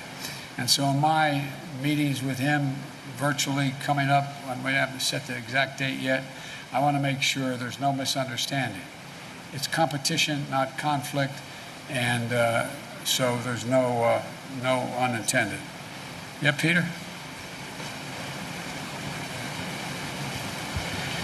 Mr. President, you're touting on this visit your $1.75 trillion plan that includes climate, but your party is still not united behind it. Senator Joe Manchin yesterday called it budget gimmicks, shell games, and a recipe for economic crisis. Today he said he never signed off on the framework. So do you have a specific commitment from Senator Manchin to support your Build Back Better bill, yes or no?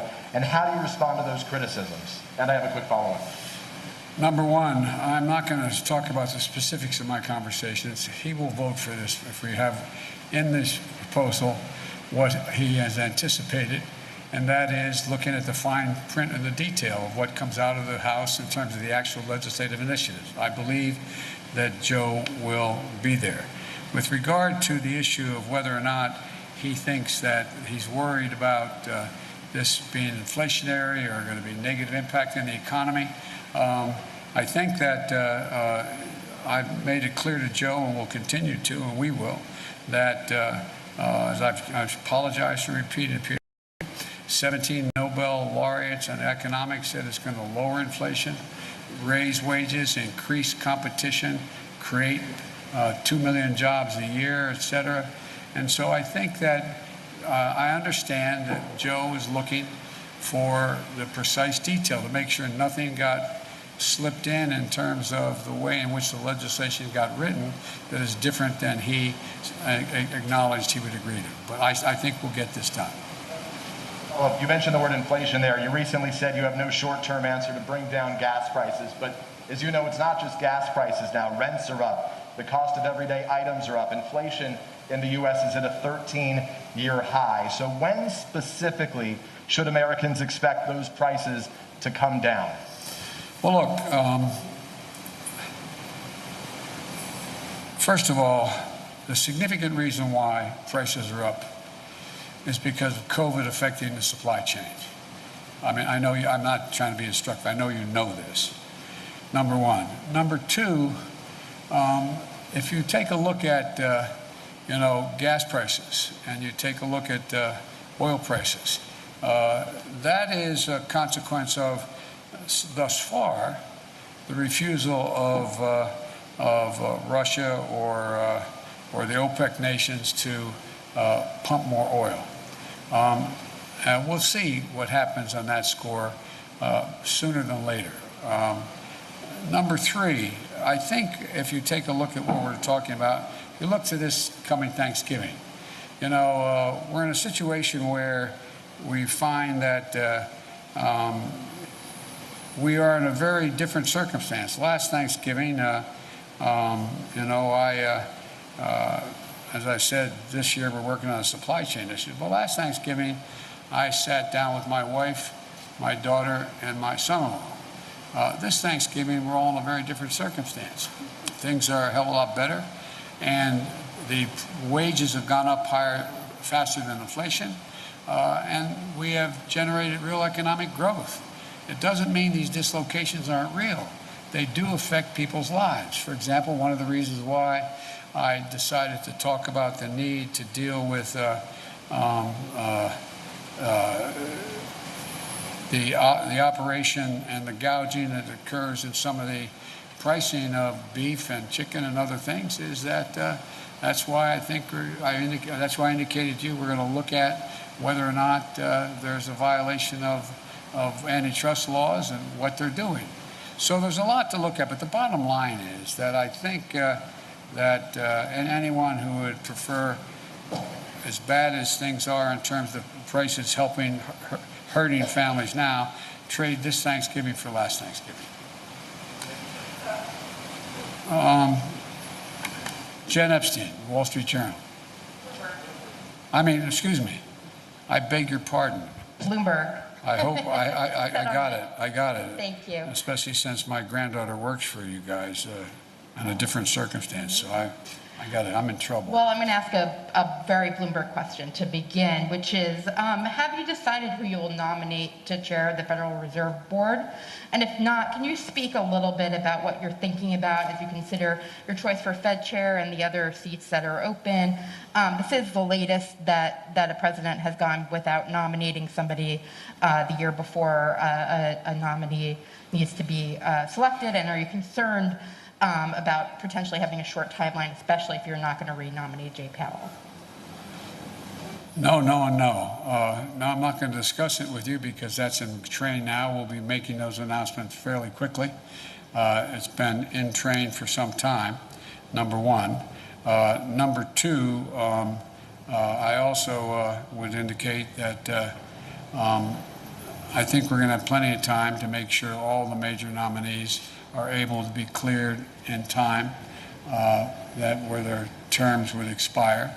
And number three, I've given a lot of thought to it. And I've been meeting with my economic advisors on what the best choices are. We've got a lot of good choices, but I'm not going to speculate now. Nancy, CBS? I think you had your hand up. I'm sorry. Did you? Thank you very much, Mr. President. Some of the commitments you made here won't happen unless Congress passes future legislation. How do you convince Republicans and even some Democrats to get behind more spending if they look at this conference and say, China isn't meeting these global goals, Russia doesn't intend to meet these global goals, India doesn't plan to, why should we?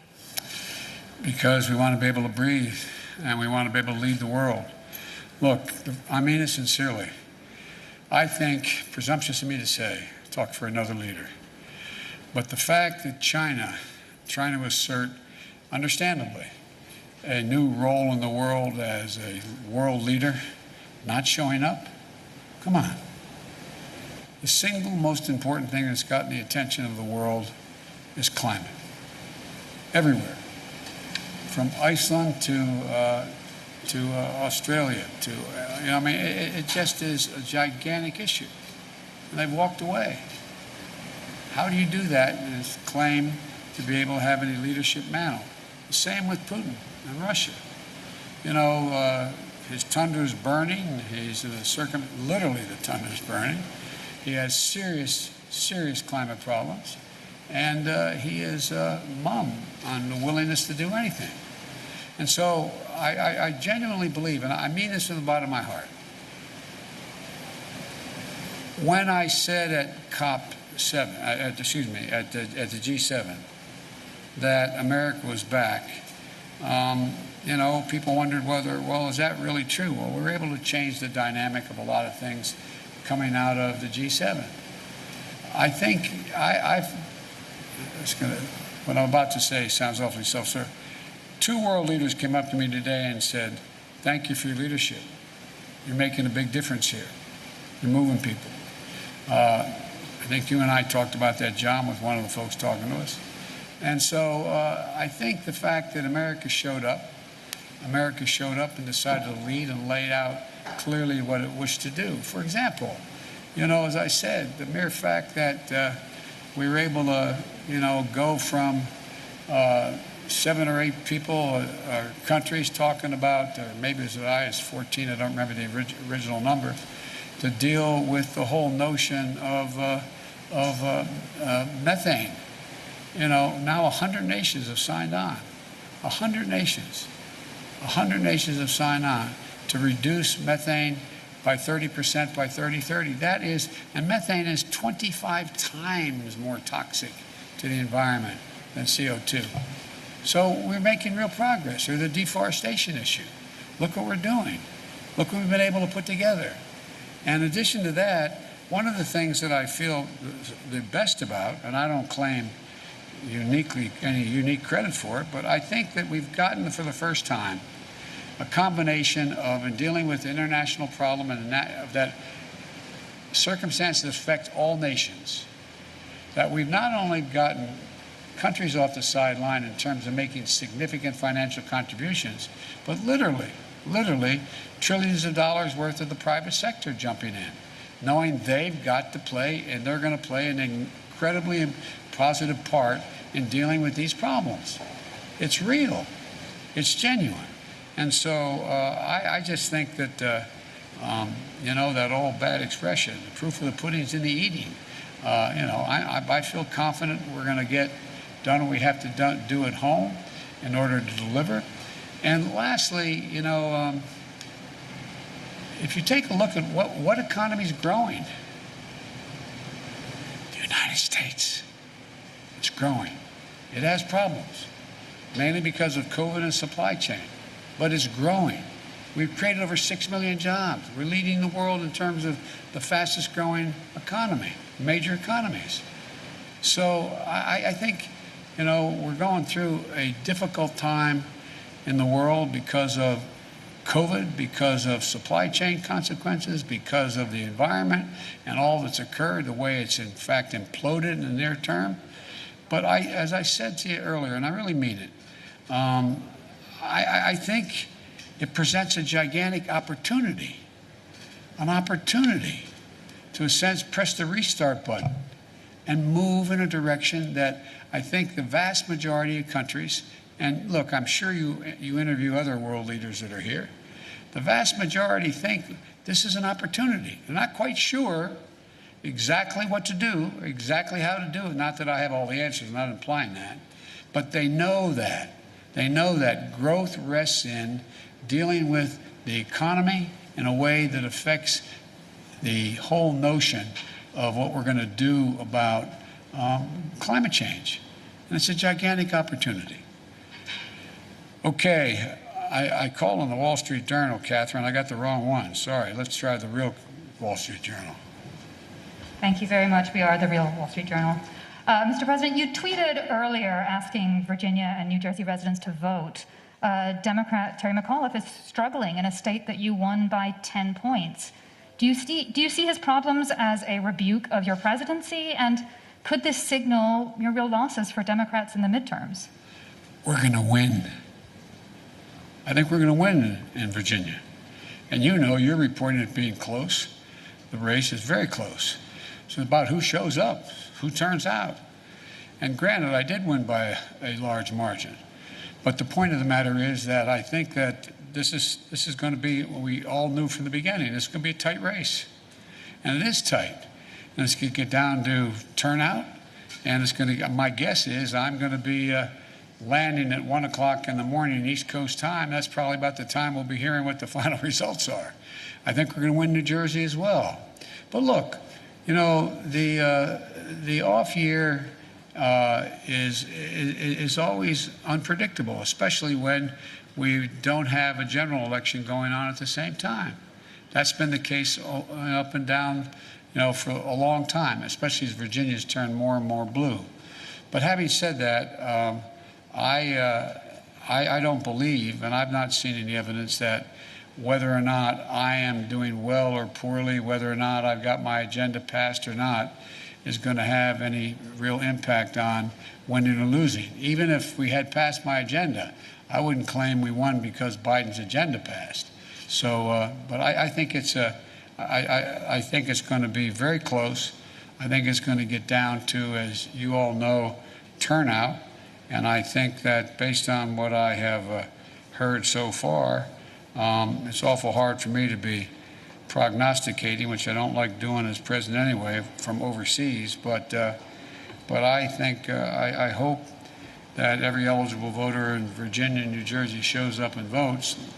And the more of them that do, the better off I think our chances are. And I think we're gonna win. Okay. All right. NPR. Scott. Oh, thank you. You mentioned climate activists before, and I want to ask something about them. You're touting agreements, other world leaders have touted agreements, but the atmosphere around the conference here is skeptical, and it's pretty angry.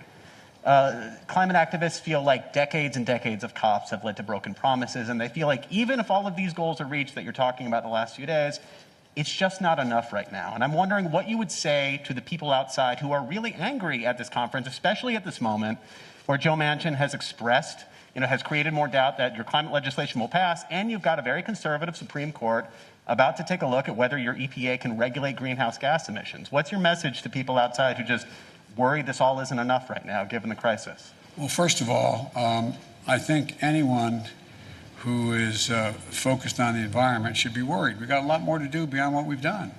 We've done more than we've ever done, though. That's the point. And more has to be done. And I didn't have a single member of this conference come up to me and say, are you going to pass what you have, and what do you think how's that going to affect it? What are you going to do?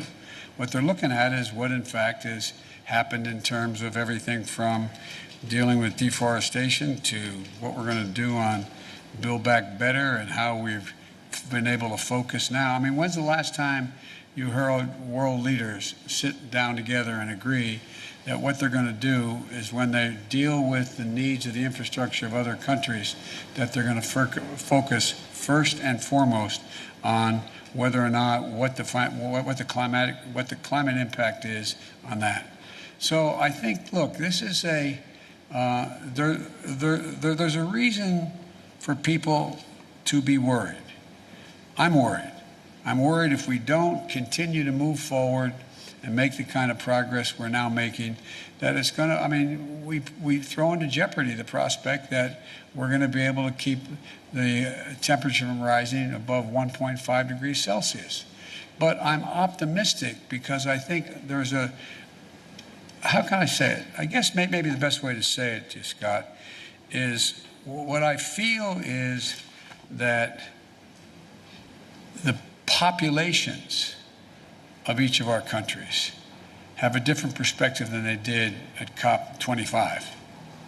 I think there is, I mean, not because of necessarily any of the leaders of any of our countries, including mine, that all of a sudden people are seeing these things happening they never thought would happen. They're seeing people drown in their basements in Queens, New York because of flooding and rain. They're seeing that, more territory burned down in the United States just since the first of the year than it makes up the entire land mass of the state of New Jersey. They've seen hurricane with top winds of 178 miles an hour. I mean, so they're looking at these things. They're seeing the water's warming. They're seeing a whole range of things occurring around the world that haven't happened. And it's sort of like, whoa, because I don't get what I used to get when I started there's no reason why anyone would remember this. But back when a fine Republican, a guy named Dick Lugar, was from the state of Indiana, and he and I were either the chairman or ranking members of the Foreign Relations Committee. This is over 20 years ago. We ended up proposing, and it worked, but it got no enthusiasm, a thing for debt for nature swaps. People looked at us like, what in the hell are you doing? Why are you forgiving the debt so Brazil won't, burn down more of their forest? Or why are you doing that so they will do? Now, everybody goes, whoa, what else can you do? What else can you do? So I think there's a whole different attitude that's out there. And I think this is being led, and I'm not being solicitous here, I think this is being led by, my granddaughters and their friends, that generation. I think they're out there going, whoa. And they're having a profound impact. Having a profound impact on their parents and their grandparents about what's happening. And then all these climactic and climactic things have happened that people are now paying attention like they never did before.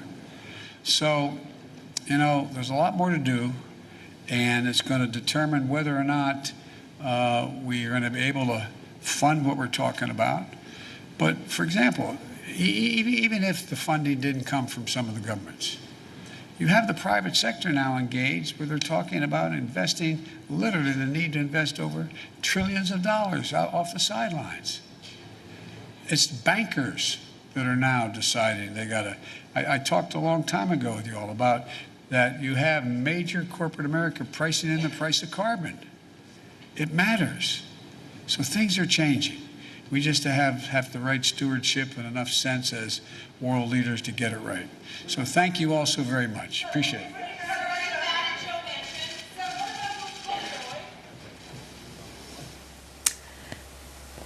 All right, we've been listening to President Biden just wrapping up this global summit on climate. Let's bring in senior White House correspondent Kelly O'Donnell, who's traveling with the president in Scotland. Kelly, the president's saying that he can't think of 2 days in which more has been accomplished in terms of combating climate change. He talked about China skipping out and not being there and scolded China for that. He touted a lot of goals and commitments, Kelly, but there's also the other side, which is he can't get his own climate proposals through Congress at the moment, and that came up again and again.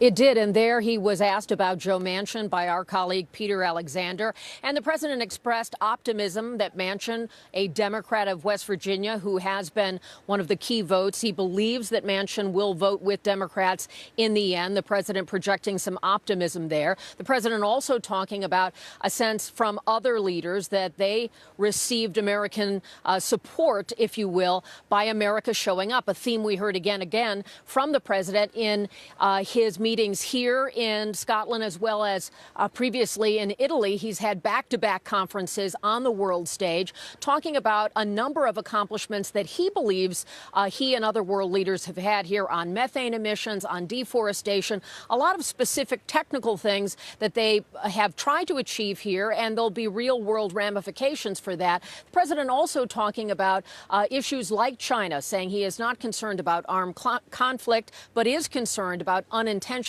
tensions with China, and he will be having more conversations with Xi Jinping, also saying that China should have showed up. Same for Putin of Russia.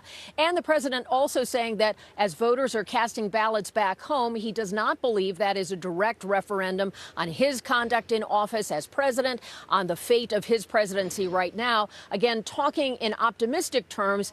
The ballots have not yet closed, and the president is heading for the airport to make that flight back to the United States. This has been a time that has been busy and productive from the White House point of view.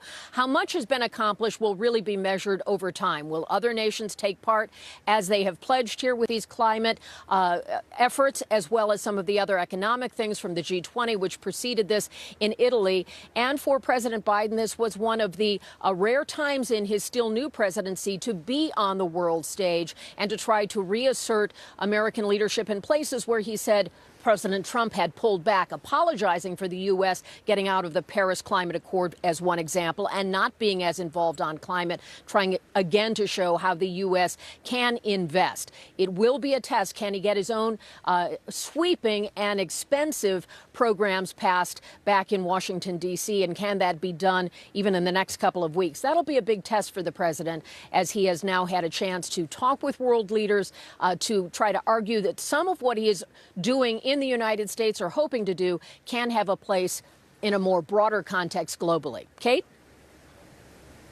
All right, Kelly O'Donnell with us from Edinburgh. We're also joined by NBC News political director, moderator of Meet the Press, Chuck Todd is with us. Chuck, I want to ask about Election Day. It is Election Day. He was asked specifically about Virginia and the race there that's very tight. And as Kelly just referenced, the president said essentially, well, you know, this has nothing to do with my agenda. That's not reflected in local elections, is it?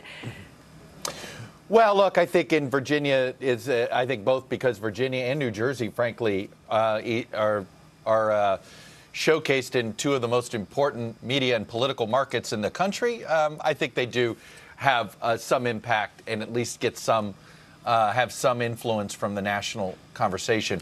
But look, the president's optimism about McAuliffe in Virginia, for what it's worth, is actually matched by what the McAuliffe campaign is quietly telling the White House political operation, national Democrats.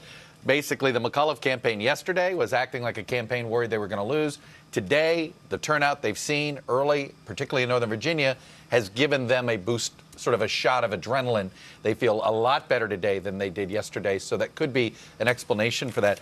I will say this, I do think politically for the president that this trip and being able to showcase some American leadership on climate, Kate, for what it's worth, really was given a boost by the fact that China and Russia didn't show up to this event. As we talk about sort of political fallout from the president's agenda on the climate issues, I know climate activists are not happy with what is coming out of here. But for the president, and I think for the leadership of America on the issue of climate, the Russians and the Chinese did him a huge favor. That's interesting. And Chuck, I have to ask you, because you're following the bouncing ball in Washington, D.C. and Congress right now. Where do things stand? Do we think that there will be some agreement in the coming days, in the coming weeks on the president's agenda? Look, the end of this week is the new goal, but nobody's writing that one down anymore. You know, nobody wants to say it's definitely going to be this week. They're getting closer in some of the stickiest parts. I'll be honest with you, Kate, though. Tell me what happens in Virginia tonight. I mean, I think if the bottom falls out of Democrats for some reason in Virginia, that could blow things up in the congressional thing. That could really turn things the other way.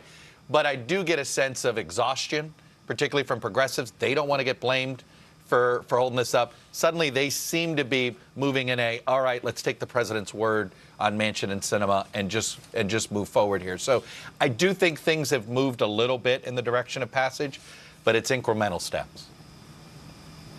All right, Chuck Todd, Kelly O'Donnell, thank you both. We will have much more, of course, tonight on NBC Nightly News as Lester Holt reports across America. Tonight, Lester will be live from St. Louis. Also, Chuck Todd and Kristen Welker will have election night coverage, including the results of the closely watched Virginia governor's race that we've just been talking about. That's tonight at 9 p.m. Eastern on NBC News Now. For now, I'm Kate Snow. Have a great day. To cover the news, you have to be in it. We'll take you to the front lines of the story, bringing your news feed to life. Streaming live every night. It's your news playlist. Top Story with Tom Llamas, weeknights at 7 on NBC News Now. In the Maldives, the battle against climate change is a matter of survival. Unless urgent action is taken to curb global warming, the country could be underwater by the end of the century. This as rising sea levels threaten its future. Sky News correspondent Ashish Joshi is there. An island nation fighting for its life. The very existence of the Maldives is at stake. Not one threat, but three, all driven by climate change. Azim Mushtaq is a marine scientist. I've joined him on an expedition to measure the health of the archipelago's coral.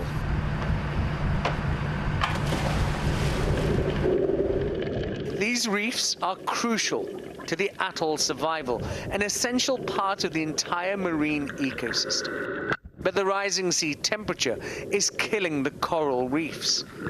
And that is having a devastating impact on life, both on land and sea. We need to take action really fast, and I don't think the major countries, the major players are doing much about it. So it's quite likely that within the next several decades we will lose our reefs if there's not enough protection. If we want Maldives to be as Maldives, we need to act really, really fast. The coral also protects the coastline. With it gone, the islands are vulnerable and exposed. When we see acres and acres of rainforest or jungle lost to deforestation, it prompts, and rightly so, a huge global outcry. Well, there's a similar thing happening here in the Maldives, but it's happening under the water, and it's much easier for the world to ignore. As our planet heats up, the sea level rises. Data for the Maldives shows a 3 to 4 millimeter increase in the last year alone. That means these low-lying islands could be completely submerged within the next decade. There is another, perhaps even more urgent crisis. Some of these islands are in danger of being washed away. Here you can see the natural erosion line. Dr. Abdullah Nasir is gathering data from across the islands. The weather is changing. Monsoons and tropical storms are more frequent and more violent. It's causing severe coastal erosion, shrinking the already under pressure islands. We are losing land. Not only we are losing land, but we are losing infrastructure, and people are losing their livelihoods as well. So we are concerned that we may have to move people around, consolidate people to different islands. Maybe even if we need to evacuate some of the islands, we may have to do that even, depending on the situation of the The scientific evidence is there. and it supports what Ahmed Halim is seeing with his own eyes. A lifetime spent on the ocean, this retired fisherman tells me everything has changed.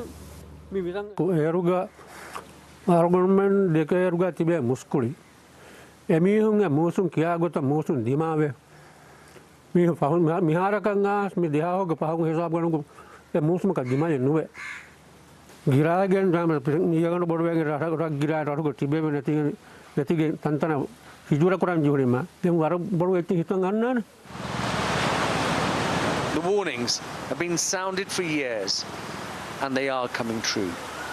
Time for the Maldives is running out. A high-rise collapses in Nigeria, and Jews and Arabs learn to speak each other's language in Jerusalem. Let's go around the world in 60 seconds. Nigeria, where at least 6 people have died and dozens are missing after a high-rise building that was under construction collapsed. Me and my brother, we escaped, but more people are there. 7 people have been rescued so far as excavation efforts continue. Mexico, where a caravan of thousands of migrants is heading north. The health of the migrants is really bad. People have fevers and sores on their feet. A volunteer doctor working with the caravan estimates half of the migrants are sick, some with dengue fever. Roughly 3,000 migrants have trekked more than 60 miles in the last week as they head toward Mexico City. And Israel, where a small group of Israelis and Palestinians is bridging a divide with something that resembles speed dating. Jews practice their Arabic and Palestinians practice their Hebrew before a whistle blows. And people switch tables. The group, co-founded by an Israeli and a Palestinian, aims to bring communities together through language and learning. And that's the world now. It's a tradition dating back 3 millennia and still celebrated today. Straight ahead, the new meaning Dia de los Muertos, or Day of the Dead, takes on during the coronavirus pandemic.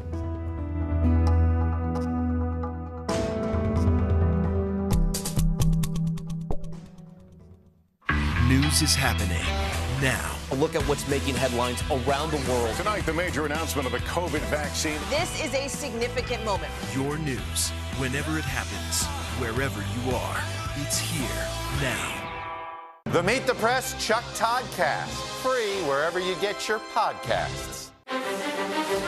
This isn't about spending going forward. This is about spending that's already happened. Do you accept the idea that we have a crisis at the border? The vaccine mandate. Is this going to work, or is this going to backfire? If it's Sunday, it's Meet the Press. Let's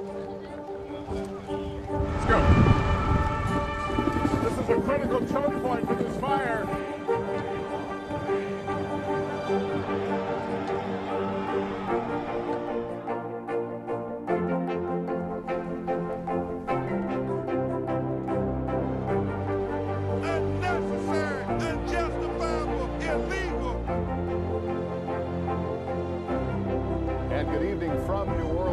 Military operation, witnessing the massive crowds. I admire you both.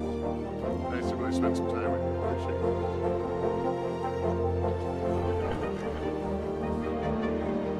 At any moment now.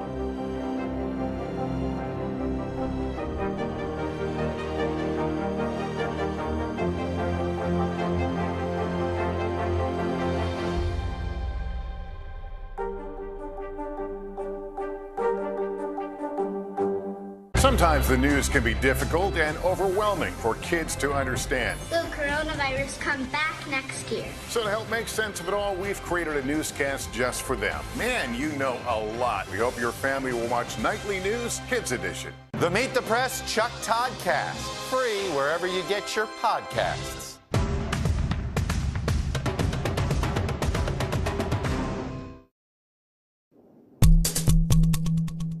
Dia de los Muertos, or Day of the Dead, is a centuries-old tradition. It may take place around the timing of Halloween, but it is a celebration entirely its own. It's one that's not meant to be scary or spooky, but instead really comforting. And that comfort has taken on an entirely new meaning during COVID. It's a celebration gone global. Dia de los Muertos, or Day of the Dead, is a Mexican tradition that's more than 3,000 years old, still being celebrated today. From popular movies for kids. Welcome to the land of your ancestors. Miguel? We're your family. To parades in the heart of Mexico. And right here at home. This is a very special day for the Mexicans. And now in New York at Rockefeller Center, it's magnificent. From North Carolina to Kentucky and Colorado. Well, I think I'm done. The two-day holiday is meant to unite the living with the dead. It's a chance for family to get together and to remember collectively what was important. A time when the spirits of deceased loved ones are said to come back at midnight to visit ofrendas or offerings, designed with all of the things that they once enjoyed in life. And this year, these ofrendas have taken on a whole new meaning during COVID. Did you do this all by yourself? Yes. All by yourself? All by myself. Isabel Hernandez created a 15-foot high ofrenda in her Chicago neighborhood to honor those who died. This year and last year, it was very depressing, seeing a lot of people, friends, family dying of this virus. Of COVID? Yes. So I just wanted to lift up the spirits and just to remember that even they're not here anymore, they're gone, they will never be forgotten. Which is why this year, after months of isolation and missed goodbyes, those who celebrate say now is the time to honor tradition. Whether through collective commemoration, we make ofrenditas, or tiny altars made by children. A moment to honor the legacy and the circle of life. Last year's celebrations and gatherings, they sort of had to be muted because of COVID measures. And that, combined with the number of people lost, especially within the Latino community, made this year's celebration all the more significant.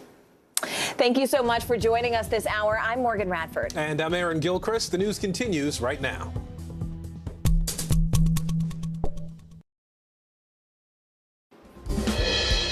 Hey everyone, I'm Allison Morris. You're watching NBC News Now. Here's what's happening. The CDC deciding right now whether kids 5 to 11 can get the Pfizer vaccine. Parents have questions, and pediatrician Dr. Tina Carroll Scott is here with the answers. President Biden announcing a global plan to cut methane emissions by nearly 30%. So how's he going to do it? And female firefighters in LA are fed up, saying they were harassed, hazed, and discriminated against. The change they're hoping to ignite.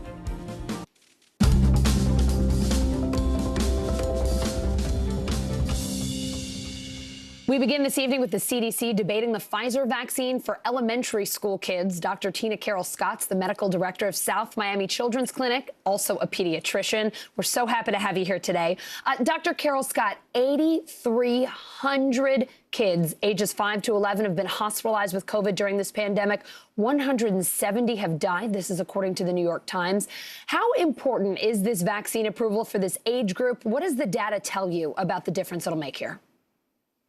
So getting vaccine approval in this age group is critical because only 42% of kids in the 5 to 11-year-old age group actually have antibodies from natural infection. So kids are absolutely not spared from the harmful effects of COVID-19. And during Delta, the rate of infection increased dramatically with the 5 to 11-year-old age group. And as you've stated, there have been over 8,300 COVID-19 hospitalizations in this age group, and 30% of those hospitalized did not have an underlying health condition. These were just normal, healthy kids. And we've also had a number of kids die, making it the 6th leading cause of death in this age group during the Delta surge. In addition, we're also seeing long COVID with some kids. And just in general, kids have really suffered from the loss of in-person school, and they do still contribute significantly to the spread of this virus, both in school and at home. Dr. Carroll Scott, the White House started shipping Pfizer shots to pediatricians and pharmacies the Friday after the FDA greenlit them. Once we get this CDC okay, if we do, when do you think parents will realistically be able to take their kids for the first shot? Is this they say, okay, today, you can get it tomorrow kind of thing? Yes, okay. Exactly. That's great. Yeah. This age group will get a smaller dose of Pfizer, 1/3 of what adults get in 2 shots 3 weeks apart. I understand the doses will be specially marked, so it's really clear these are the ones for kids. Anything else parents should know? How else are these customized for kids 5 to 11? So it's 10 micrograms compared to the 30 micrograms with the adult dose. And this was based not on weight, but more on the robust immune systems of younger children. So side effects are minimal, but the efficacy is similar to that seen with the adults at 91%, including against the Delta variant. And in the clinical trials, there were no cases of myocarditis or deaths in this age group with the clinical trials. The FDA says the Pfizer vaccine's 90.7% effective in kids 5 to 11, but some parents still want to wait and see how this vaccine goes. CDC Director Dr. Rochelle Walensky tried to reassure them during the White House COVID briefing yesterday. Here's what she said to parents. Parents should feel comforted, not just that their children will be protected, but that this vaccine has gone through the necessary and rigorous evaluation that ensures the vaccine is safe and highly effective. So as a pediatrician, what are you telling parents who are still concerned about vaccinating their kids, who maybe still have questions, who want to do the right thing for them, but just aren't sure what that is right now? So I'm telling parents that nothing is 100% risk-free. But I think in this situation that we have two choices and we have to decide which one is less risky. And in this case, for me, it would be the well-researched vaccine based in science versus this virus that just came onto our radar a year and a half ago. And although we know much more than we did about this virus, from the beginning of the pandemic, there's still so much that we don't know. And there's a randomness and an unpredictability to this virus where we think we've gotten it figured out, and then it does something completely different than what we expected. So I think for me, I feel like we just need to remain vigilant, and the vaccines are a key component to ending this pandemic. Dr. Carol Scott, the FDA is saying it's still not yet ready to decide whether Moderna's vaccine is okay for kids 12 to 17, saying it needs more time to look into reports of myocarditis. Can you just remind folks what myocarditis is and what the FDA's concerns are here? Okay, so myocarditis is basically an inflammation of the heart muscle. Okay. And I have parents who have been calling me about the rare risk of myocarditis with the mRNA vaccines, and especially with this approval to the 5 to 11-year-old age group. And what I'm telling them is that, there were no cases of myocarditis seen in the Pfizer trial. But yes, as this vaccine gets rolled out to a larger group of children, this signal could show up. But still, the rare risk of myocarditis from the vaccine, it's very, very low compared to getting myocarditis from the actual virus. When it comes to Moderna, my understanding is that there was an unpublished study by Sweden's public health agency that showed a slight increased risk of inflammation in the heart muscle with young men and boys. And so I think the FDA, out of an abundance of caution, is doing more of an investigation to make sure that that there's no increased risk with the Moderna vaccine. But I think honestly that at the end of the day, we will get the green light with Moderna as well. Dr. Tina Carol Scott, awesome to have you on such an important day to answer all of our questions. Thank you for being here. Thank you. President Biden heading home to Washington tonight, but he made some news at the Glasgow Climate Summit first, touting a new agreement to cut methane emissions and end deforestation by 2030. NBC News correspondent Josh Letterman is in Scotland, I imagine preparing to come home to us soon as well. Josh, President Biden gave a speech before leaving Glasgow. How's he summing up the achievements at this climate summit? What did he say? Well, President Biden has been sounding a very optimistic note about what he was able to achieve here in Scotland at the summit. He has been noting the fact that there's been a real shift in public opinion just in the last few years since the last time that the group of world leaders met for this. The summit really takes place every 5 years. It was delayed 1 year for COVID, so it's been 6 years. And he pointed out that just in those 6 years, people get climate change in a way they didn't before, in part, sadly, due to the effects of climate change that people have seen firsthand that you and I have been talking about all year long, Allison, these wildfires and extreme weather events, drought, hurricanes, the situation with the lower water levels in the Colorado River we were discussing. And so President Biden feels like the momentum is really now in his favor in terms of taking serious action on this. Take a listen to what he had to say. We have to keep accelerating our progress. Today's agreement by more than 100 countries representing 85% of the world's forests, to halt and reverse deforestation by 2030, is a great example of the kind of ambition we need, and the United States is proud to have initiated and supported. I can't think of any 2 days or more has been accomplished dealing with climate than these 2 days. So these 2 days are over, but we should point out, Allison, this is not the end of COP26 by far. In fact, they kind of front-loaded it with all of the world leaders here for the first 2 days of the summit. Now they'll go home, but their negotiators, John Kerry and his counterparts from other countries, will stay for about another 2 weeks to hammer out even more details, including potentially a global action on ending the use of coal, carbon offset markets, and other concrete steps that countries can take to actually deliver on the cuts that they've all been talking about the last 2 days. Yeah, so let's talk a little bit more about these cuts. Josh, the White House is out with that new global pledge to cut methane emissions by 30% by the end of the decade. More than 90 countries have signed on so far. Right. So how do they plan to hit that target? How are they going to get there? I think people want to know. So globally, they are setting this goal to cut emissions by the end of the decade, 30%. But then, of course, it's up to each individual country to find a way to implement it. And that's where President Biden laid out today, along with some of the federal agencies, exactly how domestically the United States plans to do that. Listen to this. We're proposing 2 new rules. One through our Environmental Protection Agency that's going to reduce methane losses from new and existing oil and gas pipelines, and one through the Department of Transportation to reduce wasteful and potential dangerous leaks from natural gas pipelines. They have authority over that area. We're also launching a new initiative to work with our farmers and our ranchers to introduce climate-smart agricultural practices and reduce methane on farms, which is a significant source as well. So a lot of people might be thinking methane. I thought carbon dioxide was the one that we were worried about. And that's true. Carbon dioxide is the most prevalent greenhouse gas in the atmosphere. But actually, methane, pound for pound, up to 80 times more powerful in the short term at trapping heat in the atmosphere and therefore driving global warming. So if we can get a handle on these methane emissions from oil and gas wells, from agriculture, it can actually do a lot more faster to limit global warming. Josh, President Biden was also talking about clean technology, saying the U.S. will share its powers of innovation. How so? What does it mean to share our powers of innovation?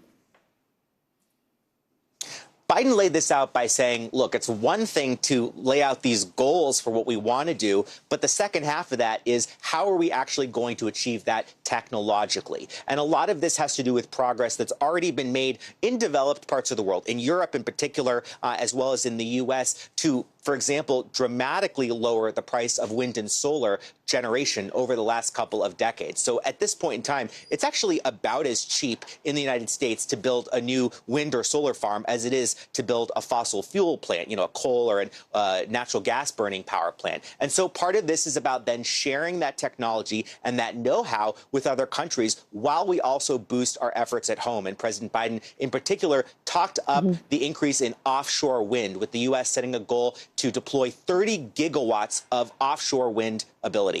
Allison. All right, Josh, thank you so much for your reporting there in Scotland. Get home safe. I'm not asking a vote, but I did say that could be resolved by the end of the day. I'm hopeful this week that we get the differences that are still outstanding resolved and pass both these bills. The top Democrats in the House optimistic they can vote on President Biden's Build Back Better plans by the end of the week, but we have heard that before a few times. So how much closer are they to a deal? The woman with that answer, NBC News Capitol Hill correspondent Leanne Caldwell. So Leanne, Speaker Pelosi hopeful they'll resolve their last few issues by the end of today. Congressman Josh Gottheimer tweeting that SALT deductions, those are the state and local tax deductions, will be in the final spending bill. What else are you hearing there and on some of the other hangups like prescription drug prices? Yeah, Allison, there seems to have been some movement in the past hour on some of these final sticking points, including on that SALT cap deduction that you were just talking about. We are told by sources that it will be repealed for 5 years. That's happy news to high-income states like New Jersey and New York and California. And so that was a pretty big win. That was something that was not included in the framework last week. There also seems to be an agreement on prescription drug pricing. This is another issue that was not included in the framework last week, and because there was disagreements between two factions of the party, the moderates and the progressives. But Speaker Pelosi called Senator Kyrsten Sinema of Arizona over the weekend to get these talks going again, and apparently there is a deal. Here's Senate Majority Leader Chuck Schumer announcing that earlier today. Senator Sinema has told me she supports this agreement, so I think we're there. It's not everything we all wanted. Many of us would have wanted to go much further, but it's a big step in helping the American people deal with the price of drugs. Both Senator Sinema and Speaker Pelosi are touting this agreement, saying that seniors are only going to have to pay $35 for insulin. They're going to have a $2,000 cap on their medications, and the government is going to be able to negotiate with 10 drugs starting in 2023. So it seems like 2 issues down. There's a couple more issues to go. They're moving closer, Allison. Leanne, 2 issues down. Yeah, that sounds like progress. It's been a good hour. I know the speaker had originally wanted to vote today. You're reporting that could potentially happen Thursday, but I know that can change by the minute. How is a Thursday vote looking right now? Yeah, it's still unclear. Of course, as you said, it can just change by the minute. We'll see. And that's what happens up here on Capitol Hill is you wait and wait and wait, and people talk and talk and talk, and then all of a sudden something happens and gets done. So we're still in the we're not yet in the something gets done phase as far as a vote is concerned. But Congressman Jeffries, a member of Democratic leadership, he was. Let's listen to him, and we'll talk on the other side. I mean, the Senate is the Senate, and it's the price that we pay for the democracy that we have in America. And I take every single senator at good faith in terms of the comments that they've put into the public domain. I also believe that all 50 of them do want to get the Build Back Better Act over the finish line, and I remain convinced of that fact. So we have an ironclad agreement. It's not my expectation that we'll vote. When there's an ironclad agreement, we'll go to the floor. So my reluctance to categorize what he said is because he was optimistic, and then he was also pessimistic about getting this ironclad commitment, something that's very unlikely to happen from Senator Manchin. But we'll see how the week progresses. Speaker Pelosi is sounding optimistic, and we will keep watching and following and reporting what happens, Allison. Leanne, you are far more patient than I am. I would never survive on Capitol Hill. I want answers. I want them now, and I don't want them to change. And I know that is certainly not the case. We love the sausage making, Allison. Thank you so much for your reporting, Leanne. I know we'll be talking to you a lot this week. Appreciate it. Yep. Coming up, election officials scared for their lives, the threats they are getting this election cycle, and the big question, who's protecting them?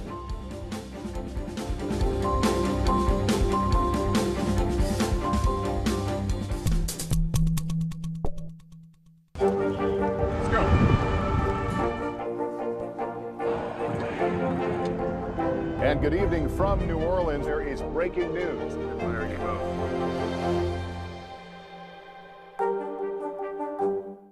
News is happening now. A look at what's making headlines around the world. Tonight, the major announcement of the COVID vaccine. This is a significant moment. Your news, whenever it happens, wherever you are, it's here now.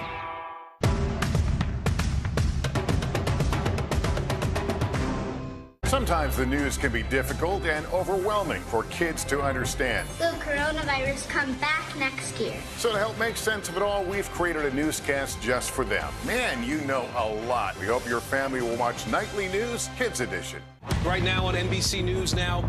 They've done things like installing cameras to help alert Border Patrol to people crossing.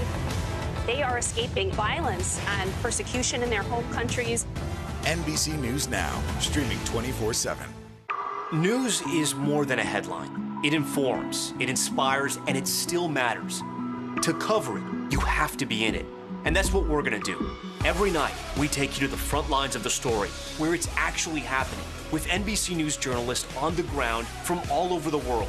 We cover what you need to know and bring your newsfeed to life. In primetime and streaming live, it's your news playlist every night. Top Story with Tom Llamas, weeknights at 7 on NBC News Now. Right now on NBC News Now. They've done things like installing cameras to help alert Border Patrol to people crossing. They are escaping violence and persecution in their home countries. NBC News Now, streaming 24/7. The Meet the Press Chuck Todd Cast, free wherever you get your podcasts.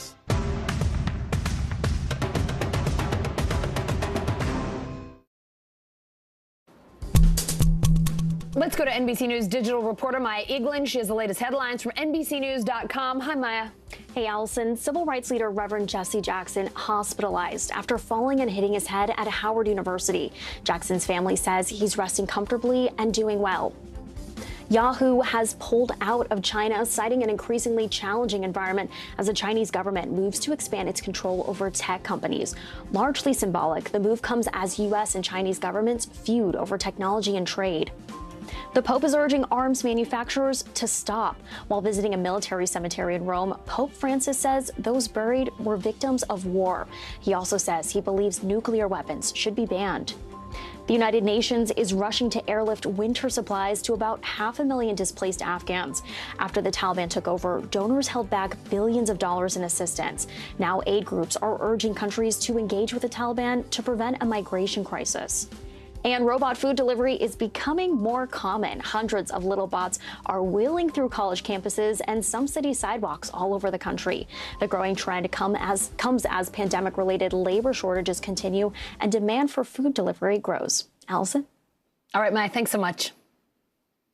We've got a couple of key races to watch this election night. Top of the list, Virginia, where the winner of tonight's gubernatorial race could tell us which party will dominate next year's midterms. The candidates there, Democrat Terry McAuliffe and Republican Glenn Youngkin, basically in a dead heat. Check it out. Youngkin's about 1.5 points ahead. This is according to the latest polling average from Real Clear Politics.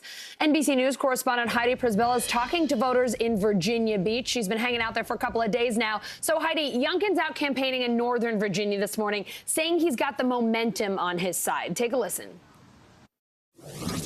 I'll be honest, I've just felt this great surge of momentum for the last 6 to 8 weeks. When we started all this 10 months ago, our first internal poll, I had a 2% name ID with a 3% margin of error. And so to be in this position, it just feels really good to watch it happen. So, Heidi, what are you hearing from voters there today, whether Republican or Democrat? What are they telling you? Well, let's get back to Youngkin's momentum there. Let's start with Democrats. For Democrats, I'm hearing a lot of them say that Youngkin represents a return to Trump-era governing, similar to what they're seeing in other states. For instance, Republican-run states that they feel mishandled COVID protocol, let COVID get out of control, women's reproductive rights that they see being restricted in states like Texas. Now, for Republicans, there is one issue that comes up every time, and that is the issue of schools. When Youngkin talks about his momentum, we can trace a lot of this back to the schools issue and his argument that parents need more control over the curriculum in schools, and this issue that critical race theory is being taught. Although, Allison, we really pounded the pavement and didn't get a lot of evidence from a lot of these voters about specifically what that means as it pertains to the actual curriculum. But there are other issues here in this race, including traditional issues like taxes and climate. Take a listen here to these voters on both sides.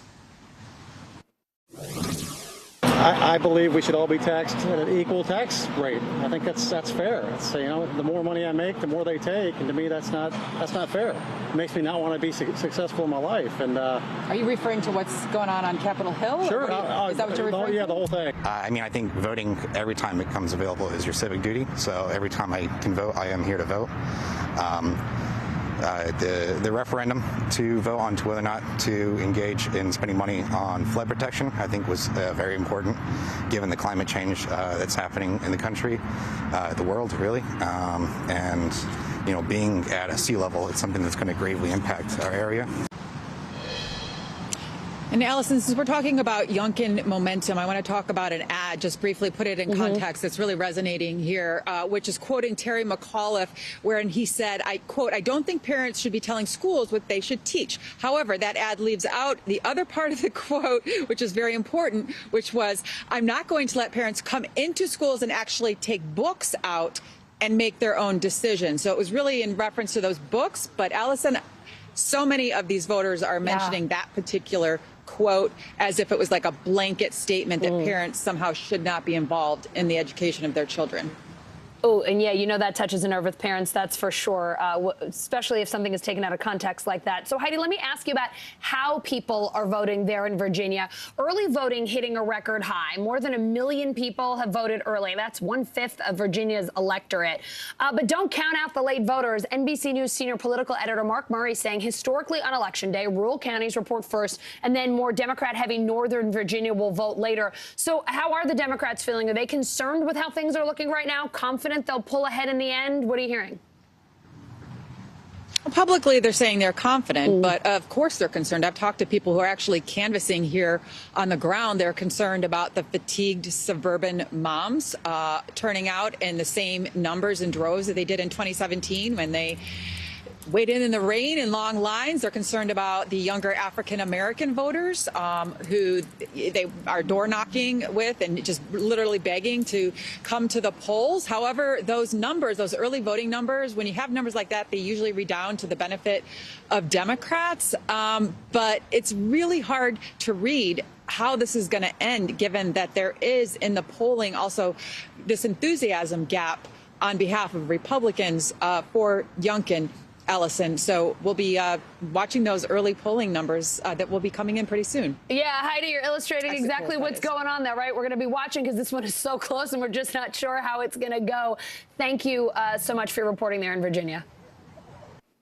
And there is another big governor's race tonight, this one in New Jersey. Voters there deciding whether to stick with Governor Phil Murphy, who would be the first Democratic governor to win re-election in the state since 1977, or go with Republican challenger Jack Ciattarelli.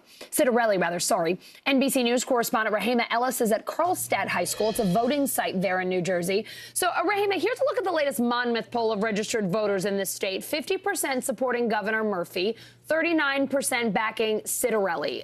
What are you hearing from voters there on Election Day? Allison, part of what we're hearing is that they have a candidate who seems to represent the interests that they have, to your point of the turnout for incumbent Governor Phil Murphy. He's been talking a lot about education and climate issues and women's issues. And we heard from voters here today who said that those issues resonate for them. For Ciattarelli, who is challenging Murphy, we're hearing people talk about the economy and taxes. And Ciattarelli has been campaigning hard on that and about the need to change the taxes here. New Jersey has the highest property tax of any state in the country. That resonates with a lot of voters. So we are hearing that they do have a candidate that they can vote for, and they're doing that today. Allison? Rahima, the political experts you spoke with expect Murphy to win, but you say that the real question is whether he can win by double digits. Why is that so important? Double digits would, for Murphy, be a validation of what he's been doing. He was elected in 2017 with double digits, pretty much the same margin of victory that President Biden had when he won this state last year. And Murphy has been campaigning saying, if you like what I'm doing, continue me in office so I can keep doing that. So the double digits would absolutely be an opportunity for him to say, we are on the right track. Listen to him more on that point. My nose is pressed against the Jersey glass. If we're successful, and obviously I hope we are, I think it's going to say, you know, the stuff that they're debating in Washington is not abstract. It's not theoretical. We know it works because that's exactly what we're doing in New Jersey. But Murphy also points out, and people point out, that Democrats have 1 million voter advantage in terms of registered Democrats over registered Republicans. He hopes it's going to work in his favor this year, as it did back in 2017. Allison? Rahima, 62% of voters say they approve of how Governor Murphy has handled the pandemic. But Ciattarelli's criticizing him. Why is he going after the governor for something it appears most voters in New Jersey support? Because there are some voters here in New Jersey who do not support it. We talked with one voter who is vehemently opposed to how Governor Murphy has been handling the whole pandemic, does not like the idea of vaccinations, and is thoroughly against anybody mandating vaccinations. So what Chettarelli is finding, that there is a voice, there is an audience for that kind of objection to the incumbent governor's plans. Listen to more of what Chettarelli has to say about that. Unlike Phil Murphy, I've been very, very transparent about my policy positions on this matter. I'm vaccinated. I promoted my vaccination. I strongly encourage people to get vaccinated. Do I believe that government has a right to tell any adult or child they have to be vaccinated for this virus? I don't. But I'll promote, preserve, protect the public health and safety. I think one way to get people vaccinated is to leverage the doctor-patient relationship. Phil Murphy's undermined that relationship entirely.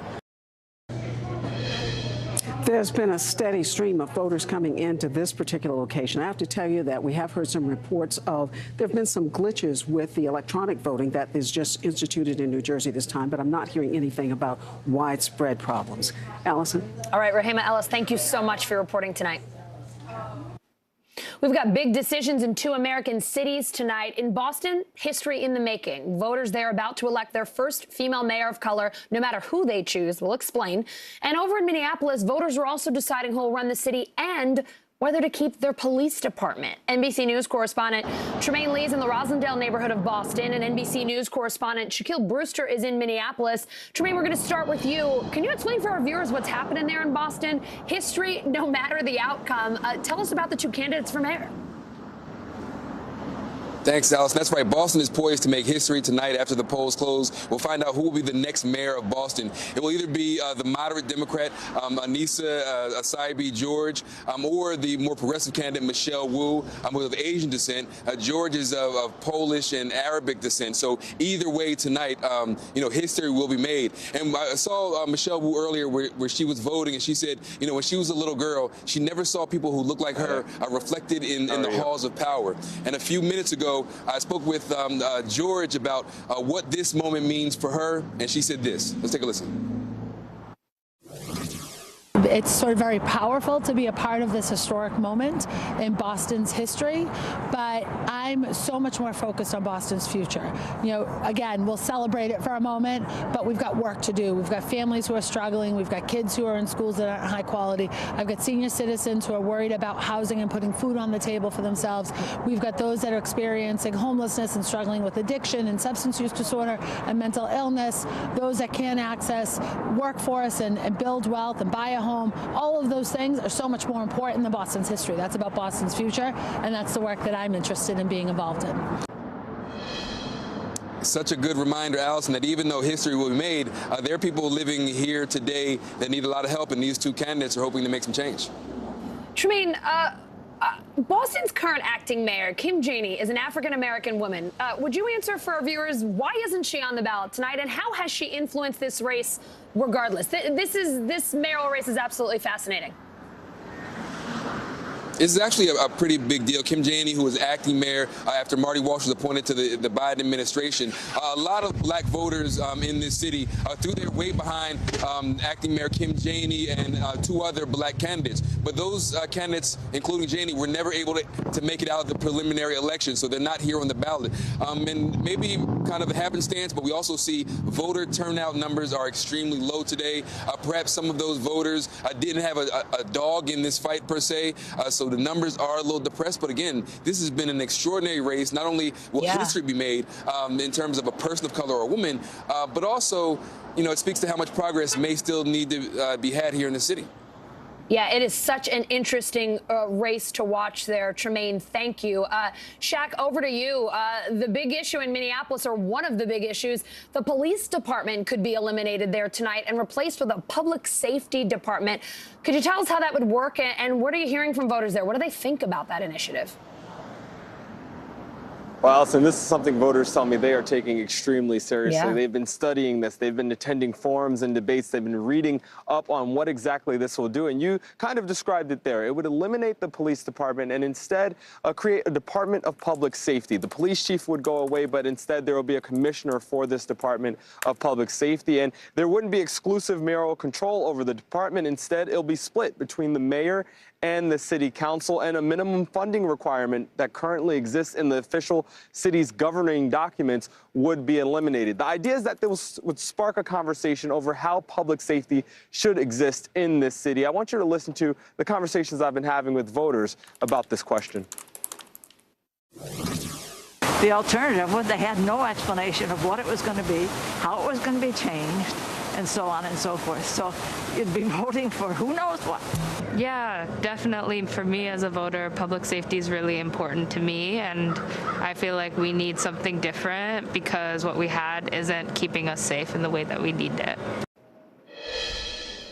I spoke to the Secretary of State this morning, and he said the interest in this has been incredibly high, and that's something that's relatively unusual. But they also have seen incredible early voting turnout so far, already surpassing records in 2017 for, remember, what is a local election. We're talking about mayor, city council, other state or other citywide offices, and then, of course, these ballot questions. So voters taking it seriously and based on the early voting numbers, appear to be showing up.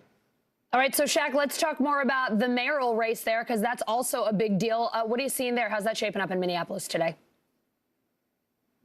Yeah, I'll say actually with both the ballot question and this mayoral race, we're coming into it with somewhat of a blind spot. There has not been significant polling here in Minneapolis to give us an idea of how the candidates or how the ballot question is doing. I'll say with the mayoral race, I mean, this is a big race. It's a wide field. There are about 17 candidates that voters will choose from. They have ranked choice voting here in Minneapolis. So not only will you select your first candidate, but you have the option to put two other candidates. So we likely will not know the results of the mayoral election tonight. We'll likely get that tomorrow at some point. Back in 2017, Mayor Frey, he wasn't announced the winner after multiple rounds until about 2 p.m. in the afternoon. So there's some time before we'll know the exact results of this mayoral race, but it definitely is competitive. And folks have been taking it seriously. Mayor Frey saying that he believes his ballot question and his opposition to it, he thinks that would help him in the election as he tries to seek re-election. Allison. All right, a close race there indeed. Tremaine, Shaq, thank you both for your reporting from Boston and Minneapolis. Thank you.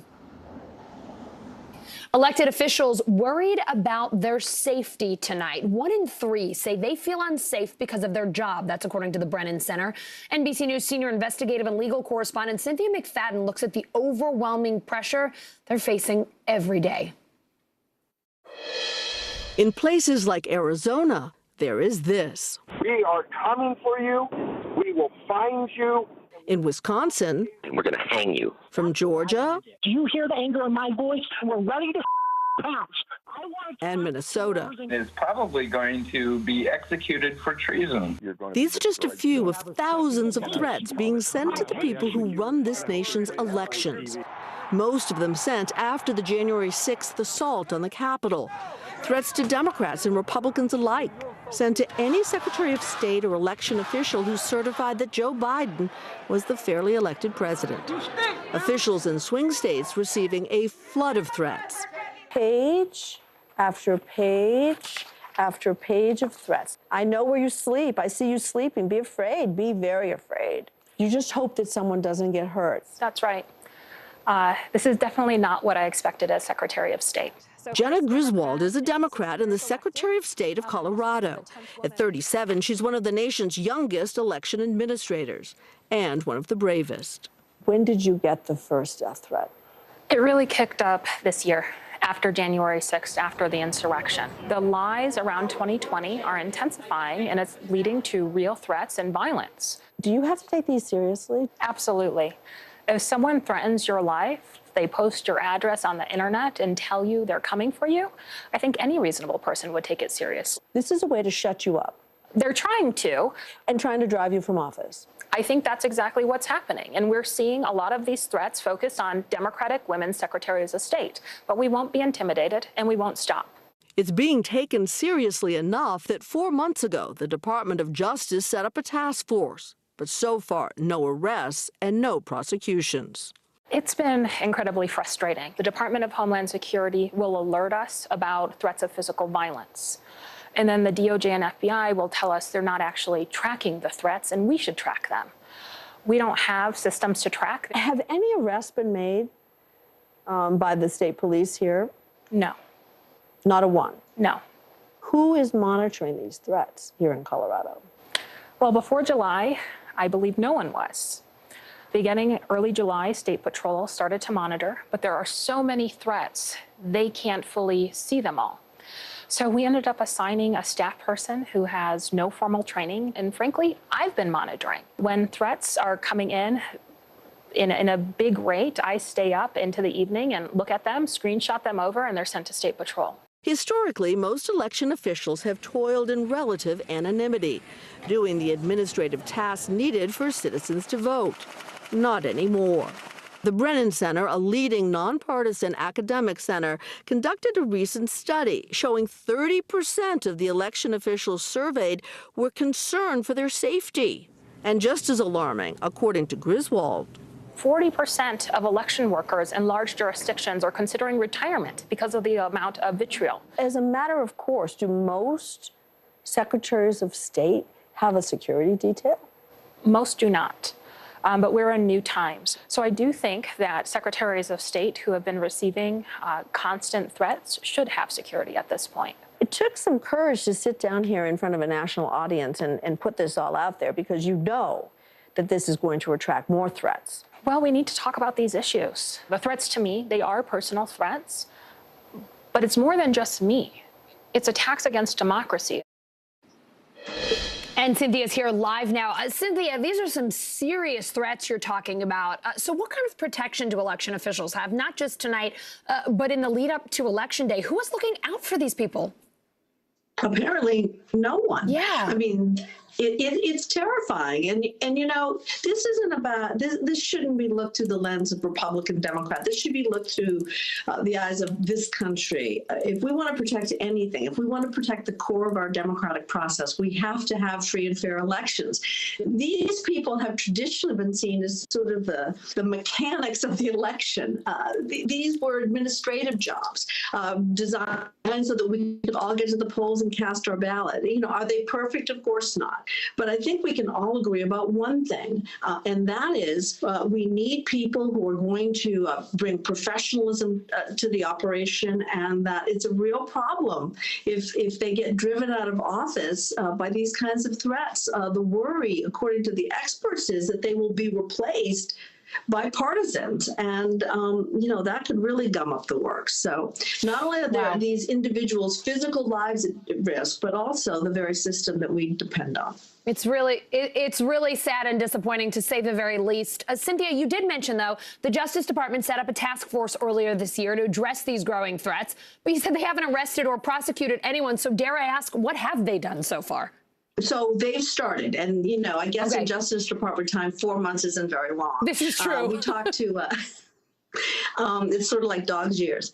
We talked to a spokesperson from the Department of Justice who says, listen, this is being taken very serious at the highest level, that the Attorney General himself is on this, cares about this, understands and sees this as pivotal to the democracy.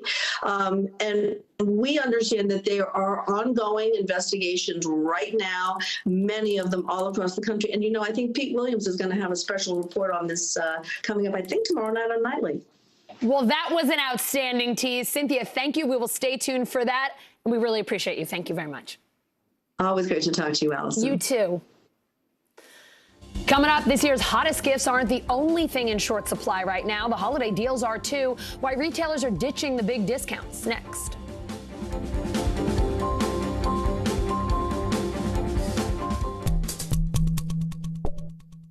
Right now on NBC News Now. We begin with one giant leap forward in the space race. Bezos making it very clear this is the first step of many to come. Speaking out against laws that they feel would make it harder for Texas voters to cast their ballot. The issue here is not that vaccines aren't available. They say the issue is that people are choosing not to get vaccinated. We have a team of correspondents covering this breaking story for us today. This is NBC News Now, streaming free 24/7. Sometimes the news can be difficult and overwhelming for kids to understand. Will coronavirus come back next year? So to help make sense of it all, we've created a newscast just for them. Man, you know a lot. We hope your family will watch Nightly News Kids Edition. To cover the news, you have to be in it. We'll take you to the front lines of the story, bringing your news feed to life. streaming live every night. It's your news playlist. Top Story with Tom Llamas, weeknights at 7 on NBC News Now. Right now on NBC News Now. They've done things like installing cameras to help alert Border Patrol to people crossing. They are escaping violence and persecution in their home countries. NBC News Now, streaming 24/7. Good morning, I'm Savannah Sellers. I'm Joe Fryer. Right now on Morning News Now. Another giant leap for mankind. Some interesting things going on across the lower 48. Flights are returning to normal this morning. Morning News Now, streaming weekdays at 7. To cover the news, you have to be in it. We'll take you to the front lines of the story, bringing your news feed to life. Streaming live every night. It's your news playlist. Top Story with Tom Llamas, weeknights at 7 on NBC News Now. News is happening now. A look at what's making headlines around the world. Tonight, the major announcement of the COVID vaccine. This is a significant moment. Your news, whenever it happens, wherever you are, it's here now. It is time for The Bottom Line, our daily look at what's going on in the business world and beyond. Today, we're checking out the hottest phrase of the holiday shopping season, buy now, pay later. How does it work, and what should you know before you use it? NBC News investigative and consumer correspondent Vicki Nguyen has some expert advice. Hey there, remember last year when BOPUS, buy online, pick up in store, was a big thing? Well, this year, say hello to BNPL, buy now, pay later. You'll see it when you go to checkout, the option to spread out your payments over time, usually over a couple of months. But should you try it? How does it affect your credit score? And what happens if you miss a payment? With an estimated 81% of Americans planning to shop online this holiday, get ready for a new choice at checkout, an offer to buy now and pay later, or BNPL. I use it for everything. Oh, definitely makes spending in the moment easier. Dozens of retailers now offer BNPL plans. Think of it as a short-term loan that's usually payable in 4 equal installments. The first payment at the time of checkout, followed by 3 more, usually every 2 weeks. It's a short-term, interest-free loan that lets shoppers buy more without having to pay all at once. It's been a great experience for me. It lets me get things that otherwise I couldn't afford to get. That's instant gratification. You want it, you got it. Whether you can afford it now or not, you'll figure it out later. Let me give you an example. Here's a pair of earbuds on sale at Best Buy for $199. When I go to checkout and choose the PayPal option, there it is, the pay in for buy now, pay later option. It tells me there's 4 interest-free payments of $49.75 that will be due every 2 weeks starting the day I buy them. Or here at Macy's, check out this holiday party dress. It's selling for $165. I don't even have to add it to my cart. Right there, it tells me I can get the dress for 4 interest-free payments of $41.25 with Klarna. But the most important part, you want to read the fine print. So always click on Learn More and look at the terms and conditions. It's really, really important that you understand what you're getting into before you sign up. Matt Schultz is the chief credit analyst with LendingTree. Why is buy now, pay later so appealing to consumers right now? It can be interest-free, and you know how much each payment is going to be, and you know how long it's going to take to pay it off. But remember, not all buy now, pay later plans are interest-free. Some have terms that stretch from 3 to 24 months, with interest rates as high as 30%. And what happens if you miss a payment? Well, with the pay in 4 loans, it can really vary. Schultz says because these plans are relatively new, each one has different terms and conditions. He says consider buy now, pay later if you have a steady paycheck. You know you can pay each installment in full by the due date. You have an emergency fund to cover a payment if something happens to your job. But watch out, if you miss a payment, you could face late fees, have your spending limit reduced, or get banned by that lender, or be reported to the credit agencies. Experts say follow the rules, and these buy now, pay later plans are a short-term loan option that can help savvy shoppers get what they need this holiday without sending them into debt. Now, most of these buy now, pay later plans run credit checks before approving your purchase, but they say it's a soft check, so it won't affect your credit score negatively, and it can actually have a positive impact if you make your payments on time. Now, some of these plans are available in store, too, if you have that. All good to know. Back to you. Bargain hunters looking for a deal this holiday season will be unhappy. Retailers are holding back on discounts, says NBC News business reporter Leticia Miranda. Leticia joins me now. You're reporting across the board. Retailers like Best Buy, Kohl's, Macy's, those are some of the biggies, have limited the number of discounts at their stores while billions of dollars in merchandise is sitting on container ships at American ports. We all know about those supply chain backups, but this isn't just about that. What else is factoring in here to potentially make this a more expensive holiday? Give us the full picture. Yeah, so coming into this holiday season, the consumer is very healthy and very ready to spend, in part because of stimulus payments over the last year. And typically that'd be really great news for the economy, but because we have these supply chain issues, there's just less merchandise on the shelves for people to buy, which means that there's a disconnect between the amount of demand and the number of things that there are available to buy. So this kind of puts prices in favor of retailers, and they really have the pricing power right now, which means they don't really have much incentive to discount as steeply as they normally would. So in spite of all this, though, the retailers have announced some holiday deals. Walmart already ran 2 Black Friday ads. Kohl announced its holiday sales. Lowe's announced the Season of Savings event. What do those sales look like in 2021? Where are the deals, if there are any? Yeah, I mean, there are deals. Like right now at Target, you can get Beats headphones for $100. Typically, they're $200. AirPods are on sale. Air fryers, which have been, epic and, kitchen. The hottest appliance of COVID, right?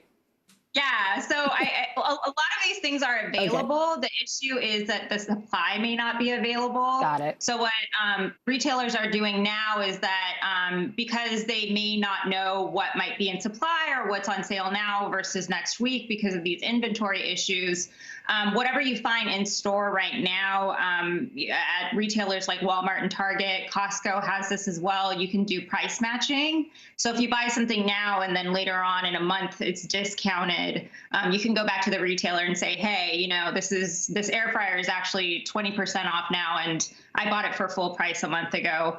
So you may not be seeing as steep of discounts. They are there, but that's really the thing that retailers are competing on this year. Okay. Opposed to years before. So you spoke with Marvinette Hale, a professional discount shopper based in Hanover, Pennsylvania, who told you the wow factor deals are just not out there anymore, especially right now. You also spoke with Kristen McGrath, shopping editor and expert at Retail Me Not. What is their best advice for bargain hunters this year in this challenging climate, if you will? Yeah, so to buy now, retailers say that every year, but really, I think this price matching tool and resource, that's something that retailers are really advertising this year. So if you find something now, grab it when you can. And also, there are professional groups that just literally stock deals on the internet and are paying attention constantly to what deals are out there. So if you want to go that aggressive route, you could just keep watching websites.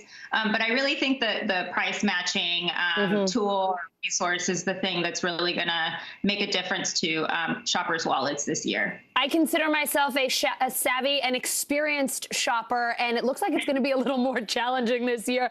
Thank you so much for the advice. Sure, thank you. Colin Kaepernick stirring up some controversy again. He's comparing the NFL draft to a slave auction in his new Netflix special. Vaughn Hilliard has that story next.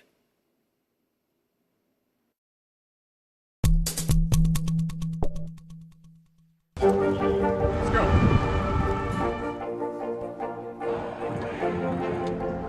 And good evening from New Orleans. There is breaking news. There you go. The fire has grown leaps and bounds. What you see behind me is typical. How you doing? Pretty bad. Sometimes the news can be difficult and overwhelming for kids to understand. Will coronavirus come back next year? So to help make sense of it all, we've created a newscast just for them. Man, you know a lot. We hope your family will watch Nightly News Kids Edition. Let's go.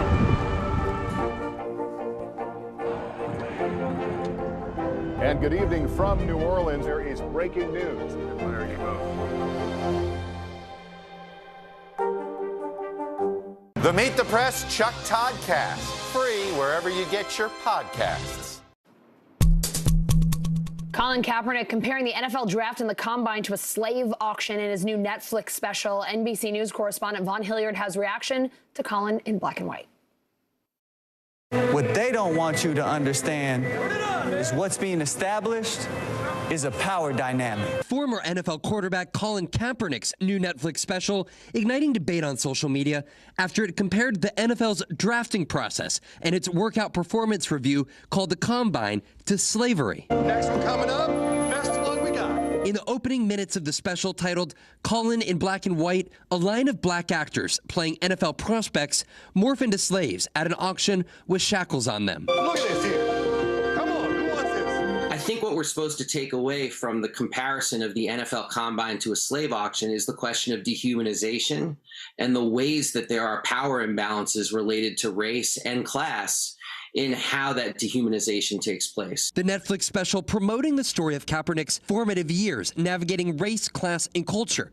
Some critics rejecting the slave auction comparison on social media, including Utah's Republican Congressman Burgess Owens, a former NFL player who tweeted out, "How dare Kaepernick compare the evil endured by so many of our ancestors to a bunch of millionaires who chose to play the game." In 2016, Kaepernick, then a star for the San Francisco 49ers, began kneeling or sitting during the national anthem, protesting police brutality and racism. I'm going to continue to stand with the people that are being oppressed. After other players followed his lead, the NFL in 2018 implemented a no-kneeling policy during the national anthem, threatening to fine teams with players who refused to stand. That same year, basketball star LeBron James commented on HBO's The Shop uninterrupted. And in the NFL, they got a bunch of old white men owning teams, and they got that slave mentality.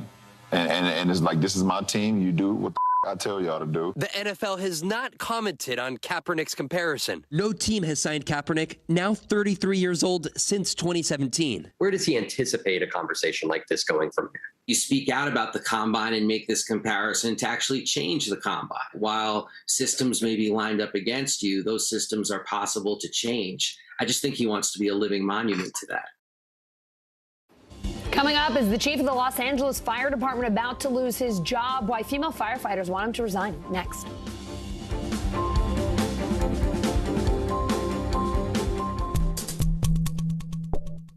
Right now on NBC News Now. We begin with one giant leap forward in the space race. Bezos making it very clear this is the first step of many to come. Speaking out against laws that they feel would make it harder for Texas voters to cast their ballot.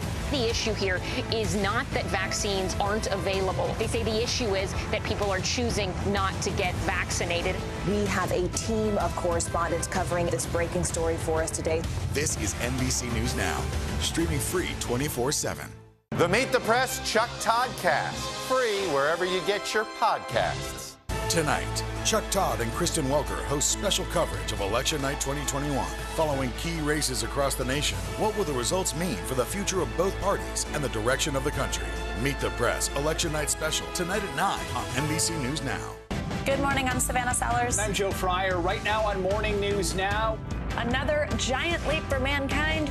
Some interesting things going on across the lower 48. Flights are returning to normal this morning. Morning News Now, streaming weekdays at 7. Let's go. This is a critical choke point for this fire.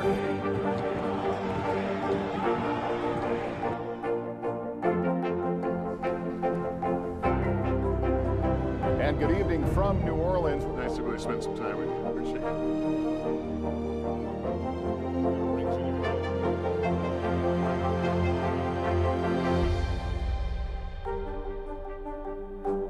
To cover the news, you have to be in it. We'll take you to the front lines of the story, bringing your news feed to life. Streaming live every night. It's your news playlist. Top Story with Tom Llamas, weeknights at 7 on NBC News Now. Good morning, I'm Savannah Sellers. I'm Joe Fryer. Right now on Morning News Now. Another giant leap for mankind. Some interesting things going on across the lower 48. Flights are returning to normal this morning. Morning News Now, streaming weekdays at 7. Right now on NBC News Now. We begin with one giant leap forward in the space race. Bezos making it very clear this is the first step of many to come. Speaking out against laws that they feel would make it harder for Texas voters to cast their ballot. The issue here is not that vaccines aren't available. They say the issue is that people are choosing not to get vaccinated. We have a team of correspondents covering this breaking story for us today. This is NBC News Now, streaming free 24/7. To cover the news, you have to be in it. We'll take you to the front lines of the story, bringing your news feed to life. Streaming live every night. It's your news playlist. Top Story with Tom Llamas, weeknights at 7 on NBC News Now. The fire has grown leaps and bounds. You see behind me is typical. How you doing? Pretty bad.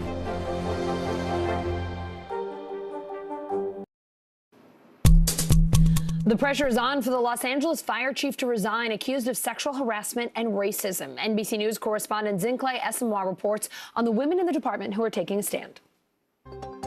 These frontline workers fight fires and allegedly sexism, racism, and fear of retaliation. You should be able to say, yes, me too, I was harassed, I was hazed, I was discriminated against. But that culture is just not letting that happen.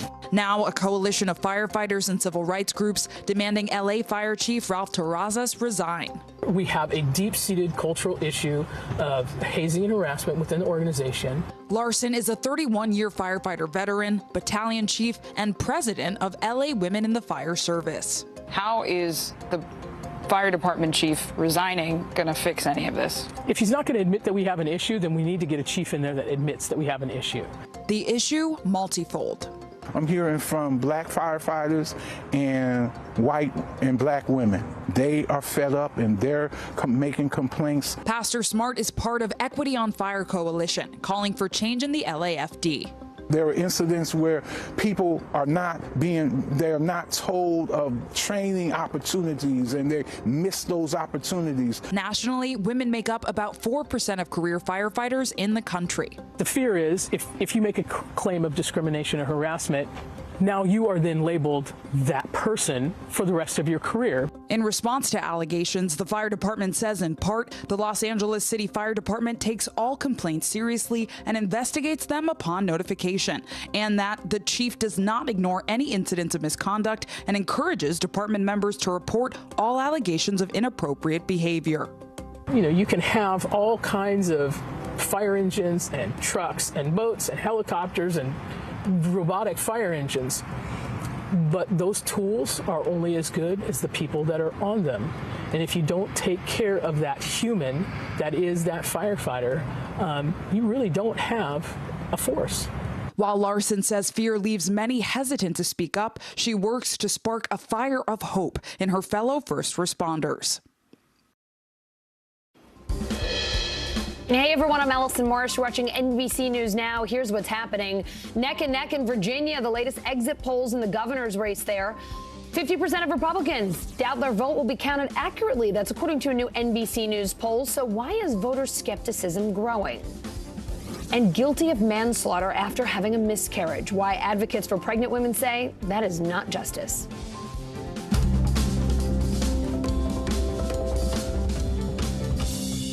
We start tonight with the CDC Advisory Committee debating right now whether kids 5 to 11 should be allowed to get the Pfizer vaccine. They've been weighing this decision all day now. Let's bring in NBC News medical contributor Dr. Kavita Patel. So, Dr. Patel, what are you looking for from the CDC Advisory Panel tonight? And if they do go ahead and recommend this vaccine for kids 5 to 11, when can their parents start taking them to get the shot?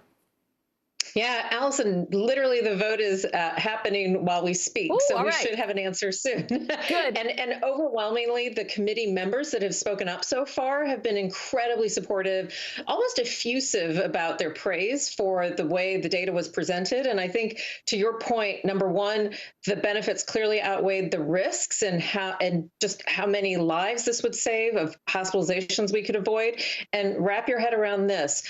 For every 9 children vaccinated, will prevent 1 child from getting COVID. So that's just an incredibly great number to rest your hat on. To your question about when, so a lot of pharmacies and clinics have already received shipments of vaccines. They're waiting for this official sign-off and recommendation, which could come as early as tonight. You could see some very initial rollout even as early as tomorrow, Allison. But the majority of the rollout will be next week because most staff need to be trained to how to do these vaccines and any other vaccines and questions they might have. So let's talk about what's different about this shot. The FDA says the Pfizer vaccine is more than 90% effective. It has no serious side effects detected. Also, we know kids 5 to 11 will get a smaller dose of the vaccine, only about a third of the shot that adults get. What else do parents need to know here?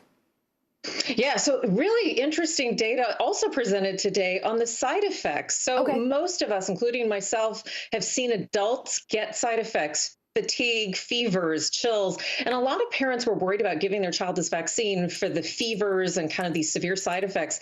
There has been very low cases of fevers, and the more common side effect in children is just a little soreness around the injection site, which should be a relief to parents who are worried about whether their kids might need to miss school or would they be out of school. You should still make precautions, but it's a really great sign, Allison, that there won't be as many severe side effects even initially compared to adults. Oh, that's great to hear. Dr. Patel, I have a question for you about Pfizer's booster shot, and this one is a little bit anecdotal here. So my stage manager, she just got hers today. She's laughing because I'm calling her out. I'm not going to reveal her name. She lives in New Jersey, got her shot today, no problem. My mother had an appointment today that was canceled because her pharmacy on Long Island didn't have it. She couldn't find it anywhere else nearby, and she told me she had trouble getting that initial appointment. Is there a booster supply discrepancy here, and is there any advice for people who are running into issues thinking, man, I thought this would be no problem? Yeah, we are seeing some of these discrepancies, Allison. It's a little bit of kind of a local phenomenon to your point about your mother. There are some areas of the country and staff and offices that are just using one vaccine or another. And if they run out of their Pfizer, they're offering, in some cases, Moderna, or if they don't have any of that on the shelves, you're having to wait until they get new supply and shipments, which are going out pretty constantly. So I think the best thing to do is to kind of go, if you can, to a pharmacy or an office that you know, and just to say, like, look, I want to be able to come and actually get my shot. When do you think you'll have your peak supply? And then just remember, if you got Pfizer, you can switch to Moderna. The data is pretty similar. So if you could get your mom to get a Moderna shot because it's easier to get today, I say do it. And I tried. They had it. She didn't want it. It's so funny. My dad got Moderna. He had no side effects, was very happy. That's what he wants to go back for. My mom got Pfizer, wants to stick with Pfizer. I can't blame them, right? If something works for you, I understand sticking with it, but we'll report back on how she's doing. I think we started hearing just different stories about the experiences people are having with the booster. So thank you so much for letting us know what's going on out there. One more question for you. Here at NBC News, we have some new analysis out showing that the most recent group of 100,000 COVID deaths looks very different from the first 100,000. This virus now hitting younger, southern, rural, and white people more. What is going on here? Yeah, so like all things, it's a number of factors. Number one, we are seeing that there's just this kind of regional way that people think about getting vaccines or not getting vaccines, and it becomes a bit of a social phenomenon itself. So it's so easy to say, oh, it's just a particular part of the country or race or this or that, and it's not. It's often a lot more than that. But I think what you're seeing also are some alignment with some sense of politics. There are many people who have thought this is a vaccine that was rushed by a certain government or promoted by a certain party, and that somehow getting that vaccine means that you're for or against their ideals. And I hopefully people realize this is a vaccine that's saving lives. But there's also a significant amount of misinformation about the vaccine itself. And it has taken roots in many parts of the country where vaccination rates have been low. And then there's not a strange coincidence with access to vaccines. These are also states that did not in general expand Medicaid and still have a significant set of barriers for people being able to get into primary care clinics or have these conversations with their doctors so that if they have concerns or questions, they can have a vaccine offered to them or have a conversation with someone such as myself. So I think a lot of those things put together have created what I think are incredibly different statistics. And honestly, Allison, just very sad because this last 100,000 deaths, entirely preventable. Oh, it's just heartbreaking to hear you say that. We know at the beginning we didn't know how to fight this virus. We didn't have vaccines, but now we have some tools. Hopefully, we will be reporting on fewer and fewer and fewer deaths. Dr. Patel, thanks for being with us. Thank you. The assertion that thousands of firefighters are faking on medical leave, we reject. The staffing issues in this city are not germane to medical leave.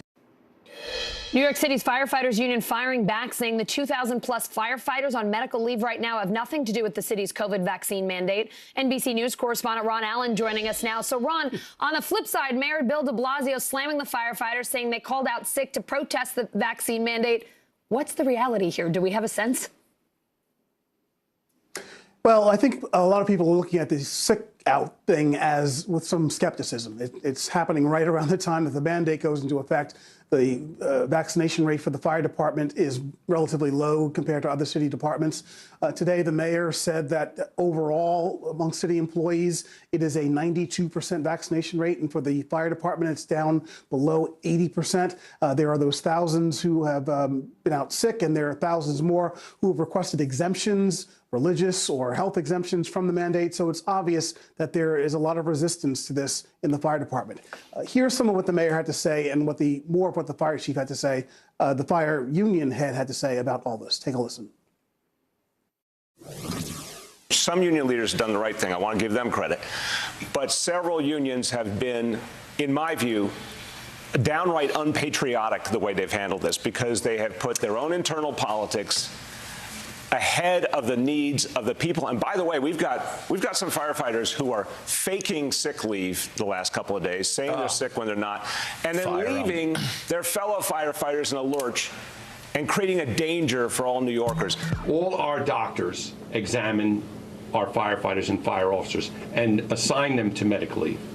So this assertion that people are faking is incorrect.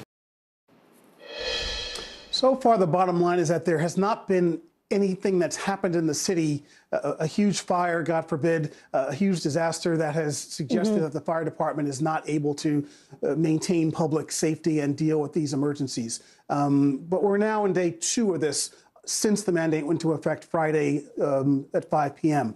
And remember now, first it was the teachers, first it was healthcare workers, then teachers, now we're into all city employees, and it's the fire department and the corrections department and some others that are, where the numbers are lagging. And what's on the city side is that the courts have backed these things overall. And so we'll just have to see how this plays out over the coming days. The bottom line is that once the mandate went into effect, or as it was approaching, thousands of city workers got vaccinated. And that's the expectation, the hope that will happen with the fire department. So, Ron, let me ask you about the NYPD. The police unions have warned 10,000 officers could be pulled from the streets because of the vaccine mandate. What's the latest there? It's a few dozen. That 10,000 didn't happen, and that's really good news. It was just a few dozen at the end of the day. The police commissioner, Dermot Shea, this morning said that they're at about 85% vaccination. And just a couple of weeks ago, or a few weeks ago, it was down near 65%. So it's really ticked up. Here are some other numbers for vaccination rates in city agencies. The fire, you see, at 77. The EMS crew who work with the fire department are at 88%, and the civilian side of many of these agencies is about 90%. And again, overall, it is 92%. And so now there's this process going on where there are thousands of people who have requested exemptions. That's a HR process that is being gone through very meticulously. But the bottom line, again, is that these mandates work. People are getting vaccinated. The numbers are going up. And the positivity rate in New York City has been very, very low. I think it's less than 1% in recent days and weeks, which the mayor and others of the public health officials would say shows that these mandates are working and that we are getting past this COVID problem. Ron, God willing. Yeah. One last question for you. New York City has about 9,000 workers on unpaid leave because they don't want to get a COVID shot. It sounds like we haven't had any major disasters, but how is the city handling more basic things like trash and other daily services with all those workers at home? You know, I was walking around the city over the weekend, and I said to my friend, you know, there's a lot of trash out here. And hey, but that could just be a typical day in New York, Ron. It happens. This was not typical. This was not typical. And I was driving my daughter somewhere, and we went down a street, and there were like a whole lot of ambulances that EMTs would be driving parked in one place. And she even said, well, why is that happening? And so I think that's some evidence that there is something going on. However, today I've not seen many reports about the sanitation problem. And again, the numbers are ticking up. But this is, of course, the big concern. Right now, people are doing extra shifts. They're working overtime. They're filling holes. At the fire department, there have been reports that some firefighters are on 24-hour shifts. How long can all this go on is the question. What happens as the system continues to get stressed? But again, the bottom line is that, we're talking about hundreds of thousands of city employees, almost, I think it's 375,000. 92% of them have been vaccinated.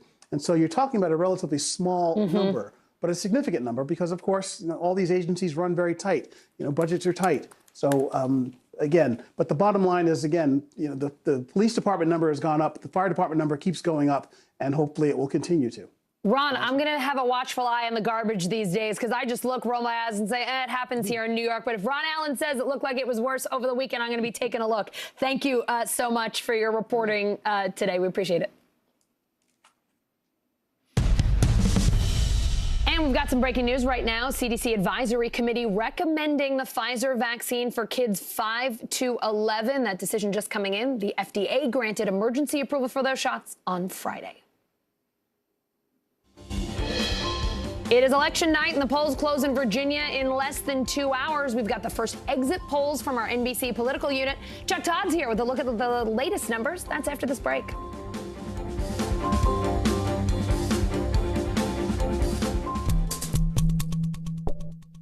Good morning, I'm Savannah Sellers. And I'm Joe Fryer. Right now on Morning News Now. Another giant leap for mankind. Some interesting things going on across the lower 48. Flights are returning to normal this morning. Morning News Now, streaming weekdays at 7. Let's go. This is a critical choke point for this fire.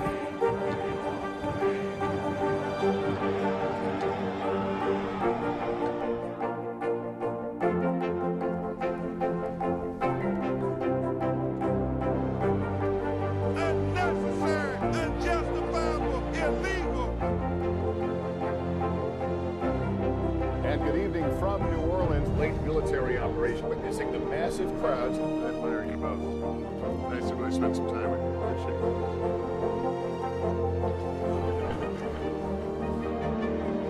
At any moment now.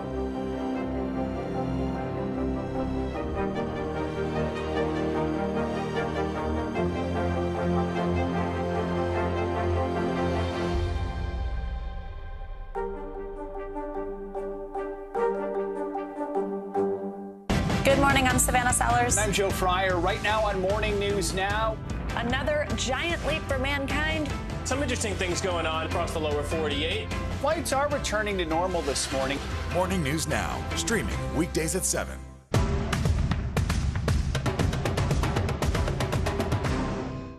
News is happening now. A look at what's making headlines around the world. Tonight, the major announcement of the COVID vaccine. This is a significant moment. Your news, whenever it happens, wherever you are, it's here now. To cover the news, you have to be in it. We'll take you to the front lines of the story, bringing your news feed to life. Streaming live every night. It's your news playlist. Top Story with Tom Llamas, weeknights at 7 on NBC News Now.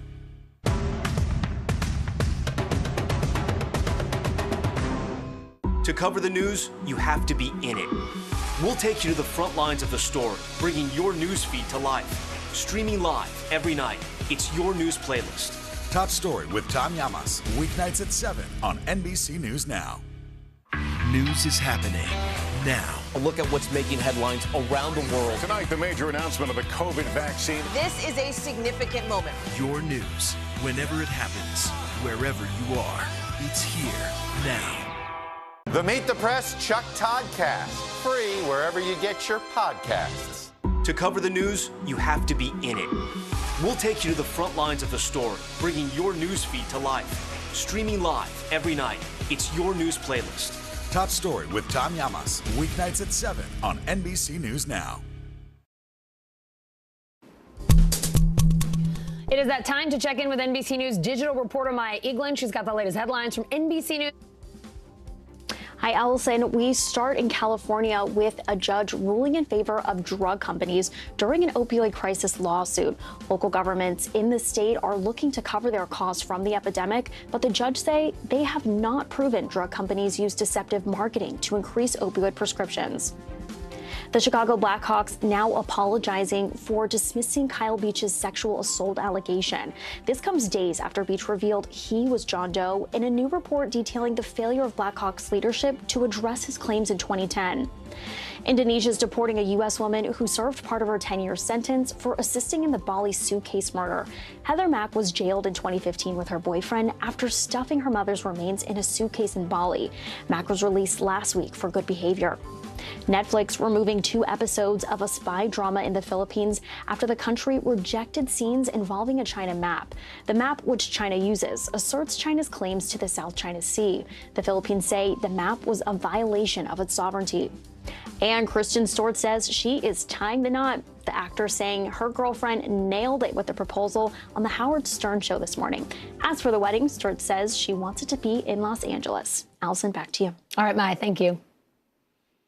In Virginia, Democrat Terry McAuliffe and Republican Glenn Youngkin are locked in a tight governor's race. They have been for weeks now.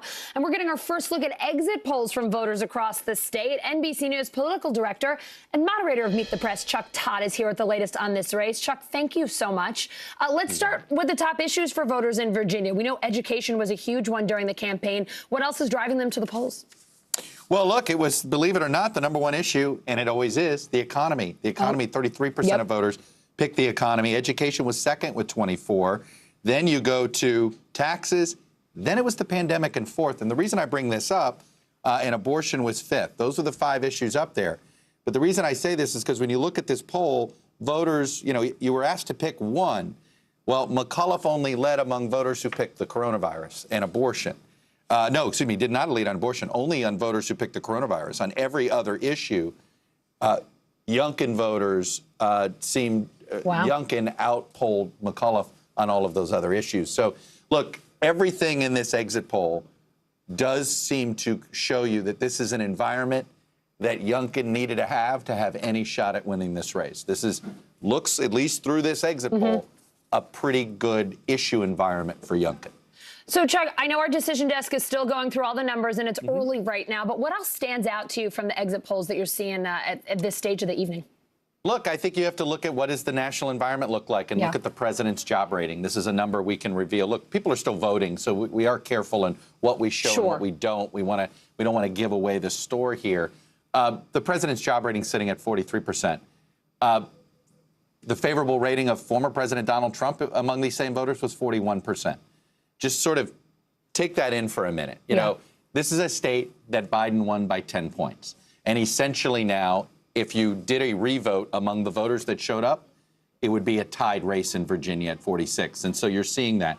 So there's no doubt President Biden has taken a hit here. And when asked, about a quarter of voters said they went to the polls to have their vote send a message of opposition to the president, slightly ahead of those that said their vote was to send a message of support. So it does look as if, I use this term, Allison, you can win the campaign and still lose the election. Yep. And this is a case where Youngkin appears to have won the campaign. And now tonight we're going to find out, was it enough to actually win the election?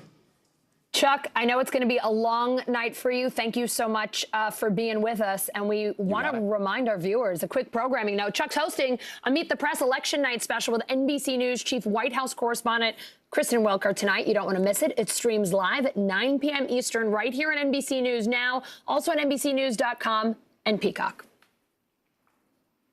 As we said, it could be a long night in Virginia. We've got team coverage across the state. NBC News correspondent Heidi Prisbilla is in Virginia Beach. MSNBC senior national correspondent Chris Jansing's in Loudoun County. Chris, Loudoun County considered ground zero in this race. It's a suburb about 40 miles out of D.C. And as Axios puts it, this is the county that could decide Virginia's governor race. What are you hearing from voters there today?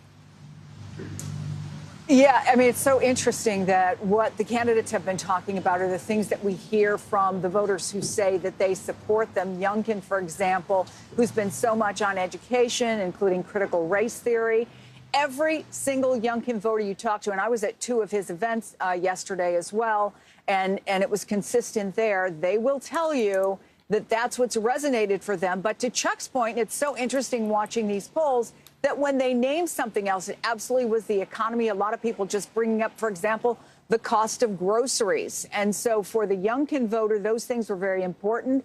With those who vote for Terry McAuliffe, they are talking about the fact that they don't want to have a return to Donald Trump. They look at the implications for 2022. So let me just play for you exactly what the candidates had to say yesterday. They crisscrossed the state. Here they made their own closing arguments. The starkest contrast of candidates running. 8 great years. We can't go back. What we won't do is teach our children to view everything through a lens of race. And so let me be clear.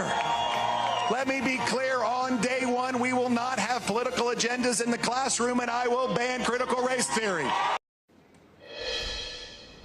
And we talk about this being the epicenter of this fight. It is interesting to note that in this very blue area, a place Joe Biden won by 25 points, Glenn Youngkin chose to come here for his last rally last night and turned out 1,000 people. I've been in touch with the McAuliffe campaign. Obviously, they're tracking turnout. They say there are places where they're seeing a surge, but in Loudoun County, it's just been pretty steady. That's what's happening at the polling place behind me. Really needs to see some strong numbers, at least the same as Governor Northam saw in 2017 to win this race. So still just a couple of hours till the polls close. Allison? Wow. Heidi, you say a controversial Youngkin ad campaign really helped drive the education issue with voters. Could you tell us more about it? Yeah, Allison, can you really remember the last time education loomed so large in an election like this? I really can't. So how did it happen? Well, 2 things. First of all, the COVID protocols in schools that some Republican parents felt were overdone, these heated board meetings we've seen.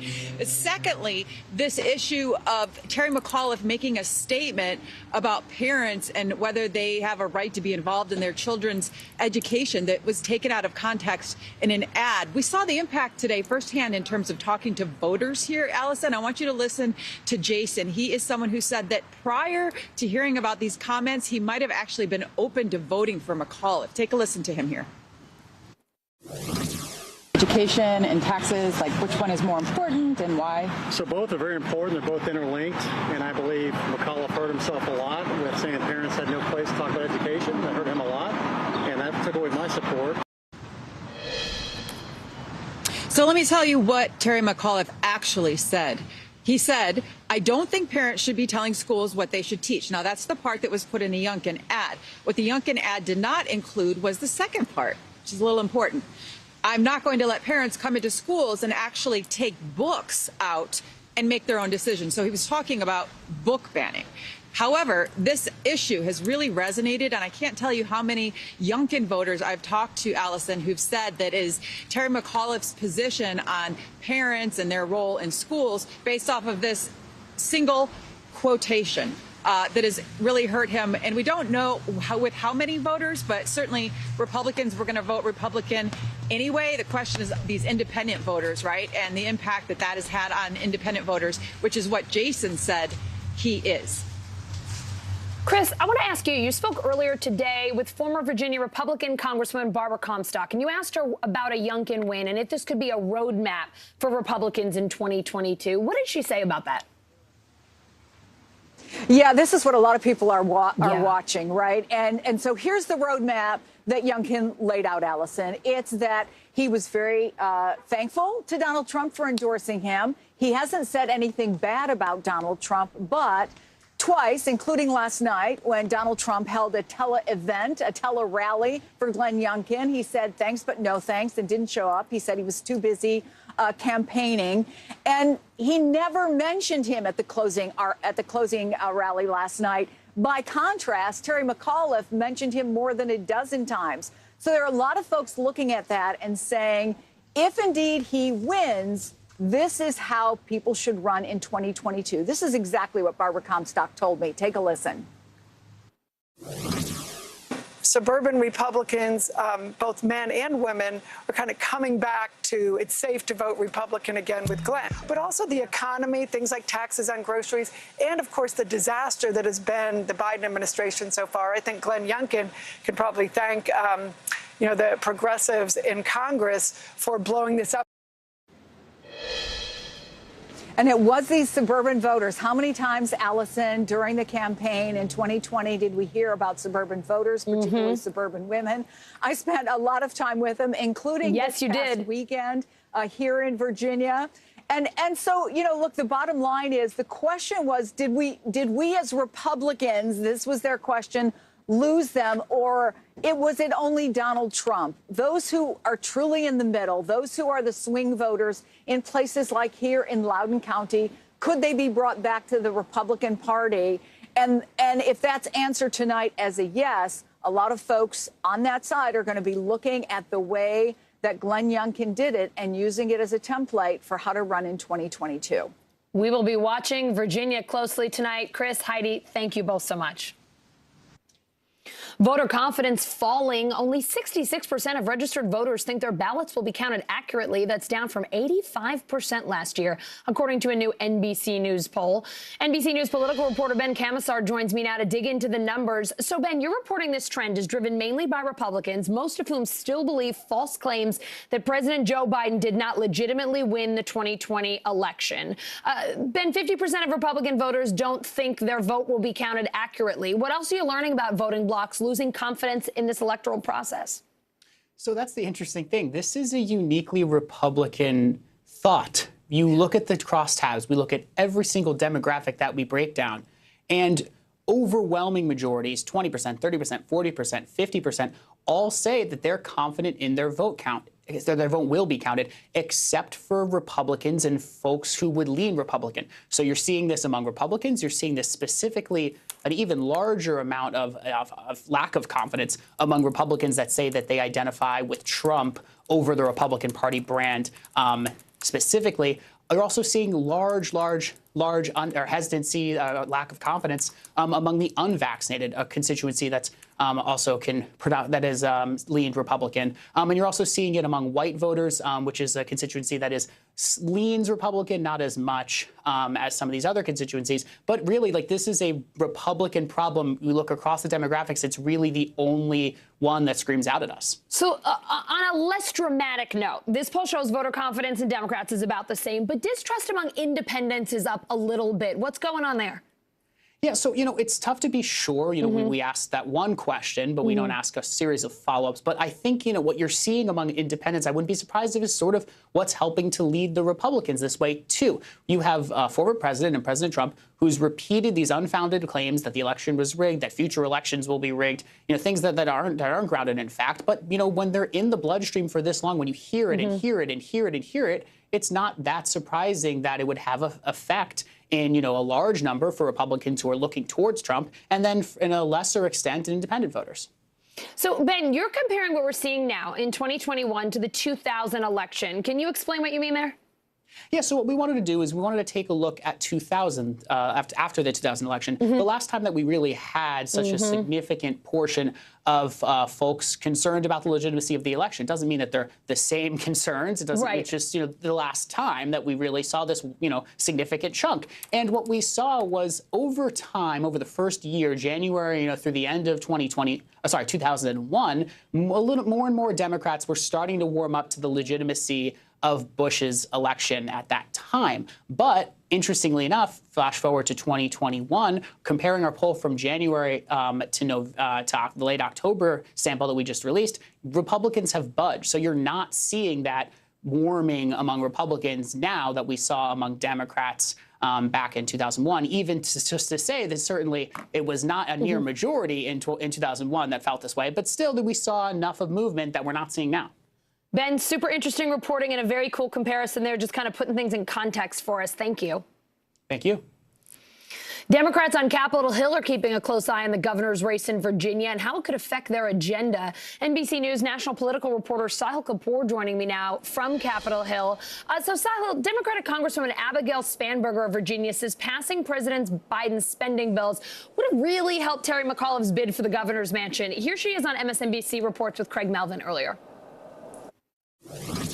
I represent many rural counties where during COVID, we had kids and adults going to work and going to school sitting in a McDonald's or a Food Lion parking lot. And so the sorts of investments that this bill will deliver to Virginia are incredible. Sure, it absolutely would have been fantastic if Terry McAuliffe could have been talking about, as the jobs governor that he was, how he's going to really lead the way in the country for how we utilize those federal investments in the Commonwealth. All right, so let's start with the short-term conversation here, Sahil. If Republican Glenn Youngkin wins, how will this affect the Democrats' chances of passing the Build Back Better legislation? What are the concerns here? Allison, there will be a lot of I told you so's from centrist Democrats in particular in the House and the Senate who have been saying for weeks, really months, that the House needs to pass that infrastructure bill of more than $1 trillion in spending on roads and bridges and public transit, and they should have done that a long time ago. And they will argue that the House's failure to pass that bill has hurt Terry McAuliffe, the Democratic candidate in Virginia, who is currently still in the running for this race. It's not over yet, and I don't want to call any results, but there is a possibility that Democrats are certainly spooked that Virginia could turn red tonight at the governor's level. The polls have the race neck and neck, and I think the moderate Democrats in Congress will feel emboldened on their argument that Democrats should have passed that infrastructure bill some time ago, and they might also feel emboldened to make some extra demands on this social spending bill, which, by the way, Democrats are making an enormous amount of progress on suddenly in the last few days after weeks, really months of mostly just back and forth without much happening on a tangible level. Sahil, what's the take from progressives here? Quite the opposite. So progressives will argue that, they have wanted these two bills to be connected for months now. They only agreed to the infrastructure bill on that basis, that the social spending bill would be linked, and they will fault centrist lawmakers for not agreeing to a spending deal sooner, for kind of dragging their feet, for wanting to make cuts off of President Biden's agenda, for slashing that $3.5 trillion number to $1.5 trillion, which they argue has caused that malaise, that disenchantment within the Democratic base, which, again, some people fear could lead to turnout drops. Now, the turnout in Northern Virginia that we've seen so far today from Virginia looks quite good, looks better than the nightmare scenario that Democrats had feared, which could, have led to the kind of landslide that Republicans enjoyed in Virginia in 2009, shortly after President Barack Obama was elected to the White House. But that doesn't appear to be happening so far.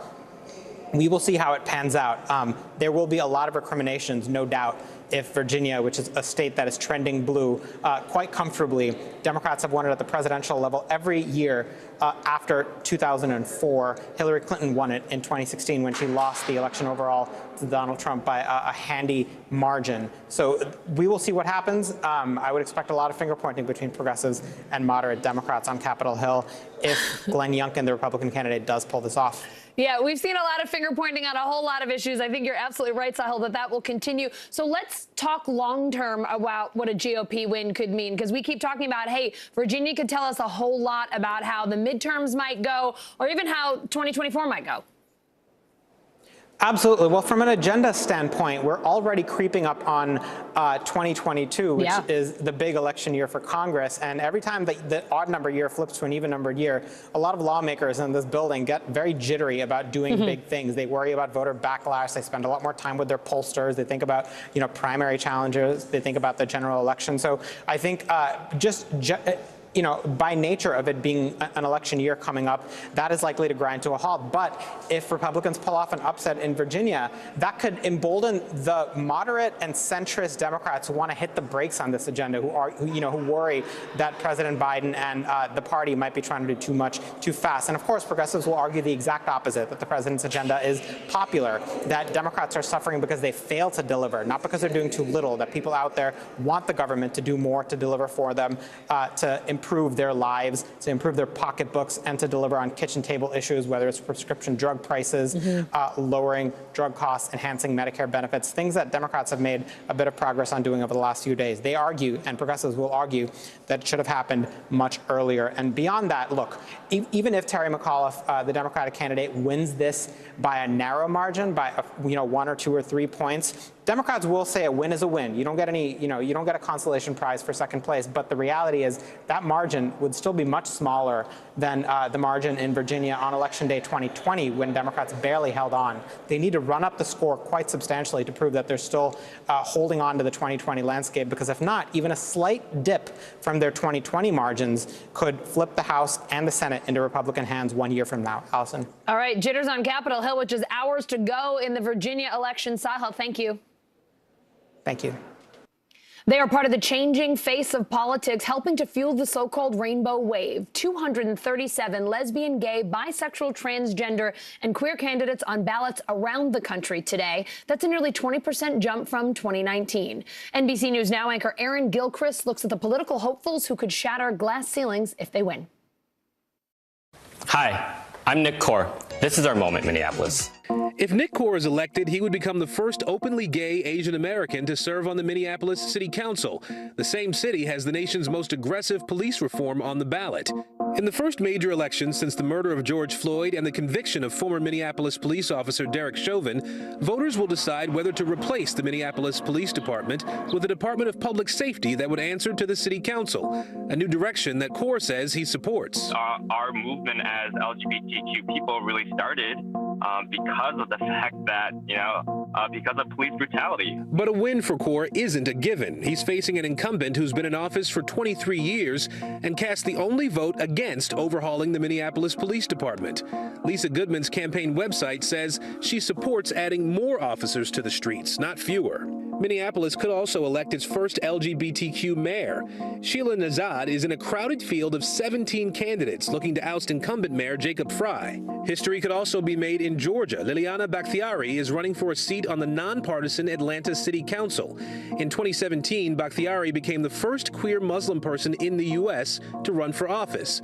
She says then-President Donald Trump's so-called Muslim ban is what propelled her to political run. Bakhtiari, however, narrowly lost that race by just 250 votes. But this election is different after a historic change in Georgia. Last year, the Peach State turned blue for the first time in decades, handing Joe Biden a presidential win and the U.S. Senate the majority with the election of 2 Democratic senators, John Ossoff and Raphael Warnock. It's met with a lot of support, but also sometimes equal amounts of hostility. And this time it feels incredibly different. That identity is far more celebrated and uplifted. Both Core and Bakhtiari say their individual wins would be major wins for the LGBTQ plus communities that they are proud to be a part of.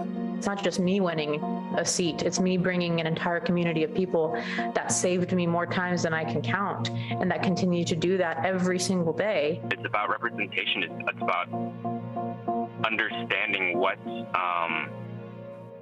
your communities need. And so being able to have a person in the city council representing this ward specifically is huge, because we've never had that before. Another deadly attack in Afghanistan. The target this time, a major hospital in the heart of Kabul, where the Taliban is now telling NBC News about who they claim is responsible.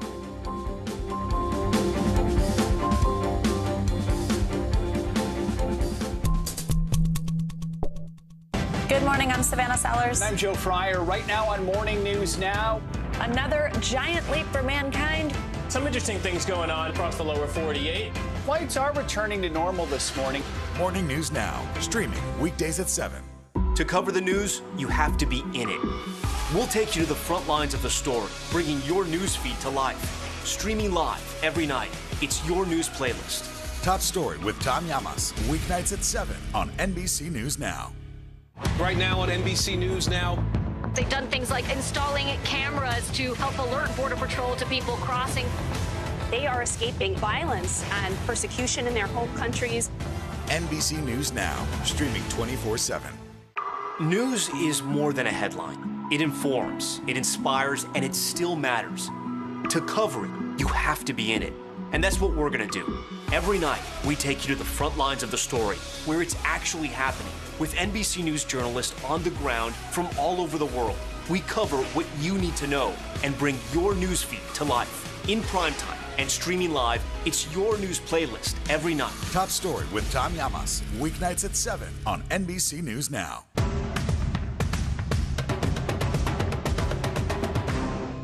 Tonight, Chuck Todd and Kristen Welker host special coverage of Election Night 2021, following key races across the nation. What will the results mean for the future of both parties and the direction of the country? Meet the Press Election Night special tonight at 9 on NBC News Now. Let's go. This is a critical choke point for this fire.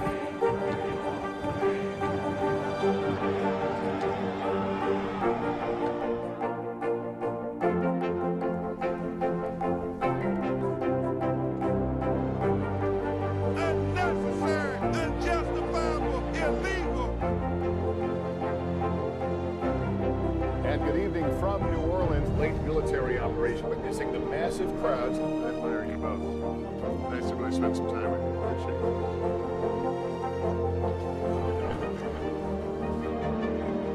At any moment now.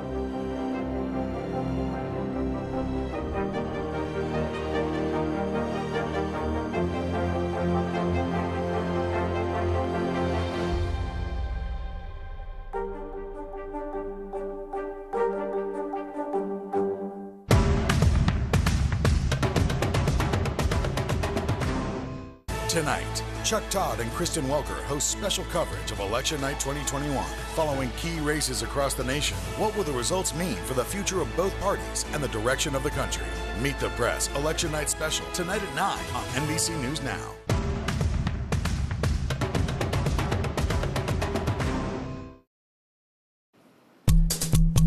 The Glasgow Climate Summit is in the books. World leaders pledging to reduce methane emissions and end deforestation this decade. But protesters in Scotland want action now. NBC News foreign correspondent Molly Hunter is there. Hey, Allison, it is day 2 of COP, and we are starting to see hints, suggestions of the kind of concrete action that the rest of the world, particularly the developing world, is going to be looking to the Biden administration for. They want to see that the Biden administration is back, and they're serious about climate policy. So the Biden administration has introduced the toughest regulations that the U.S. has ever seen on methane emissions. But the headline today is the first major deal of the COP conference. More than 100 different world leaders have promised to end and reverse deforestation by 2030. Take a listen to UK Prime Minister Boris Johnson. We have to stop the devastating loss of our forests, these great teeming ecosystems, trillion-pillared cathedrals of nature.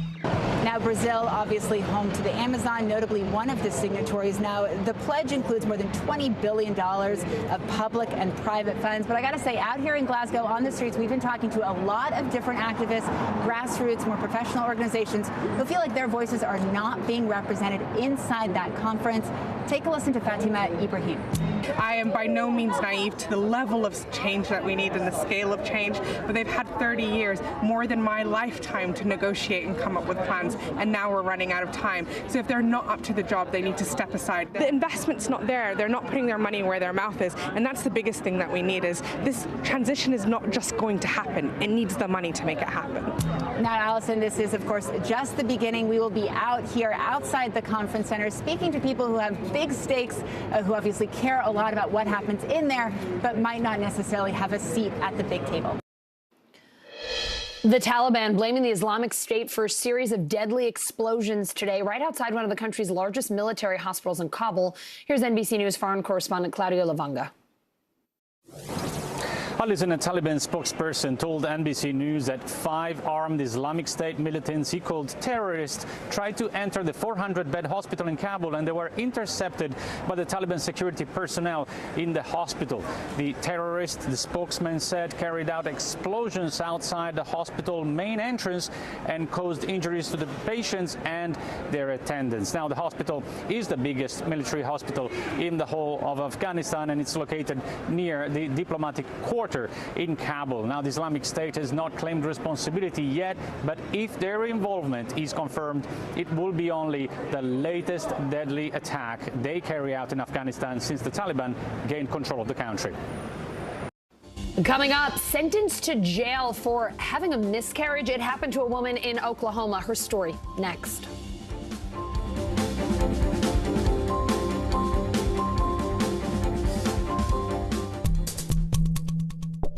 The fire has grown leaps and bounds. You see behind me is typical. How you doing? Pretty bad. Good morning, I'm Savannah Sellers. I'm Joe Fryer. Right now on Morning News Now. Another giant leap for mankind. Some interesting things going on across the lower 48. Flights are returning to normal this morning. Morning News Now, streaming weekdays at 7. The fire has grown leaps and bounds. You see behind me is typical. How you doing? Pretty bad.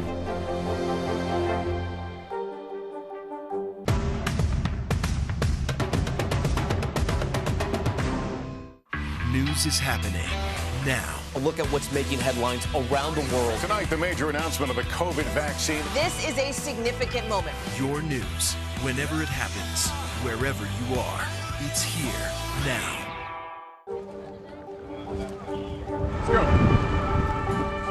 This is a critical choke point for this fire.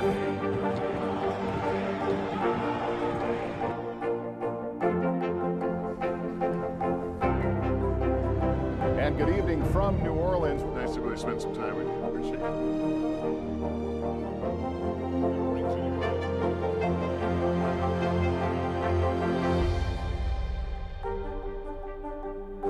The fire has grown leaps and bounds. You see behind me is typical. How you doing?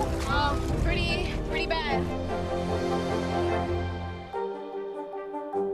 News is happening now. A look at what's making headlines around the world. Tonight, the major announcement of the COVID vaccine. This is a significant moment. Your news, whenever it happens, wherever you are, it's here now. The fire has grown leaps and bounds. You see behind me is typical. How you doing? Pretty bad.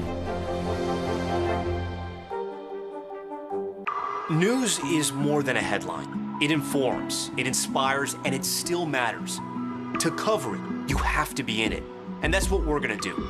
Every night, we take you to the front lines of the story, where it's actually happening, with NBC News journalists on the ground from all over the world.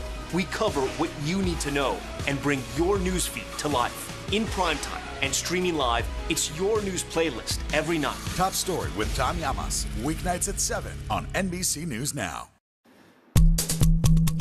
Opening statements are wrapped and testimony started today in Kyle Rittenhouse's homicide trial. The 18-year-old's charged with killing 2 people and injuring a third in the protests in Kenosha, Wisconsin last year. NBC News correspondent Gabe Gutierrez is there. Allison, testimony is now underway in the Kyle Rittenhouse trial, and this comes after opening statements began earlier today. The prosecution trying to paint Kyle Rittenhouse as a sort of vigilante that opened fire with an AR-15 style rifle when he traveled to Wisconsin from Illinois during the protests that erupted following the police shooting of Jacob Blake. Take a listen to what the prosecution had to say. The evidence will show that hundreds of people were out on the street experiencing chaos and violence, and the only person who killed anyone was the defendant, Kyle Rittenhouse. Then it was the defense's turn. Rittenhouse's defense team claiming that he opened fire when he was attacked and saying that this was a classic case of self-defense. Kyle Rittenhouse protected himself, protected his firearm so it couldn't be taken, used against him or other people from Mr. Rosenbaum who'd made threats to kill, and the other individuals who didn't see that shooting attacked him in the street like an animal. Ladies and gentlemen, that's what the evidence will show. For more than a year, Kyle Rittenhouse has been painted either as a vigilante or a hero. Well, now it will be up for the jury to decide. Right now, it's a jury of 20 people, 11 women, 9 men. 8 of them will eventually be dismissed as alternates. Just one person of color, though, in the entire jury.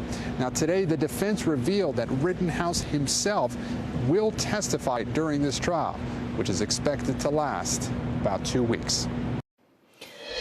An Oklahoma woman will spend 4 years behind bars, a jury convicting her of first-degree manslaughter for having a miscarriage. NBC News Now correspondent Priscilla Thompson has her story. In January of 2020, 19-year-old Brittany Pula arrived at a hospital in Oklahoma. She was having a miscarriage. While being treated, she admitted to using methamphetamines during her pregnancy. She was reported to the police and arrested and charged with manslaughter in the first degree. In October, Pula was found guilty of manslaughter and sentenced to 4 years in prison. A verdict that Lynn Paltrow, the founder of National Advocates for Pregnant Women, says is a mistake. 10 to 15% of all pregnancies end in miscarriage. No human being can guarantee a healthy birth outcome. National Advocates for Pregnant Women is now helping to fight Pula's case. No one could say that anything she did or didn't do was the cause of that miscarriage, and yet the prosecutor proceeded, the judge allowed it to go on, and the jury, within a very few number of hours, convicted her. The Comanche County prosecutor did not respond to NBC's request for comment. An autopsy report found that the 15 to 17-week-old fetus tested positive for methamphetamine and amphetamine. It also showed a congenital abnormality. Congenital malformations are very highly associated with genetic abnormalities, and genetic abnormalities are the #1 reason for miscarriages. Dr. Sarah Bernstein is a maternal fetal specialist at Massachusetts General Hospital. She says pinpointing the exact cause of a miscarriage is difficult, even in cases involving drug use. There's so much else going on in these pregnancies that it is so hard to know if it is the methamphetamine itself or if it's the environment that they're living in. What's more, the rate of stillbirths for Native American women like Pula is almost 50% higher than that of white women, according to the CDC. There are increased risks of all the adverse outcomes of pregnancy in minority women. So I think that also may have very much been a factor. Even so, experts say prosecutions of women for having miscarriages and stillbirths are on the rise. Since abortion was legalized in 1973, 1,600 U.S. women have been prosecuted for their actions during pregnancy. 1,200 of those cases happened in the past 15 years. Beginning in the 1970s, as a result of the war on drugs, they established all kinds of new crimes and expanded the criminal code, both at the federal level and at the state level. Are there racial disparities in these prosecutions that we're seeing? This whole idea that it's even appropriate or thinkable to use the criminal law to respond to pregnancy and pregnancy outcomes, built on the backs of pregnant black women who were portrayed during the height of the crack baby myth as if they were uncaring, unloving parents. According to the NAPW, 71% of women who were targeted for arrest, detention, and forced interventions were low income. 59% were women of color, with 52% identifying as black. There are going to be some people who will look at these cases and say, you know, if a woman is found to have done drugs during her pregnancy, she should be prosecuted for endangering that child. What do you say to those people? Should there be consequences for smoking cigarettes? She drives without a license while she's pregnant and happens to have a miscarriage or stillbirth. There are lots of things we do as human beings that create risks. It doesn't mean it caused it in any particular case. There's a big difference. Coming up, it's the Day of the Dead, how the world is celebrating and also honoring those who died during the pandemic.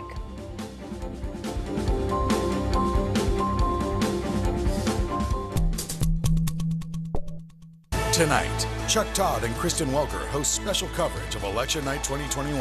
Following key races across the nation, what will the results mean for the future of both parties and the direction of the country?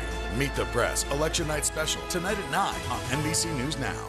Good morning, I'm Savannah Sellers. I'm Joe Fryer. Right now on Morning News Now. Another giant leap for mankind. Some interesting things going on across the lower 48. Flights are returning to normal this morning. Morning News Now, streaming weekdays at 7. The Meet the Press Chuck Todd Cast, free wherever you get your podcasts.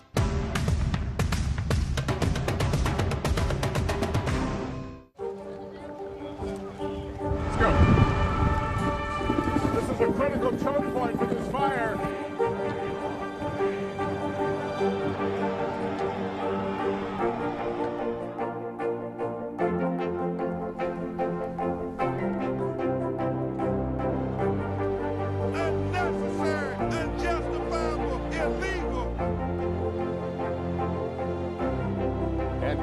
From New Orleans, late military operation witnessing the massive crowds. I admire you both.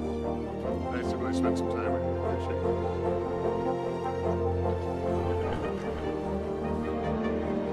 At any moment now.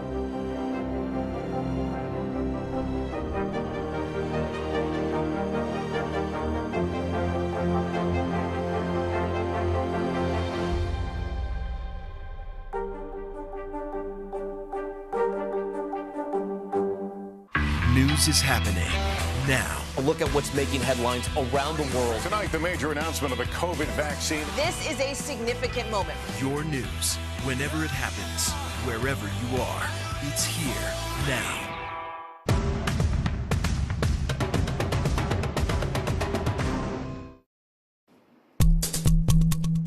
Today is Dia de los Muertos, the Day of the Dead, a Mexican holiday celebrating both life and death. The day even more deeply meaningful this year because of the pandemic.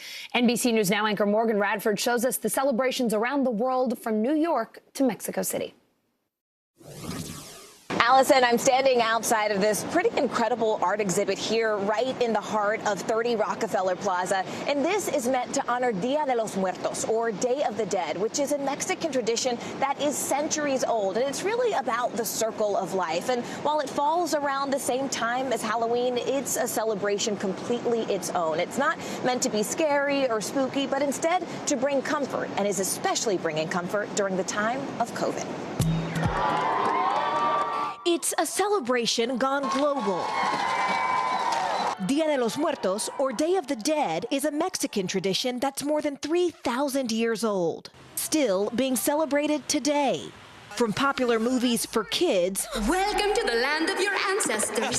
Miguel, we're your family, to parades in the heart of Mexico. And right here at home. This is a very special day for the Mexicans. And now in New York at Rockefeller Center, it's magnificent. From North Carolina to Kentucky and Colorado. Well, I think I'm done. The two-day holiday is meant to unite the living with the dead. It's a chance for family to get together and to remember collectively what was important. A time when the spirits of deceased loved ones are said to come back at midnight to visit ofrendas, or offerings, designed with all of the things that they once enjoyed in life. And this year, these ofrendas have taken on a whole new meaning during COVID. Did you do this all by yourself? Yes.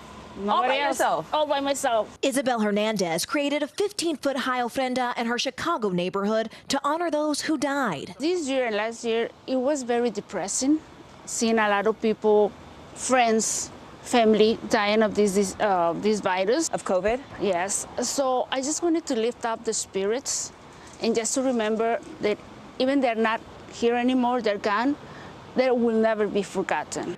Which is why this year, after months of isolation and missed goodbyes, those who celebrate say now is the time to honor tradition. Whether through collective commemoration, we make ofrenditas, or tiny altars made by children. A moment to honor the legacy and the circle of life. You may have seen smaller versions of the ofrendas here behind me popping up in your neighborhood or your hometown, but this particular exhibit also shows alebrijes. So these are fantastical creatures like dragons or animals, and they're a type of Mexican folkloric art, and this